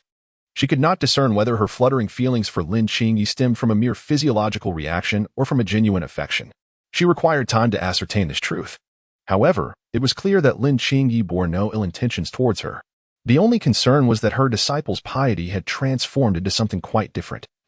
As she now spent her days contemplating how to surpass her master, Jiang Yu felt a sense of danger regarding her disciple, pondering the possibility of being turned into a cream puff one day. As she gazed at the fish in the bowl, alongside the heap of ginger, her cheeks flushed once more. The serene knight was indeed quite adept at weaving such playful innuendos. After savoring a sip of fish soup, Jiang Yu licked her lips, clearly lingering in delight. Observing this, Lin Qingyi leaned closer, glancing at the bowl that Jiang Yu had finished. Master, are you full? Shall I prepare a couple more for you? I am not satiated. I desire more. Jiang Yu raised her gaze to Lin Qingyi. If you give me a kiss, I shall go make it. Lin Qingyi moved beside Jiang Yu and said, Do not be hasty. I never said I would kiss your lips. Then where do you wish to kiss? Jiang Yu inquired, looking at Lin Qingyi. On the cheek, Lin Qingyi replied. Upon hearing this, Jiang Yu pondered for a moment. Between girls, it is quite normal to exchange a kiss on the cheek, isn't it? Very well, she nodded and leaned in. Lin Qingyi gently pressed a kiss on Jiang Yu's cheek before contentedly turning back to prepare the meal. While handling the mo luo fish, Lin Qingyi's mind wandered, fantasizing about Jiang Yu's form in a state of undress. This time it was a kiss on the cheek. Perhaps next time, a touch of a leg? One must not be overly ambitious. Such matters require a gradual approach and preparation. Although all are part of the same nation, the vast Daodian Empire is not entirely a cohesive entity. For instance, the eastern Xin region and the northern Xin region are separated by the formidable Maluo mountain range and the intricate Midong River, creating substantial barriers that hinder frequent exchanges between the two realms. Coupled with the considerable distance, this results in a profound sense of isolation. Consequently, information from the eastern Xian region often struggles to reach the northern Xian region, which in turn facilitates the movement of criminals who traverse between the two areas after committing their offenses. Furthermore, the authorities in both realms tend to turn a blind eye to these transgressions. After all, capturing criminals requires effort on their part, and once apprehended, the criminals must be returned, with any resulting accolades not reflecting their own achievements. This is precisely why Jiang Yu chose to venture into the northern Xin region at the earliest opportunity. Indeed, for an ordinary person, traversing the Maluo mountain range is an arduous task, exacerbating the region's information blockade. Lin Qingyi wholeheartedly supported Jiang Yu's decision to head to the northern Xian region, not only due to the significant barriers that exist between the eastern and northern Xian regions, but also because the northern Xian region harbors a legacy associated with the enigmatic mask. Cultivation is an endeavor that demands vast resources under equal talent conditions. A solitary cultivator devoid of resources would find their progress drastically slower, potentially up to 10 times slower, than that of a sect noble blessed with abundant resources. Lin Qingyi has been nothing short of lavish in her utilization of resources, employing them with utmost efficiency. Thus, the spiritual stones provided by Jiang Yu have nearly been exhausted. During this time, Lin Qingyi has also employed various means to acquire additional spiritual stones, yet these too have been largely depleted. Similarly, Jiang Yu finds herself in a dire predicament regarding the scarcity of spiritual stones, reaching an unprecedented level of urgency. It appears that prioritizing economic development should now be deemed of utmost importance.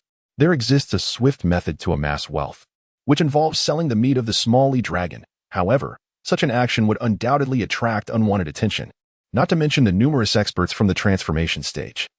Even those formidable beings from the great Tao Empire skilled in the void refinement and integration realm, would be drawn by the enticing scent. Mythical creatures are not to be trifled with, as their flesh offers substantial benefits to the human body. Hence, Jiang Yu is reluctant to reveal this resource immediately. Chapter 58. A crowded scene. 15 days of arduous travel swiftly elapsed, and the snowy landscape began to dissipate. Not far ahead lay a grand city, known as Ruijin City. This place is predominantly a commercial hub, flourishing economically within the northern Xin region, and can be considered a populous metropolis. Boasting a comprehensive strength far exceeding that of Luoluo City, where Jiang Yu has resided for over a century. Merchants and pedestrians bustle incessantly, with a continuous flow of vehicles. Master, remember to stow away the accompanying sword into the storage ring upon entering the city, Lin Xingye advised after placing Bai Yi into the storage ring. Jiang Yu, somewhat perplexed, inquired, "Why must we do this? Have you noticed the guards at the city gate? Although their strength is feeble, they audaciously demand tolls from passing cultivators, indicating a severe level of corruption in Ruijin City, where anyone feels emboldened to extort. Certainly, even if they were endowed with 1,000-fold courage, these individuals would not dare to challenge the cultivators. The fundamental reason lies in the fact that these soldiers are merely pawns, their rusty spearheads reflecting the impoverished state of their ranks. The wealth they possess has likely been siphoned off by those who stand behind them." Lin Xingye elaborated carefully to Jiang Yu, who, upon hearing this, began to comprehend the situation. So it is thus. When Jiang Yu and Lin Xingye entered the city, they adorned themselves in remarkably modest attire. The guards at the city gates, perceiving them as ordinary folk rather than affluent individuals, accepted a few copper coins and allowed them passage. A faint stench wafted from the slums, a noxious scent that hinted at the presence of malefactors. The disparity between wealth and poverty in Ruijin City is stark, epitomizing the phrase "the rich feast while the poor perish." One could discern soldiers mercilessly beating civilians, with some unfortunate souls dragged away lifeless on carts, destined to be discarded beyond the city's borders. In such times, the death of a few commoners is tragically commonplace, and no one seems to care. Lin Xingye casually selected a tea house and settled down. She ordered 2 pots of tea and then closed her eyes in contemplation. Are we merely passing through here, or shall we reside for an extended period? Jiang Yu inquired with confusion. Lin Xingye chuckled softly in response. It is certainly impossible for us to dwell here permanently, but we may stay for a brief while. Yet our reserves of spirit stones are dwindling perilously. Do we not need to earn some spirit stones? Jiang Yu asked Lin Xingye. This is also the reason for my arrival in Ruijin City. She gently sipped her tea, then turned to gaze at Jiang Yu. To the northeast, there are 2, to the southwest, 1, and directly to the west, another. After uttering these words, Jiang Yu momentarily froze, then began to sense her surroundings more acutely, only to feel an intense chill creeping up her spine. In the location marked by Lin Xingye, there were indeed hidden figures observing her. They belonged to the moon-worshipping demon sect. The sect had long plotted our escape route, unable to swallow their grievances. In the eastern Xin domain, they were powerless, which is why they conspired with the law enforcers of that realm, using an insider to flush us out. However, in the northern Xin domain, they lacked such capabilities. Although no one was present in the law enforcement hall upon our arrival in the northern Xin domain, this absence afforded them the audacity to act against us without restraint. After all, how could the personnel of the northern Xin domain extend their reach into the eastern Xin domain? Lin Xingye analyzed the situation meticulously, to which Jiang Yu nodded in agreement. Yet, at that moment, a question arose in her mind. If that were the case, had we not unwittingly fallen into their trap? Yet, in a twist of fate, they too had stumbled into mine.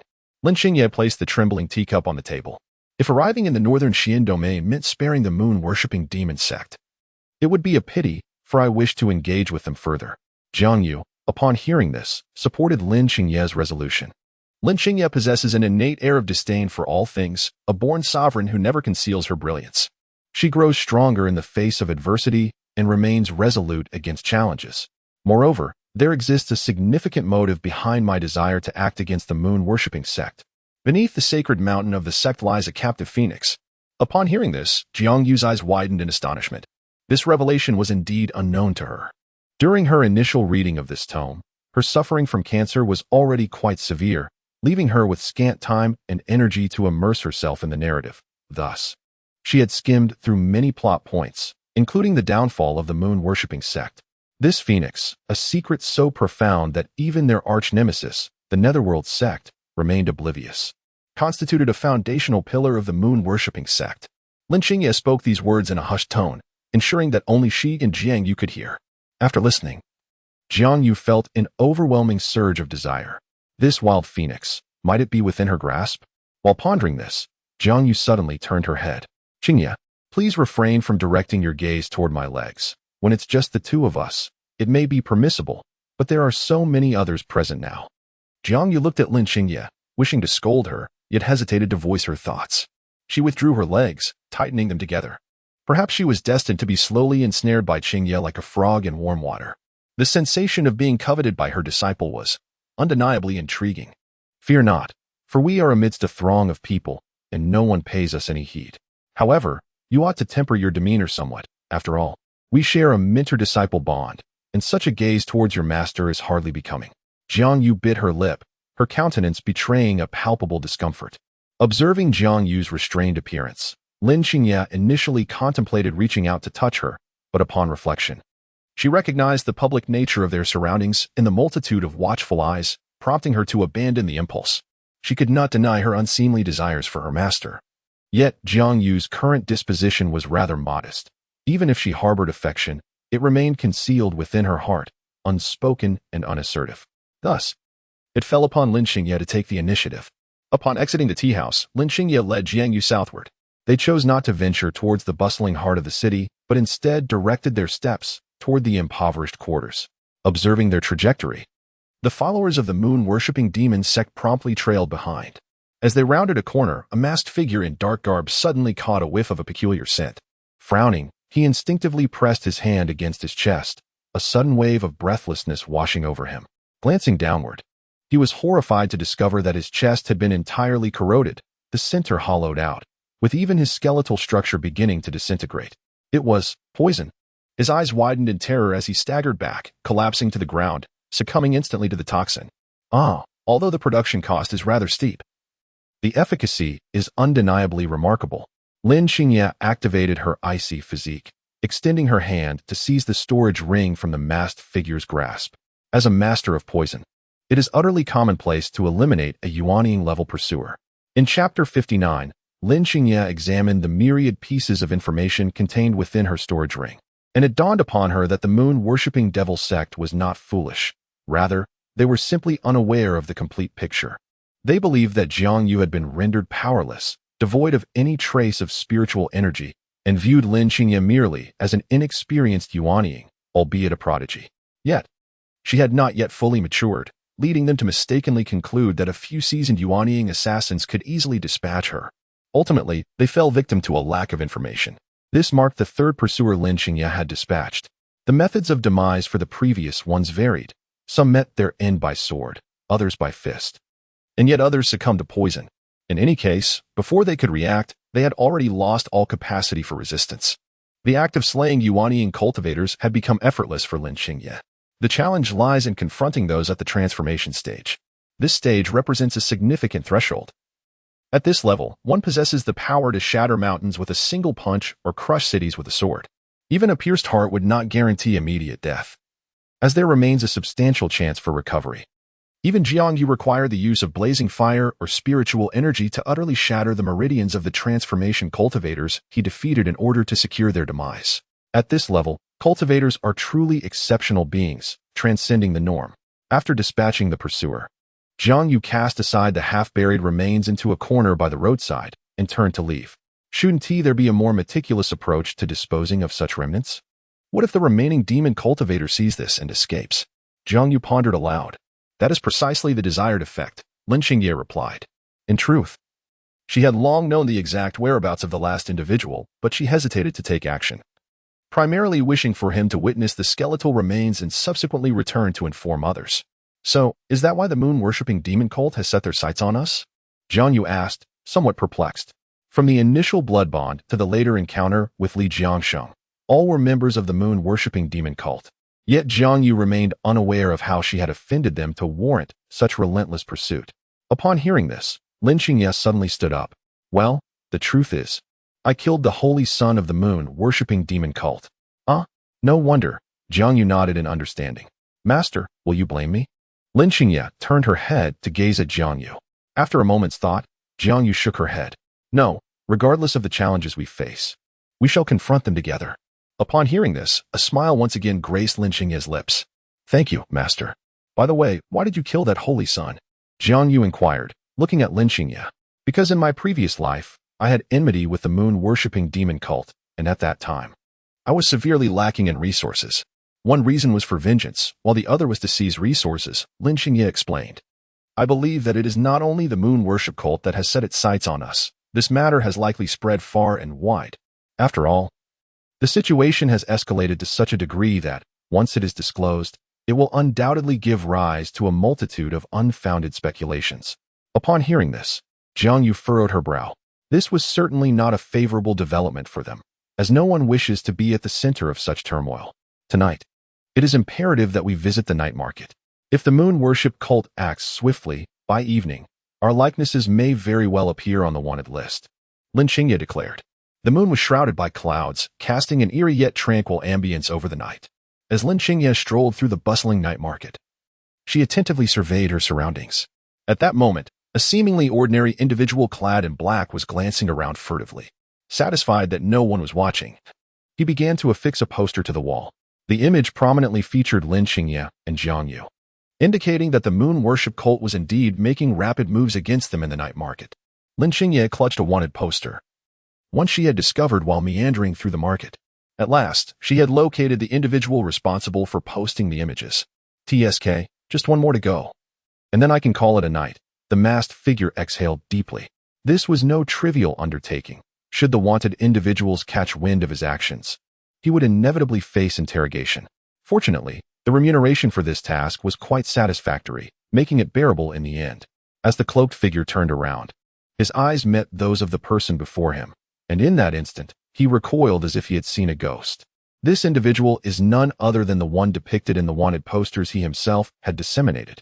Lin Xingye approached, fixing her gaze upon the cloaked figure. Who instructed you to post these?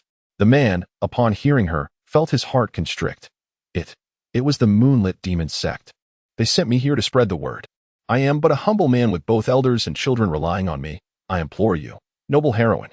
Before he could finish, Lin Xingye swiftly severed his throat with a single stroke of her sword. He was merely an ordinary individual devoid of any cultivation.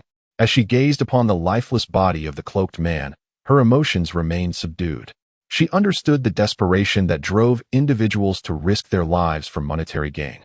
Yet one must be prepared for the peril of such risks. It is but fair. I have arrived a moment too late, Lin Xingye murmured to herself.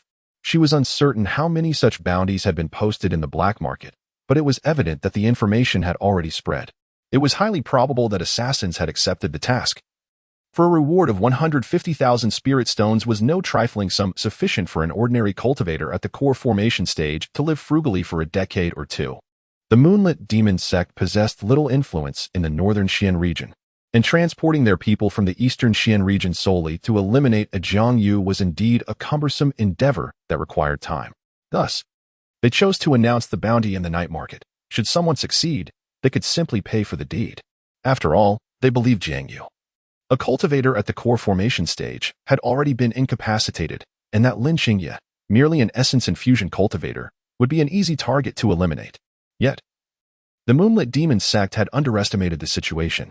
At this moment, Jiang Yu not only restored her cultivation but also elevated it to a higher level, reaching the pinnacle of the transformation stage, thanks to the power derived from the 12th grade fiery red lotus seeds. Now, the pressing concern was to discern who would be willing to pursue us for the bounty of 150,000 spirit stones. Lin Xingye muttered to herself, contemplating that while those at the void refinement stage might not stoop to such measures, many at the transformation stage would likely be eager to hunt down Lin Xingye and Jiang Yu. Thus, they would confront any obstacles with fortitude. After disposing of the corpse of the masked assailant, Lin Xingye proceeded to another location. Chapter 60. Get Lost. In a district located on the northeast side of Ruijin City, Lin Xingye entered a room while holding the land deed. To avoid unnecessary complications, she opted to purchase a property directly in Ruijin City. Although the land prices were steep, for Lin Xingye, it was merely a trifling matter. The house, though somewhat dated in its decor, was overall quite tidy. Lin Xingye could tolerate a bit of age in the furnishings, but she could not abide a lack of cleanliness, as she was a person who cherished tidiness. "Master, we have arrived home. May I take a look now?" Lin Xingye leaned closer to Jiang Yu and inquired. "Look at what?" Jiang Yu asked, puzzled. "Your leg," Lin Xingye replied bluntly. Jiang Yu shot Lin Xingye a glance of disdain before lifting her short skirt. At that moment, Lin Xingye did not hold back. Instead, she fixated her gaze upon Jiang Yu, watching her intently without averting her eyes. Jiang Yu felt a flush of embarrassment, acutely aware of her own feelings of shame. At that moment, she finally comprehended the emotions of the female protagonist she had previously encountered in obscure websites. As she caught Lin Xingye's unwavering gaze, Jiang Yu couldn't shake the sensation that at some point, she might be triggered into experiencing an ineffable sense of defeat. Reminiscent of a certain defeated CG, transforming into a cream puff. Lin Xingye removed her hairpin, allowing her long, lustrous hair to cascade down like a waterfall, resting gracefully upon her shoulders. The disciple had a penchant for donning black attire, which suited her remarkably well. Her pale complexion paired with the dark garments created an indescribable allure. "Have you had your fill?" Jiang Yu mustered the courage to inquire, addressing Lin Xingye. "Yes, I have," Lin Xingye replied, withdrawing her gaze with a smile and a nod. This prompted Jiang Yu to lower her short skirt and take a seat on the tea chair. Upon witnessing this, Lin Xingye understood immediately and promptly fetched a pot of tea. This tea was of the finest quality from Ruijin City, its worth comparable to gold. Renowned for both its exquisite flavor and aroma, truly a pinnacle of excellence. After pouring a cup for her esteemed mentor, Jiang Yu took a sip. "Ah, this tea is delightful," she remarked, nodding in appreciation. At that moment, Lin Xingye lifted her gaze to Jiang Yu. Her heart weighed down by a lingering concern regarding her mentor's perception of her. The current Jiang Yu was no longer the venomous woman she once was. She had transformed into a kind and amiable figure who treated her well. Yet, Lin Xingye remained uncertain about how Jiang Yu truly viewed her. After all, humans are social creatures, perpetually concerned with the opinions of others. Lin Xingye, having endured countless trials in her past life, possesses a formidable inner strength and can certainly remain indifferent. But can Jiang Yu afford to be indifferent? Lin Xingye belongs to the demonic path, a stance that draws disdain from the world, whereas Jiang Yu does not. If she wishes to integrate into society, her wisest course is to delineate herself from Lin Xingye. This has been her lingering worry these past few days. "Master, I wish to pose a question to you." "Very well, speak." Jiang Yu set down her teacup and lifted her gaze to meet Lin Xingye, who stood before her. "As a disciple of the demonic path, and with you not belonging to it, if there comes a day when I am scorned by the entire world, would you stand by my side?" She looked intently at Jiang Yu as she inquired, "Have I not nearly perished for you once?" Asking such a question now seems rather foolish, does it not? Jiang Yu chuckled lightly, then swirled her cup before draining its contents. Once she had embarked on this treacherous journey with Lin Xingye, she had never contemplated abandoning ship. That would be a decidedly foolish act. Each person harbors their own desires and aspirations. Should you wish to become the world's foremost, I shall not hinder you, as long as you refrain from actions that betray your master and ancestors. After uttering these words, Jiang Yu let out a soft chuckle and placed her cup back on the table. Previously, fear of Lin Xingye's wrath had restrained her from following the path alongside her.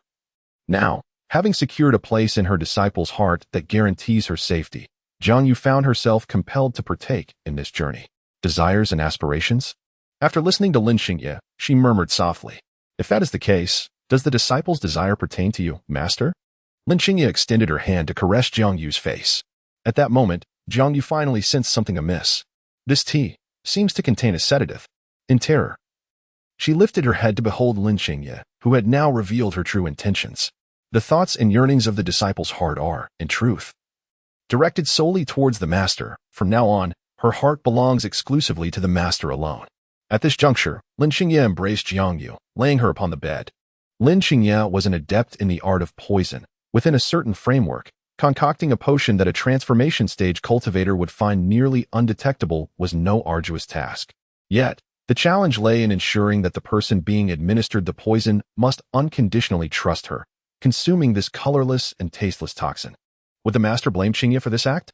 Lin Xingye grasped Jiang Yu's wrist, pressing her down beneath her, as Jiang Yu, now devoid of strength, exclaimed, "What? What are you planning to do?" Clearly flustered, she gazed shyly at Lin Xingye, who had pinned her down, and inquired, "Why has it come to this? How could the previously aloof and ethereal Lin Qingye now appear as a being consumed by fervent desire? Master, I distinctly recall how you employed certain methods to render me unconscious in that cave a few days ago. Lin Qingye leaned closer to Jiang Yu's ear and gently spoke to her. At this moment, Jiang Yu also sensed that there was something amiss with the tea. It was not merely a sedative, there was something more. Her body grew increasingly feverish, a wave of intense heat coursing through her, causing her heart to race. No, this was not just a sedative, it was. Her voice began to waver in panic as she gazed into Lin Qingye's eyes. Master, you are meant to be the mortal warmth I can reach, not the unattainable flower of the celestial realm. And this should be the manner in which you present yourself to me. As Lin Qingye's words faded, she gently nibbled on Jiang Yu's ear. To make matters worse, Jiang Yu could feel the audacious disciple's hand caressing her collarbone. Taking a deep breath, Jiang Yu attempted to push Lin Qingye away, trying to dislodge the hand resting on her collarbone, but she found herself utterly softened by Lin Qingye's tender whispers. You. All of Jiang Yu's defenses crumbled, and in this bewildering haze induced by the potion, even without the presence of this rebellious disciple, she would likely have begun to succumb to her own desires. You scoundrel. Do not touch me. Jiang Yu was on the verge of collapse. Everything had spiraled out of control. At that moment, Lin Qingye fully threw herself onto Jiang Yu. Master, you are so beautiful. Get away from me. Chapter 61. Master, you smell enchanting. Master, you are now afflicted by poison and can hardly care for yourself. Do you not need your disciple to assist you in detoxification? Lin Qingye's smile seemed to blossom even further at the corners of her lips as she gazed at Jiang Yu, softly speaking. In pursuit of her peculiar whim, Lin Qingye extended her hand once more, playfully tousling Jiang Yu's delicate face, relishing the velvety texture beneath her fingertips.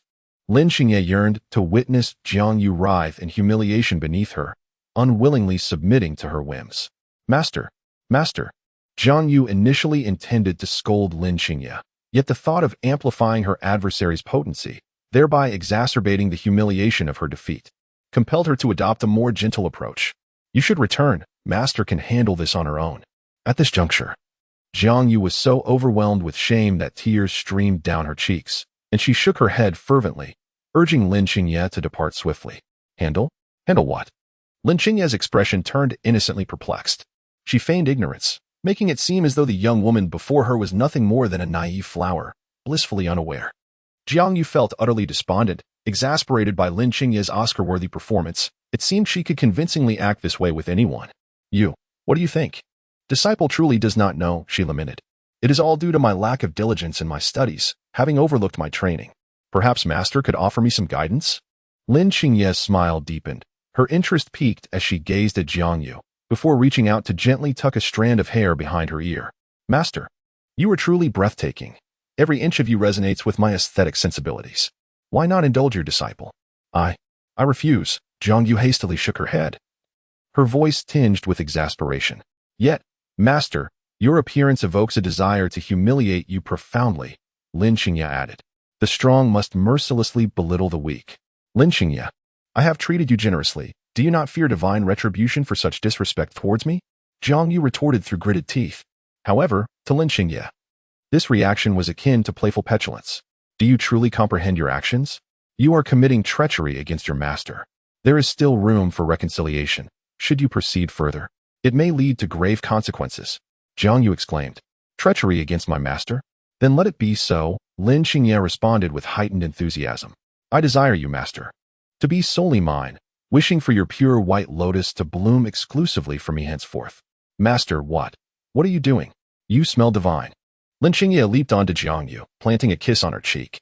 At that moment, Jiang Yu could no longer resist the overwhelming potency of the elixir. Her vision blurred, and she succumbed to unconsciousness. Huh? Has she fainted already? Sooner than I anticipated. Lin Qingye stroked his chin thoughtfully. Gazing at the unconscious Jiang Yu, Lin Qingye mused. Perhaps I should seize this opportunity and turn the rice into a cooked meal today? However, upon reflection, she felt that she could not proceed with such an act. Although her master, lying languidly before her, was undeniably alluring, she simply could not bring herself to do it. Lin Qingye retrieved a pill from her storage ring, crushed it, and placed it into Jiang Yu's mouth. The substances she had administered contained no harmful ingredients. This particular pill was solely intended to alleviate Jiang Yu's internal heat. Gazing at her master, Lin Xingye delicately extended her slender fingers to caress the corner of Jiang Yu's eye, followed by a gentle smile.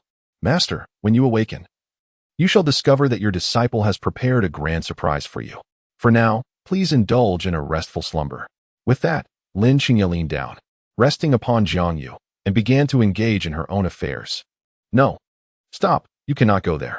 Jiang Yu abruptly awoke from her slumber. Gasping for air, her eyes widened, and her delicate fingers clutched the blanket tightly as her heart rate surged. Ugh, I feel so dizzy. She placed her hand on her head and muttered to herself. Initially intending to rise, she was struck by a wave of intense soreness throughout her body. Reminiscent of the exhaustion she felt after descending from the Mushtak Peak, her muscles ached profoundly. Furthermore, she sensed a considerable depletion of her spiritual energy, which left her feeling quite unwell. Was it merely a dream? Surely it must be a dream. If it were real, the consequences would be dire.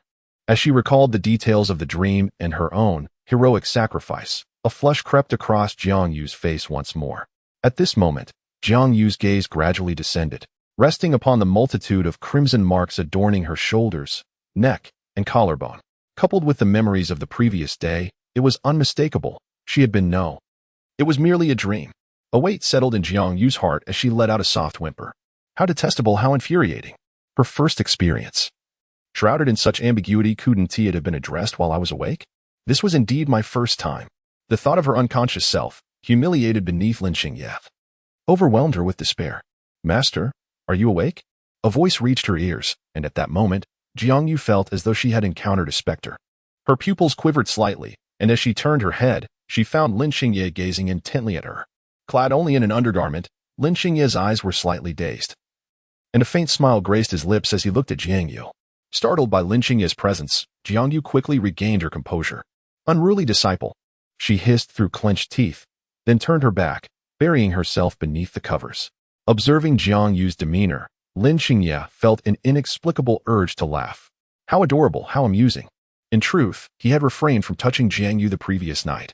Everything that transpired in the dream was merely a figment of her imagination. Lin Xingye's intention had been to gently nurture her meridians and energy reservoir, while leaving behind a transient mark of his own, though his actions might have led to misunderstandings. In reality, they had not crossed that boundary. Chapter 62. Is Master not going to reward me? Master, are you listening to me? Lin Xingye gently tapped Jiang Yu's shoulder from behind and spoke to her. No one wants me. Jiang Yu lamented, on the verge of tears. If I can't get married, then I'll take you. Lin Xingye leaned closer, reaching out to pinch her master's cheek. You. Jiang Yu shot a resentful glance at Lin Xingye, feeling embarrassed by her audacity. Yet, upon reflection, it seemed that Lin Xingye was indeed her only option. However, Jiang Yu still felt a sense of reluctance. Her first experience was turning out to be so ambiguous. At that moment, Lin Xingye rose from the bed, dressed herself, and picked up a cup from the tea table. Master, how effective is this medicine? She asked with a smile, gazing at Jiang Yu. How can you still say that? Jiang Yu exclaimed. This teacup still bears some of your saliva. Lin Xingye took the cup, bringing it to her lips for a sip. Delightful, just like Master's lips. Lin Xingye. Jiang Yu exploded in anger, grabbing a pillow from behind her and hurling it directly at Lin Xingye. The pillow struck the tea set with a loud crash, shattering it into pieces. Jiang Yu glared fiercely at Lin Xingye before her, her hands tightly clutching the blanket, overwhelmed by a sense of helplessness that left her unsure of where to channel her frustration.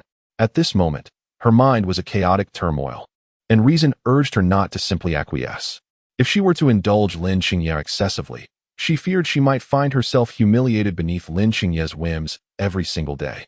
Although her formidable strength, having reached the pinnacle of transformation, could effortlessly suppress Lin Xingye, she was reluctant to take such a course of action, as it would effectively sever their fragile rapport.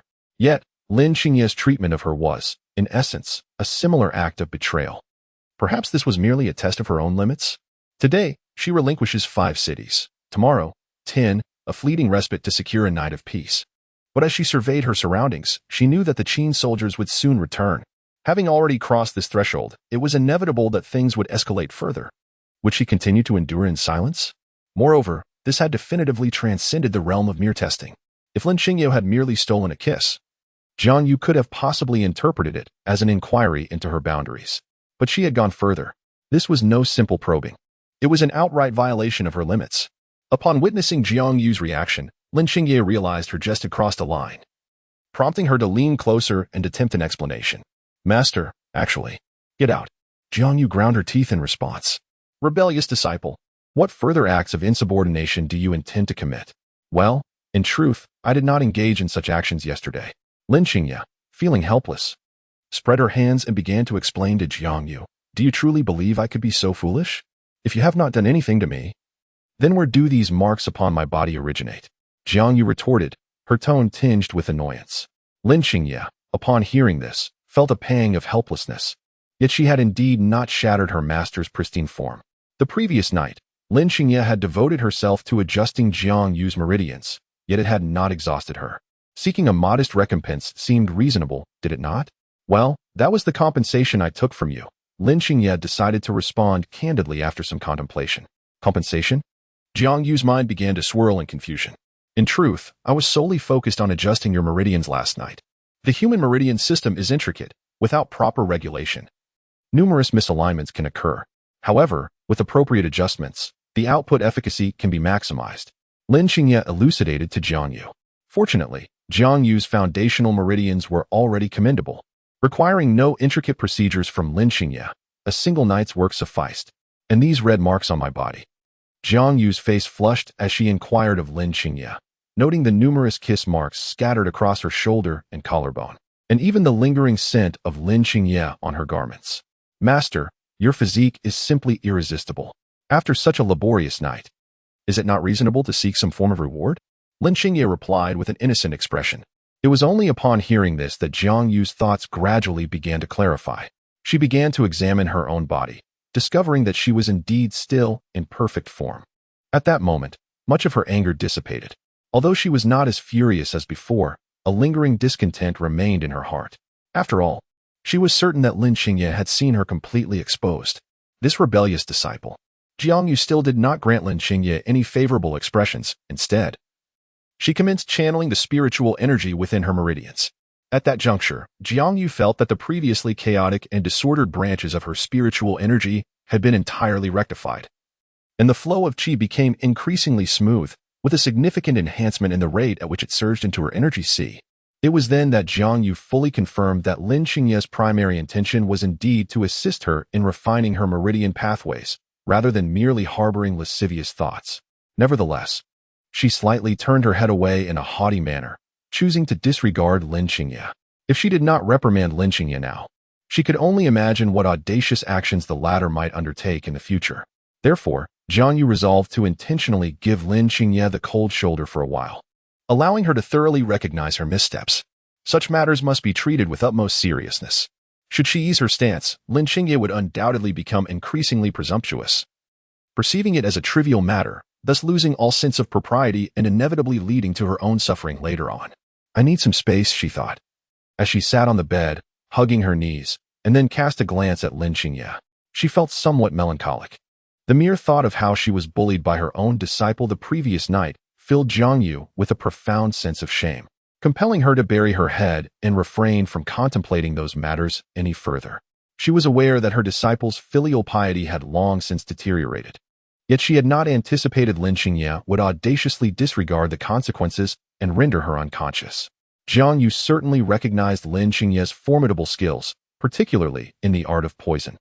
Had Lin Xingye truly harbored intentions of forcibly asserting dominance over her, her innocence from the previous night would undoubtedly have been compromised. Aren't you going to reward me, master? Lin Xingye playfully inquired, inching closer. Get lost, Jiang Yu retorted, her cheeks aflame as she seized a pillow and hurled it at Lin Xingye's face. Chapter 63. Ways to earn money. The city of Ruijin was bustling with activity, teeming with people and an atmosphere of lively commotion.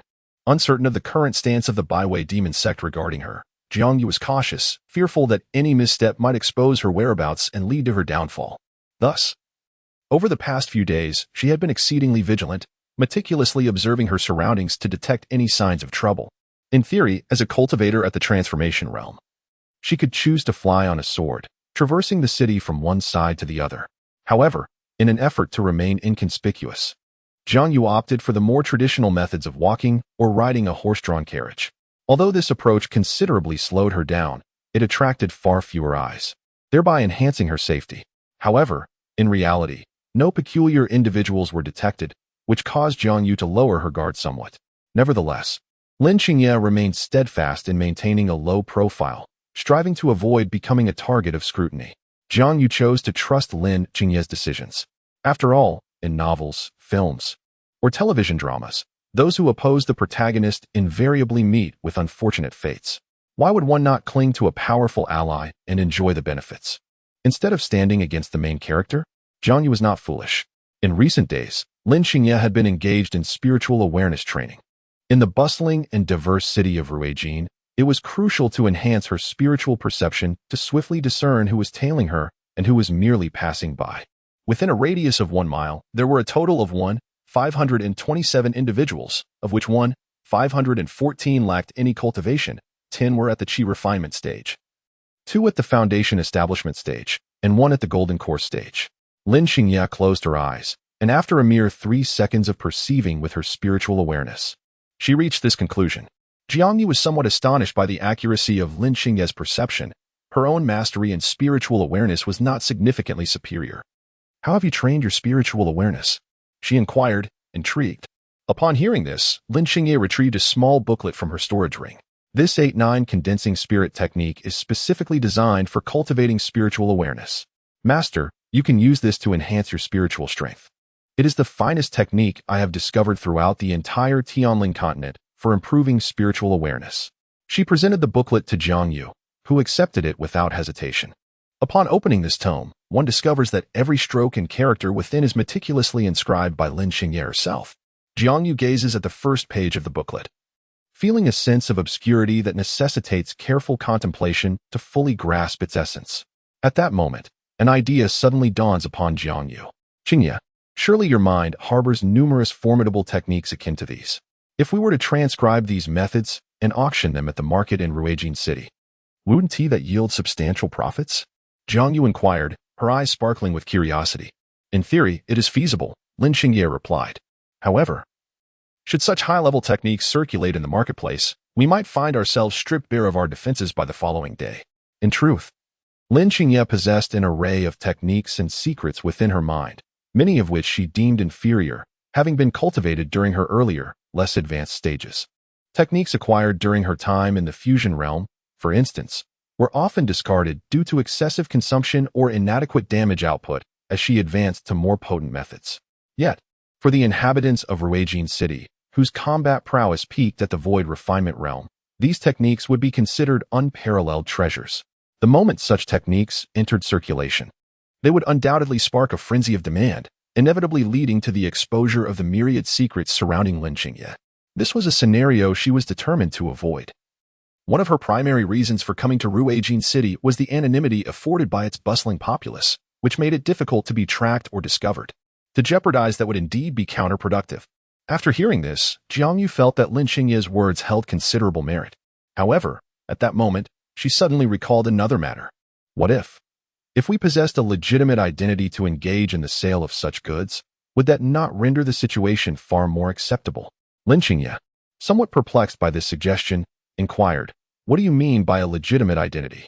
"To eliminate a member of the royal family and, under her guise, conduct the sale of techniques within Ruijin City, then depart once the transactions have reached a certain threshold," Jiang Yu replied. Upon hearing this, Lin Qingye raised her head in surprise, gazing at Jiang Yu as she meticulously contemplated the feasibility of this proposition. After a period of reflection, she realized that it was indeed a viable option.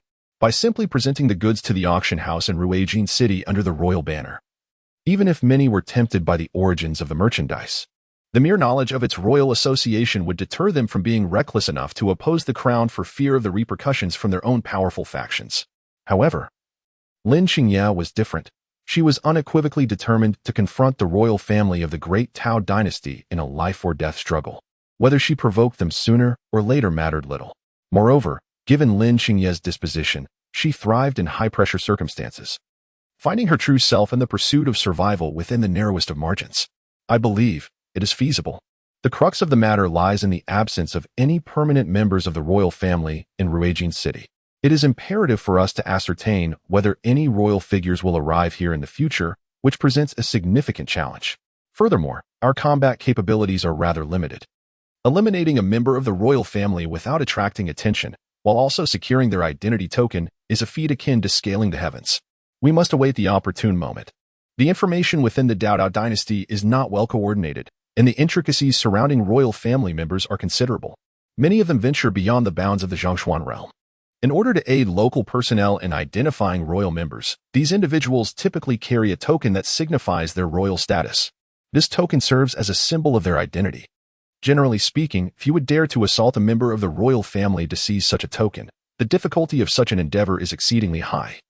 And should this act come to light, it would invoke the most severe retribution from the royal family, not only upon the perpetrator but also upon their kin. In this context, the majority of sect practitioners are effectively screened out, as they would be wary of the repercussions their actions might have on the forces backing them, leading them to maintain their composure and refrain from undertaking such risks. Thus, those who dare to engage in such actions are often reckless individuals unbound by attachments. This plan seems meticulously tailored for individuals like Jiang Yu and Lin Xingye, who have no ties to hold them back. It is remarkably fitting for their circumstances. I believe it is feasible, but we must await the right opportunity. Without it, all efforts would be in vain. After careful contemplation, Lin Xingye nodded in agreement. The myriad techniques residing in her mind could yield tremendous value, and coincidentally, Lin Xingye found herself in a race against time, eager to enhance her cultivation. Consequently, the consumption of resources would undoubtedly be immense. Thus, this risk was worth taking. However, such a venture was far from reckless, given Lin Xingye's current cultivation level, which had yet to reach the transformation stage. Attempting to assassinate a member of the royal family would be tantamount to courting death. Even upon reaching the transformation stage, such an endeavor would remain exceedingly arduous. For those traveling royals typically had at least one practitioner of the void refinement stage serving as their protector, an opponent far beyond Lin Xingye's current capabilities. With this thought in mind, she decided to remain vigilant and wait for an opportunity. In a secluded valley outside Ruijin City, after confirming that she was not being followed, Lin Xingye felt considerably more at ease. This location was a fair distance from the city, and she often chose it as her training ground whenever she needed to practice her techniques. The presence of mountains and water, along with a plethora of insects and diverse species, rendered it an ideal setting for honing her spiritual awareness. Lin Xingye had a particular fondness for places with water, not solely for cultivation purposes, but also due to certain personal quirks. Whenever there was water in the valley, after a tiring session of training, Jiang Yu would often play by the water's edge, removing her shoes and socks to wade into the refreshing depths. During these moments, Lin Xingye would feign practicing her spiritual awareness while secretly admiring her master's exquisite legs.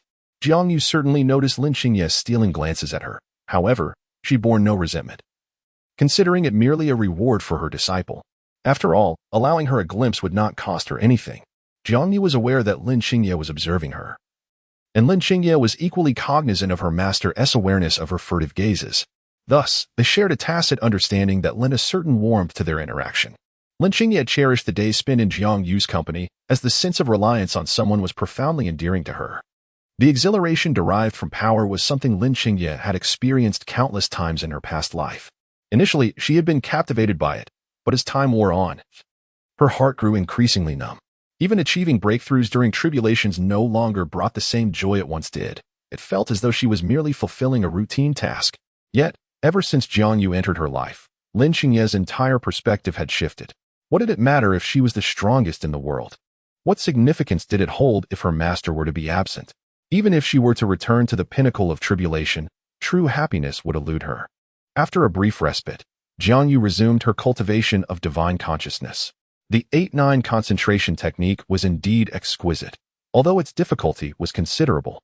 Mastering it would yield remarkable enhancements to her divine awareness. Within a 10-mile radius, everything gradually became perceptible to Jiang Yu. Every bird and beast, every leaf and insect, she endeavored to sense them all, determined not to let a single one slip by unnoticed. In the intricacies of the battlefield, the necessity for perceptive ability is paramount. A deficiency in this skill could render one vulnerable to unseen assaults from lurking foes. Aware of this critical truth, Jiang Yu dedicated herself to enhancing her perceptive faculties. After approximately 2 hours, she finally withdrew her consciousness. Throughout these days, her efforts had been concentrated on honing her perception, while her cultivation had not received equal diligence. It was not a lack of desire to practice authentic techniques to augment the lethality of her karmic flames. Rather, her current meridians were insufficient to sustain such intense training. Prolonged sessions would leave her with a debilitating sensation, compelling her to cease her endeavors. At her most critical moments, Jiang Yu nearly succumbed to unconsciousness.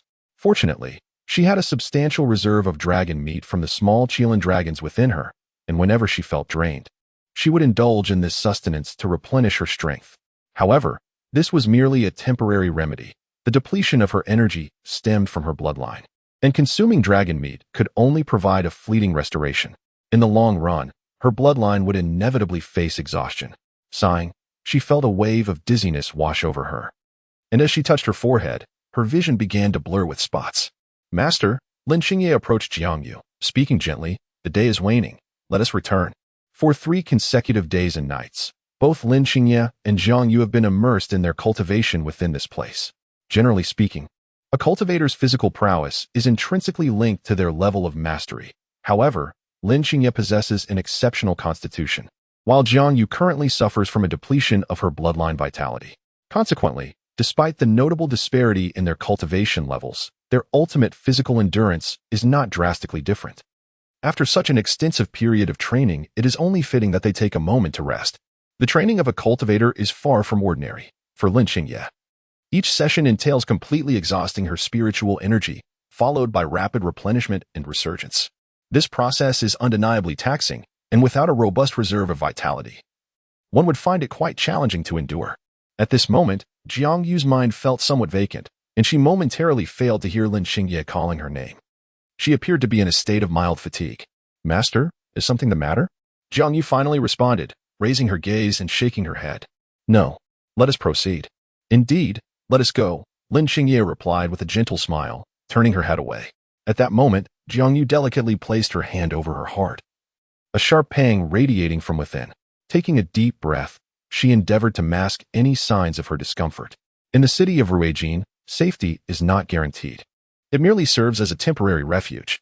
Once I attain the transformation into a divine being, I shall commence my search for clues regarding the imperial lineage.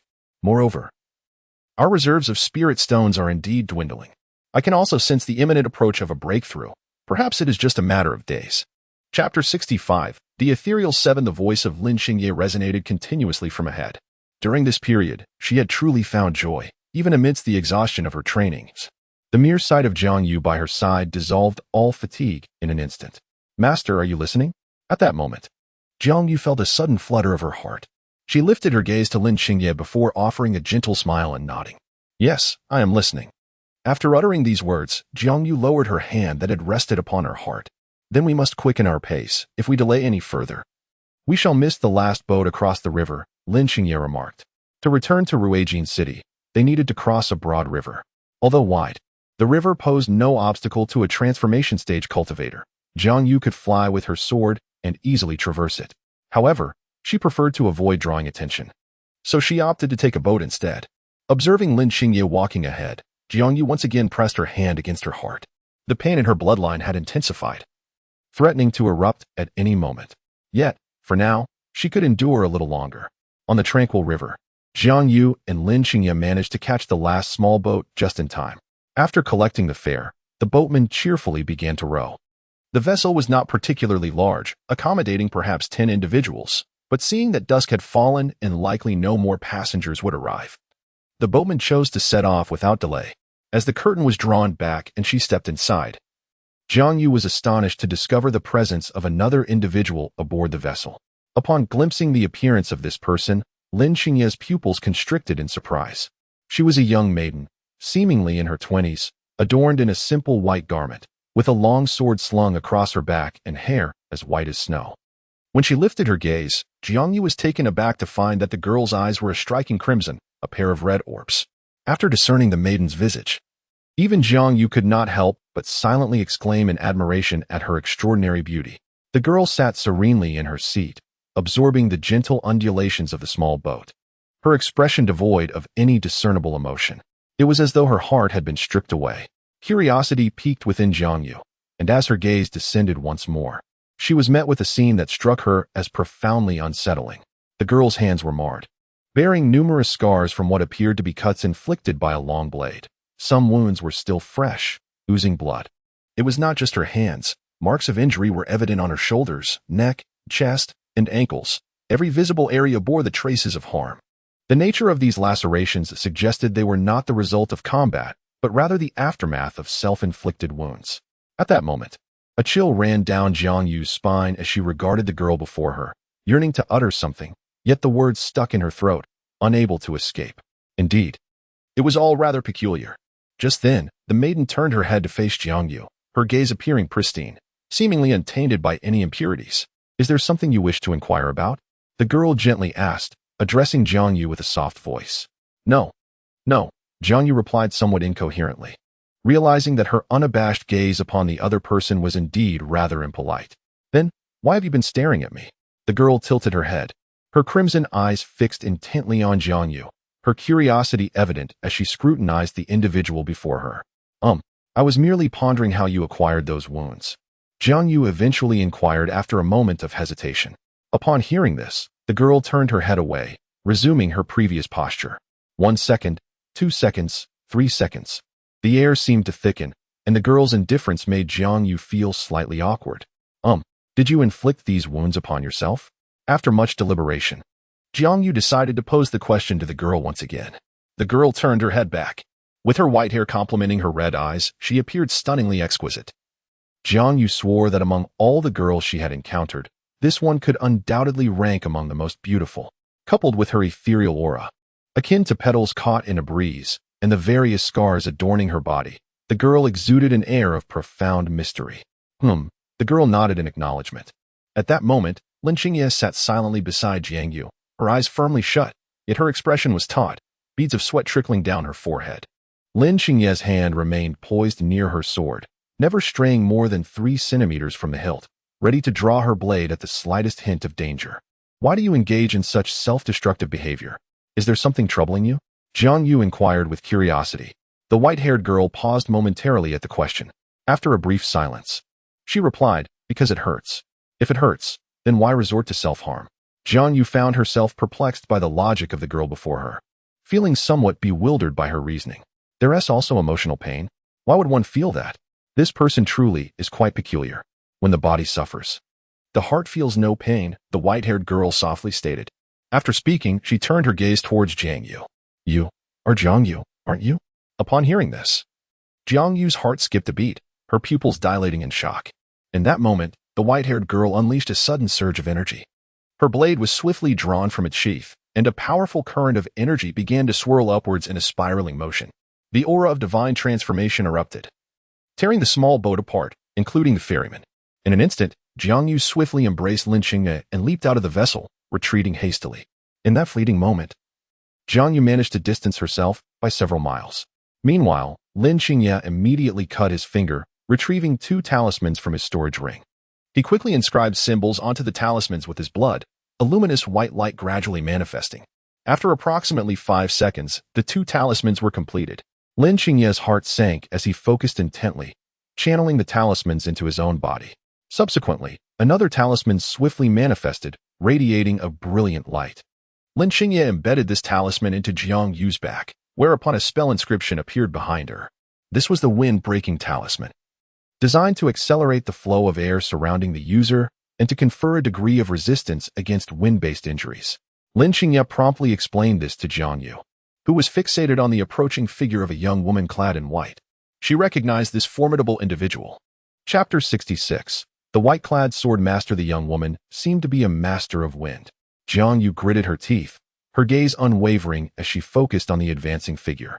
Although they were both at the pinnacle of the transformation stage, the oppressive aura emanating from this girl was palpably stronger than her own. While Jiang Yu was indeed powerful for her level, her strength was markedly superior to that of the average cultivator at the same stage, primarily due to the karmic flames that coursed through her, elevating her potency beyond that of her peers. Conversely, the white-clad girl also exuded a similarly terrifying presence, far surpassing that of an ordinary transformation stage practitioner. This individual, known as Yu Qi, was the most exceptional prodigy of the Netherworld demon sect. Lin Xingye sighed softly. then addressed Jiangyu, stating that this adversary was quite formidable and had caused her considerable trouble in her previous life. Upon hearing this, Jiangyu recalled having encountered such a character in her readings, a figure draped in white, with flowing white hair, wielding a long sword, and possessing striking crimson eyes. This is the existence later referred to as the forbidden weapon within the Abyssal Demon sect, known as Yuqi, who would ultimately single-handedly vanquish the moon-worshipping demon sect. In the narrative, she is devoid of any emotion, rarely speaks, and unconditionally adheres to the directives of the upper echelons of the Abyssal Demon sect, never probing for further clarification. She bears no name. Yuqi is merely a codename. Each year, the Abyssal Demon sect seeks out children with innate potential, selecting them to serve as weapons, although the criteria are exceedingly stringent. Children whose names begin with you are groomed as assassins, while those whose names start with Ming are nurtured for operational roles within the sect. The training of assassins starting with you is particularly rigorous, involving the selection of hundreds of initially qualified children who are then subjected to extreme conditions, forced to fight among themselves until only one survives. As such, assassins of this caliber are exceedingly rare, with Yuqi being the seventh among them and the most gifted assassin the Abyssal Demon sect has seen in many years. A fierce wind swirled around Yuqi like a tornado, laden with moisture and tinged with a hint of blood, the blood of the old ferryman who had carried Jiangyu and Lin Qingya. In the distance, a slender black shadow suddenly darted forward, accompanied by an eerie breeze, gradually enlarging. The speed is astonishing, Jiangyu exclaimed silently within. The strong wind swept in, carrying countless droplets that relentlessly lashed against Jiangyu's body. Although water restrains fire, this water is devoid of spiritual essence, merely ordinary water, and its impact on Jiangyu can only be described as negligible. The gust of wind, sharp as blades, surged towards Jiangyu, who brandished the Yingwang sword, evading the onslaught. With each gust she navigated, the river's surface was upheaved, creating towering waves. Under the moonlight, Yuqi's face appeared even more devoid of emotion. Jiangyu bit her lip and ignited a flame. In that fleeting moment, the fire soared skyward. Yuqi observed Jiangyu before her, wielding a long blade, searching for her weaknesses. From her icy visage, no expression could be discerned, neither joy, anger, disdain, nor vigilance. Only tranquility prevailed. Gazing at Yuqi, Jiangyu felt a weight in her heart. She dreaded such an opponent, whose thoughts were impervious to distractions, fixated solely on the objective, with a singular focus on how to eliminate it. Apart from the blade in her hand, Yuqi carried no supplementary items. Prior to her mission to confront Jiangyu, she had been informed that she merely needed to slay a formidable Yuanying pinnacle cultivator and a discarded mid-stage Huashan cultivator. Thus she had made no extensive preparations, arriving only with her blade. However, to her astonishment, the mid-stage Huashan cultivator was not only intact, but had even ascended a notch in rank, complicating what was initially a straightforward task. The currents around Jiangyu surged with urgency, should she fail to evade a single blade of wind. The added defensive capability bestowed by the wind-breaking talisman would prove crucial. Jiangyu understood that evasion was ultimately not a viable strategy. She chose to take the initiative. The Sakura Phoenix sword was raised, accompanied by a series of melodious phoenix cries, swiftly advancing towards Yuqi. Yuqi, gazing at Jiangyu before her, silently lifted her long blade and charged forward. The clash of sword and blade resonated with a crisp sound that shattered the silence, while a cacophony echoed amidst the fleeting shadows of their weapons. With each strike exchanged, the mountain behind Jiangyu bore a new mark, a testament to the wind blades that had sliced through. Amidst the clear and ringing sounds of their duel, the Sakura Phoenix sword seemed to emit a mournful cry. The intensity of the battle was overwhelming, causing the sword's structure to strain under the pressure. Jiangyu realized that the Sakura Phoenix sword, being her companion weapon from her nascent soul period, had once been more than adequate for her then. It was indeed an exceptional sword. However, for her present self, it was evidently insufficient, prompting the need to seek a more fitting weapon. The blazing Li Hua ignited, surging towards Yuqi. With her right hand wielding the blade and her left forming seals, Yuqi summoned a fierce wind at her side, attempting to thwart the advancing flames. Yet, Li Hua, being what it was, proved difficult to contain. Although the wind managed to extinguish part of it, considerable fire still clung to Yuqi's form. Observing this, her expression shifted, but she remained composed, methodically addressing the flames engulfing her. The raging wind became orchestrated, no longer chaotic, as it precisely extinguished the Li Hua engulfing her body. Once the last remnants of fire were snuffed out, Yuqi resumed her offensive with renewed vigor. A flurry of slicing wind struck Jiang Yu, inflicting a sharp pain upon her. Were it not for Lin Qingye's tattered wind talisman, the damage she sustained would have been far more grievous. It seemed that dealing with Yuqi had become increasingly arduous for Li Hua. Perhaps only the invocation of the Inferno Fire could truly subdue Yuqi. Jiang Yu's gaze sharpened, and with determination, she clenched her fists, allowing the more vibrant Inferno Fire to ignite fiercely. Unlike Li Hua, the moment the Inferno Fire made contact with Yuqi, it swiftly dismantled her defenses, the flames engulfing her form. Upon experiencing the intense agony coursing through her body, Yuqi quickly began to devise a counter-strategy. The potency of this Red Lotus Inferno Fire far surpassed that of the previous Li Hua, if left unaddressed. She would inevitably succumb to being incinerated alive. Chapter 67. The highest level threat. A silvery gale swept over Yuqi, the currents relentlessly swirling, straining to tear at the long winds. Yet, the effect was not particularly pronounced, while it did manage to dispel some of the Inferno Fire. Jiang Yu would not permit Yuqi to extinguish the flames consuming her. Rather than engaging in a battle of blades, Yuqi had devoted much of her focus to combating the flames upon her body, leaving her vulnerable to Jiang Yu's strikes, which left numerous wounds across her form. Blood spurted forth, and Yuqi gradually found herself at a disadvantage. At this moment, she gently closed her eyes, expelling a mouthful of foul blood from within. Before abruptly reopening them, she completely relinquished any attempt to quell the Inferno Fire upon her, transforming all her defensive maneuvers into a relentless offensive assault. Many areas of her body were charred, subsequently excised, and then regenerated, which demanded a considerable amount of spiritual energy from Yuqi. Nevertheless, she found herself with no alternative. If she were to confront the infernal flames head-on, she would inevitably find herself in a perilous predicament, akin to a frog slowly boiling in water. She was uncertain how long Jiang Yu's hellfire could endure, should she choose to engage in a war of attrition. There was a risk that Jiang Yu's flames might persist for an extended duration, ultimately leading to her defeat. However, Yuqi was confident that in a straightforward confrontation, Jiang Yu would likely not pose a significant threat. Thus, she relinquished all forms of defense and launched a full-scale offensive. At that moment, Yuqi's crimson pupils suddenly flickered with a glimmer of light, but it was fleeting, unnoticed by both Jiang Yu and Lin Qingye. As the tides of battle shifted, Jiang Yu felt an overwhelming surge of pressure. The talismans protecting her from the winds had been nearly exhausted, and the pain from the relentless gusts intensified, resulting in numerous wounds across her body. Just then, a streak of light appeared behind Jiang Yu, as yet another talisman was driven into her skin. Lin Qingye had been meticulously observing, biding her time for an opportune moment to strike. In a direct confrontation, given her pinnacle of nascent soul cultivation, engaging Yuqi would render her more of a hindrance than a help, potentially making her a target for Yuqi's onslaught. Such a scenario would only amplify Jiang Yu's burdens, as she would need to safeguard herself while simultaneously looking after Lin Qingye. Naturally, Lin Qingye was no fool. She would not recklessly present opportunities to her adversary. She maintained a relatively safe distance from Yuqi throughout the encounter. With a fleeting glance at Lin Qingye, Yuqi found herself at a loss, unable to devise a counter against her. Instead, she focused all her attention on Jiang Yu, diligently seeking her weaknesses.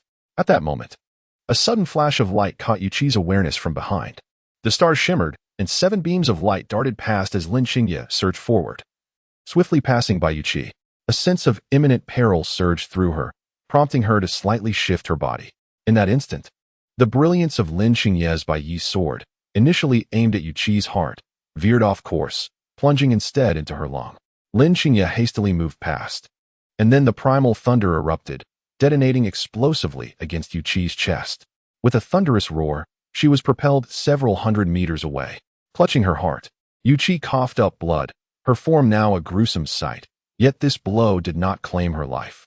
In the moment Lin Qingye unleashed the primal thunder, Yuqi had desperately shielded her heart with her spiritual energy. Although the damage was severe, it proved non-fatal. "Master, we must depart," Lin Qingye urged, grasping Jiang Yu's wrist as they swiftly retreated. Yuqi struggled to rise, intent on intercepting Jiang Yu, but discovered her legs were rendered nearly immobile. The primal thunder had erupted from her chest, cascading downward and completely paralyzing the muscles in her legs. In 2 seconds, Yuqi regained her wits. Yet Jiang Yu and Lin Qingye had already vanished into the horizon.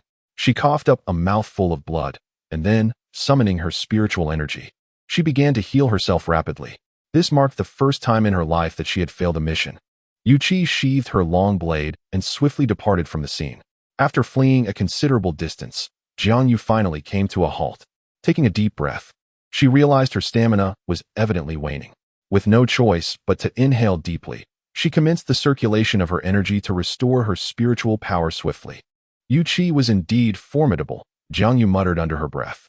Despite both being at the pinnacle of the god transformation stage, even with the enhancement of her infernal fire, Jiangyu could distinctly feel herself being overpowered in her confrontation with Yuqi.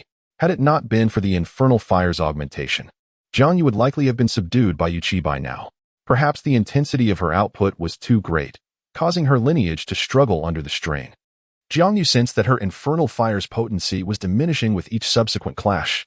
She recalled the narrative from her previous life, where Lin Xingye regarded Yuqi as the highest threat level for a period, always on guard against her. Yuqi's innate talent was slightly inferior to Lin Xingye's, roughly on par with Yunancy. However, it seemed the underworld demon sect possessed certain methods that allowed Yuqi's cultivation to advance rapidly, compensating for the innate disparity with Lin Xingye. Under the relentless pursuit of the underworld demon sect, Lin Xingye was compelled to survive at all costs, and under immense pressure. His cultivation speed also escalated significantly. She was quite a handful. Should we encounter her again, her threat level should be classified as paramount, Lin Xingye remarked to Jiangyu. Upon hearing this, Jiangyu nodded in agreement, acknowledging the truth of the matter. The enigmatic Yuqi was indeed a formidable adversary. Jiangyu bore numerous external injuries. Yet the most debilitating affliction was the 2 fractured ribs on her left side, while other wounds could mend swiftly. These ribs would require a recovery period of 2 to 3 days to heal completely. At that moment, a wave of intense dizziness surged through Jiangyu's mind. She let out a soft hiss, then opened her eyes to her surroundings. Lin Xingye was ahead, cautiously surveying the path before them. Blurred spots began to spread across Jiangyu's vision, and the dizziness intensified. Rubbing her eyes, she soon discovered blood trickling from the corner of her eye. She wiped her face, only to find her hands smeared anew with crimson. Chapter 68. Scorching heat, let us find a place to rest for today. Returning is not an option just yet. We shall make our next decision after we have regrouped. As for why the underworld demon sect has targeted us, that requires further contemplation, Lin Xingye analyzed, her mind racing with thoughts on why the sect would strike at this particular juncture. Suddenly, with a thud, Jiangyu collapsed to the ground. Hearing the commotion, Lin Xingye swiftly turned her head, catching sight of Jiangyu sprawled on the ground. A pang of concern gripped Lin Xingye's heart as she hurried to her side, lifting Jiangyu into her arms. Master? Master? Can you hear me? Lin Xingye inquired, gently shaking Jiangyu while placing her fingers on Jiangyu's wrist. At that moment, Jiangyu was already bleeding profusely from her 7 orifices, her breaths growing increasingly faint. Her pulse was alarmingly erratic, her heart waning at a visibly rapid pace. Lin Xingye was utterly bewildered by the situation, completely at a loss as to why Jiangyu's heart was failing so swiftly. Without hesitation, she tore away all of Jiangyu's garments and ultimately discovered a bloodied curse mark on her left shoulder. Upon seeing this mark, Lin Xingye was struck with realization. The primal thunder surged forth, crackling as it swiftly incinerated the cursed sigil to ashes. A bloodthirsty curse. How could the infernal demonic sect possess such a method? I should have anticipated this. Lin Xingye felt a wave of self-reproach. This mark must have been secretly inscribed by Yuqi during their confrontation. The curse posed a severe constraint on Jiangyu's bloodline. During their battle, the output of her infernal flames was highly unstable, fluctuating erratically, thus allowing Yuqi to discern her current bloodline affliction. Once the curse was shattered, the deterioration of Jiangyu's bloodline ceased. However, she remained exceedingly weak, resembling a fragile stalk of straw in the wind, on the brink of shattering at any moment. At this juncture, Jiangyu slowly opened her eyes. A cough escaped her lips, and blood trickled forth, her vision still clouded, rendering Lin Xingye's face nearly indistinguishable. Faintly, she could perceive Lin Xingye gazing at her with tears streaming down her cheeks. Jiangyu longed to wipe away Lin Xingye's tears, yet she found herself devoid of the strength to even raise her hand. Do not cry. I am not yet departed, she murmured softly, her voice so frail it was nearly inaudible. Lin Xingye remained silent, offering no words in response. She merely clasped her master's hand gently, tears streaming down her cheeks in silence. A wave of impending death surged into Jiangyu's mind, rendering her almost unable to keep her eyes open in agony. This was a backlash from the depletion of her bloodline and excessive combat. At that moment, Lin Xingye could only hold Jiang Yu's hand, watching her suffer alone. Feeling utterly helpless for the first time since her past life, she had sought countless solutions within her heart, yet all conclusions proved futile. Now, it fell solely upon Jiang Yu to endure. There were no other alternatives. Ultimately, overwhelmed by the sensation of dizziness, Jiang Yu succumbed to unconsciousness. Meanwhile, the full moon in the sky was obscured by a sea of clouds vanishing from sight. Within the depths of the Nether Demon sect, Yu Qi pressed her hand against her wound as she stepped into the hall. Blood trickled from the corner of her mouth, and a shocking gash marred her left hand, deep enough to reveal bone. Yet, she maintained a tranquil demeanor, her expression unyielding, as if the pain did not belong to her. The hall was shrouded in darkness, with only the torches on the columns providing a flicker of light. In the distance loomed a grand chair, upon which sat an elderly figure resembling a priest, exuding an air of opulence and grace. "Have you completed the task?" rasped the voice of the elder. Upon hearing this, Yu Qi shook her head. "Failure." Upon the utterance of these words, the elder exhibited a clear sense of astonishment. After contemplating for a couple of seconds, he inquired further, "What is the reason?" The intelligence was flawed. Jiang Yu has not been incapacitated. Rather, she has transcended to the pinnacle of the transformation stage. Consequently, I was unprepared and failed to seize her at the first opportunity, replied Yu Qi. Upon hearing this, the elder's demeanor visibly softened. It was, after all, a lapse on the part of the intelligence team. Such a significant error in intelligence cannot be brushed aside with mere accountability. It seems that those individuals have grown complacent, and it may require the sacrifice of a few to rectify this laxity in discipline, lest the prevailing atmosphere of indifference take root. Thus, this matter cannot be entirely attributed to you. However, rules are rules, and one cannot allow other factors to disrupt them. According to protocol, you should know how to proceed. The elder intoned solemnly, addressing Yu Qi. "I understand," Yu Qi replied with calm assurance. She then drew her long blade, and, with a swift stroke, severed her left hand. With a thud, 2 fingers fell to the ground, specifically, her left pinky and ring finger.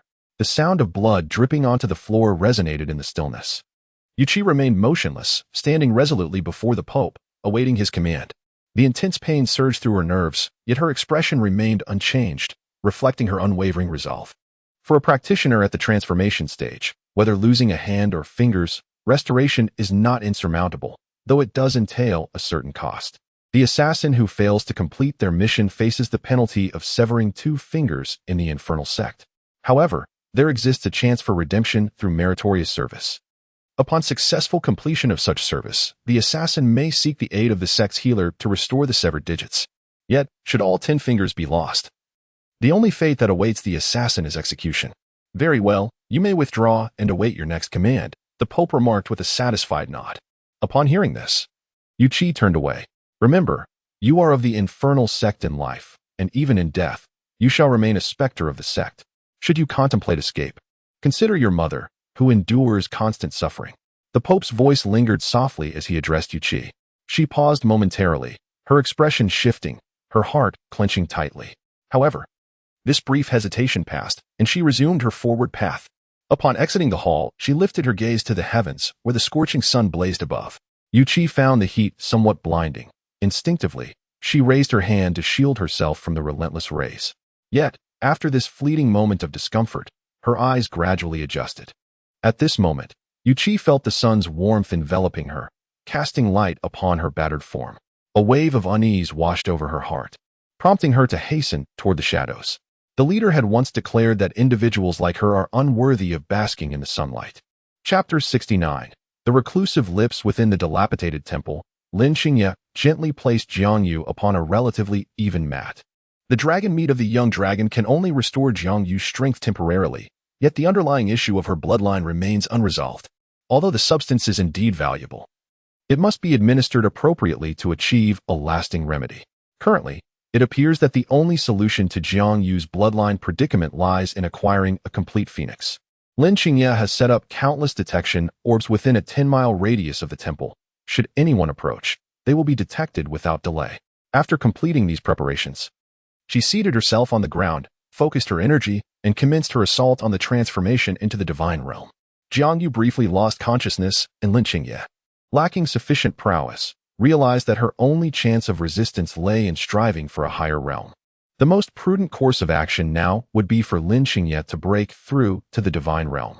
This would afford her a fighting chance should she encounter a second wave of pursuers. If she continued to flee and faced further enemies, she would be utterly defenseless. With her reserves of spirit stones dwindling, Lin Xingye retrieved the mask of the Nuwa from her consciousness. This mask harbors a significant amount of demonic energy, which could serve as a source of power for her breakthrough. The accumulation of this demonic energy is exceedingly troublesome, requiring the resentment of countless deceased souls to fill it completely. Lin Xingye is reluctant to resort to this trump card unless absolutely necessary. Yet the time for prudence has long passed. She swiftly circulated her internal energy, a torrent of power surging forth as the breakthrough commenced. Typically, a breakthrough to the divine realm would take no less than 4 or 5 days. However, Lin Xingye intended to condense this time to less than half a day. Above the sky, dark clouds suddenly gathered, enveloping the area in a thick shroud of ominous storm clouds. Lin Xingye took a deep breath and began to gradually transform her primordial infant into a primordial spirit. With a thunderous crash, lightning struck her, eliciting a muffled groan as she continued to strive towards spiritual transformation. The clouds above grew ever denser, and Lin Xingye sensed that a fierce battle was imminent. In the early hours of dawn, the sun rose, and Lin Xingye gently exhaled a breath of stale air before opening her eyes. The charred scabs from the lightning strikes began to fall away, revealing her skin, smooth and radiant. The small success in the realm of spiritual transformation surged within her, marking her formal breakthrough past the formidable barrier that 9/10 of primordial infant cultivators find insurmountable. For Lin Xingye, breakthroughs below the Great Ascension realm were often seamless, devoid of any significant bottlenecks. It was only during the tribulations beyond the Great Ascension that she had undertaken the quest for materials and made thorough preparations. At that moment, Jiang Yu had awakened from her stupor. After a night of recuperation, her complexion had improved significantly. The dizziness gradually dissipated from her mind as she steadied herself and rose from the small cushion. "Master, you're awake," Lin Xingye exclaimed, a profound sense of relief washing over her. She rushed over, channeling spiritual energy to examine Jiang Yu for any concealed ailments. Have you already achieved spiritual transformation?" Jiang Yu sensed the aura and felt a blend of curiosity and delight. "I just broke through last night." Lin Xingye nodded and said, "For now, it seems there is nothing more for me to attend to." "Xingye, you are capable of managing these troublesome matters on your own, are you not?" Jiang Yu adjusted her forehead, her lips pale, devoid of any color. "Yes, I can handle it. Master, you may rest assured. I will take care of everything outside." Lin Xingye settled beside Jiang Yu, beginning to tend to the numerous wounds that marred her body. Observing Jiang Yu, who appeared somewhat broken, Lin Xingye felt an overwhelming desire to embrace her master, to allow her to find solace against her chest. Yet, she hesitated, uncertain whether such a seemingly frivolous act might make her master feel uncomfortable or out of place. A flutter of longing stirred within Lin Xingye, yet she restrained herself. At that moment, Jiang Yu shifted slightly, positioning herself upon Lin Xingye's lap, gently leaning into her embrace, and then closed her eyes. Nestled within Lin Xingye's arms, her head rested against Lin Xingye's face, exuding an air of intimacy. She entwined her arm around Lin Xingye's waist, permitting Lin Xingye's spiritual energy to cleanse her wounds. Master! Master! Lin Xingye's heart trembled, her breath quickening. "Is something the matter?" Jiang Yu did not open her eyes, her demeanor still somewhat frail. "No, please rest well." Lin Xingye refrained from questioning further. She relished this sensation, fearing that Jiang Yu might withdraw her reliance on her should she inquire too much. Lin Xingye cherished this closeness, feeling as though, in this moment, they were truly enveloped in a romantic connection. At this moment, Jiang Yu slowly opened her eyes.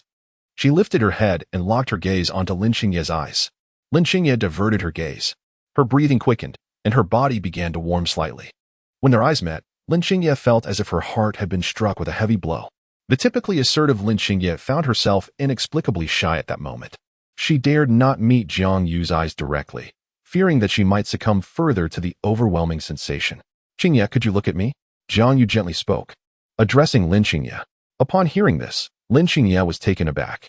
Her eyes seemed to sparkle with a faint light, and the flutter of emotions brewed within her heart. Her master was truly, breathtakingly beautiful. Suddenly, Lin Xingye felt an impulsive urge to embrace Jiang Yu. Jiang Yu's hand slowly reached out, grasping Lin Xingye's delicate hand. Lin Xingye's hand was fair, and the texture was exquisite. Before Lin Qingye could react, Jiang Yu swiftly turned her hand, intertwining their fingers. "Master, you!" Lin Qingye exclaimed in astonishment, her gaze shifting from their hands back to Jiang Yu's eyes. At that moment, Jiang Yu leaned in closer and pressed her lips against Lin Qingye's. The enchanting fragrance enveloped Lin Qingye, mingling with the scent of Jiang Yu's hair. This delightful aroma was reminiscent of early spring blossoms. Lin Qingye's body trembled slightly, and her breaths grew heavier. Observing this, Jiang Yu immediately withdrew her hand and wrapped her arms around Lin Qingye's neck. About a minute later, Jiang Yu yearned to retract her lips. However, Lin Qingye showed no intention of releasing her. Instead, she leaned in closer, capturing Jiang Yu's lips with a kiss. Chapter 70, It Cannot Be. Jiang Yu found herself pinned beneath Lin Qingye, enduring the kiss for a full 5 minutes before reluctantly pulling her lips away. In Lin Qingye's embrace, Jiang Yu dabbed at the corners of her mouth, which bore traces of Lin Qingye's saliva. Regarding the loss of her first kiss, Jiang Yu felt no particularly profound emotions. In truth, everything unfolded quite naturally. It was both an attempt to fulfill Lin Qingye's desires and an expression of Jiang Yu's own wishes. After all, Jiang Yu had already recognized Lin Qingye in her heart, making this merely a matter of time. Yet, indeed, kissing before confirming their relationship led to an undeniable awkwardness afterward. Jiang Yu's cheeks flushed as feelings of guilt and shyness surged through her mind. To mask this sensation, she tightened her grip around Lin Qingye and rested her head against her disciple's face, gently nibbling on Lin Qingye's ear. How utterly embarrassing. At that moment, Lin Qingye's heart raced. She was uncertain of Jiang Yu's intentions behind this bold advance. Did this signify her acceptance of me? Or was it simply a manifestation of her burgeoning desires? Lin Qingye's thoughts were a tangled mess, countless possibilities swirling in her mind. Yet she could not discern the underlying reason. "So, Master, have you truly acknowledged me?" After a prolonged silence, she finally spoke, addressing Jiang Yu. Upon hearing this, Jiang Yu's expression shifted subtly. She was uncertain how to respond to Lin Qingye. "I simply feel that my physical condition has deteriorated significantly, and it is entirely possible that one day, much like yesterday, I may inexplicably collapse and pass away without clarity. I also believe, Qingye, that you will not find affection for anyone else besides me." Jiang Yu articulated this with calmness, yet to Lin Qingye, it resonated as if thunder had struck. Jiang Yu paused momentarily, organizing her thoughts within, before continuing. "Thus, I wish to convey that if that day truly arrives, you need not carry the burden of regret for a lifetime. At the very least, you will have briefly possessed my presence." After uttering these words, Jiang Yu closed her eyes, feeling a significant lightness envelop her. As a time traveler, Jiang Yu's plight was indeed lamentable. She lacked a formidable background, exceptional skills, a glamorous identity, and unlike protagonists in other tales, she was devoid of the accompanying system. Even her corporeal form was far from whole. It could be said that she was overwhelmed with debuffs. Yet, at the very least, since her arrival in this world, she had experienced love, and perhaps that was sufficient. "Master, please refrain from such nonsensical talk," Lin Qingye implored fervently. "No matter the difficulties we face, we shall overcome them together. We will always remain united." Lin Qingye held Jiang Yu tightly, speaking earnestly. "Very well, let us navigate this challenge together." Jiang Yu smiled softly and addressed Lin Qingye.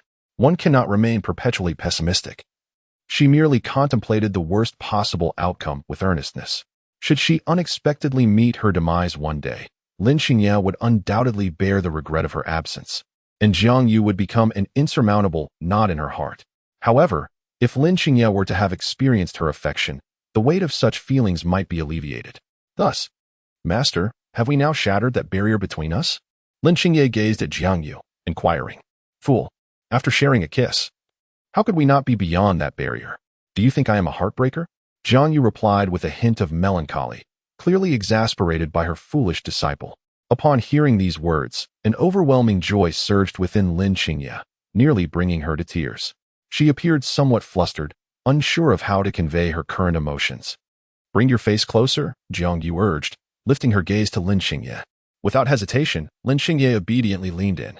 In that moment, Jiang Yu cradled Lin Qingye's face and pressed her lips against hers. With the veil of their relationship now lifted, there was no longer any need for concealment.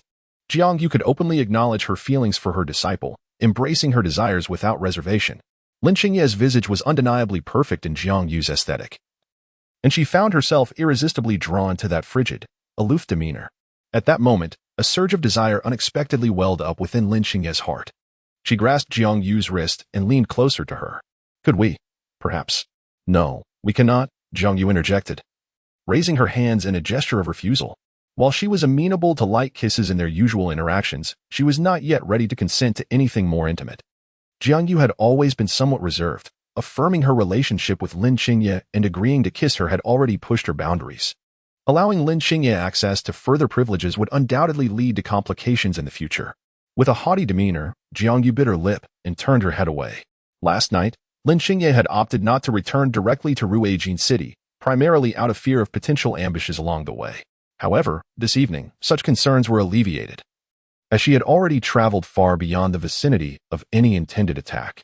If an ambush had been planned, it would have already transpired. It was implausible that they would forego an opportunity to strike at the temple and instead choose to ambush her on her journey home. Upon her return to Ruijin City, Lin Xingye finally exhaled in relief. No matter how audacious the members of the Nether Demon sect might be, they would not dare send assassins into Ruijin City to target her, for the presence of formidable cultivators served as guardians of the city. Although Ruijin City was not without its flaws in terms of security, it was unlikely that it would allow the demon sect to invade and unleash a massacre upon its innocent citizens. Lin Xingye pondered the reasons behind the Nether Demon sect's hostility towards her, contemplating the deeper significance behind their actions. First and foremost, it can be dismissed that the Netherworld Demon sect seeks to establish a favorable relationship with the moon-worshipping sect. The notion that the Netherworld Demon sect would capture Lin Xingye and subsequently present her to the moon-worshipping sect is utterly implausible. The two factions have maintained a strained relationship, constantly vying for supremacy within the demonic realm. Their interactions have been characterized by fierce rivalry, and it would be inconceivable for them to collaborate. Perhaps the motive lies in capturing Lin Xingye to publicly expose the truth about Nangong Zhao's intent to eliminate her, thereby bringing disgrace upon the moon-worshipping sect.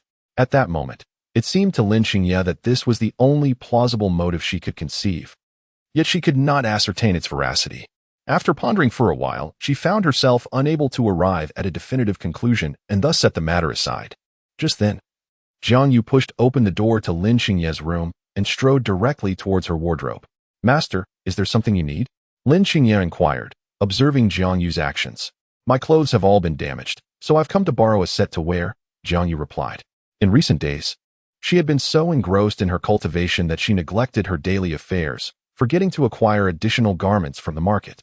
Consequently, many of her clothes had worn out during training, leaving her with few options. Fortunately, Lin Xingye's figure was quite similar to her own, making it acceptable to borrow from her.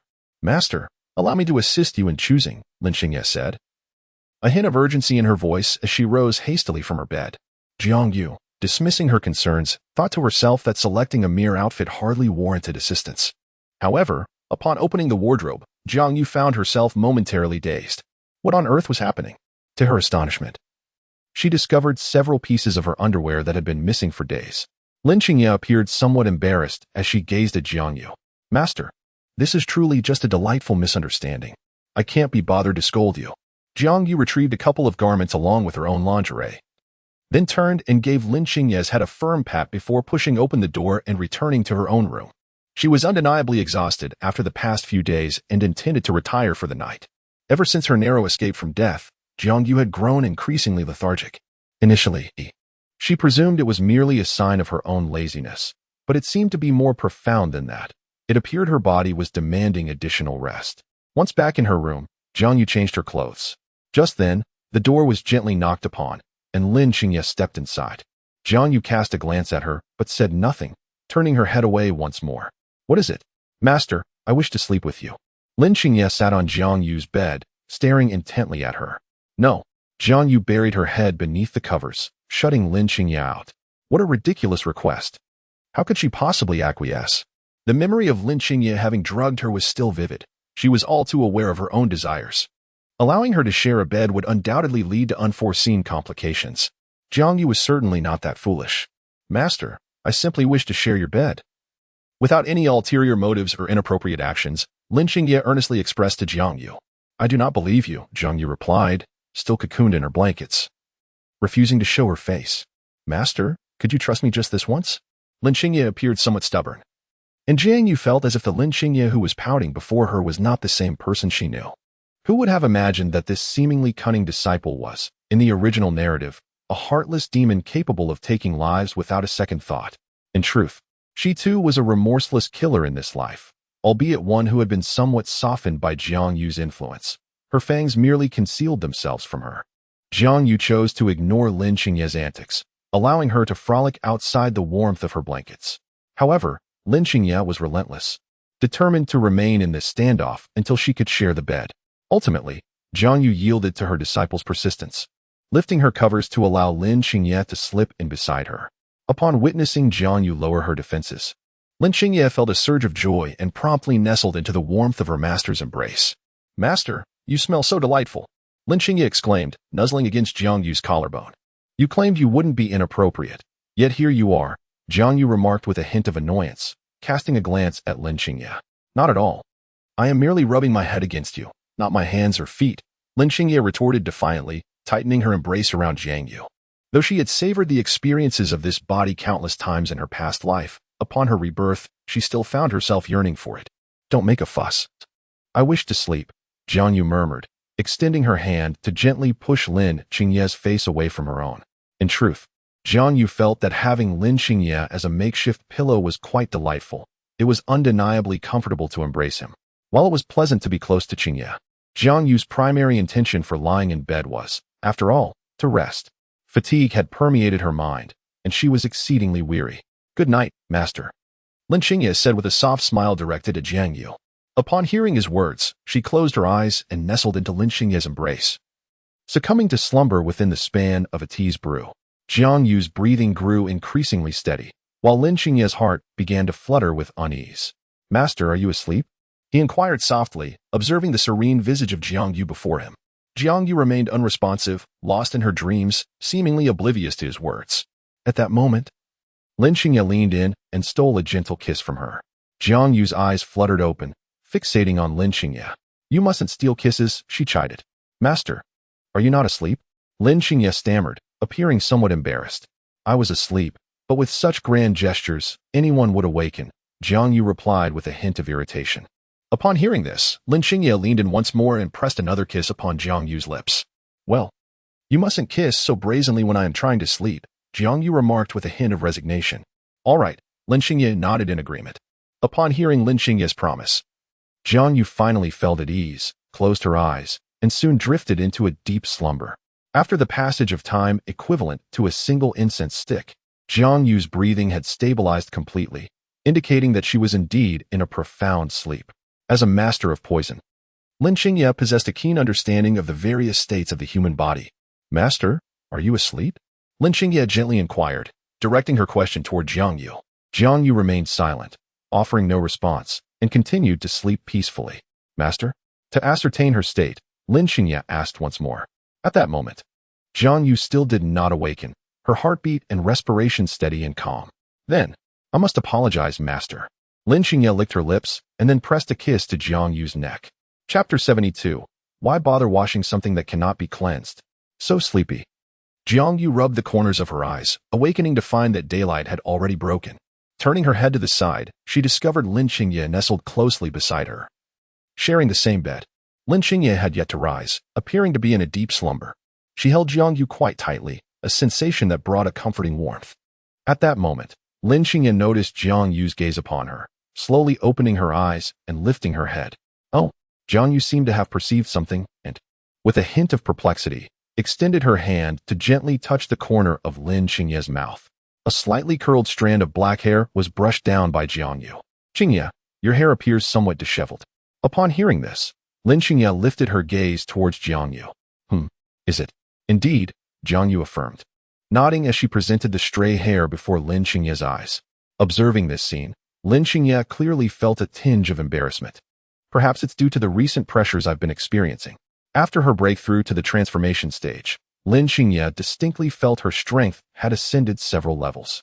Her combat awareness was exceptionally heightened, compounded by her already solid foundation and her innate lightning source.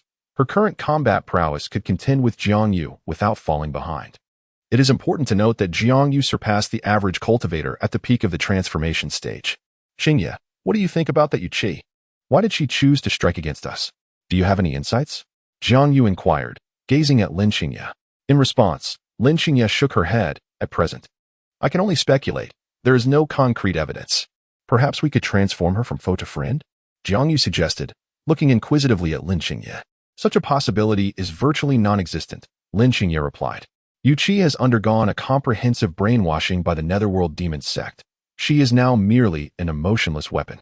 Jiang Yu listened. Her curiosity piqued as she pondered what could have led Yuqi to such a fate. However, she mused. Investigating the matter would not pose a significant challenge.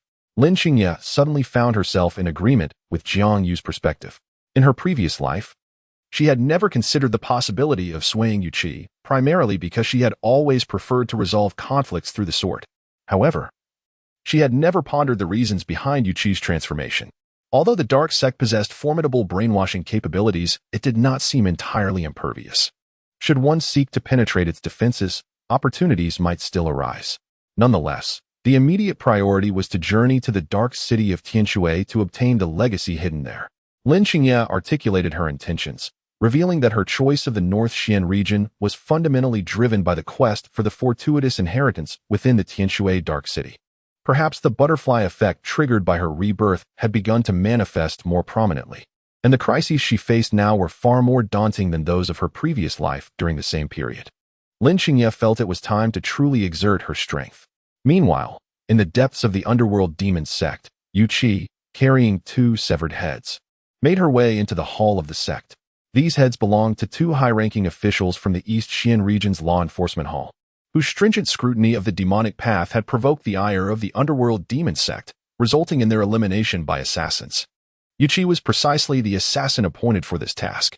The completion of this mission was no trivial matter, as both officials were guarded by formidable protectors at the transcendent stage. Yet, one by one, Yuqi dispatched these guardians. Not only did she eliminate the officials themselves, but she also spared none of their families.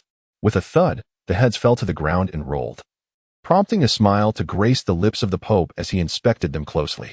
Indeed, these were the individuals in question, without a doubt. Well done. Upon hearing this praise, Yuqi did not exhibit much joy. Her hands were wrapped in bandages, the severed fingers still in the process of healing. Very commendable. This mission has been successfully accomplished, which serves as a means of atonement for your previous defeat. Go to the healer and ensure that your fingers are restored. The Pope replied contentedly, then returned to his affairs. After hearing these words, Yuqi nodded. Her expression appeared somewhat hesitant as she gazed at the busy Pope, as if she had something to say but held back.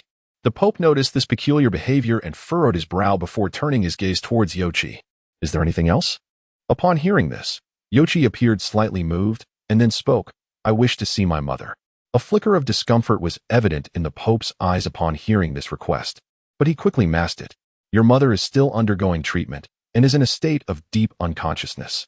If her spirit senses your presence, it could cause her undue excitement and affect her soul, the Pope explained. Yuqi hesitated for 2 seconds, ultimately nodding in understanding. However, at that moment, the Pope's expression grew increasingly tense. Yuqi, do not assume that your exceptional talents will earn you excessive indulgence from the underworld church.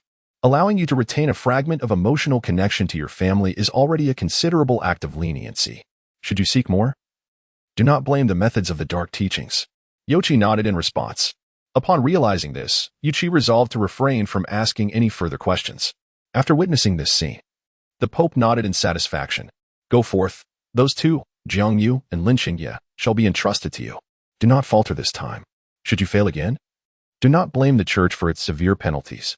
After hearing these words, Yuqi turned and departed from the church. She returned to her dark abode, leaning against the wall as she sat down alone. Yuqi placed her hand on her neck, retrieving her pendant and caressing it with care.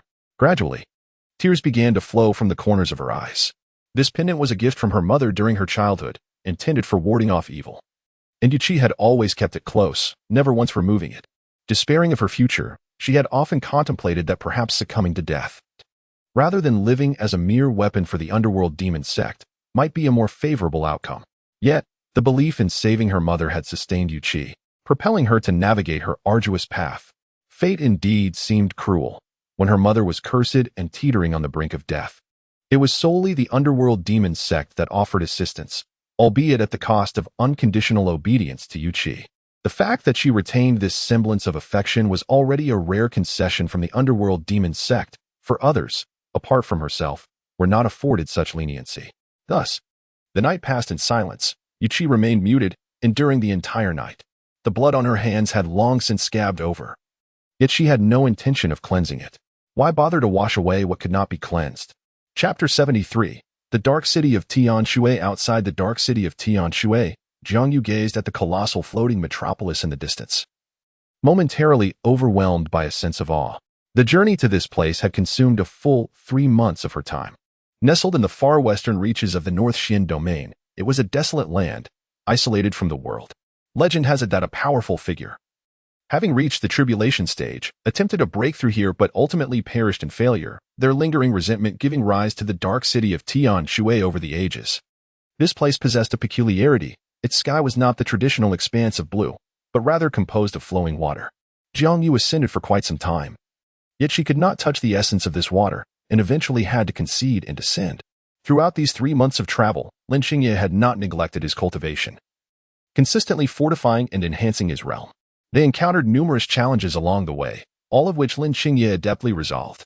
The Baiwei demon sect had acquired intelligence regarding Lin Xingye's journey to the Dark City of Tianshui, prompting them to dispatch several small teams to pursue him. Logically, eliminating a supposedly crippled transformation stage cultivator and a peak nascent soul practitioner should have been a straightforward task. However, these pursuers seemed oblivious to the fact that Jiangyu had not been incapacitated, and Lin Xingye had already transcended the transformation stage. Jiangyu and Lin Xingye had been concealing their true capabilities. In certain areas where information flow was limited, Jiangyu managed to sell some scales of the small dragon, alleviating her financial burdens significantly, ensuring that she could afford the spirit stones necessary for cultivation. Nonetheless, overall, their circumstances remained somewhat strained, merely sustaining a level sufficient for their training needs. Jiangyu sometimes feels that she may have overly indulged her disciple, which has led Lin Xingye to desire her presence daily. Of course, Lin Xingye cannot truly possess her. She can merely gaze longingly and fantasize in the cellar at night, perhaps sharing a fleeting kiss. Despite these thoughts, Lin Xingye remains steadfast in her cultivation, and currently, she is unable to surpass Jiangyu. As an attacker, this is something Lin Xingye cannot accept. She has been diligently practicing, and it seems that surpassing Jiangyu is merely a matter of time. In her previous life, Lin Xingye had visited the Tianshui Dark City, and while she may not claim to be entirely familiar with it, it felt almost like returning home. After all, this was the place where Lin Xingye first experienced the transformative leap akin to a carp ascending to become a dragon. At the heart of this Tianshui Dark City lies nearly 1,000,000 mysterious stones. These stones are far superior to spiritual stones, containing 100 times more spiritual power, and thus their value is correspondingly greater.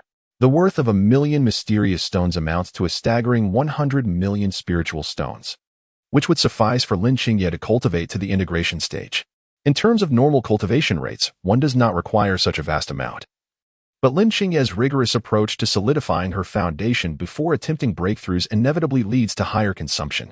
This secret realm is exceedingly perilous, necessitating caution not only against the enigmatic creatures that inhabit it, but also against other people. Furthermore, should they encounter Lin Xingye and Jiangyu, they could be swiftly eliminated. At this moment, a team composed of individuals at the divine transformation stage is traversing the Tianshui Dark City, their captain furrowing his brow as he addresses his companions. The expressions of all present are grave, each one acutely aware of the gravity of their situation, leaving no room for complacency. Such a mere shrimp and crab dare to hunt us. I find it hard to believe that the moon-worshipping sect has anyone left who is competent. Lin Xingye scoffed lightly, then thrust her long sword forward, summoning a thunderous dragon that descended from the heavens, charging ahead. At that moment, she donned a half-mask of the Nual, a sight that astonished Jiangyu, for it was her first encounter witnessing Lin Xingye engage in battle while adorned with this mask, which had never been utilized before. Lin Xingye had internally condemned these individuals to certain death, convinced that none would escape alive. Thus she unleashed her trump cards without restraint. What noise is that? Hiss. As the lightning flashed, one heart was pierced. Of course, without the depletion of spiritual energy or the demise of the divine transformation. Merely piercing the heart would not suffice to slay a master of the divine transformation realm. The quartet turned their heads and were taken aback at the sight of Lin Qingye, instantly becoming vigilant. The underworld demon sect was aware of Jiang Yu's undiminished prowess. Yet the moon-worshipping sect had no such knowledge. In their perception, Lin Qingye was merely at the peak of the nascent soul stage, and even with any potential breakthroughs, it was inconceivable for her to single-handedly eliminate all the divine transformation masters. Yet, they were gravely mistaken. It is the target. Raise the alarm. At that moment, a member of the moon-worshipping sect's ambush team shouted, but in the subsequent instant, a flash of lightning intertwined with the longsword surged forward, first piercing the heart, and then with another strike, annihilating the nascent soul, leading to an instantaneous demise. This individual was merely a minor master of divine transformation. Against Lin Qingye in her current state, the disparity was insurmountable. The transformation into the divine realm serves as a pivotal threshold. Once crossed, a profound metamorphosis ensues. Lin Qingye possesses an array of techniques ripe for renewed practice. With the wisdom of his past life at his disposal, he finds himself mastering the once familiar arts with unparalleled ease. Once he grasps the essence and subtleties, the sole remaining focus becomes the cultivation of muscle memory. A remarkably straightforward aspect of martial training. What astonishing speed! How could such prowess possibly emanate from a practitioner merely at the early stages of the divine realm? In the tumult of intertwining thunder and lightning, Lin Qingye deftly maneuvered, transforming his technique from the tenfold thunderbolt to the hundredfold thunderbolt, achieving an astonishing velocity that rendered his figure nearly imperceptible. A voice, laced with panic, flickered past him. Lin Qingye paid it no heed, opting instead to eliminate the threat without hesitation.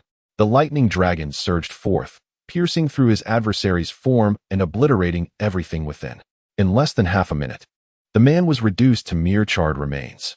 This dilemma shall be pondered in the depths of hell, Lin Qingye remarked with a chilling smile, before decisively severing the last remaining head, crushing it to shatter the nascent soul, marking the definitive conclusion of this fierce battle.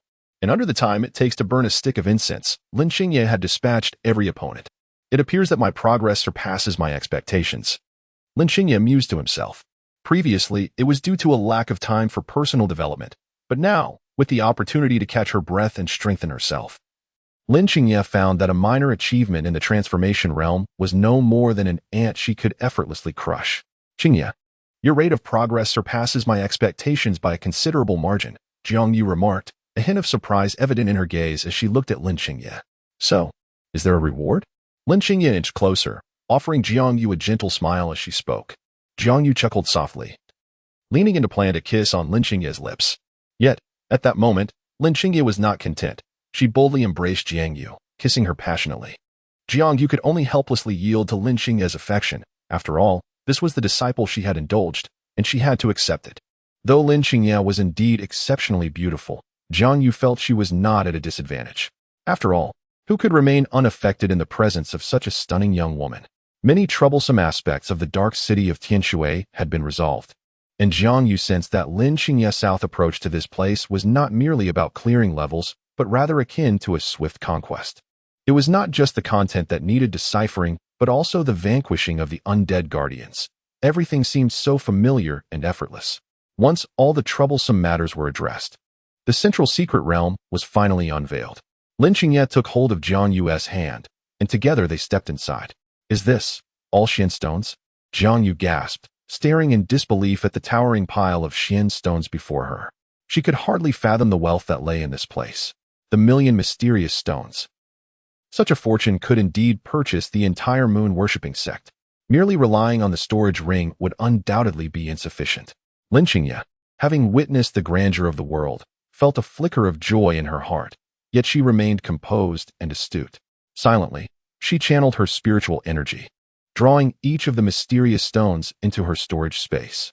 This storage space possessed the capability of containment, alleviating any concerns of abandonment. Preserving such an immense wealth in this manner was undoubtedly the most prudent approach. In her past life, this wealth served as Lin Qingye's initial capital, aiding her through the most arduous period. Jiang Yu entered the chamber, surveying her surroundings, and felt that the place was truly extravagant beyond words. While Lin Qingye continued to absorb the mysterious stones, she suddenly seemed to sense something. She immediately furrowed her brow, held her breath, and focused, raising her gaze to observe her surroundings. At that moment, she perceived an exceedingly faint sound of a bell. This sound gradually grew more pronounced, and at last, Lin Xingye pinpointed its source and hastened towards it. Ultimately, within a concealed stone box, Lin Xingye beheld the bell. It was the Taisu bell.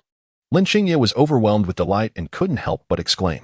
The Taisu bell, a postnatal treasure, possessed formidable defensive capabilities.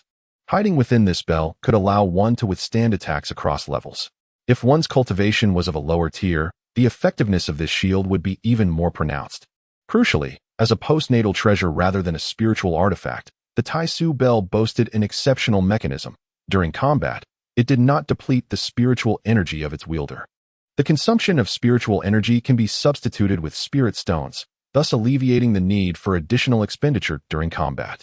Lin Xingye grasped the ancient bell, feeling its weight and somberness, as a sense of profound antiquity enveloped him. Without hesitation, he incorporated it into his dimensional pouch. Setting aside any concerns regarding allocation for the moment, the immediate priority was to secure this object and depart. Jiang Yu remained oblivious to Lin Xingye's actions, lost in the euphoria of potential riches as she diligently filled her storage rings with the mysterious stones. However, both of her rings were already brimming, containing only a fraction of the stones, while the majority had been claimed by Lin Xingye. We must hasten our pace and leave this place swiftly. If anyone discovers that this location has been searched and sees us emerging, it would spell trouble, Lin Xingye remarked, gazing at Jiang Yu. Upon hearing this, Jiang Yu pondered for a moment before nodding in agreement.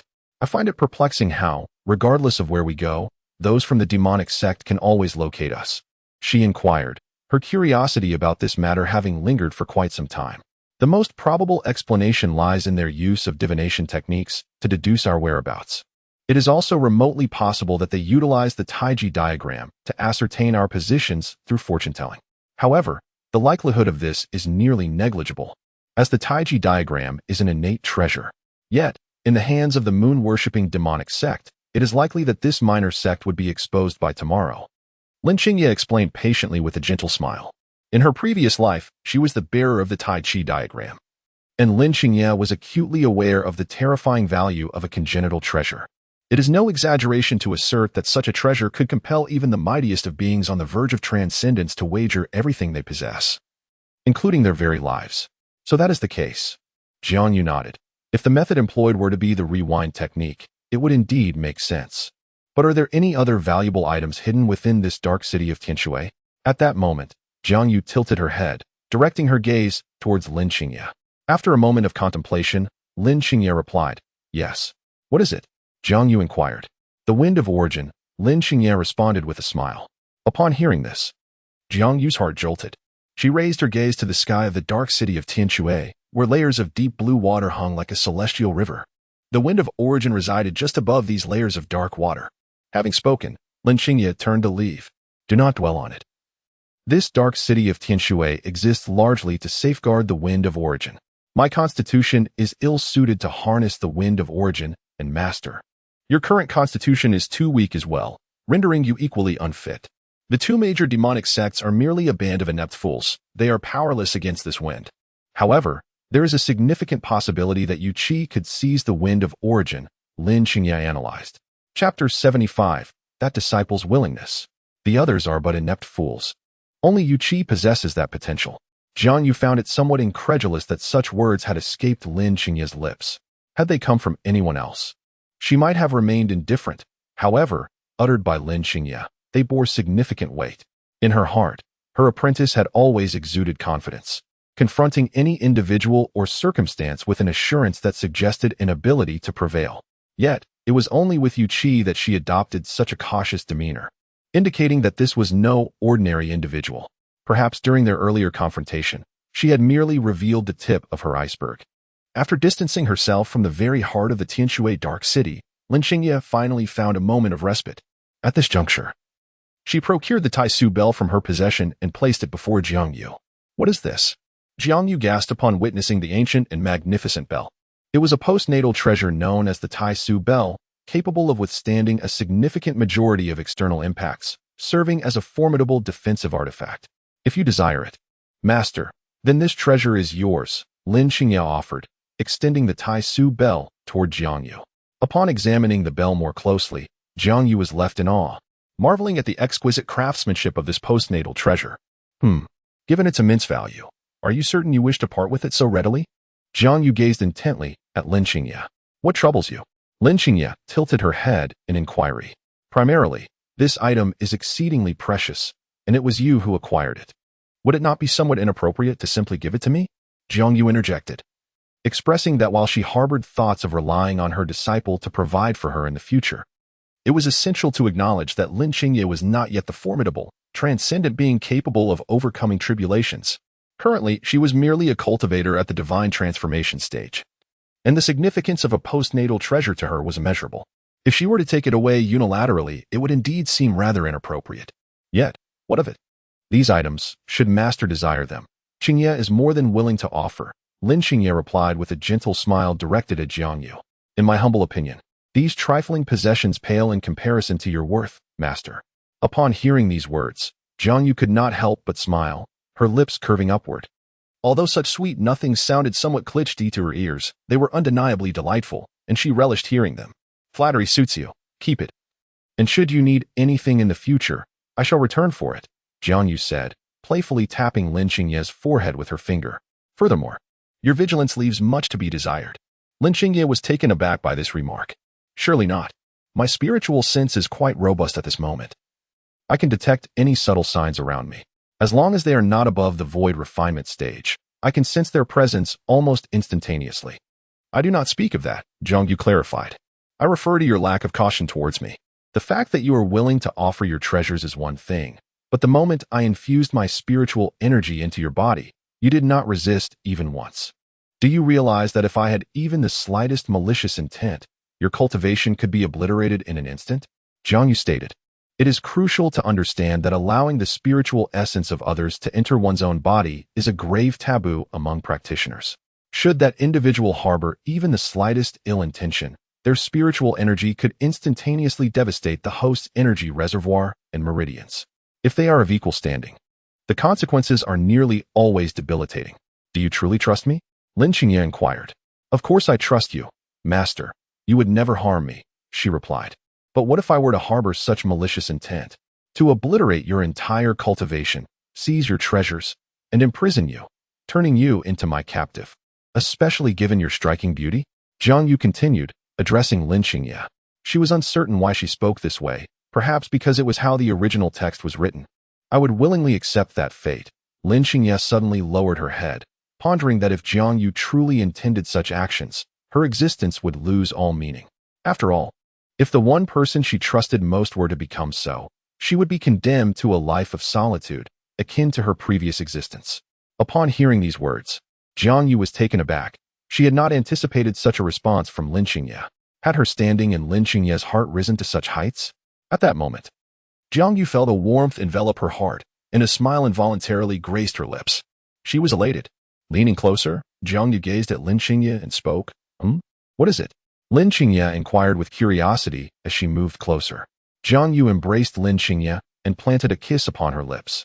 After gently placing a kiss, she immediately recoiled and turned her head away. Let us continue walking. Jiang Yu coughed twice before speaking. Due to her turn back, Lin Qingye could not discern Jiang Yu's expression. In truth, half of Jiang Yu's face was flushed crimson. Master, are you blushing? Lin Qingye seemed to detect something unusual and attempted to step in front of Jiang Yu to observe her. Upon sensing this, Jiang Yu swiftly turned her head to the side that Lin Qingye could not see. And no, I am not. It certainly seems like you are. Show me. No, you have no right. Oh dear. Please, stop. Once the resources were no longer a concern, Lin Qingye finally set aside a significant worry in her heart. She could now unleash her full power to enhance her cultivation, for those were resources worth millions of mysterious stones. However, she harbored some concern about Yu Qi's ability to successfully conquer the source wind upon entering the Tian Shui Dark City. After all, in her previous life, she had been pursued by the Baiyu demon sect after entering that very place, forced to ascend into the waters of Tian Shui, where she ultimately subdued the source wind. Yet, if she wished to stop Yu Qi, it would likely prove difficult, had Lin Qingye's current cultivation reached the mid-stage of transformation. Perhaps she could contend with Yu Qi, but her present abilities were evidently insufficient. Qingye, I genuinely believe that someone like Yu Qi could be transformed from an enemy into an ally. What are your thoughts? Jiang Yu gazed at Lin Xingye and inquired. What makes you think so? Lin Xingye inquired, sensing that she might be harboring some emotional scars, which rendered her perpetually icy. Moreover, she was indeed formidable. It is better to have an ally than an adversary. Chapter 76. Do not trust Jiang Yu. Upon hearing these words, Lin Xingye nodded in agreement with this perspective. However, as a killer from the ghostly demon sect, attempting to sway her would be an arduous task. Let us return to Ruijin City. Lin Xingye contemplated for a moment before speaking. But, if Yu Qi obtains the source of wind, won't that complicate matters further? Jiang Yu expressed her confusion. Shouldn't we intervene? She questioned. It is futile to try and stop her, Lin Xingye replied. Yu Qi possesses a terrifying advantage. The more dire the situation, the greater her combat prowess becomes. If we allow her to grasp the source of wind before eliminating her, both Jiang Yu and I would meet our demise. The most prudent course of action is to return to Ruijin City and observe the developments. Lin Xingye rubbed her temples. It is only a matter of time before the royal family of the great Tao dynasty uncovers my identity. Before that occurs, I must elevate my cultivation to alleviate the impending pressure.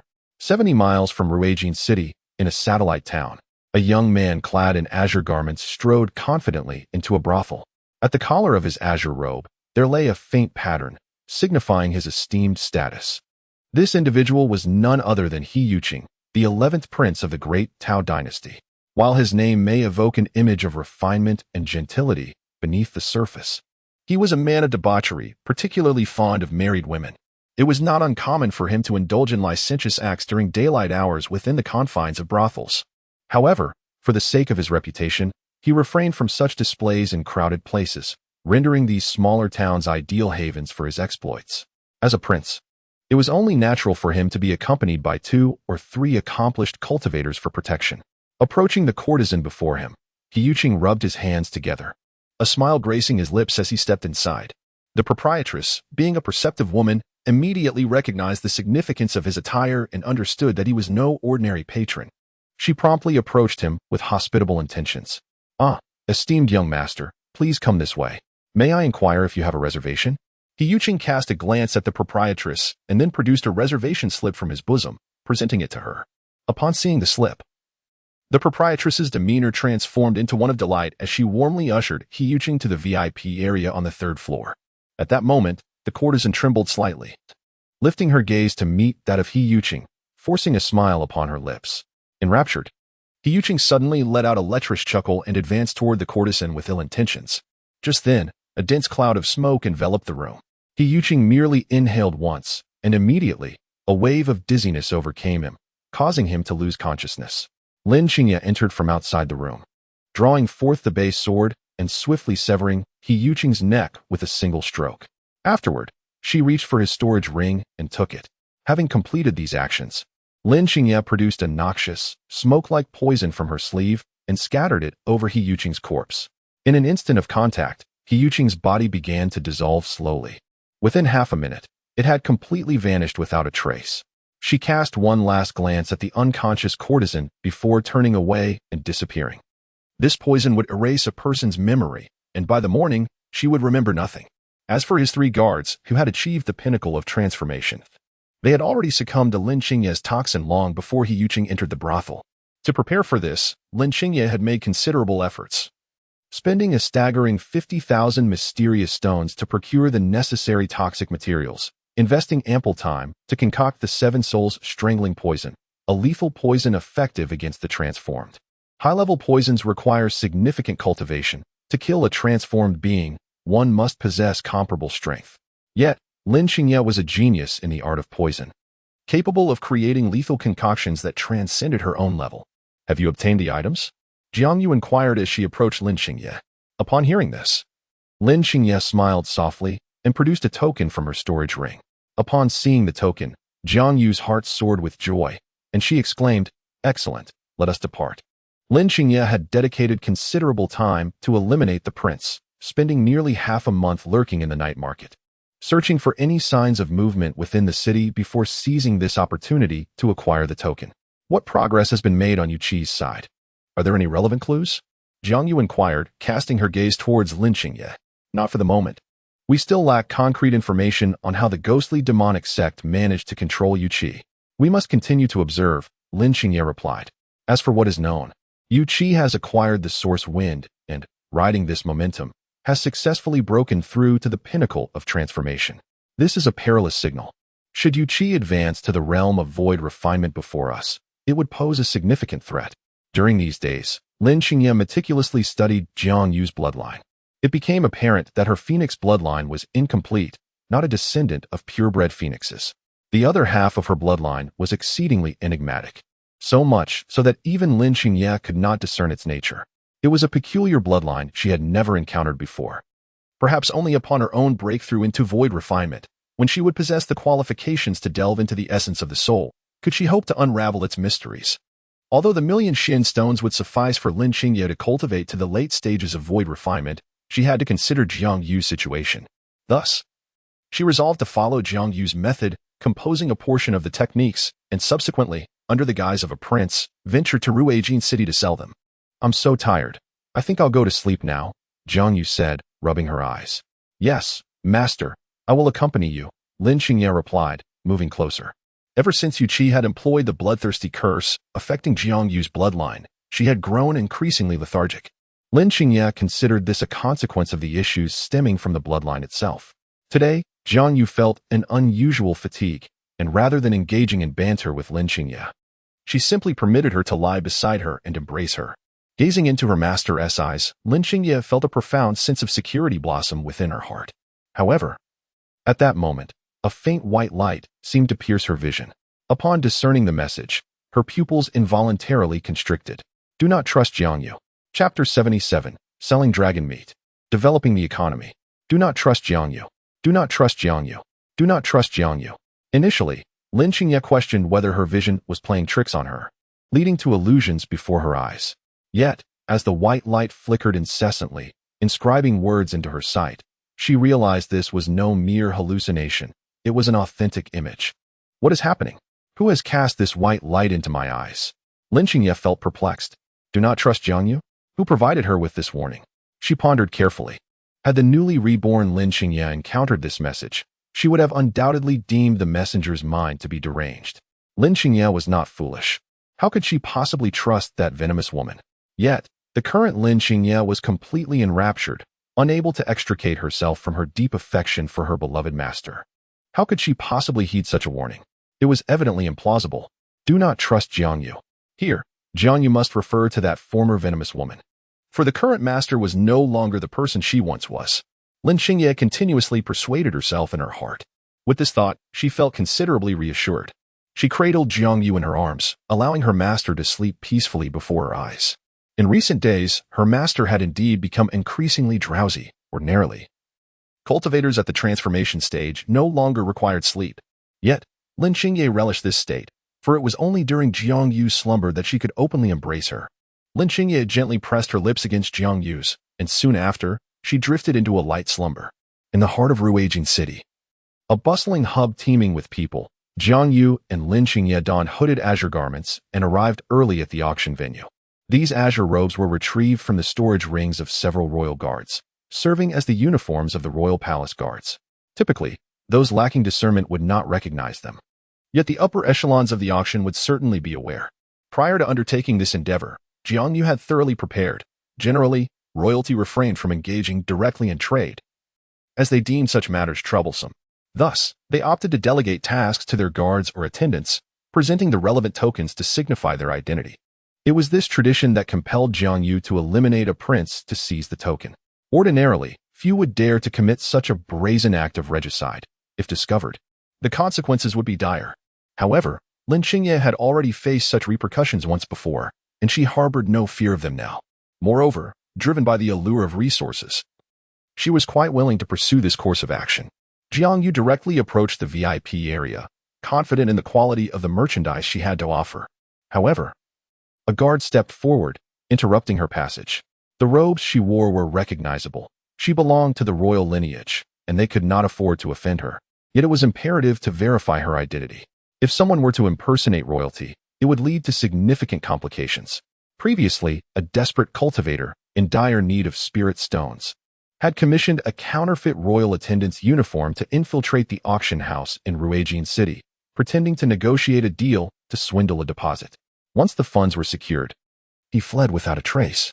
The auction house staff, mistaking him for a member of the royal family, did not dare to intervene, unaware that he was merely masquerading in a fraudulent attire. Clothing, after all, is not akin to a royal insignia. Replicating garments is a trivial task. But forging an insignia is a far more intricate endeavor. Without hesitation, Jiang Yu presented her insignia before the guard. Upon examining it closely, the guard no longer obstructed her path, permitting both Jiang Yu and Lin Xingye to enter. Meanwhile, on the upper floor, a sensuously dressed woman, upon witnessing Jiang Yu reveal the distinctive royal insignia, felt a surge of excitement and hurried down. Typically, the royal family refrains from conducting business with local entities. If they do, it is likely due to an urgent need for funds to facilitate transactions. Such dealings usually involve substantial sums, presenting her with an excellent opportunity to enhance her performance metrics. Xinyu approached Jiang Yu and Lin Xingye, offering a slight bow before speaking. "Greetings, esteemed guests. May I inquire if you are affiliated with the 11th Prince?" The cool, ethereal voice of Lin Xingye resonated as she addressed the woman before her. The young lady replied, "I understand. My name is Xingye, and I am the host of this auction. Should you require anything, please do not hesitate to instruct me." She offered a slight smile towards Lin Xingye and Jiang Yu. Lin Xingye nodded in acknowledgement before speaking again. "The 11th Prince is in urgent need of a substantial sum of cash, hence we have been dispatched to the auction in Ruijin City to sell some goods. The amount may be considerable. If you lack the authority to facilitate this, kindly summon someone with the requisite power. Let us not squander each other's time." Upon finishing her statement, Lin Xingye produced her storage ring. Her words were not merely a declaration of the amount, they were also a psychological maneuver aimed at Xingye. If she spoke in a flustered or rushed manner, Xingye might perceive her as a fraud. However, by initially displaying a hint of assertiveness, Lin Xingye sought to convey an air of regal confidence, which would likely dissuade Xingye from entertaining doubts. Indeed, as Xingye sensed the tone of Lin Xingye's voice, her wariness swiftly diminished. There was no mistaking it. She was certainly a sycophant of the royal family, evident in her demeanor. Although a tempest brewed within her heart, Xingye maintained a composed exterior. Having hosted events in Ruijin City for nearly a century, she had mastered the art of appearing unperturbed amidst the most tumultuous of situations. Jiang Yu cast a sidelong glance at Xingye, her mind swirling with contemplation. How could a person be so grand? Lin Xingye's gaze shifted, catching a glance at Jiang Yu. Upon witnessing her revered master's fleeting glance at Xingye's bosom, an unexpected pang of jealousy surged within her, reminiscent of a vinegar jar being toppled. "Therefore, may I inquire what the two of you wish to sell?" Xingye regarded Lin Xingye and Jiang Yu with a smile. Accustomed to such affronts, had the individuals before her been male, she would have felt a wave of discomfort, yet with Jiang Yu and Lin Xingye being women, she remained unaffected. At this moment, both Jiang Yu and Lin Xingye had undergone disguise, having made numerous subtle adjustments to their appearances, rendering them entirely different from before, yet still undeniably pleasing to the eye. 5,000 pounds of little dragon meat and a fragment of little dragon bone, Jiang Yu spoke slowly. Upon hearing this, Xingye's eyes widened in astonishment, her expression revealing intense intrigue. Lin Xingye, ignoring Jiang Yu, approached the table of items and retrieved a piece of little dragon bone from her storage ring. After Xingye had a clear look, Lin Xingye promptly returned it. As a mythical creature, the little dragon's remains could naturally remain uncorrupted for an extended period, even without preservation. Once Xingye discerned the jade-hued dragon bone, all her suspicions dissipated. The flesh of mythical beings is invaluable and exceedingly rare, prized for its remarkable nourishing properties, hence commanding a high worth. Generally speaking, it is quite remarkable for any market to witness the availability of 10 pounds of meat. However, under the command of the 11th Prince, the offering is a staggering 5,000 pounds. This is bound to incite a frenzy among the entire populace of Ruijin City. Allow me to arrange matters for both of you. This dragon meat, I fear, cannot be auctioned off in a single event. The price may be beyond the reach of any individual. Instead, let us sell it in 10 installments, each comprising 500 pounds, while maintaining confidentiality regarding the quantities sold. Jiang Yu articulated her strategy. Scarcity enhances value. If people are aware that there will be future sales of dragon meat, their enthusiasm for this initial auction may diminish. They might perceive the current offering as exorbitantly priced and consider waiting for the next opportunity. However, if there exists an element of uncertainty, the sense of security will significantly wane, compelling all to exhaust their resources in a bid to acquire this meat. Thus, Jiang Yu's approach indeed maximizes potential profit. Typically, auctions retain 10% of the proceeds as profit. Yet, as representatives of the 11th prince, our fees will be reduced to 5% as per protocol. May I inquire about your opinions on this matter? Xinya inhaled deeply before directing her gaze toward Jiang Yu. Is that agreeable? Can we expedite the arrangements? Will it be possible to list it by tomorrow? Jiang Yu inquired of Xinya. Certainly, Xinya replied with a gentle smile. Upon hearing this, Jiang Yu felt a wave of relief wash over her and promptly handed Xinya the prepared storage ring. The esteemed auction house has indeed established its reputation over many years, and I hold a firm belief in its credibility. However, I have a modest request. I would like a VIP seat at the auction. Jiang Yu inquired, gazing at the woman before her, Xinya. Prior to Lin Qingye's breakthrough in the void refinement stage, there was no concern regarding the weapon's durability. Yet, Jiang Yu found her Sakura Phoenix sword somewhat inadequate. Thus, if the opportunity arose, she wished to procure a superior longsword for her use. Certainly, Xinya replied with a gentle smile, then produced 2 golden cards from her storage ring and handed them to Jiang Yu. Jiang Yu examined the cards and immediately recognized that they were crafted from pure gold. Truly, this was the most luxurious auction house in Ruijin City. Thank you for your assistance, Jiang Yu said with a light smile, before turning to leave the auction house. In the following days, she would participate in the auctions in their entirety, both to monitor the pricing and to acquire some useful items. Upon returning to the inn, Jiang Yu removed her outer azure garments and with a wave of her hand, her disguise was lifted. At that moment, Lin Qingye approached, wrapping her arms around Jiang Yu and playfully pushing her onto the bed. What are you doing? Jiang Yu asked, lifting her gaze to meet Lin Qingye. Yes. Were you staring at the host just now? Lin Qingye inquired, the atmosphere thick with jealousy. I merely glanced. It wasn't he as if I was staring. Jiang Yu retorted. Jiang Yu's cheeks flushed, and with a hint of guilt, she turned her head slightly aside. Is there, or is there not? There is. Lin Qingye suddenly asserted with determination. Jiang Yu attempted to discreetly withdraw, but as she retracted her hand, Lin Qingye promptly seized her wrist, holding her in place. What do you intend to do? Jiang Yu shrank back, sensing the awkwardness of the moment. What do you think? Lin Qingye chuckled softly, then gently nipped at Jiang Yu's neck. Instinctively, Jiang Yu drew her legs closer, clearly startled by the sensation. However, Lin Qingye merely grazed Jiang Yu's neck, not crossing any boundaries. We shall sleep together tonight. With that, Lin Qingye shed her outer garments and laid down on the bed, embracing her beloved master. She reached out, caressing Jiang Yu's face. At that moment, Jiang Yu felt a wave of discomfort and shyly turned away. From now on, you are not permitted to secretly gaze at other girls, Lin Qingye instructed, looking directly at Jiang Yu. All right, I will be mindful, Jiang Yu nodded, appearing somewhat apprehensive. But that is hardly something I can control. Then give me a kiss. Lin Qingye leaned in closer. Upon hearing this, Jiang Yu obliged and kissed Lin Qingye. Satisfied, her disciple then suggested, Master, you should rest for a while. I will meditate beside you. Should you need anything, simply call for me. Lin Qingye descended from Jiang Yu and subsequently seated herself on the ground, commencing her meditative practice. At that moment, Jiang Yu gazed upon Lin Qingye's visage, feeling a sense of disorientation. The beauty before her was so striking that it rendered Jiang Yu's prior actions towards the original Jiang Yu in the narrative seemingly less daunting. Indeed, beauty is justice. The following day at noon, Jiang Yu accompanied Lin Qingye into the auction house. It appeared that the previous day's preparations had been remarkably successful, as the crowd at this auction was considerably larger, with many drawn in pursuit of the meat of the little dragon. After all, the flesh of mythical creatures is renowned for its ability to enhance longevity and bolster vitality. Numerous individuals were eager, their anticipation palpable. For the coveted 500 pounds of dragon meat, Jiang Yu possessed over 90 tons of dragon meat but chose to sell only a small portion, primarily out of concern that selling too much would compromise her safety, even with the protective guise of her association with the prince.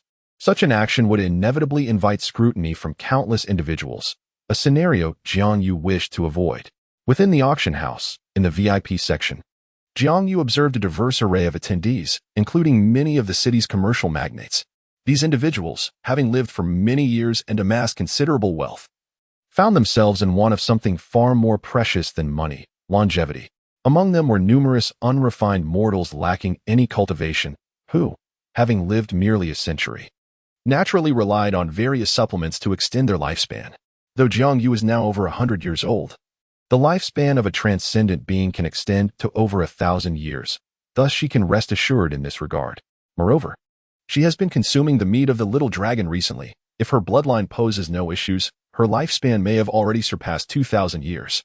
Chapter 79. 7 million spirit stones. Lin Qingye rested her chin on her hands, her gaze intensely fixed on the auction stage before her, intrigued by the items being presented. Pure Heart Meditation Cushion, 13,000 spirit stones, sold. Yigan Blade, 40,000 spirit stones, sold. Golden Silk Robe, 20,000 spirit stones, sold. As each item was sold, Lin Qingye's expression remained unmoved. These items might hold considerable allure for ordinary cultivators, but to her, they were nothing more than refuse among refuse. She was not a collector of junk, so what use did she have for such items? Many wealthy merchants in the audience shared her indifference, lacking any desire to bid. The highlight of the auction was the grand finale featuring the little dragon's meat. The next item, the Zhanlu sword. Xinye's voice resonated, drawing countless gazes towards her direction.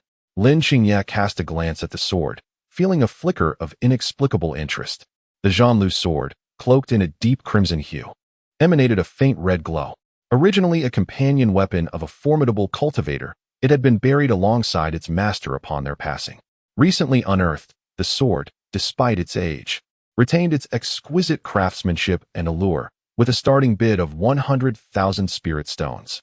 Upon hearing the sum of 100,000 spirit stones, many interested parties fell into silence. This was no trifling amount. While the sword appeared exquisite, its price was undeniably steep. Moreover, it had been unearthed from an ancient tomb. Who could ascertain whether the quality of the long sword had deteriorated over the years? If one were to procure a mere relic of a sword, it would indeed spell trouble. At that moment, Lin Qingye hesitated not and promptly opted to raise her bidding paddle. Xinye narrowed her eyes and glanced towards the pool where Lin Qingye stood, a gasp of astonishment escaping her lips. 200,000 spirit stones for the first bid. Are there any further offers? After raising her paddle, Lin Qingye lowered it again. She was genuinely intrigued by the long sword and wished to take a chance. 200,000 was a rather prudent figure. She preferred to deter any potential rivals from contesting her bid, thus choosing to escalate the price from the outset to avoid any ensuing complications. Indeed, Lin Qingye's strategy proved to be judicious. Many were stirred into action, yet upon hearing her bid, double the starting price, they promptly lost interest. To bid such a sum outright indicated an exceptionally robust financial backing. 200,000 once, 200,000 twice, 200,000 thrice, sold. Congratulations to guest number 31, Xinye announced.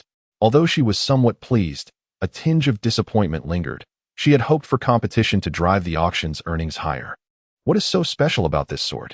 Jiang Yu inquired, casting a glance at Lin Qingye. Indeed, it possesses remarkable uniqueness, Lin Qingye replied nonchalantly. This sword bears a curse. Upon hearing this, Jiang Yu was even more perplexed. If it is indeed cursed, why would one choose to take it away? Because this curse is reversible. Lin Qingye smiled gently. This sword has claimed the lives of at least 3 cultivators at the fusion stage. When the last of them was slain, he laid a curse upon his demise, vowing to perish alongside the original owner of this sword. The potency of this curse is exceptionally high, enough to lower the sword's grade significantly. Consequently, anyone who wields this sword thereafter will meet their demise due to the curse, just as its previous master did. As Lin Qingye spoke, there came a few knocks at the door of their private chamber. A young scholar entered, holding a box. Inside was the Zhanlu sword. Lin Qingye accepted the box, inspected its contents, and without further ado, handed over a sum of Xian stones to the scholar. The 2,000 Xian stones amounted to the equivalent of 200,000 spirit stones. The scholar was taken aback upon seeing the currency exchanged, yet he said nothing further. After storing the Xian stones in his spatial ring, he offered a slight bow and exited the chamber. The long sword emitted a faint, eerie glow, instilling a chilling sensation. Surely, you have a way to break this curse? Jiang Yu inquired, casting a glance at Lin Qingye. Indeed, it is quite simple, with a few materials. It can be resolved in half an hour, Lin Qingye replied nonchalantly. In her previous life, she excelled in 3 disciplines of Tao, the sword Tao, the poison Tao, and the talisman's Tao, with curses intricately woven into the fabric of the latter. To Lin Qingye, The difficulty of unraveling a curse crafted at the combining realm was nearly equivalent to solving the simple equation of 1-1. That is reassuring, Jiang Yu nodded with confidence. This apprentice truly instilled a profound sense of security within her. After a series of items were auctioned, the event reached its climax. The final item was the meat of a young dragon, weighing 500 pounds. Its remarkable efficacy need not be elaborated upon. It was understood by all present. The starting bid was set at 500,000 spirit stones. As Shen Ye's voice echoed through the hall, a hand was swiftly raised. Upon closer inspection, it belonged to a venerable merchant with flowing white hair.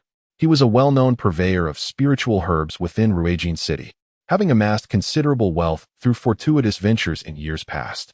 His connections with a formidable alchemist in the city safeguarded his fortune, making him untouchable by those who might wish to seize it. Having liquidated all his assets, he was willing to part with everything for the sake of the young dragon's mate. At over 100 years of age and devoid of cultivation, he faced the impending end of his life, plagued by the absence of any elixir to prolong his days. As one ages, the fear of death intensifies. Thus, he disregarded the well-being of his descendants, resolutely selling all he owned to secure a chance at tasting the dragon meat. Hoping to extend his life by a few more years, he boldly raised his bidding card, 2 million spirit stones. However, in this fierce competition, 2 million spirit stones was still far from sufficient to acquire the coveted dragon meat. The bidding was exceptionally fierce, with each increment ranging from 100,000 to 200,000 spirit stones. Ultimately, the figure was settled at 7 million spirit stones. Even Lin Xingye could not help but gasp in astonishment at such a staggering sum. This was no trifling amount. The meat of merely 500 pounds of the young dragon could command such a considerable value, and within Jiang Yu's storage ring lay over 90 tons. At this moment, Jiang Yu truly comprehended the weight of the phrase a treasure in every part. After deducting the commission, all the spirit stones were converted into profound stones and handed over to Jiang Yu. Given the magnitude of this sum, the exchange for profound stones resulted in a more compact volume. Holding over 60,000 profound stones in her grasp, Jiang Yu felt a profound sense of satisfaction. This substantial amount would undoubtedly enable her to cultivate to the realm of void refinement. Ultimately, the dragon meat found its way into the possession of a high-ranking official at the city lord's manor. Many lamented the outcome, yet there was little they could do. At that moment, however, Xingye unexpectedly announced some news. Tomorrow's auction would feature young dragon meat for sale once more, with the quantity still amounting to a full 500 pounds. Upon hearing this, the crowd erupted in excitement once again. Observing the commotion, Jiang Yu felt a deep sense of contentment as she retreated. She sensed that many in the hall were beginning to entertain ulterior motives toward the sellers of the dragon meat. Yet, the auction was shrouded in strict confidentiality, of course. As long as one was willing to pay a sufficient amount, there existed room for maneuver. However, Jiang Yu capitalized on her status as a prince, presenting herself to the auction house, which rendered them too intimidated to act otherwise. It is crucial to understand that disclosing royal information is a grave offense punishable by death. However, had Jiang Yu not possessed this layer of identity as a shield, her information would likely have circulated indiscriminately. Upon learning that the identity of the seller of the meat from the Little Li Dragon was strictly confidential, many attendees at the auction chose to refrain from further inquiry. They subtly conjectured that the individual selling the Little Li Dragon meat was likely affiliated with the royal family of Zhongzhou. What if the matter concerning the prince is uncovered? Jiang Yu inquired, turning to Lin Xingye. Then I shall diligently cultivate, Lin Xingye replied with a soft smile, seemingly unperturbed by the situation. If I can reach the virtual refinement stage before they discover anything, the pressure will diminish significantly. Should I attain the fusion stage prior to their revelations, we could venture into the imperial city and enact our vengeance. Lin Xingye's approach has always been one of audacity, particularly when confronting adversaries. To cower in fear of potential risks and refrain from action, thereby hindering one's own cultivation progress, would indeed be a grave miscalculation. Jiang Yu found herself in accord with Lin Xingye's perspective. Given the current predicament, failing to take the initiative would result in perpetual passivity. Upon exiting the auction house, Lin Xingye promptly made her way toward the central marketplace. Along the journey, she expended nearly 2 million spirit stones to procure various essential items, including materials for poisons to carry on her person, high-grade talismans for dispelling curses, as well as emergency medicines and materials necessary for cultivation. 2 million spirit stones. For the former Jiang Yu, was an astronomical figure. However, for the current Jiang Yu, it was merely a drop in the ocean, inconsequential. Could I have a glimpse of that money? Jiang Yu inquired, winking at Lin Xingye. Oh, if you desire it, I can provide it all. Though you may find it difficult to manage, Lin Xingye replied. I do not wish for the money. I have simply never seen such a vast sum and merely wish to indulge my curiosity, Jiang Yu responded sincerely. Upon hearing this, Lin Xingye extended her hand towards Jiang Yu. Suddenly, a faint mask appeared on Jiang Yu's face, and her consciousness was drawn into this realm. Within the mask, Jiang Yu surveyed her surroundings, astonished by the towering piles of mysterious stones. After a brief moment, she withdrew from this space. Have you seen enough? Lin Xingye tilted her head, gazing at Jiang Yu. Jiang Yu nodded in response, a peculiar sense of satisfaction washing over her heart. What a delightful experience. After this, Lin Xingye retrieved some materials from her storage ring and produced the Zhanlu sword. She meticulously examined the blade, and within mere moments, she had deciphered its entirety. Proceeding to unravel its secrets. The advanced ghost blood curse, not particularly troublesome, Lin Xingye mused to herself. Before taking out a rune brush and dipping it into some spirit ink, in less than 3 seconds, a talisman was inscribed and swiftly applied to the sword's blade. At that moment, the dark red sword suddenly surged, emanating a faint glow. Observing this, Lin Xingye chose not to pause. Instead, she immediately inscribed another talisman, suppressing the malevolent essence that resided within the blade.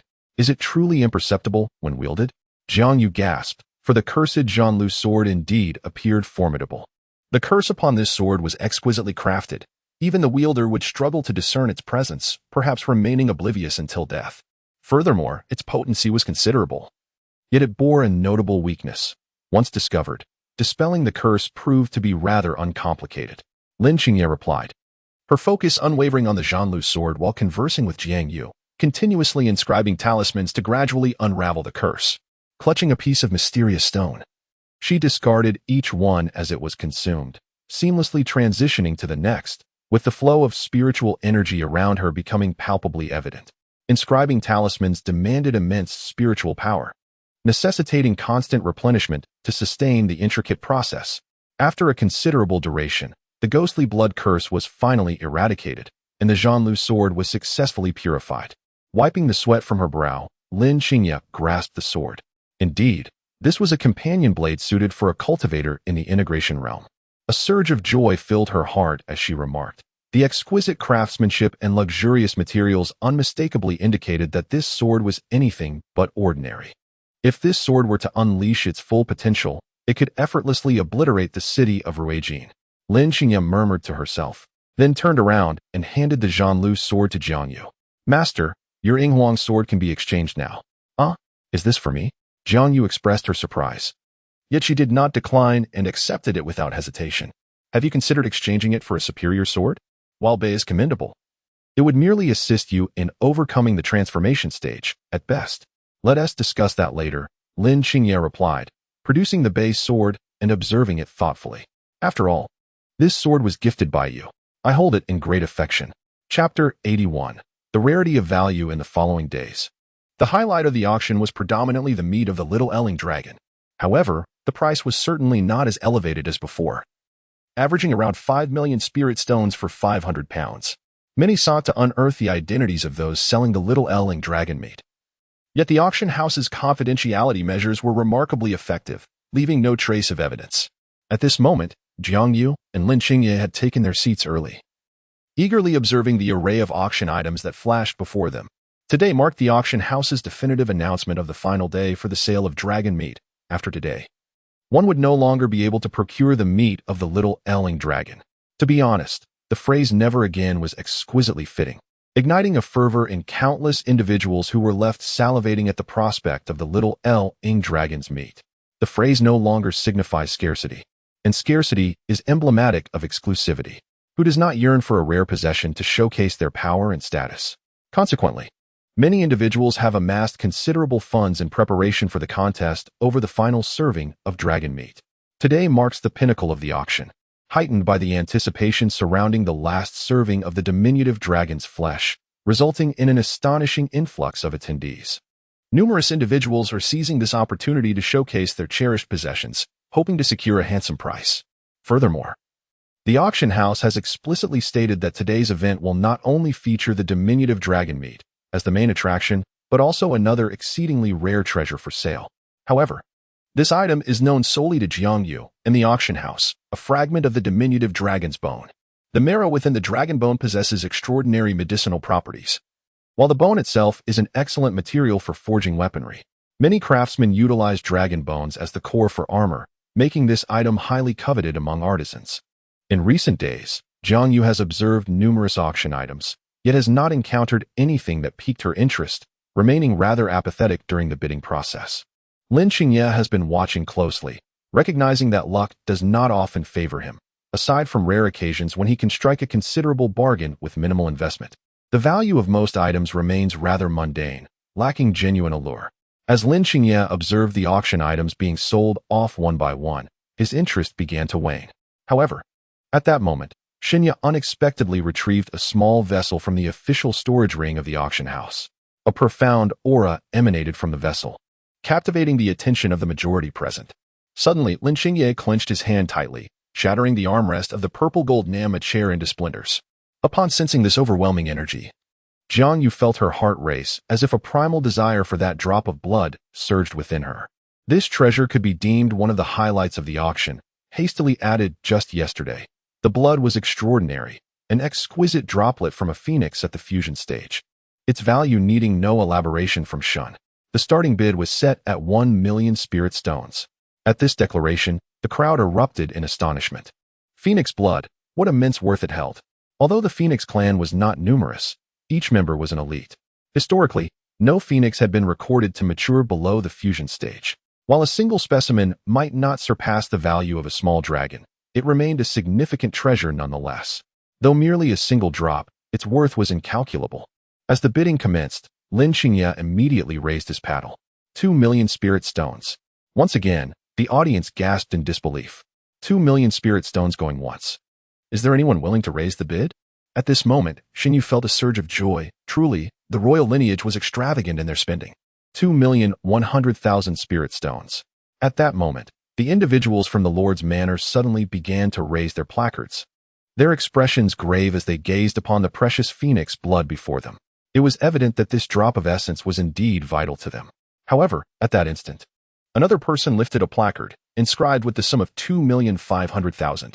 Lin Qingye surmised that this individual was the seller of the phoenix blood, intentionally inflating the price to intensify the competition.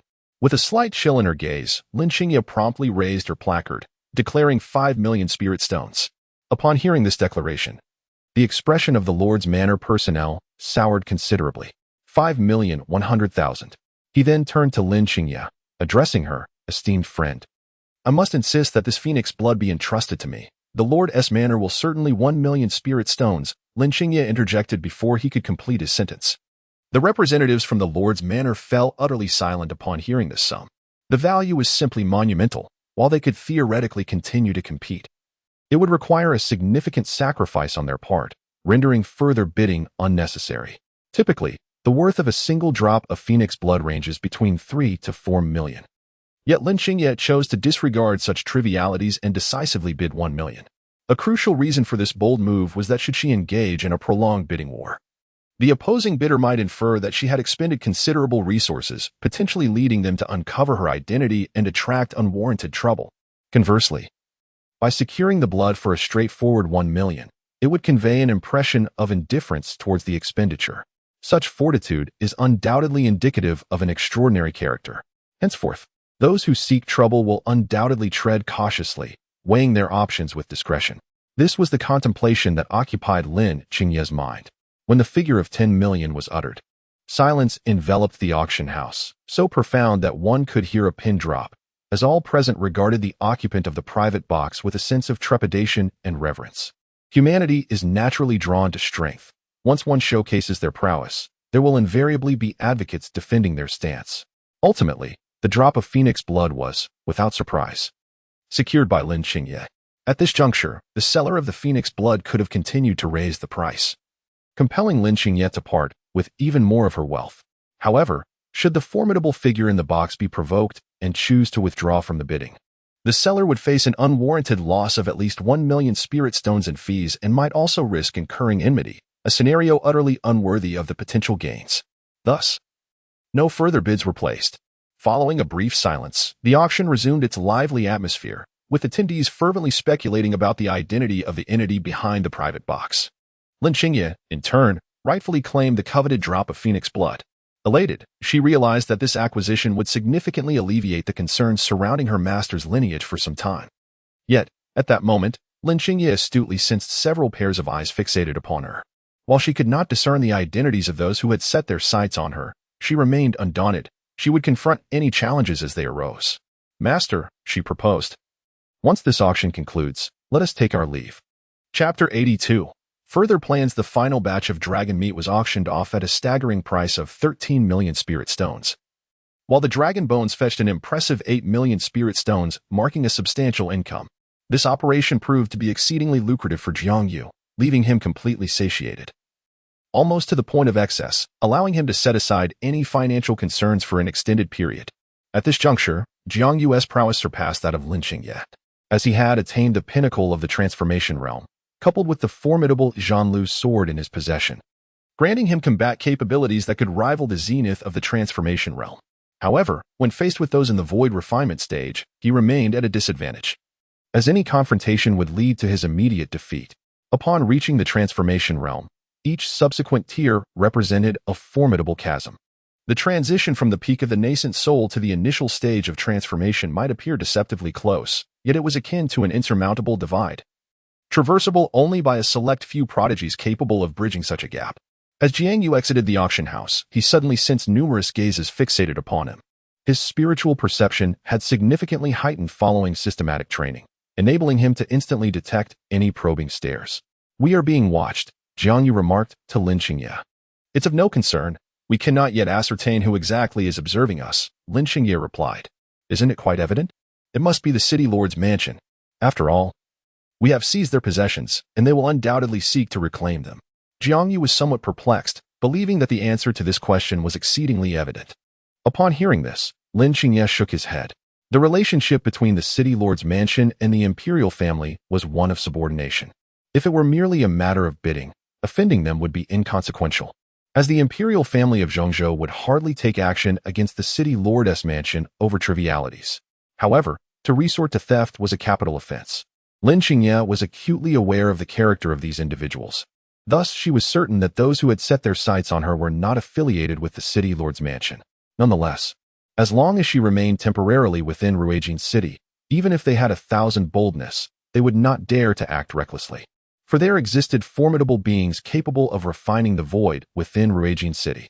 Should anyone attempt to disrupt the order, they would likely be apprehended without hesitation. Indifferent to these matters, Lin Qingye returned to her quarters and commenced her meditation and cultivation, preparing to break through to the mid-stage of transformation. Given the insecurity outside, she resolved to cultivate until she felt safe enough to venture out again. Regardless of who was pursuing her, they could hardly act overtly within Ruijin City. Lin Qingye speculated that those fixated on her were more likely to be dignitaries from other regions, as many individuals from foreign lands often chose to come to the great Tao dynasty for commerce.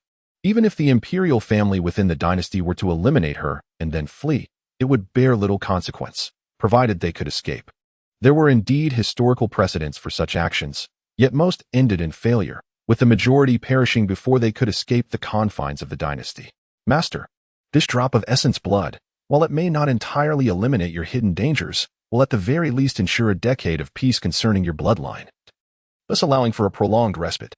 Lin Qingye let out a gentle sigh of relief before turning her gaze towards Jiang Yu.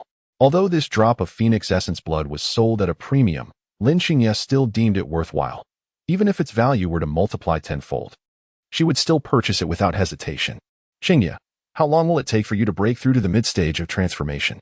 Jiang Yu inquired, her eyes fixed on Lin Qingye. "Approximately 5 days," Lin Qingye meticulously assessed before responding. "Then I shall guard for 5 days, after which we shall make a decision," Jiang Yu stated. The act of both retreating into seclusion together is a perilous endeavor, particularly in an unfamiliar territory, should one choose to seclude themselves heedlessly. The risk of encountering ill-intentioned individuals could result in dire consequences. "Very well, I shall enter seclusion first," Lin Xingyan nodded in agreement. As she spoke, she proceeded to take out a mountain of spirit stones from a storage ring, piling them within the room. Previously, Jiang Yu's cultivation speed at Qingyun sect had not been particularly swift, primarily due to three factors: a lack of superior cultivation techniques, deficiencies in her bloodline, and a scarcity of abundant cultivation resources. Among these, the latter was the most crucial. The aptitude for acquiring resources is also a form of cultivation talent. Without access to such resources, one's progress in cultivation would inevitably lag behind that of others. With an ample supply of cultivation resources, Jiang Yu's progress in her training naturally accelerated significantly compared to before. Lin Xingye experienced a similar enhancement. In the modest realm of the Great Tao Dynasty, reaching the transformation stage by the age of 100 was deemed extraordinary. Yet, in a place where even a single integration stage cultivator could easily obliterate the entire dynasty, such an achievement hardly merited the title of genius. In the prestigious Tianlan Prefecture, attaining the transformation stage at such an age would not even be worthy of derision, let alone admiration. The disparity between prodigies from small locales and those from grander regions is indeed immense. After reaching a consensus, Lin Xingye commenced his seclusion for cultivation. Meanwhile, Jiang Yu began to circulate the energy within her body, engaging in the absorption of spiritual essence. She was wary of recklessly assimilating the phoenix blood. Recognizing the inherent risks it posed, failure could lead to her demise. With watchful eyes directed towards them, Jiang Yu refrained from taking hasty actions, opting instead to postpone any decisive moves until after their departure from Ruijin City. Thus, she resolved to focus on her cultivation temporarily, ensuring that her time was not squandered. Jiang Yu distinctly sensed the presence of gazes directed at their location. Her spiritual awareness was not misleading her. The individuals observing them were undeniably formidable, with many having already reached the transformation stage. However, it was peculiar that on the night of the third day, these figures suddenly vanished. Upon losing their presence, Jiang Yu finally exhaled in relief. While she was not one to shy away from trouble, it was prudent to avoid unnecessary complications. When the 5-day deadline arrived, Lin Xingye successfully emerged from his seclusion, having made significant breakthroughs. This breakthrough has consumed considerable resources, yet for Lin Xingye, it is merely a trifling matter. In comparison to the enhancement of combat prowess, such resources are hardly worth mentioning. Observing Lin Xingye's current cultivation at the mid-stage of the transformation realm, Jiang Yu can only sigh in admiration. Her disciple's innate talent is indeed formidable, outpacing her own progress by leaps and bounds. However, given Jiang Yu's bloodline deficiencies, it is only a matter of time before these shortcomings are rectified. Chapter 83. The Revelation. It seems that those individuals have departed. Is it now time for us to leave Ruijin City? Jiang Yu inquired, casting a glance at Lin Xingye. Upon hearing this, Lin Xingye nodded in agreement. Very well. Let us set forth at once to avoid prolonging the night with uncertainties. During these past few days, Jiang Yu has conducted some investigations, employing various means. She managed to capture a disciple of the Nether Demon sect alive. Ultimately, through a series of stratagems, she traced the roots, confirming the pivotal reason why the Nether Demon sect could exert control over Yu Qi. This primarily stems from Yu Qi's mother. Having relied on each other since childhood, Yu Qi's mother fell gravely ill and, in a moment of desperation, was taken in by the Nether Demon sect. The sect offered to heal her mother in exchange for Yu Qi's subservience. Jiang Yu harbors a suspicion that the sect's intentions are far from benevolent. Based on the known clues, it is highly probable that Yu Qi's mother has already perished, and Yu Qi has remained blissfully unaware. This also elucidates why, in the original narrative, Yu Qi suddenly rebelled and annihilated the Nether Demon sect, ultimately succumbing to despair. At that moment, her gaze suddenly sharpened. A challenging aura emanated from a distance. It was a cultivator at the void refinement stage. Lin Xingye swiftly extended her spiritual awareness toward that direction. The individual was clad in the official uniform of the Law Enforcement Hall of Ruijin City, wielding a saber, with piercing eyes and a steady gait. What could the Law Enforcement Hall be doing here? A wave of unease surged within Lin Xingye. Logically, the prince's assassination should not have been so easily discovered. She recognized this individual from earlier, having seen his name, Yin Yunfei, on a plaque in the city center. He was a minor cultivator at the void refinement stage, a crucial force in the Law Enforcement Hall, dedicated to safeguarding this area. Yet, Lin Xingye could not fathom why he had set his sights on her. Could it be that the information regarding the prince had indeed been exposed? If that were the case, he should not have approached alone. Conversely, the likely outcome for Lin Xingye would be an overwhelming assault from the entire law enforcement hall. Yin Yunfei arrived at the door and rapped upon it. His aura remarkably composed, always on guard. Two fellow cultivators, please step outside for a moment. At that moment, Lin Xingye had completed her disguise, donning the attire of royalty. She pushed open the grand door and regarded Yin Yunfei. May I inquire what the matter is? Upon hearing her words, Yin Yunfei unexpectedly produced a document from his bosom. You have been reported. Someone claims that you conspired against the prince, impersonating him with his insignia to gain profits in Ruijin City. We are here to conduct an investigation, and we hope for your cooperation. Yin Yunfei's tone was not at all aggressive. Rather, it exuded a sense of tranquility. In his view, those who reported were merely idle. For who would possess the audacity to slay a prince while impersonating another? It would be a different matter altogether if it were a void refinement practitioner. Nevertheless, out of respect for his duty, Yin Yunfei resolved to conduct a thorough investigation, for the possibility was indeed plausible. Upon hearing these words, Lin Xingye's heart instantly sank. The phrase someone reported echoed repeatedly in her mind. Who could possibly be the informant? And why had that drop of phoenix blood suddenly appeared at the auction? A thought struck Lin Xingye, a treacherous scheme. It was entirely possible that the spectral demon sect had utilized that drop of phoenix blood to expose both her and Jiang Yu's identities. Recognizing their own inability to act, they must have taken some time to investigate thoroughly, ultimately concluding that Lin Xingye had indeed murdered the prince. Thus, they need not lift a finger themselves. They could simply contact the enforcement hall directly. What a cunning maneuver! Yet, the pressing question remained. How did the spectral demon sect unmask Jiang Yu and Lin Xingye's identities? Although Lin Xingye's heart had grown heavy with concern, her exterior remained calm and composed. She smiled lightly, an air of disdain apparent in her demeanor. Of course, I will cooperate. May I inquire what procedures you require? Observing Lin Xingye's unflustered demeanor, Yin Yunfei felt reassured. He smiled gently and then spoke. At that moment, flames of wrath ignited in Jiang Yu's hand as she wielded the Zhanlu sword, fiercely thrusting it towards Yin Yunfei before her. Yin Yunfei's pupils constricted as he swiftly turned his head to face Jiang Yu behind him. Instantly, he drew his blade to parry the attack. However, it was too late. The Zhanlu sword had already struck his shoulder, leaving a profound mark. Yet, as a formidable practitioner of the void refinement realm, he remained largely unaffected by such a minor disturbance.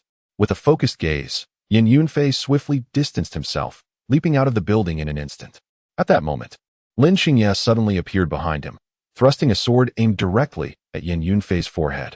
Reacting immediately, Yin Yunfei summoned all his spiritual energy, channeling it into his longsword, then leapt into the air with all his might, delivering a powerful downward strike. A thunderous sound erupted, and dust billowed as a massive chasm appeared on the ground, nearly 100 meters wide and unfathomably deep. In the distance, Yin Yunfei faintly heard a resounding thud, reminiscent of a bell tolling. However, upon glancing around, he realized that both Jiang Yu and Lin Xingye had completely vanished from the area. Outside the city, Lin Xingye wiped the blood from the corner of his mouth and subsequently retracted the Taishu bell into his sleeve. Given the circumstances just moments ago, had he taken even a fraction of a second longer to retrieve the Taishu bell, he would have met his demise in that place. Yin Yunfei's speed and explosive power were astonishing. In the blink of an eye, he had unleashed his full potential, leaving Lin Xingye struggling to withstand the onslaught. There exists a considerable disparity between the realms of transformation and the void. In which direction shall we proceed? Jiang Yu inquired of Lin Xingye, casting her gaze towards her. After traversing the Demon Luo Mountain, they had returned once more to the eastern Xian domain. Lin Xingye responded, promptly setting off towards the eastern Xian domain. At present, it was clear that the eastern Xian domain represented the most optimal solution. Venturing towards the central continent would be tantamount to courting death, given the presence of the imperial family there. Remaining in the northern Xian domain would inevitably lead to encirclement, as the act of slaying a prince constituted a grave offense. Thus, returning to the eastern Xian domain was the only viable option. Although the law enforcement hall in the eastern Xian domain was also seeking her, circumstances had changed. Lin Xingye had ascended to the realm of transformation, rendering her far more formidable than before. Meanwhile, Yin Yunfei regarded the substantial scar left by his blade, enveloped in silence. He then turned away, as numerous members of the law enforcement hall arrived in response to the commotion. Each of them approached with caution, observing Yin Yunfei, awaiting his command. Two women stood before him, one having attained the pinnacle of transformation and the other in the mid-stages, both possessing strength that far surpassed their respective realms. Accused of assaulting the imperial family, Yin Yunfei's expression grew solemn as he spoke. Let us pursue them for now. The gravity of this matter exceeds my authority to handle. If we can catch up, it would be a fortuitous outcome. If not, we shall seek assistance from the central continent and let their forces intervene. Yin Yunfei narrowed his eyes before turning away. As a guardian of Ruijin City, he could not abandon his post without cause. If the loss of a void refinement realm warrior in Ruijin City was attributed to his own relentless pursuit, resulting in the city's devastation, then Yin Yunfei cannot absolve himself of the blame. The soldiers, upon hearing this, immediately stood at attention and responded to Yin Yunfei. Chapter 84. The protective barrier of Tai Su within the treacherous expanse of the Maluo mountain range. Lin Xingye and Jiang Yu soared swiftly, traversing layer upon layer of clouds. This marked the 15th day of her frantic escape. Throughout these days, she had encountered numerous pursuers, sustaining some injuries, yet thankfully, she had navigated through each peril unscathed. Lin Xingye's objective was the Nether Demon Sect, and she was now drawing near to her destination. At that moment, Jiang Yu suddenly sensed a fierce wind rushing towards them. Her heart contracted sharply, prompting her to evade backward. Before her, a blade of wind sliced through the air, cleaving the towering mountains before her, stretching for miles. As she turned to look, the figure with white hair and red eyes materialized right behind her. This was a presence she knew all too well, the terrifying embodiment of the Nether Demon Sect, Yu Qi. However, there was a subtle change in the aura of Yu Qi compared to before, and she had now ascended to the formidable pinnacle of the transformation realm. Without hesitation, Yu Qi swung her blade once more, targeting Jiang Yu. Jiang Yu swiftly drew her Zhanlu sword, struggling to deflect the oncoming wind blade. Taking a deep breath, she raised her gaze to meet Yu Qi's formidable presence. Upon sensing the disturbance, Lin Xingye promptly readied her Tai Su bell, prepared to summon it at the first sign of peril to safeguard Jiang Yu. How did she ascertain our location? This question echoed persistently in Lin Xingye's mind, a conundrum she pondered without apparent resolution. Just then, a sudden flash of insight illuminated her thoughts. The earlier bloodthirsty curse was merely a ruse. It appeared to consume one's essence but was, in fact, a covert tracking spell. Thus it was revealed although Lin Xingye had ascended to the mid-stage of divine transformation, significantly augmenting her power, she still paled in comparison to the formidable Yu Qi, who wielded the essence of the primordial wind. Even if she expended every ounce of her strength in combat, it would merely result in a life-or-death struggle, rendering the prospect of decisively overcoming Yu Qi virtually impossible. A gust of primordial wind sliced forth from Yu Qi's blade, resembling a razor as it rapidly advanced. Jiang Yu, wielding the Zhanlu sword, heard the resonating clang of metal, a sound that even caused a twinge of pain. The swiftness of Yu Qi was astonishing. The white-haired maiden before her exuded an aura of invincibility that filled Jiang Yu with trepidation. It seemed that a gamble was imperative. Taking a deep breath, Jiang Yu steeled her resolve within her heart. She summoned her utmost speed and began to race towards a location within the hellish demon sect. She was wagering that Yu Qi's mother had already perished. If Jiang Yu's intuition was correct, she could potentially sway Yu Qi to become her own weapon. At that moment, Jiang Yu suddenly turned, casting her gaze upon Yu Qi. "Yuki, have you ever contemplated the possibility that your mother may have already passed away?" The words struck her with a palpable astonishment. This statement indeed provoked a torrent of contemplation within her. How was she even aware of the existence of a mother? Had she conducted an investigation into her own past? If such were the case, the intelligence division of the underworld demon sect could practically be restructured. Nevertheless, Jiang Yu's words instigated a tremor of uncertainty within her. Could it be true that her mother has already succumbed to death? The underworld demon sect had made countless promises to cure her mother's affliction, yet she had witnessed little progress. Initially, the higher-ups of the sect dispatched physicians to attend to her mother, and indeed, her condition appeared to improve remarkably, transforming from a state of near demise to one brimming with vitality. Yuki had even reached an accord with the sect, pledging her eternal service upon her mother's recovery. However, since that agreement, the sect had continuously restricted her from visiting her mother under the guise of treatment, though she had observed some initial improvements. The subsequent developments remained a mystery to her. Was it possible that her mother had perished in some forgotten corner? Yuki's mind began to spiral into dark imaginings. At that moment, she felt a jolt of resolve, biting down hard on her lip. Impossible. The Pope would not deceive her. Silence. Yuki clenched her fist tightly. Swiftly advancing forward, and with a swift motion, she struck toward Jiang Yu with her blade. Jiang Yu gritted her teeth, standing her ground, raising the Zhanlu's sword, and gazing intently at Yuki. With less than 200 miles remaining to reach a branch of the Nether Demon sect, Jiang Yu found herself unwilling to flee any longer and opted instead to confront Yu Qi directly. A flurry of wind blades sliced through the air, wielded with utmost precision by Yu Qi, who wielded a single blade with remarkable ferocity. After enduring several strikes, Jiang Yu resolved to summon the Tai Su Bell. At this moment, Lin Qingye had vanished from the vicinity, and Jiang Yu took a moment to inhale deeply. Qingye, I am counting on you. The lightning at her feet surged forward in explosive bursts, while the mysterious stones in her possession were rapidly depleted.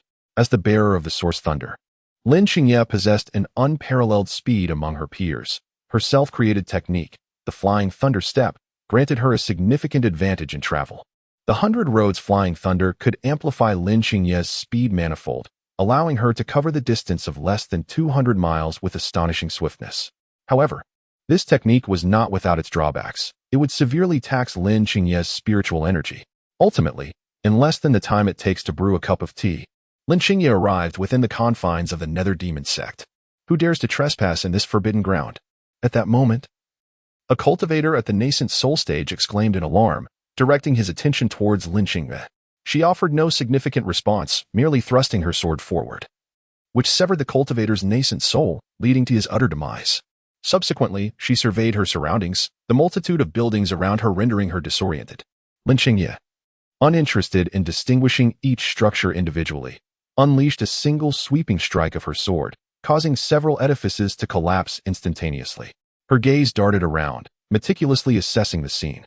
Jiang Yu found herself retreating under the relentless barrage of strikes, the might of the source wind proving overwhelmingly formidable, forcing her to yield step by step. Ultimately, Jiang Yu could only resort to the Tai Su Bell to protect herself, ensuring a stalemate with Yu Qi. As a postnatal supreme treasure, the Tai Su Bell is indeed difficult to breach when fueled with energy, even by Yu Qi, who has harnessed the primal wind. According to the narrative, had Yu Qi not fallen prematurely, she would likely not have been inferior to Lin Qingye in the later stages of the story. After all, Jiang Yu had witnessed the overwhelming pressure Yu Qi exerted in the early chapters. The resonant sounds of the bell echoed as the protective barrier of the Tai Su Bell emanated ripples. Jiang Yu clutched a handful of mysterious stones, channeling energy into the Tai Su Bell. Yu Qi's heart grew heavy. She was momentarily at a loss for how to dismantle this formidable barrier, resorting instead to strike again and again. Yu Qi. At that moment, a voice called from behind her. Yu Qi furrowed her brow and turned her head. What do you see here? Lin Qingye produced a jade pendant and presented it before Yu Qi. Upon seeing the jade, Yu Qi's heart tightened. It was the pendant worn by her mother. That is, my mother's. What have you done to her? Yu Qi's crimson pupils ignited with fierce flames as she momentarily abandoned Jiang Yu, striking towards Lin Qingye. She is already dead. The promises made by the demon sect were nothing but a ruse from the very beginning. Lin Qingye exclaimed loudly to Yu Qi. The cause of your mother's demise was not a disease, but rather a curse, one inscribed within her bloodline. Lin Qingye spoke loudly, fixing her gaze intently on Yu Qi. Upon hearing this statement, Yu Qi felt as though struck by a bolt of lightning. The overwhelming information was difficult for her to comprehend. No, I cannot believe this. Yu Qi's voice suddenly weakened, her breaths becoming rapid and erratic. Is this a jest? If my mother has truly passed, then what has been the purpose of my efforts these past days? What of the promises made to me by the underworld demon sect? You may accompany me to the demon sect, where you might yet see your mother's remains. Should we tarry too long, you may find even her bones have vanished. Lin Qingye replied, shaking her head. She spoke the truth. After discovering the chamber where Yu Qi's mother was imprisoned, Lin Qingye found only a chilling skeleton within. Yu Qi clenched her jaw and immediately turned to race towards the underworld demon sect. Witnessing this, Jiang Yu also stowed away her Tai Su Bell. At that moment, Jiang Yu nearly collapsed, but Lin Qingye swiftly stepped forward to support her. Jiang Yu bore numerous deep gashes upon her body, exposing bone, a sight both harrowing and brutal. Such cruelty, Lin Qingye thought solemnly. Fear not. Let us first proceed towards the underworld demon sect, Jiang Yu said after catching her breath. With that, she grasped Lin Qingye's hand, and they hurried towards the demon sect. Within the confines of the sect, many had already heightened their vigilance, meticulously guarding their surroundings. The demonic sect, by its very nature, is inherently fragmented. This is merely a subsidiary of the netherworld demonic sect, and not even a significant one at that. With only cultivators at the transformation stage stationed within, who dares to approach? Halt your advance. At this moment, someone noticed the white-haired woman bearing a blade and immediately drew their weapon, eyeing her with suspicion. Identify yourself. Raise your hands. As Yuqi drew near, many began to discern her features, and their apprehension gradually dissipated. Yuqi held considerable prestige within the netherworld demonic sect. Upon recognizing her, they collectively relaxed their guards. Deacon Yu, the 7th Division has recently endured an assault and is currently in the process of recuperation. If an inspection is required, kindly defer it to another day. At this juncture, the leading deacon, who had attained minor success in the transformation stage, addressed Yuqi. Get out of my way, Yuqi coldly retorted, directing her words towards the individual before her. The leading deacon, now growing impatient, responded, Can't you hear? We are undergoing an inspection here. I command you to leave. Unperturbed, Yuqi swung her long sword, severing the head of the deacon before her in one swift stroke.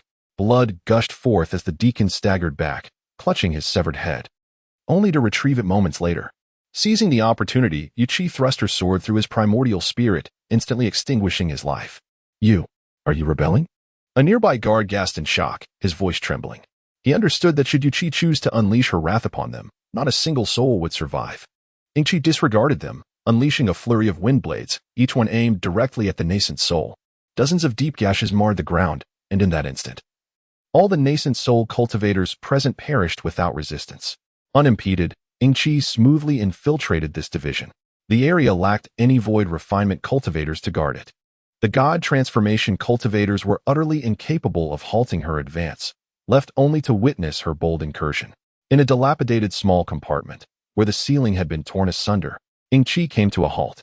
She stared blankly at the pile of bones before her mind seemingly frozen in thought. Taking a deep breath, she leaned closer for a careful examination. Before the skeletal remains lay a heap of moldy, decaying food, infested with mouse droppings, signifying that rodents had feasted upon it. Crouching down, tears unconsciously streamed from the corners of her eyes. The tattered garments draped over the stark, white bones were familiar. She recalled them as the ones her mother had patched and worn for years, unwilling to replace them. When her mother had been healthy, she had willingly spent all her money on meat for herself during the winter, yet could not bring herself to acquire a decent piece of clothing. The demonic sect had assured her that her mother was living well. All evidence indicated that the sect had not provided any genuine assistance. They had merely abandoned her mother here, tossing in meager rations each day, leaving her to fend for herself. Perhaps they had never intended to cure her, or perhaps they were simply powerless to do so. It was even possible that her mother had long since passed away, reduced to these withered bones. Unnoticed by anyone. Chapter 86. A new general under my command. Yuqi wept, resembling a soulless corpse, kneeling upon the ground. Her head bowed as she concealed her face in sorrowful sobs. The years of her existence, akin to that of a living dead, had lost all semblance of meaning. Her world had collapsed. Yuqi. At this moment, Jiang Yu finally approached Yuqi's side, beholding the girl with flowing white hair. She remained on her knees, her heart ashen, as if everything had lost significance. With tears brimming in her eyes, Yuqi slowly lifted her gaze towards Jiang Yu, only to turn her head away once more. Go ahead, strike me. I shall not resist. She uttered this phrase quietly, her cold voice devoid of any emotion. Strike? What do you mean by that? Jiang Yu furrowed her brow, questioning the forlorn Yuqi before her. Do as you wish, whether it be to kill or to torture. I have lost all motivation to continue living. Yuqi wiped away the tears from the corners of her eyes, speaking with an eerie calmness. When one endures profound loss, it is true that the will to survive can diminish entirely. Are you jesting? Do you really intend to give up so easily? Jiang Yu's heart was stirred by a sense of helplessness, recalling the agonizing half-hour she had spent trying to sway Yuqi, only for her to consider surrendering upon discovering the truth. Yuqi, do you truly believe your mother succumbed to a natural illness? Upon hearing this, Yuqi raised her head, directing her gaze towards Jiang Yu. Take a good look at the environment here. Is this truly a place for human habitation? Your mother's demise. Do you really believe the Netherworld sorcery sect can absolve their sins? Jiangyu continued, addressing Yuqi. Have these people deceived you into thinking that by assisting them, they would heal your mother? Do not be naive. Are you not yet aware of the true nature of the sorcery sect? From the very beginning, they sought to exploit you. The brief improvement in your mother's condition was merely a result of a stimulant. Jiangyu articulated each word to Yuqi, gradually unveiling the truth she had sensed but dared not confront. Human nature is such that, when one hears what they wish to believe, even the most outrageous lies can be selectively accepted. Yuqi lifted her gaze to Jiangyu. Jiangyu leaned closer, gently wiping away the tears from Yuqi's face. We share a common adversary, the current Netherworld sorcery sect. They have deceived you and indirectly caused your mother's death, rendering your efforts over the years futile. Do you not desire vengeance against them? Are you truly content to relinquish all hope and succumb to despair? Jiangyu's eyes locked onto Yuqi as she spoke. Yuqi remained silent, bowing her head in contemplation. Jiangyu, patient, settled in front of her, awaiting her response. After a long pause, Yuqi finally spoke. From this moment onward, I shall follow your lead and eradicate the Netherworld sorcery sect. Upon hearing these words, Jiangyu finally felt a sense of tranquility wash over her. A colossal weight lifted from her heart, and she exhaled in relief. Well then, let us proceed. Jiangyu gazed at the ethereal qi before her, allowing a gentle smile to blossom upon her lips as she extended her hand towards the silver-haired maiden. Upon hearing this, Qi lifted her head and fixed her gaze upon Jiangyu's face. Momentarily taken aback, she nodded and grasped Jiangyu's hand, rising from the ground. As they turned to depart the area, Jiangyu noticed a considerable number of members from the Netherworld demon sect stationed before them. Among them were several at the pinnacle of the transformation realm. However, after scanning the group, she felt a surge of relief upon realizing that no formidable beings from the void refinement realm were present. Drawing her Zhanlu's sword, she prepared herself for confrontation. At that moment, a hand reached from behind, gently nudging Jiangyu's hand down. Allow me, Qi spoke softly, then positioned Jiangyu behind her. Jiangyu hesitated briefly but ultimately nodded in agreement. The captain of the Peak Transformation Realm team, upon witnessing this scene, wore a grim expression, clearly disturbed. Qi, are you truly betraying the Netherworld demon sect? Who gave you the audacity? In response, Qi remained silent, slowly unsheathing her blade. Her crimson eyes, reminiscent of an abyss, instilled terror within all members of the demon sect. Those of a more timid disposition trembled uncontrollably, unable to rein in their emotions. The gaze she possessed was indeed formidable, scorching to the point where none dared to meet it. The long knife was drawn from behind, and the wind of the primal source howled past, stirring up layers of earth and raising tumultuous waves of dust. Run! At that moment, some individuals were utterly paralyzed by fear, turning to flee in haste. However, Yuqi would not grant them such an opportunity. One strike after another fell, accompanied by countless blades of wind, resulting in heart-wrenching screams. Heads rolled, and within the span of a single incense stick, all present met their untimely demise. Jiangyu swallowed hard, overwhelmed by the terror radiating from Yuqi. Yuqi returned to Jiangyu's side, her expression still devoid of emotion as she gazed at the individuals before her and spoke indifferently. Let us depart. Upon hearing this, Jiangyu regained his composure and nodded. All right, let us go. As they walked, Lin Qingye found herself feeling somewhat disheartened. This initiative to recruit Yuqi was undoubtedly beneficial in the long run, a boon of immeasurable advantage with such formidable strength joining their ranks. Undoubtedly a positive development for Jiangyu. Yet for herself, Lin Qingye sensed a profound sense of crisis. She cast a glance at Yuqi, who was indeed strikingly beautiful. As her most esteemed rival from a previous life, Yuqi was no less formidable in any aspect. What if she too were to capture the attention of their master? What if their master happened to be drawn to her as well? What if their master began to neglect her because of her? This cascade of troubling thoughts plagued Lin Qingye's mind, leaving her in a state of agitation. Meanwhile, Jiangyu, eager to exhibit warmth toward the newcomer and demonstrate his care for Yuqi, inadvertently began to overlook Lin Qingye. Jiangyu is a person of meticulous thought, capable of perceiving the harsh realities that Yuqi has endured throughout her life, having grown up in a dismal environment where she was regarded as a monster by all. This has rendered her unfamiliar and sensitive to the notion of love. Those who have long confined themselves often feel unworthy of affection from others. As Jiangyu's new subordinate, she cannot afford to neglect Yuqi. It is imperative that she creates an atmosphere of warmth akin to that of home. Only then can Yuchi truly feel the significant difference between being here and her experiences in the Netherworld demon sect. However, Yuchi remains aloof, finding Jiang Yu's actions perplexing and incomprehensible. To Yuchi, she perceives herself merely as a weapon in Jiang Yu's arsenal, a tool, and nothing more. Thus, Jiang Yu ought not to infuse emotions into her tools, much like Yuchi herself would not imbue her blade with sentiment. Chapter 87. Lin Xingye's jealousy upon witnessing the closeness between Jiang Yu and Yuchi. Lin Xingye felt increasingly unsettled, her heart plagued by a growing sense of frustration. Many times, she yearned to assert her presence before Jiang Yu, yet her pride held her back, leaving her unsure of how to regain her master's attention. She found herself wallowing in solitude, consumed by jealousy. In her mind, she concocted numerous scenarios. Lin Xingye believed that if mutual affection existed, a third party should not intrude. But what if Jiang Yu truly developed feelings for Yuchi? What would she do then? Would she be cast aside in favor of Yuchi? If such a situation were to unfold, what would become of her? Lin Xingye shook her head vigorously, rejecting the notion. No, this simply cannot be. Yet, if she did not comply, she might have to part ways with her master. Thus, it was settled, she would accept the reality.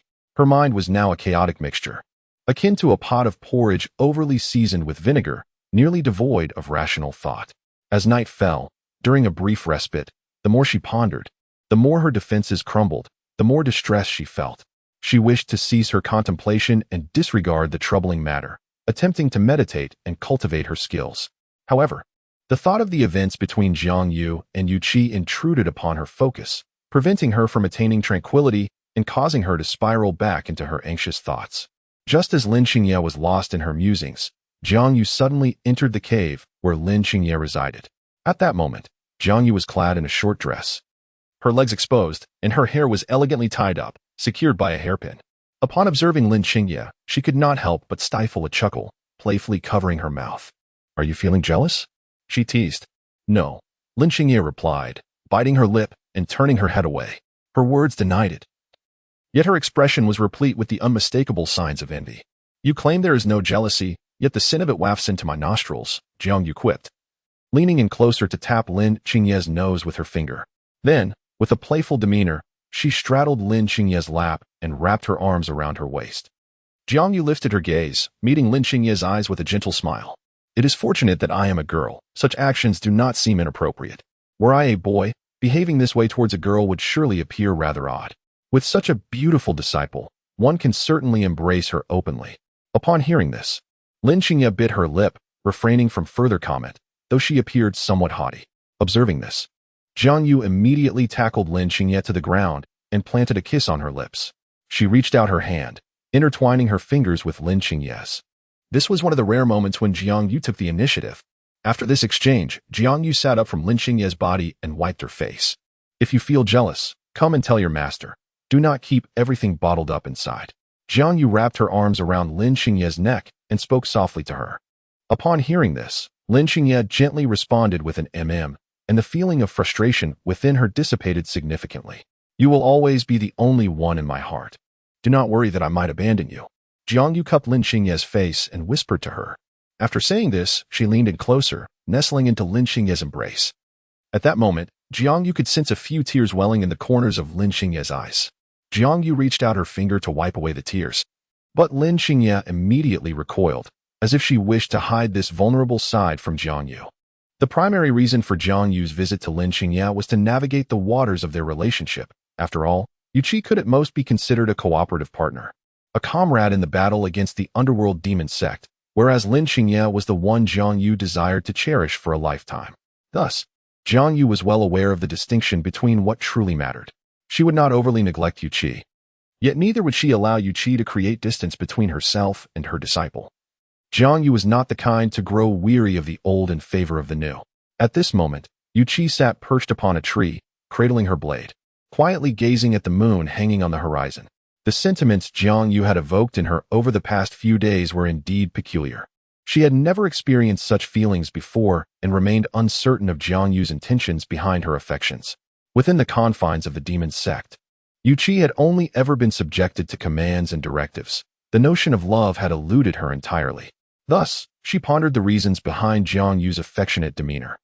Regardless of how she treated her, Yuchi would unconditionally heed her orders.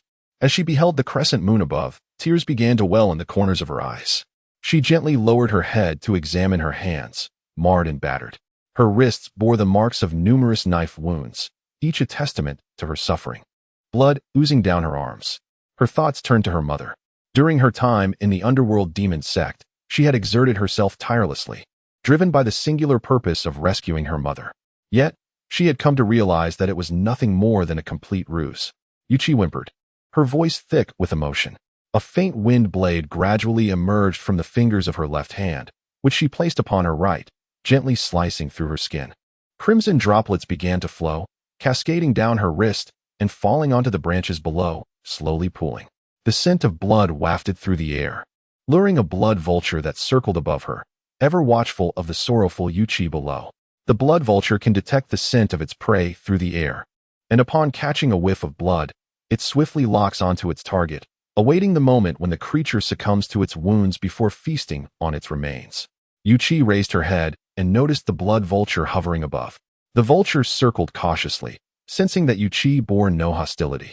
It contemplated descending to slake its hunger on the blood trickling from her body. The blood of a cultivator is far more enticing than that of an ordinary person, especially for one like Yuchi, who was on the brink of reaching the void refinement stage. Her blood was akin to a gourmet delicacy for the blood vulture. However, uncertain of Yuchi's state, it continued to circle, observing her intently. Yuchi remained motionless, leading the vulture to believe that she had lost all capacity for resistance, thus emboldening it to swoop down. With a flick of her fingers, a blade of primal wind shot forth, cleaving the blood vulture in two before it could utter a sound of protest. After using her spiritual energy to staunch the minor injury she sustained, she leapt from the tree and made her way towards her cave. At the base of the tree, the scene of the vulture's demise was utterly grotesque. A gruesome display of blood and flesh, both repulsive and terrifying. Why should the vulture seek a home? Let it soar into decay. Chapter 88. The demonic fall plan. Although she had come to comfort Lin Qingye, when she expressed her desire to engage in peculiar activities, Jiang Yu opted to decline. Regarding such matters, Jiang Yu preferred not to relinquish her hold too quickly, choosing instead to maintain a semblance of restraint for the time being. Jiang Yu pondered deeply, contemplating the extent of Lin Qingye's desire. If her longing was profound, then acquiescing to her wishes would not be an insurmountable task. Thus, Lin Qingye had been closely attached to Jiang Yu throughout the night. In her previous life, Lin Qingye, as a vessel of the demonic faction, possessed an extraordinary adaptability to the ways of darkness. She harbored a persistent thought that her demonic master might descend into the abyss alongside her and undergo development in tandem. This notion stemmed partly from Lin Qingye's own selfish motives, yet it was primarily rooted in her concern for her master. Having traversed the path of the demonic arts, Lin Qingye was well equipped to assist Jiang Yu should any complications arise during her training. Moreover, her mind was replete with numerous techniques and secrets pertinent to demonic cultivation, readily available for immediate transfer to Jiang Yu. Last night, while resting, Lin Qingye had discreetly assessed Jiang Yu's constitution and bloodline. Both were exceptionally conducive to the practice of demonic arts. Should Jiang Yu embrace the darkness, her cultivation speed and strength would ascend to unprecedented heights. However, given that Jiang Yu had already attained a significant level of mastery, transitioning to the demonic path posed considerable challenges. Lin Qingye contemplated the feasibility of this plan, as well as the necessary materials. If the moment arose when her master could enhance her bloodline, it would be possible to completely overhaul the entire cultivation system, thereby facilitating an immediate transition into the demonic realm. Yet, for this endeavor to unfold smoothly, it was imperative to have an individual of considerable expertise in the demonic arts to provide assistance. As for the specifics of how to achieve this interference, Lin Qingye blushed and lowered her head, extending her hand to cover her face. "Why is your face so red?" Jiang Yu wondered, then reached out to touch Lin Qingye's forehead. I'm fine," Lin Qingye responded, shaking her head as she spoke to Jiang Yu. Although she had longed for such moments, the thought of them potentially becoming reality left her feeling somewhat unaccustomed. It was time to plan the next steps. According to Lin Qingye's conjecture, the phoenix imprisoned within the hellish demonic sect was likely gravely injured and on the brink of death. After all, a phoenix could not be captured by a group of humans who had yet to reach the integration realm. Either the phoenix was seriously wounded, or it was a juvenile that had yet to mature. Lin Qingye believed the former was more plausible. If the Phoenix clan were to discover that one of their young was held captive, their pride would compel them to investigate thoroughly, even mobilizing powerful cultivators to eradicate the threat. Thus, she reasoned that if she could devise a cunning plan to infiltrate the hellish demonic sect and rescue the Phoenix for her master to absorb, it could be accomplished.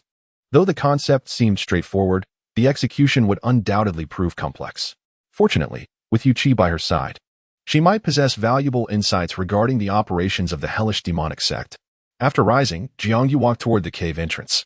Every 15 days, Jiangyu would take a break, a routine that suited her as a cultivator of the transformation realm. In truth, as long as there was no significant depletion of energy, sleep was an unnecessary indulgence. Upon stepping out of the cave, Jiangyu suddenly felt a wave of fatigue wash over her, causing her to nearly stumble.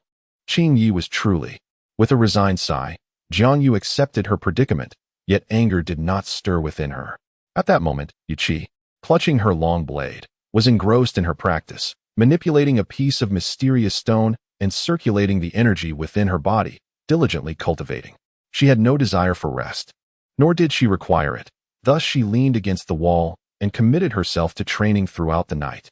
For cultivators, the passage of time during cultivation often felt swifter than that spent in slumber. It could elapse in the blink of an eye, months slipping by unnoticed. With a shift in position and the flow of spiritual energy, significant time could vanish in an instant. Sensing the presence of Lin Qingyi and Jiangyu, she naturally withdrew from her meditative state. To Jiangyu, Yuchi bore no defensive stance, yet she harbored a subtle wariness towards Lin Qingyi. Though Lin Qingyi exhibited no hostility or murderous intent, not even the faintest trace, Yuchi, having taken many lives as an assassin, sensed an underlying enmity emanating from him, a delicate nuance that lingered in the air. Yuchi, do you know where the Phoenix imprisoned within the Nether Demon sect is? Jiangyu inquired, gazing at Yuchi. The question caught Yuchi by surprise. This matter constitutes an absolute secret within the Abyssal sect, known only to a select few among its core members. It was by chance that Yuchi stumbled upon this information during the execution of a task. Had she not noticed a particular document amidst the assignments, she would remain oblivious to it. In a branch located near the southern border, there exists a formidable guardian of the void refinement realm, and its defenses are exceptionally stringent, second only to the sect's main stronghold in the east. Yuchi spoke with a calm demeanor, devoid of any emotional undertones. Upon hearing this, Jiangyu nodded thoughtfully. The audacious notion of infiltrating that stronghold to seize the Phoenix and thoroughly absorb its essence is indeed a bold conjecture. The risks are considerable, yet Jiangyu remains willing to embark on this endeavor. Do you possess the confidence to contend with a practitioner at the minor level of void refinement? Jiangyu inquired, gazing at Yuchi. With the enhancement of the original wind, Yuchi should be capable of this, should she not? Absolutely not, Yuchi replied unequivocally, shaking her head. The chasm between void refinement and spirit transformation is vast. It cannot be traversed merely through talent. While it may be feasible to delay for a time, to engage in direct confrontation is utterly impossible. Chapter 89. Refining blood essence. Although that is the case, even attempting to contend would likely cost Yuchi a significant portion of her vitality, a rather conservative estimation at that. How many practitioners of void refinement are stationed at that branch? What are their strengths? Jiangyu continued to question Yuchi. One at the minor level of void refinement and another at the mid-stage. This data is from a year ago, and I cannot ascertain if there have been any changes since. Yuchi spoke up, suggesting that the plan should be put on hold for some time, as the current risks were rather substantial. Jiangyu pondered for a moment before articulating, the immediate priority is to absorb the drop of Phoenix blood within me. Upon hearing this, Yuchi remained silent, merely tilting her head back and shutting her eyes once more. Jiangyu could vaguely sense that her body was of mixed lineage, possessing half of the Phoenix bloodline, while the nature of the other half remained unclear. The issue lay with her incomplete Phoenix bloodline. The other half seemed to be dormant, exhibiting no signs of activity, which puzzled Jiangyu. What exactly was the essence of her other bloodline? In the original narrative, Jiangyu had exited the scene prematurely, leaving many matters unresolved before her untimely demise. Who could have anticipated such a twist in the plot? Jiangyu began to feel a sense of anticipation regarding the potential splendor that would unfold once her bloodline was whole. If her talents were already at this level while incomplete, how extraordinary might they be when fully realized? With that thought in mind, Jiangyu promptly decided to linger here for a while to absorb the drop of Phoenix blood she still carried.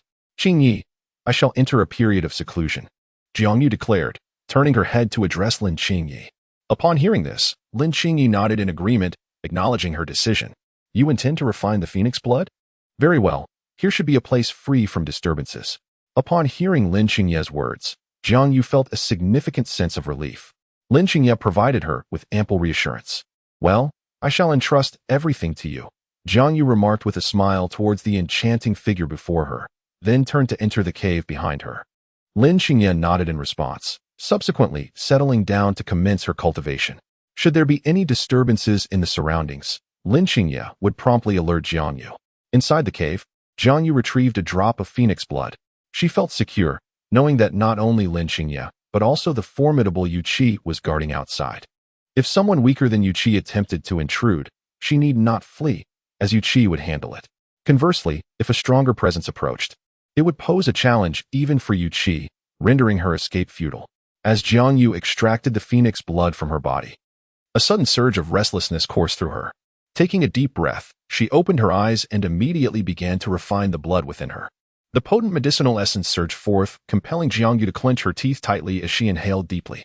Once the blood entered her system, she felt as if her veins were on the verge of bursting. However, she did not succumb to despair. Instead, she focused her mind, diligently refining the medicinal power within her. This would prove to be an exceedingly arduous process, fraught with the peril of potential demise should she mishandle it. Thus, with every pulse of blood flowing through her veins, Jiang Yu proceeded with utmost caution. The flames of nirvana flickered feebly within Jiang Yu, as impurities were incinerated, while a drop of phoenix blood continually replenished her lineage. This excruciating process contorted her once beautiful visage into an unsettling grimace. Had she known the agony it would entail, she would have postponed the refining. Jiang Yu inwardly cursed herself. Despite the pain, she felt the subtle ailment within her being gradually eradicated. At this moment, it was not merely the phoenix blood exerting its power. The 12th grade karmic fire red lotus seeds, previously refined within her, were also at work.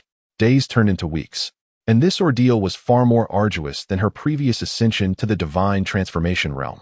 The cavern was filled with mountains of mysterious stones, which had been refined time and time again, and the process of replenishing her bloodline consumed an immense amount of her spiritual energy. As her lineage was slowly restored, Jiang Yu sensed her heart gradually finding tranquility. She felt an odd sensation, as if her phoenix bloodline was harmonizing more intimately with another aspect of her heritage. Simultaneously, her heart appeared less restless than before, with a dimming desire for many things. Yet, her yearning for the path of the great Tao intensified. It was peculiar. Upon her arrival in this new realm, Jiang Yu had solely wished to nurture Lin Qingye to maturity, after which she could enjoy a well-deserved retirement. The aspirations for the great Tao and the thirst for cultivation had been entirely absent. Yet, for reasons unknown, Jiang Yu suddenly found her thoughts regarding that aspect becoming increasingly fervent. Perhaps it was due to a certain enhancement in her cultivation that sparked a heightened interest in this area. Without dwelling on it, Jiang Yu continued to refine the phoenix's essence. Approximately a month later, as the last piece of mysterious stone was purified, she finally exhaled a breath of turbid air and gently opened her eyes. She had reached the pinnacle of the transformation stage. A breakthrough had been achieved. Upon sensing her own aura, Jiang Yu felt a surge of joy within her and subsequently emerged from her cave. Observing the serene presence of Lin Qingye and Yu Qi before her, she realized that this past month had been tranquil, free from the threat of werewolves. Upon sensing her master's aura, Lin Qingye's heart leapt with joy as he hurriedly approached. "Master, have you succeeded?" "Yes, quite smoothly," Jiang Yu replied with a smile and a nod. Although her bloodline had not yet been fully restored, it had certainly improved compared to before, alleviating the worry of a sudden collapse while walking. Seeing Jiang Yu's aura stabilize, Yu Qi felt relieved and turned back, making her way into the distance. After a period of seclusion, it was essential to take some time for tranquility, not only to rest and unwind but also to solidify her realm. Now that Jiang Yu's aura resonated with the pinnacle of the transformation stage, it was inevitable that she had undergone a significant breakthrough. Thus, she must continue her cultivation, leaving no moment of practice unutilized. Chapter 90. Join me in the path of demonic cultivation unbeknownst to the emotionally inept Yu Qi. Her brief departure inadvertently granted Lin Qingye the perfect opportunity to grow closer to her master. Had there been a glaring light bulb illuminating the scene, Lin Qingye would undoubtedly have felt a sense of discomfort. However, in the absence of onlookers, she was free to express herself and pursue her desires without restraint. As Lin Qingye gazed at Jiang Yu before her, a twinge of envy stirred within her. The excess weight upon her chest had become somewhat cumbersome, causing occasional inconvenience, while her master seemed blissfully unburdened by such trivial concerns. Observing Lin Qingye's affectionate demeanor, Jiang Yu couldn't help but stifle a bemused sigh. It was evident that this child had developed quite a fixation. Surely, she must be thinking that her master is extraordinarily beautiful. Otherwise, why would she cling so closely? Jiang Yu felt as though she had significantly influenced Lin Qingye's transformation. Recalling the character from the book, Lin Qingye was once resolute and decisive, her heart filled with animosity, appearing indifferent to all around her. It was precisely this persona, a solitary, formidable heroine devoid of romantic entanglements, that allowed her story to stand out amidst the plethora of female-centric novels, becoming a refreshing departure from the norm. Yet, gazing at the current Lin Qingye, it was clear that she had succumbed to the whims of infatuation. Her thoughts seemed singularly focused on her master. While Lin Qingye's affection brought Jiang Yu joy, especially considering her original fate of being cruelly imprisoned and tormented by Lin Qingye now, the tides had turned. Lin Qingye's feelings for her were so profound that they defied mere words. This led to the disappearance of the Lin Qingye who was once filled with hatred, replaced by another Lin Qingye. For both of them, this was a favorable outcome. However, Jiang Yu felt a tinge of fear. What if Lin Qingye's cultivation were to be hindered because of her, resulting in a shift in the original timeline? She decided to let fate take its course. Throughout the days spent alongside her disciple, Jiang Yu realized that she had developed genuine feelings for Lin Qingye. After all, before her journey to the Tianling continent, she had been a male. Although she had gradually adapted to her female identity, her sexual orientation remained immutable, an indelible mark etched deep within her soul. Yet, she sensed that she had always been rejected by this world, feeling a profound lack of belonging, as if she had never truly belonged here. Why was that? She found herself in a state of confusion. It felt as though there was an unseen force attempting to sever her ties to this world. Gazing at Lin Qingye before her, an idea suddenly sparked in Jiang Yu's mind. If one day she were to leave her and never return, what would happen? Lin Qingye would likely be utterly devastated. Even if she fled to the ends of the earth, her thoughts would undoubtedly drift back to reclaiming her. Jiang Yu extended her hand, beginning to style Lin Qingye's hair. Qingye, don't you sometimes feel that some of your behaviors are rather uncharacteristic for a girl? Jiang Yu inquired, looking at Lin Qingye. What do you mean? Lin Qingye replied, lifting her head in confusion to meet her master's gaze. For instance, your attire consistently exudes a neutral essence, perpetually clad in black, projecting an aura of icy aloofness that evokes a sense of remoteness. Jiang Yu contemplated for a moment, stroking her chin, before addressing Lin Qingye. Would you care to see me in a dress? Lin Qingye lifted her head, gazing at her master, pondering the image of herself adorned in a gown. That notion was undeniably rather embarrassing. I wish to see you wear it for me. Jiang Yu retrieved a delicate ensemble from her storage ring. It was a flowing white gown, embellished with intricate floral carvings that lent it an ethereal elegance. This exquisite garment was tailored by the finest seamstress in a quaint town, specifically crafted after Jiang Yu meticulously measured Lin Qingye's figure, costing her a substantial sum of over a dozen mystic stones. While such an expense was negligible for Jiang Yu, it represented a fortune that an ordinary person in this world could scarcely hope to amass in a lifetime. In Jiang Yu's memory, Lin Qingye was always draped in black, much like her name, reminiscent of a serene night, mysterious and tranquil. Jiang Yu disdained the sensation of being distanced from the warmth of humanity. Rather, she preferred the closeness of her disciples. Though Lin Qingye's demeanor towards her was undoubtedly amiable, her perpetual attire imparted an impression of coldness. After listening, Lin Qingye softly responded with an In her previous life, her mind had been solely focused on the pursuit of the Tao, paying little attention to her appearance. However, now that she was a married woman, it was essential for her to exhibit the elegance befitting a celestial being and enhance her beauty. Well, I shall change first, Lin Qingye affirmed, nodding as she took the outfit. In the blink of an eye, she had donned the attire prepared for her by Jiang Yu. As Jiang Yu gazed upon Lin Qingye, now adorned in the flowing white garments, she felt an ephemeral sense of astonishment. Indeed, Lin Qingye exuded the aura of a heavenly being. Yet, it seemed that a cool and ethereal temperament suited her best. If she were to express fervent enthusiasm, it would appear rather incongruous. Master, I have harbored a thought for quite some time, Lin Qingye said, having contemplated this moment extensively before turning to Jiang Yu. Speak freely. There's no need for hesitation, Jiang Yu encouraged, arranging Lin Qingye's hair as she spoke. I wish for you to join me in the path of demonic cultivation. Lin Qingye breathed deeply, finally broaching the subject with Jiang Yu. Descending into the demonic path, this would irrevocably bind Jiang Yu to Lin Qingye's fate, making it impossible for her to withdraw. Once she embarked on this path, her cultivation would inevitably transform, and it would signify her ostracization in the majority of the world. This path is destined to diverge from the world. Many practitioners of the demonic arts are willing to tread this road for the sake of power, turning their backs on the entire world. However, for those who are inherently content, there is no necessity to embark on such a journey. In truth, this perspective arises not only from Jiang Yu's viewpoint, but also contains a measure of Lin Qingye's personal desires. She yearns for Jiang Yu to remain by her side, and if Jiang Yu is willing to embrace the darkness with her, then it follows naturally that their master would remain with her as well. Humanity is inherently pragmatic. Emotions remain steadfast only when there exists a reciprocal exchange of interests. Otherwise, they will ultimately dissolve into mere illusions.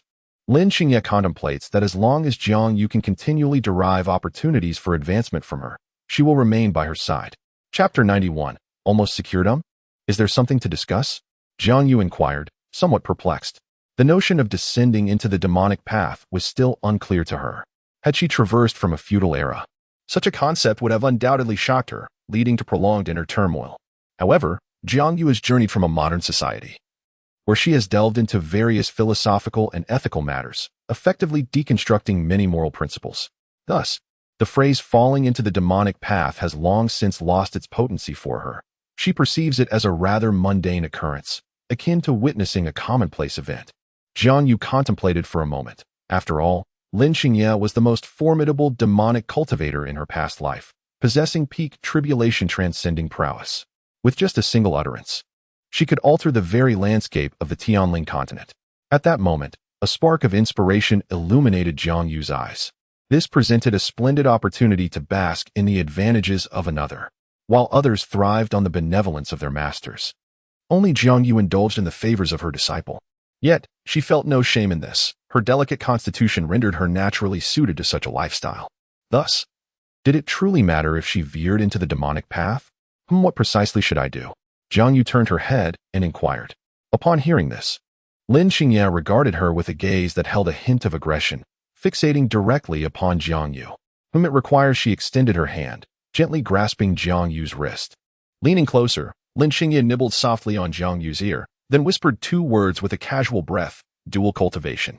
At the sound of this phrase, Jiang Yu's cheeks flushed a deep crimson, and she instinctively recoiled a couple of steps. That kind of thing? I wouldn't what? Lin Qingye pressed, drawing nearer still, cradling Jiang Yu's face in her hands. She could sense Jiang Yu's breath quickening with each passing moment. Jiang Yu found herself compelled to gaze into Lin Qingye's eyes, realizing that the once demure figure she had known was gradually seizing the initiative, asserting dominance over her as the master. Why you let go of me first? At this moment, Lin Qingye's spiritual energy began to circulate, intertwining with Jiang Yu's meridians, flowing freely. Jiang Yu felt a sense of urgency. If she continued to allow Lin Qingye to act unchecked, she would inevitably be drained completely. Yet, when she attempted to resist, she discovered that Lin Qingye's energy had already taken hold within her channels, suppressing her defiance. What do you intend to do, rebellious disciple? Jiang Yu gritted her teeth and addressed Lin Qingye sternly. Master, it seems you have yet to comprehend our current master-disciple relationship, Lin Qingye replied with a chuckle, placing a hand on Jiang Yu's waist. This is utterly insubordinate. Do you dare to defy me? Jiang Yu's mind raced, overwhelmed by the impending threat of a humiliating defeat. The pace of events was accelerating far too quickly. Master, you taught me to never allow another's spiritual energy to invade my body so easily. Yet, you have placed too much trust in me, granting me this opportunity. Have you not? Lin Qingye smiled sheepishly, leaning in closer to press a kiss upon Jiang Yu's lips. Jiang Yu attempted to push him away with all her strength, but found herself powerless, her own energy sealed. She felt a wave of despair wash over her. After 2 minutes, Lin Qingye reluctantly pulled away, leaving a lingering taste of his presence on Jiang Yu's lips. At this moment, she was engulfed in profound shame and indignation. wiping her mouth before tightly clutching the fabric over her chest. This was not the first time she had been subjected to such insubordination. In truth, master, you desire this as well, do you not? You must harbor fondness for me, do you not? Lin Xingye's advances were gradually escalating, seeking to breach Jiang Yu's psychological defenses. The disciple was genuinely curious to see just how high and mighty her master could maintain her composure.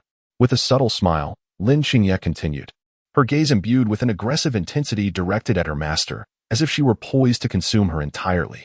Jiang Yu felt an overwhelming sense of peril, realizing that today might very well be her last.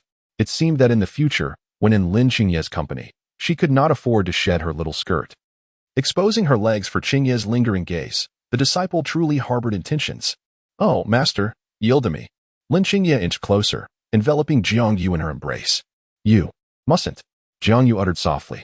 Just as she turned her head away, preparing to succumb to Lin Xingye's righteous onslaught, a figure abruptly burst into the cave. Yu Qi, donned in white, appeared at the entrance.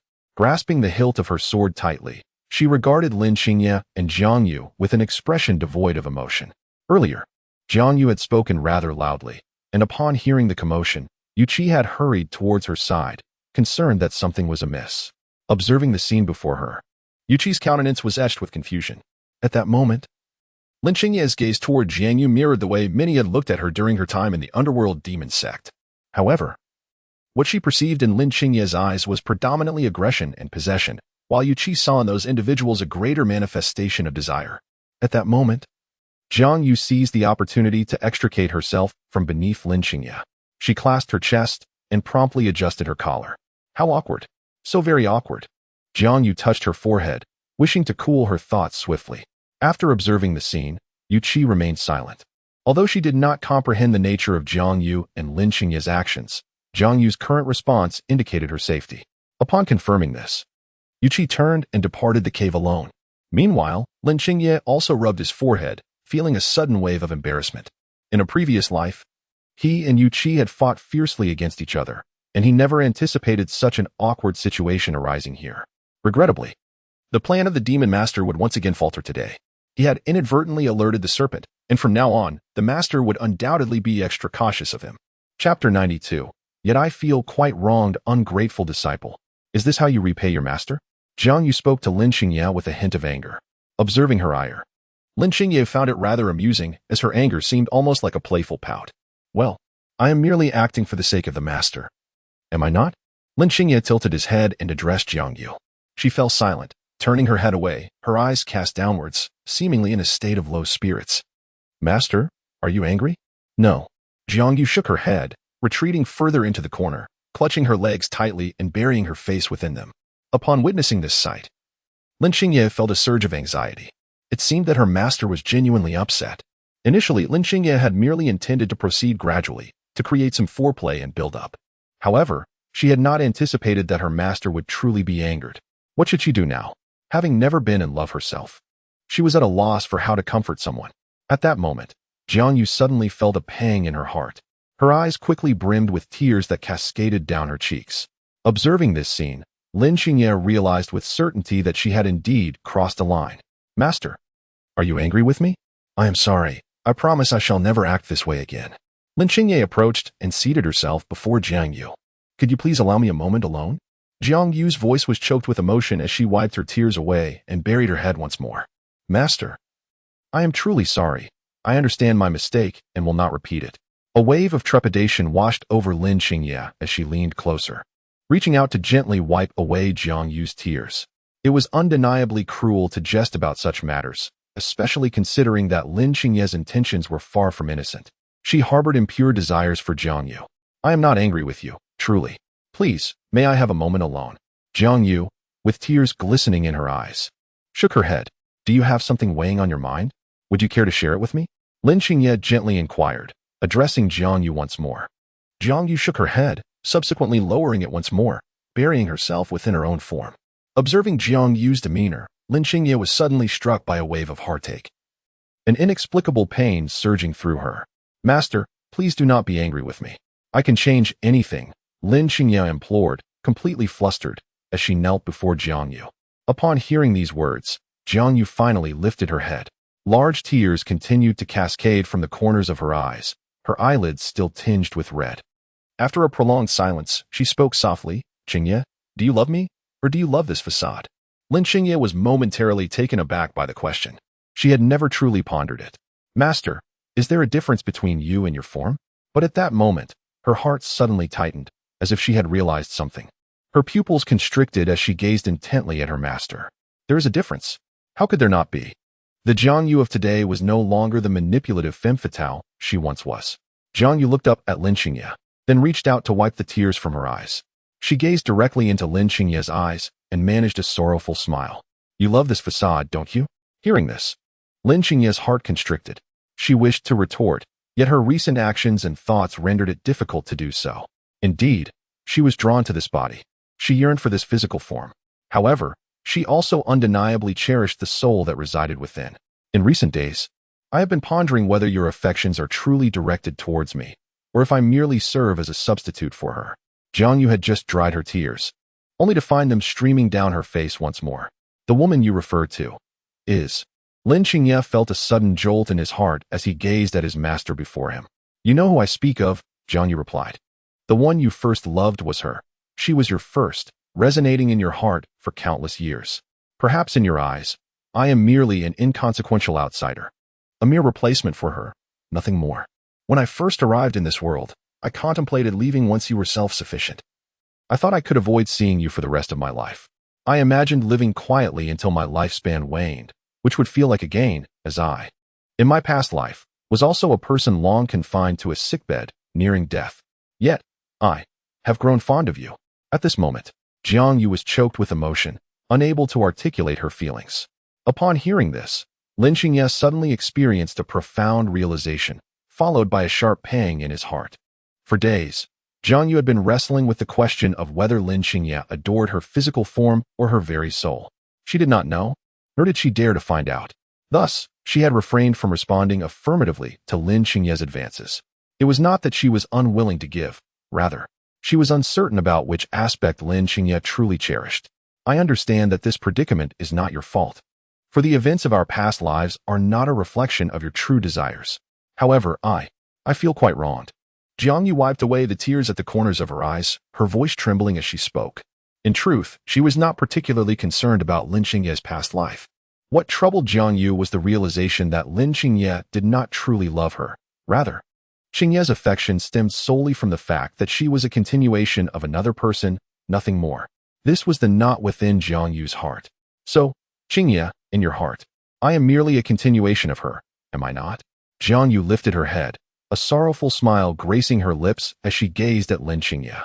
Upon hearing this, Lin Qingye instinctively leaned back, a glimmer of tears surfacing at the corners of her eyes. In that moment, Lin Qingye dared not meet Jiang Yu's gaze. Observing Lin Qingye's demeanor, Jiang Yu already had her answer. Finally, Lin Qingye turned her head back to face Jiang Yu. "Master, I..." Just as Lin Qingye turned her head, Jiang Yu had shed all her garments. Standing before Lin Qingye in her nakedness, her exquisitely sculpted body resembled a work of art. The traces of tears on her face had been dried by the wind. Lin Qingye's pupils widened as she gazed at Jiang Yu, momentarily entranced. Jiang Yu approached Lin Qingye, then lowered her head and nestled into Lin Qingye's embrace. "Do what you desire to do." In that instant, Jiang Yu let down her spiritual defenses. Lin Qingye was momentarily taken aback, her eyes wide open. A night of silence ensued. Chapter 93, Master, this is for you. In the early hours, Jiang Yu adjusted her head, taking a deep breath as she awakened from the stone bed. Upon regaining her composure, she realized that her attire was far from pristine. The buttons at her collar remained unfastened. With a calm demeanor, Jiang Yu meticulously secured the buttons on her chest, presenting herself with a significantly more dignified appearance. As she descended from the stone bed, an unexpected chill enveloped her. She instinctively reached out, only to find her hand stained with a vivid crimson liquid. Jiang Yu paid it little mind, merely wiping her hand with a handkerchief before rising to her feet. At that moment, she was astonished to discover that her entire meridian system had undergone considerable transformation. Many pathways seemed to have altered. It was an extraordinary sensation. Her body had evidently become entirely attuned to the cultivation of dark arts. A fascinating revelation. Jiang Yu mused to herself, feeling a tinge of surprise. Yet she did not dwell on it excessively. Moreover, she was equally astonished to find that her cultivation level had experienced a notable ascent, now reaching the threshold of the half-step void refinement realm. The speed of her advancement was indeed remarkable. Furthermore, it appeared that her bloodline had achieved a subtle equilibrium, perhaps due to her successful descent into darkness. Jiang Yu sensed that she had become vastly stronger than her former self, as if she had always been destined to pursue the path of dark arts. Upon exiting the cave, Jiang Yu beheld Lin Xingye before her. At that moment, Lin Xingye had prepared a bowl of dragon meat soup, and, upon noticing Jiang Yu's awakening, promptly offered it to her. "Master, this is for you." Without hesitation, Jiang Yu accepted the soup, savoring it sip by sip. At this moment, Jiang Yu remarkably realized that Lin Xingye's progress appeared to surpass her own. She had achieved a significant leap from the mid-stage of transformation to the pinnacle of transformation in a single stride. This astounding advancement left Jiang Yu somewhat astonished. Had it truly only been a single night? Could it be that her inaugural cultivation experience had conferred some enhancement? Jiang Yu found herself unable to comprehend the phenomenon and resorted to sipping her soup in solitude.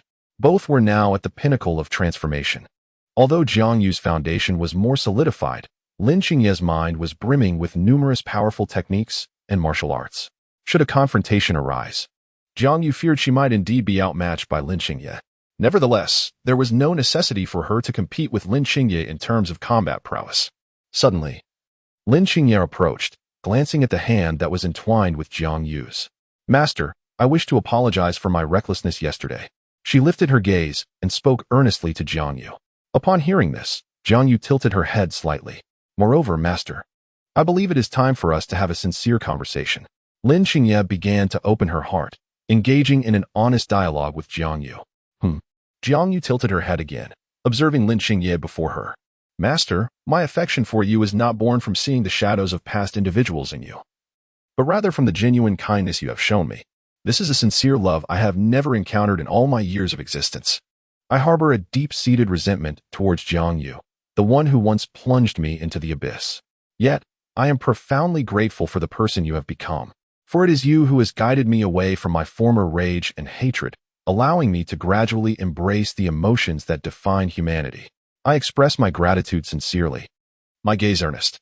Upon hearing my words, Jiang Yu softly acknowledged with a hum, then turned her head away. "Last night, I should have succumbed to unconsciousness, leaving no recollection behind.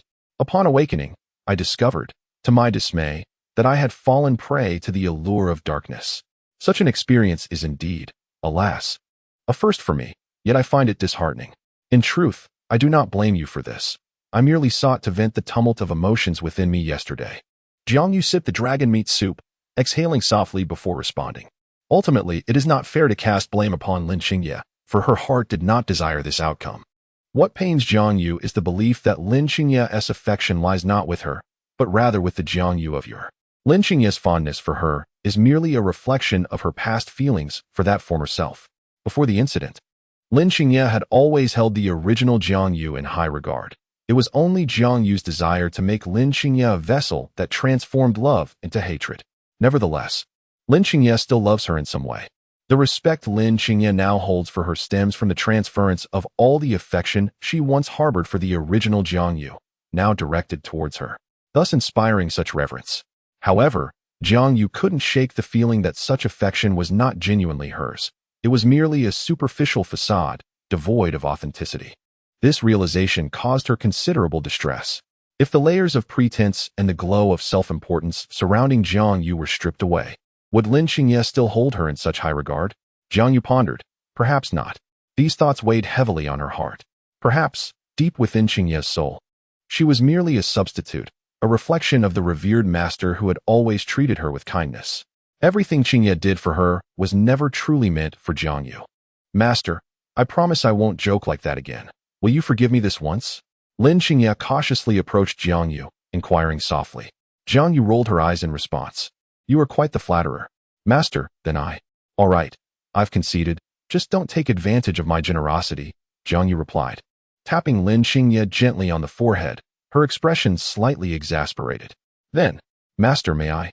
Lin Xingye raised her head, looking at Jiang Yu with hopeful eyes. "Don't push your luck," Jiang Yu said without hesitation, refusing her request. From Jiang Yu's expression, Lin Xingye could discern a myriad of helpless emotions, as if Jiang Yu were silently confessing her inability to deal with the situation. Jiang Yu then lifted her gaze to the sky. How long have I been unconscious? It seems it must have been more than a day. After observing the sky for a moment, Jiang Yu turned her head towards Lin Xingye and inquired. The disorienting sensation that enveloped Jiang Yu upon awakening signified to her that she had undoubtedly slumbered for more than just a single night. It was certain that a more extended duration had passed. Moreover, the substantial transformations her body had undergone could not possibly be attributed to a mere day's effort. In terms of the timeline, such an accomplishment seemed implausible.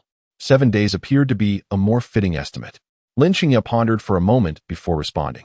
Chapter 94. A night of silence. Jiang Yu nodded, indicating her comprehension. 7 days indeed seemed to be an approximate time frame. But what of Yuqi? Where was she? Suddenly, Jiang Yu recalled the white-haired girl and turned to Lin Xingye with her inquiry. Her? She is a true martial enthusiast and is likely still engrossed in her sword practice. Lin Xingye replied. In her previous life, Yuqi met her demise while at the pinnacle of the void refinement stage. At that time, she single-handedly annihilated the entire ghostly demon sect, leaving no survivors. However, shortly after, Yuqi suffered a tragic death due to the severance of her heart meridian. For her, it was an exceedingly lamentable conclusion. Yet in this life, if left to develop freely, Yuqi's future could indeed be boundless. Lin Xingye contemplated that perhaps the Yuqi before her could at least reach the peak of the crossing tribulation stage. In her former life, Lin Xingye had inexplicably been reborn at the pinnacle of that stage. Had she not experienced this rebirth, she would have inevitably continued to ascend into realms beyond the crossing tribulation. Ah, I see, Jiang Yu interjected. Master, your meridians have only just begun to transform, and further tuning and adjustment are still necessary. Therefore, I must continue to share a few more nights of slumber with you. Lin Xingye spoke, employing a subtly nuanced expression, yet Jiang Yu was quite capable of grasping the underlying meaning. However, she did not reject the matter at hand. It was simply that, in her heart, the notion of a first time held significant weight, which is why she had been so resistant. Once she had transcended that monumental threshold, her concern for the subsequent service diminished considerably. Ah, I understand your intent, Jiang Yu murmured, her cheeks flushing slightly as she lowered her gaze. Yet, she swiftly composed herself once more. At that moment, the mountains were blanketed in a flurry of snowflakes, cascading down like feathers. Clad in merely a single garment, she felt no chill, for her abundant spiritual energy provided ample warmth. It must be winter now, she thought, marveling at the heavy snowfall. Jiang Yu lifted her head, gazing at the silvery expanse of the sky, and exhaled a puff of breath. Lin Xingye nodded in acknowledgement. Indeed, today marks the little new year, and soon the festivities of the new year will follow. She retained the specific dates in her mind, while Jiang Yu had long since lost track. Since becoming a cultivator, she felt as if the days flew by in a blur. During her school days, time seemed to drag on interminably, but now, in the celestial realm of Tianling, she experienced years passing like days. The swift passage of time left her feeling quite disoriented. For cultivators, however, the various earthly festivals held little significance, as time flowed with such rapidity that a mere period of seclusion could usher in an entirely new era, leaving no one to reminisce or dwell on these fleeting moments. It primarily revolves around feelings. Remembering such things holds little significance, which is why Jiang Yu simply chose not to remember them. Well, let us find a place to celebrate the new year before we set off again. Jiang Yu exhaled a breath of mist and spoke to Lin Xingye. The weather today was indeed quite chilly, with every utterance producing a considerable amount of vapor. Master, why the sudden desire to celebrate such a holiday? Lin Xingye pondered in confusion. After all, in her experience, cultivators typically did not partake in such seemingly meaningless festivities. It's nothing. I merely wish to find a reason to relax and celebrate. These days have been rather exhausting, Jiang Yu replied. This was a rather straightforward rationale. For instance, in her previous life, although the customs favored holidays like Halloween and Christmas, Jiang Yu still yearned to experience them. It wasn't a matter of adoring that culture, rather. It was simply about seeking an excuse to unwind. There was no need for justification to feel a bit happier. Upon hearing this, Lin Xingye smiled in agreement. Later that night, having just bathed, Jiang Yu stood before Lin Xingye clad in a delicate nightgown. For cultivators at the transformation stage, there were countless methods to cleanse oneself. With just a slight exertion of spiritual power, one could easily achieve cleanliness. The act of bathing was primarily for the sake of ritual. Under the candlelight, Jiang Yu, already breathtakingly beautiful, appeared even more enchanting. Lin Xingye, gazing at her master, felt as though she might stop breathing altogether. Perhaps it was the overwhelming visual impact of that moment. Before Jiang Yu emerged from her bath, Lin Xingye constantly reminded herself that her primary purpose was to help her master regulate her meridians, urging herself not to dwell on any other thoughts. However, upon witnessing Jiang Yu in that instant, all the notions she had tried to maintain were completely cast aside. At that moment, gazing at Jiang Yu, Lin Xingye found her master to be extraordinarily beautiful. Jiang Yu, looking at Lin Xingye, did not ponder much. She simply leaned in gently and nestled into Lin Xingye's embrace. The cave entrance was entirely shrouded by thick underbrush, rendering it impossible for any gaze from the outside to penetrate within. The stone bed was meticulously carved, smooth to the touch, and adorned with a layer of bedding that provided a comfortable resting place. Faint traces of blood, seemingly not fully cleaned away, could be discerned on the stone surface. As Jiang Yu lay in Lin Xingye's arms, feeling her warmth, her heart gradually found solace. "Master, shall I begin?" Lin Xingye inquired, her gaze fixed upon Jiang Yu. Upon hearing this, Jiang Yu lifted her eyes to meet the face of her disciple. This visage was indeed so enchanting that it could be described as flawless. Just looking at her made Jiang Yu feel a sense of disarray. The memories of the events that transpired yesterday between her and Lin Xingye, along with the forthcoming occurrences, filled her with a blend of shyness and anxiety. The familiar pang of insecurity resurfaced. She felt that having shared such an intimate connection with someone so strikingly beautiful was almost surreal. "Master, your face is quite flushed." Lin Xingye's breath grew heavy, and he subsequently embraced Jiang Yu in his arms. "Master, master, master, I truly cherish you deeply," Lin Xingye whispered softly, then planted a gentle kiss on her forehead. Upon hearing this, Jiang Yu closed her vacant eyes, surrendering completely, relinquishing all her defenses. However, unbeknownst to Lin Xingye, a solitary tear glistened and slipped down the corner of Jiang Yu's eye. At that moment, she slightly tilted her head away. A night passed in silence. Chapter 95. Wherefore the fragrance of the master Jiang Yu. Her cheeks flushed, tugged at her attire. At this juncture, she lay on the bed with dazed eyes, breathing heavily, beads of sweat trickling down her skin. "Rebellious disciple, do take it easy." Jiang Yu's voice was hoarse, tinged with a hint of humiliation. "I apologize, master. I shall be more mindful next time." Lin Xingye, feeling a sense of fatigue coursing through him, responded to Jiang Yu. She merely bit her lip gently, not overly concerned with Lin Xingye's words. In truth, for the most part, Lin Xingye had been refining Jiang Yu's meridians, aiding her body and becoming more attuned to the demonic path. It could be deemed as a diligent endeavor. This task was physically demanding, and the immense workload left Lin Xingye utterly exhausted, on the verge of slumber, his head spinning as he held Jiang Yu close. "If you are tired, you ought to rest well." After regaining her composure, Jiang Yu pulled Lin Xingye into her embrace once more, offering gentle solace. Lin Xingye gently uttered a sound before drifting into slumber in Jiang Yu's embrace.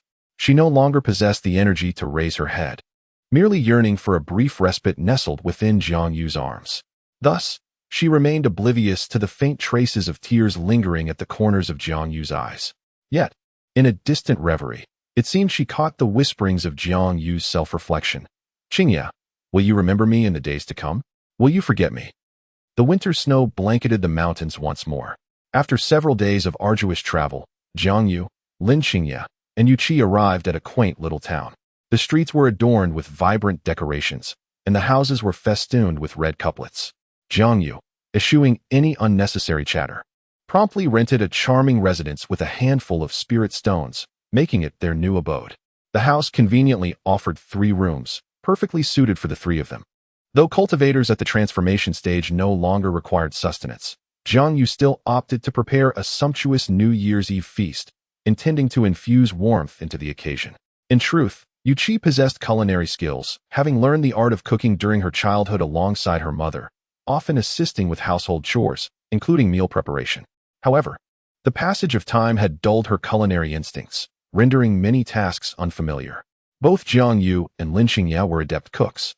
Thus, they chose not to burden Yuqi with the task, and together they efficiently prepared a delightful spread. Meanwhile, Yuqi remained in quiet meditation, diligently cultivating her practice, ensuring not a moment of training was squandered. This is also the reason why this woman is terrifyingly strong. Ever since her ties were severed, Yuqi has become solely engrossed in the pursuit of mastering the profound path. She yearns to exert herself in becoming stronger, intent on taking vengeance upon her foes. Other matters hold little interest for her. However, despite Yuqi's lack of understanding regarding many truths and her relatively low emotional intelligence, the peculiar behavior that Lin Qingye has exhibited towards Jiang Yu in recent days has begun to strike her as quite odd. Is the dynamic between a master and disciple truly such? It is utterly incomprehensible. Nevertheless, Yuqi refrains from voicing her thoughts. She harbors no curiosity about the relationship between Jiang Yu and Lin Qingye. Many ingredients have already been procured, yet Jiang Yu does not intend to commence cooking during this period. After all, tomorrow is New Year's Eve. Today is merely for the preparation of ingredients. Jiang Yu rubbed her temples and took a deep breath. Since shifting to the demonic path, she has indeed found herself somewhat unaccustomed in various respects. For instance, the technique she is currently practicing should be the transformative demonic arts imparted by Lin Qingye, rather than the previous clear flame technique. Initially, Jiang Yu often found herself mistakenly reverting to the clear flame technique out of habit, resulting in chaotic energy fluctuations that would injure her body due to the reversal of spiritual energy. Yet, this was not a grave issue. Jiang Yu was able to adjust herself adequately. Now, however, she has improved significantly, primarily due to her gradual familiarity with the transition in her cultivation techniques. Following this transformation, Jiang Yu has experienced a qualitative enhancement. She is truly well suited for the cultivation of the demonic path. Once, Jiang Yu could be regarded as a prodigy within the confines of Luoluo City, yet when placed within the broader context of the Grand Tao dynasty, he was merely average. However, the current Jiang Yu, whether within the Grand Tao dynasty or even in the distant Tianlan prefecture, can undoubtedly be deemed a genius. His combat prowess and cultivation speed have significantly surpassed his former capabilities. Should his bloodline return to its complete form, Jiang Yu's power would ascend to an even more terrifying level. It is astonishing for Jiang Yu to realize that the once seemingly ordinary individual he was has now transformed into such an extraordinary force. This is an auspicious sign. The realm of cultivation is notoriously ruthless. To achieve greatness, one must possess both innate talent and fortune. It is often said that with adequate resources, even a pig could be nurtured to the stage of integration. However, to progress further, one must rely on their own intellect and innate gifts. There is a saying that rings true: there are no useless cultivators, only flawed foundations. Regardless of one's efforts, if one's innate talent is lacking, their potential will be inherently limited. It is exceedingly difficult for individuals to reach the heights dictated by their innate capabilities. To continue ascending, one must find ways to compensate for their congenital deficiencies through various means. Yet, without the right opportunities, such compensations are futile. Jiang Yu found himself increasingly uncomfortable under Lin Qingye's insatiable gaze. Enough is enough. Jiang Yu had long anticipated that once he dismantled that barrier between them, Lin Qingye would unrestrainedly demand from him without reservations. And indeed, that expectation has proven accurate. In the tranquil night, it is rather troubling for you to persist in this manner. Have you truly forgotten your lofty ideals? What of the grand path that resides within your heart? Jiang Yu finally assumed the demeanor of a conscientious master, standing before Jiang Yu, earnestly advising her. The grand path? How does it compare to the allure of a master? Lin Qingye's gaze revealed an unusual sentiment, which, if one were to describe it, Jiang Yu would term as a bewitching clarity. Upon hearing this, Jiang Yu rolled her eyes, refraining from further comment. You rebellious disciple. If you wish to pursue the master, then so be it. However, must the master endure such humiliation? Jiang Yu pursed her lips and turned her head away. Enough of this nonsense. We must clean the meat first, for tomorrow we shall prepare the New Year's feast. As Jiang Yu spoke, she summoned her spiritual power and proceeded to the kitchen.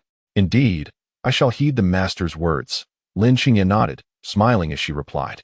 Chapter 96. The flickering lights amidst the city of snow within the kitchen. The atmosphere was quite warm and inviting. Observing Jiang Yu and Lin Qingye together, Yuqi felt an inexplicable pang of sorrow in her heart. She pushed open the door and stepped outside. The small town was blanketed in a flurry of snow, the weather somewhat gloomy. Yet, this did not diminish the warmth permeating the town. The flickering lights danced amidst the falling snow, while the night wind cascaded from the heavens, stirring ripples upon the snowy ground. Yuchi wandered aimlessly through the small town, taking in the cozy glow of countless homes around her. In her childhood, Yuchi was genuinely fond of the festive spirit of the new year. She recalls that during those times, her mother would always return from the market with delightful treats. It was the moment Yuchi eagerly awaited each year. However, now, everything has irrevocably changed. The world she once knew is lost to her.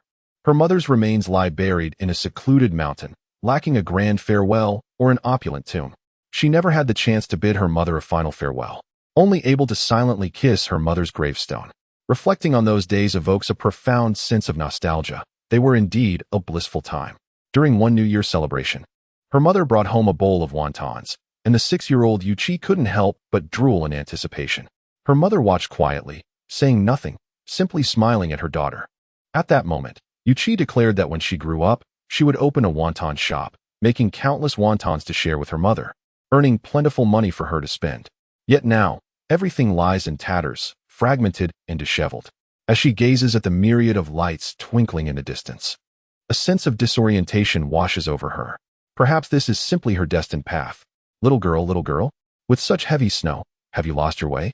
At that moment, a voice called from behind. It belonged to an elderly woman with snow-white hair, dressed in worn yet immaculate clothing, holding a rather unremarkable steamed bun, still exuding warmth. The steam rising from the bun snapped Yuchi back to reality, rousing her from her reverie. Take it, don't let your stomach go empty. The snow is quite heavy now. If you happen to lose your way, come to my house and rest for the night. You can continue your journey once the snow ceases tomorrow. If you are merely out for leisure, do return home early, for a greater snowfall is expected tonight. The elderly woman remarked, handing a steamed bun to Yuchi. Yuchi accepted the bun without hesitation. Thank you, I am not lost. She softly replied after taking a gentle bite. Then do make haste to return, it will be colder tonight. The old lady chuckled and turned back to her home. Through the window, Yuchi could see the fireplace within and the family gathered around the table, once again picking up their chopsticks. There was not much food in the bowl, indicating their modest means. Is that grandmother's big sister not lost? She mused. Oh, she is merely out for a stroll. Do not overthink it, just enjoy your meal. The elderly woman smiled as she affectionately patted her granddaughter's head. Despite the family's challenging living conditions, she still offered Yuchi a bun. Yuchi turned her head away, tears gently streaming down her cheeks. She took another bite of the bun, savoring each morsel until it was entirely consumed. Mama, I miss you so much, she whispered, lifting her gaze to the falling snow, which settled upon her white hair, while warm tears melted the snowflakes on her face. After finishing her meal, Yuchi tossed a handful of fine gold coins into the basket at the old woman's doorstep, sealing it with the lid to prevent others from discovering it.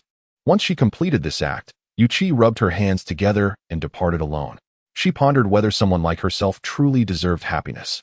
For the sake of her mother, her hands had been tainted with the innocent blood of many, shattering numerous once harmonious families. Even if her mother survived, would she ever be able to forgive her after learning of the countless atrocities she had committed? Given her mother's kind nature, it seemed unlikely. Perhaps she was simply unworthy. Perhaps, after eradicating the abyssal demon sect, departing alongside her mother would be the most fitting conclusion. Lost in thought, Yuchi wandered aimlessly through the snow, choosing not to return indoors, but rather to find a more open space where she silently practiced her blade amidst the falling snow. The relentless winds howled, leveling the mountain peaks, with rocks and snow swirling around, instilling a chilling unease. With the acquisition of the primal winds, Yuchi's physical strength had vastly improved compared to before. Meanwhile, Jiang Yu stood before Lin Qingye, setting a lavish spread of dishes upon the round table.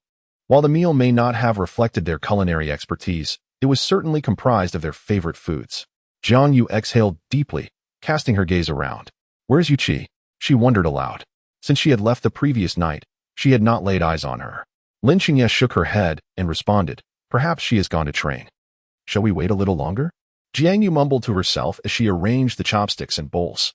After listening, Lin Qingye could only nod in acquiescence. In truth, she harbored little affection for Yuchi. It was not that she felt animosity, but rather a distinct lack of fondness. The mere thought of a beautiful woman with formidable martial prowess constantly by Jiang Yu's side left Lin Qingye feeling quite uneasy. Their history as adversaries further complicated her feelings. Although Yuchi bore no hatred towards her and was merely following orders, their enmity lingered.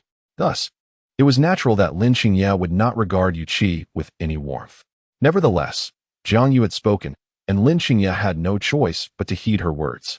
Moreover, at this juncture, Lin Xingye found no justification for harboring resentment towards Yuchi, for she was merely a pitiable soul consumed by a desire for vengeance.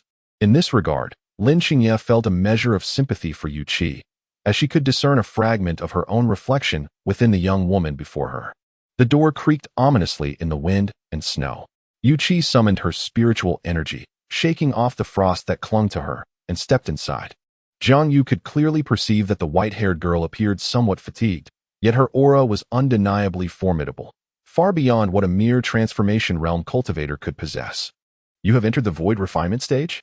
Jiang Yu exclaimed, her mouth slightly agape as she looked up at Yuchi. "Yes," Yuchi replied with a faint nod, before she stowed her long blade into her storage ring. Chapter 97. The Pursuit of the Nether Demon Sect. Witnessing this transformation in Yuchi, Lin Xingye was equally astonished.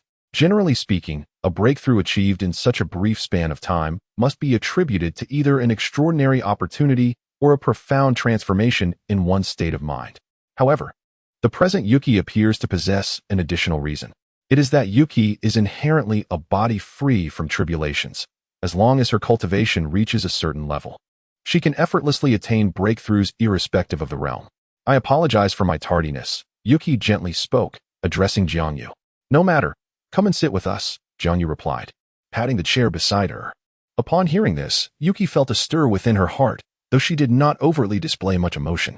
"Am I allowed to join you?" "Of course, I initially prepared for 3, Jiang Yu responded. "Shouldn't we maintain merely a cooperative relationship?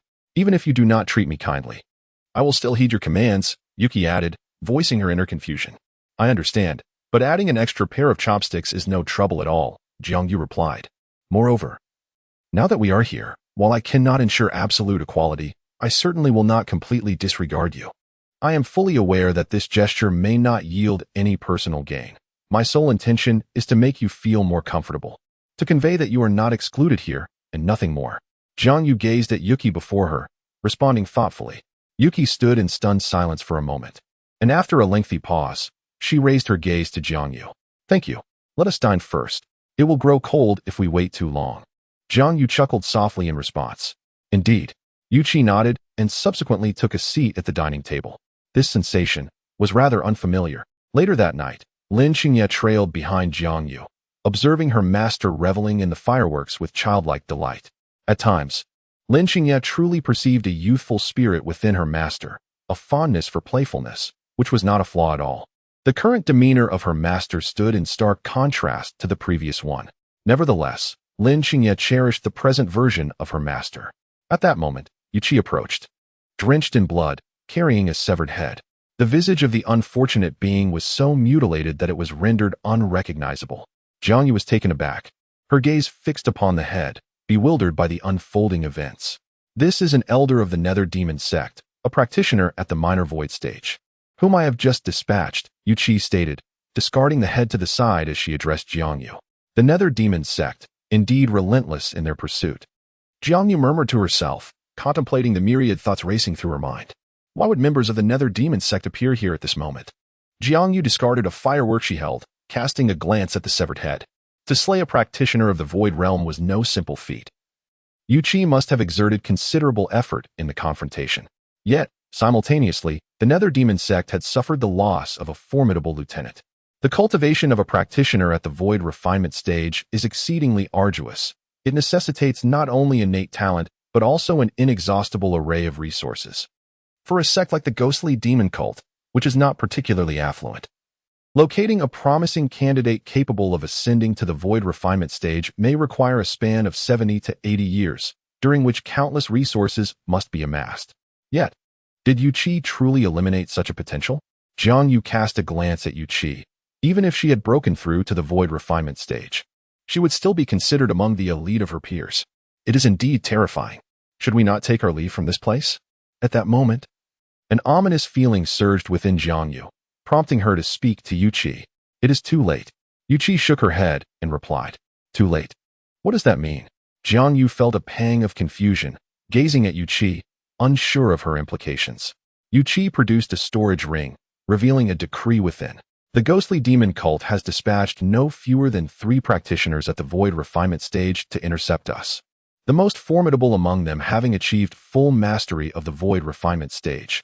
He is the Grand Elder of the ghostly demon cult. Since they are acting separately, I was fortunate enough to find an opportunity to eliminate one. However, this time, the cult has made extensive preparations, and I cannot face them alone. Yuqi analyzed the situation. So, should we not simply hurry away? Why is it too late? They are unaware of our exact location. Jiang Yu furrowed her brow in response. Upon hearing those words, Yuqi raised her hand, revealing a dark mark on her palm. This was a tracking mark distinctive of the Nether Demon sect. Once afflicted by it, one's location would inevitably be exposed. It would dissipate automatically after 10 days. But within that time frame, it was inescapable. Yuqi then spoke to Jiang Yu, the mark taking on a skull-like appearance, pulsating with flickering black light. This was no ordinary mark. Its essence stemmed from the lingering resentment of a powerful soul, manifesting as a remnant that clung to those who took lives. It could not be resolved merely through talismans, for the imprint bore the deep-seated obsession of a formidable practitioner. To dispel it would require the forceful eradication of that obsession. Given the current circumstances, it indeed appeared unsolvable. Setting aside everything else, it was better to run as far as possible than to sit idly and await doom. Taking a deep breath, Jiang Yu replied. While she valued life and death, the present predicament left her with no options. Even in death, it would be more dramatic than the mundane demise she faced in her past life beneath a bulldozer. No. Yuqi shook her head in response. What? Are we to sit here and await our fate? Jiang Yu inquired, puzzled as she gazed at Yuqi. What I mean is, we should part ways. You go your path, and I shall take mine, Yuqi stated, her crimson eyes betraying no excess emotion. Why? Jiang Yu struggled to comprehend Yuqi's reasoning behind such a decision. Surviving with 2 is certainly preferable to the complete annihilation of all. I require someone to dismantle the infernal demonic sect on my behalf. Yuqi responded with a calm demeanor, as if she were not the one ensnared in the clutches of death. It seemed she had truly relinquished her concern for her own life, focusing instead on the destruction of the infernal demonic sect to bring solace to the spirit of her deceased mother. Chapter 98. Why do I still feel like a defeated dog? After much contemplation, Jiang Yu ultimately acquiesced to this plan. At present, this approach appeared to be the most rational solution.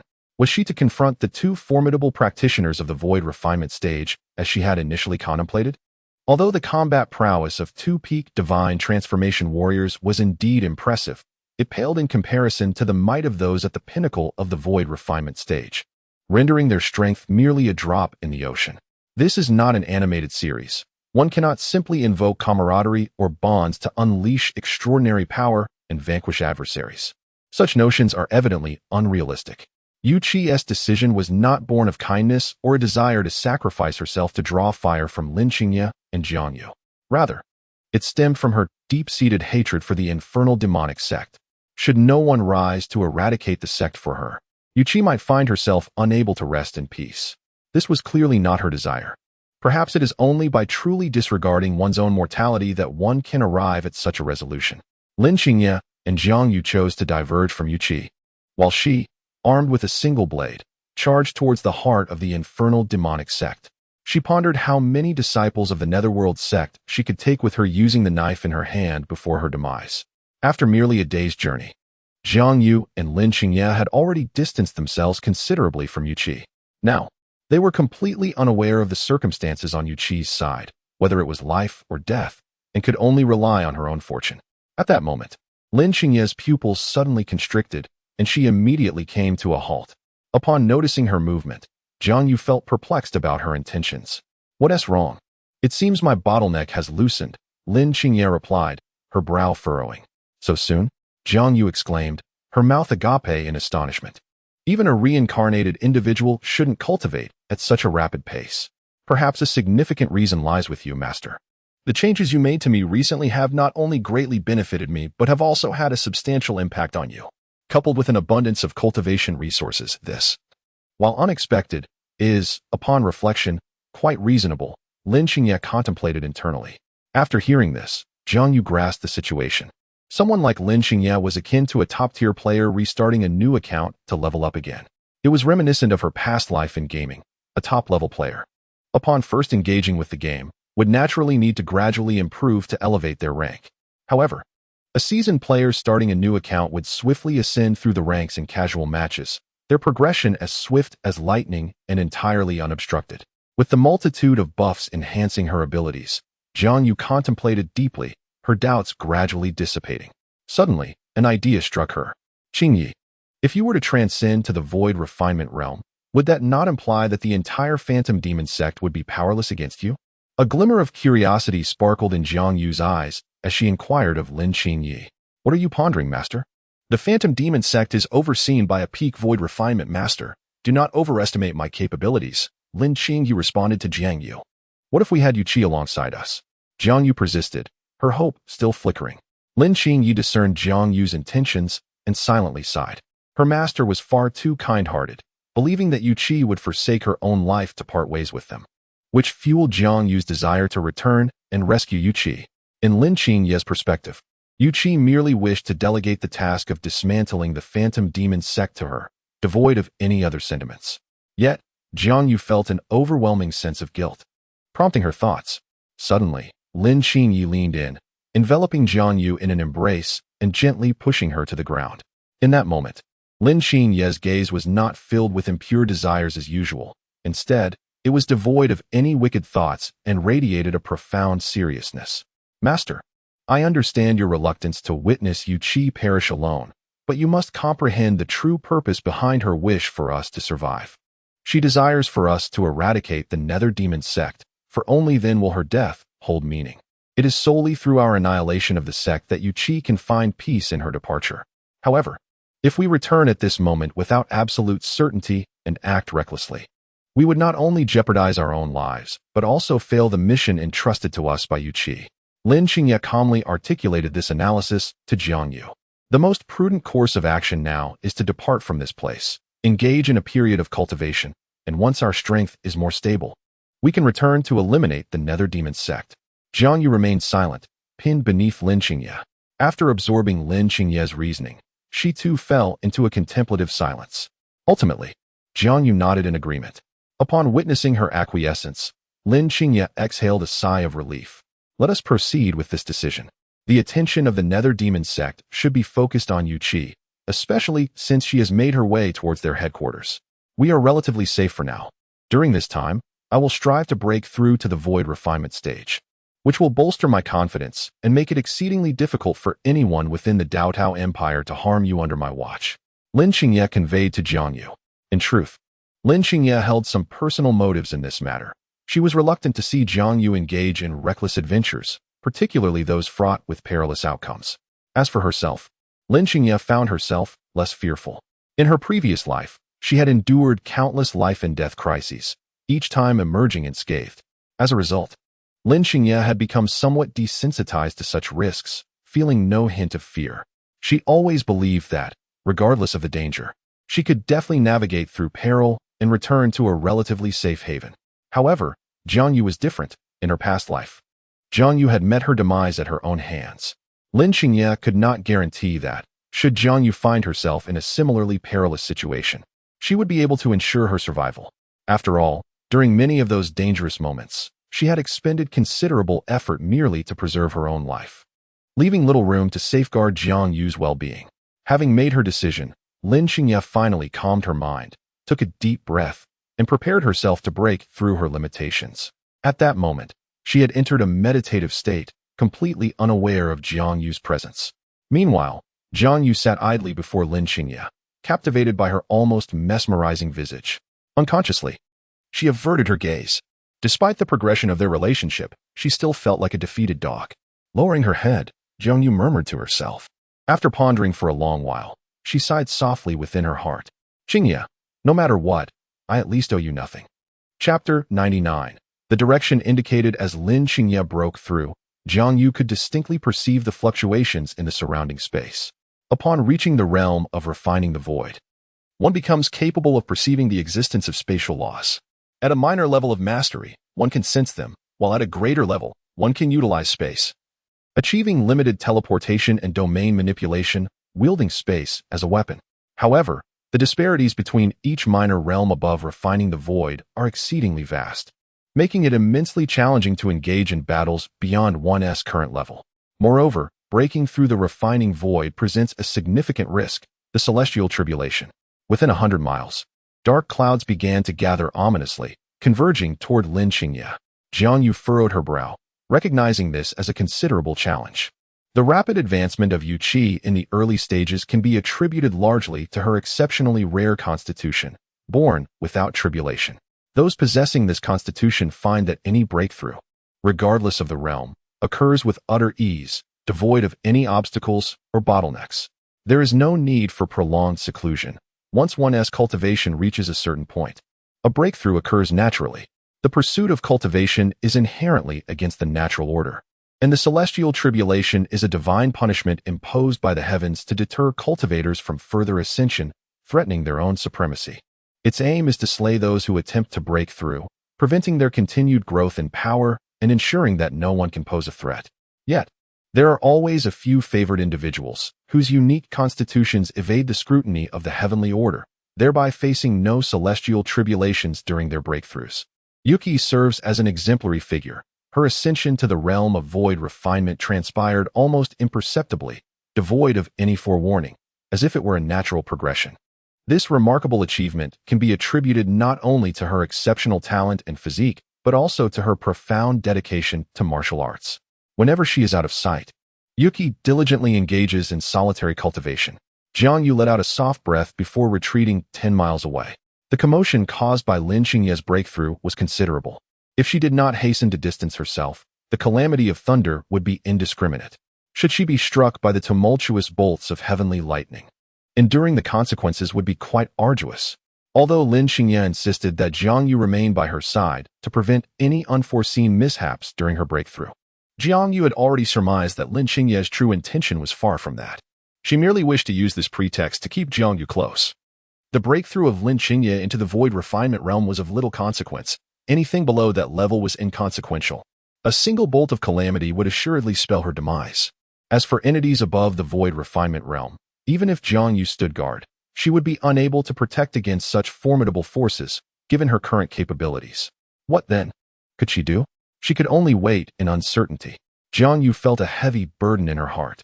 The thought of Yuki battling for her life against two formidable void refinement experts caused an inexplicable headache. Although Yuki had not fallen into peril due to her actions, the fact remained that she had bravely confronted those two experts for Jiang Yu's sake. Had she entrusted her Taisu bell to Yuki before departing, Jiang Yu would not have felt such disquieting emotions. However, observing Lin Qingye's expression, it appeared she was truly reluctant to relinquish the Taishu bell to a dying individual. After all, possessing this bell would merely delay death slightly, and once deceased, the Taishu bell would inevitably fall into the clutches of the underworld demon sect, a treasure of immense value. It could not be so easily surrendered.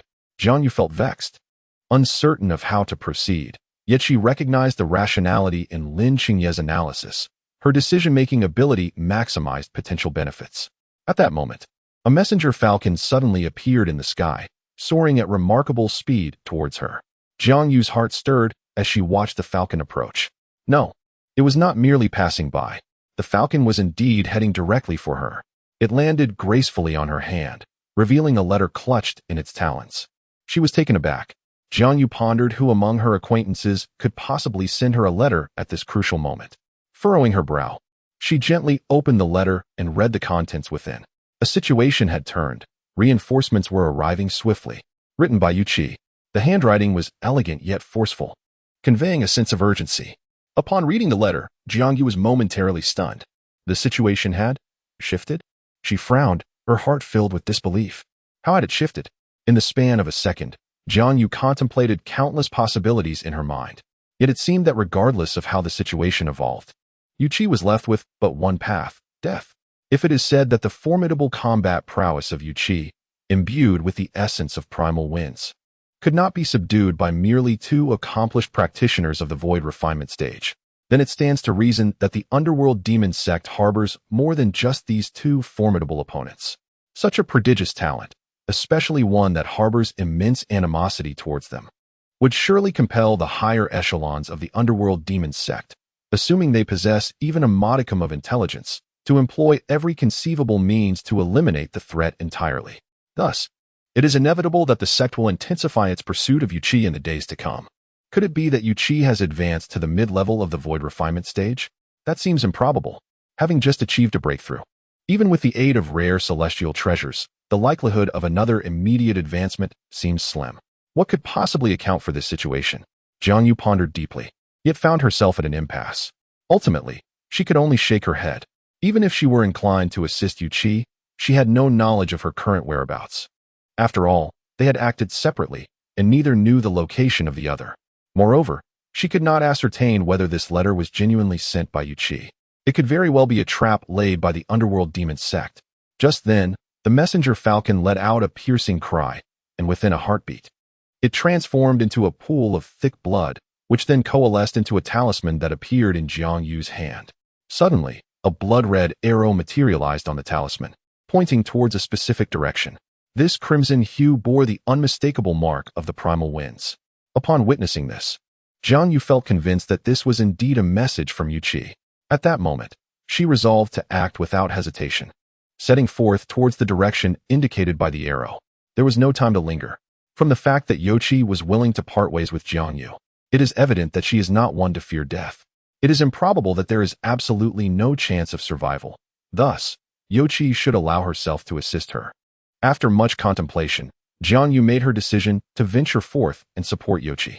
She left a letter behind, tearing a talisman in half and placing it within the note to ensure Lin Xingye would not lose her way in the future. With this thought in mind, Jiang Yu rose from the ground, gazing in the direction indicated by the talisman, and set off on her solitary journey.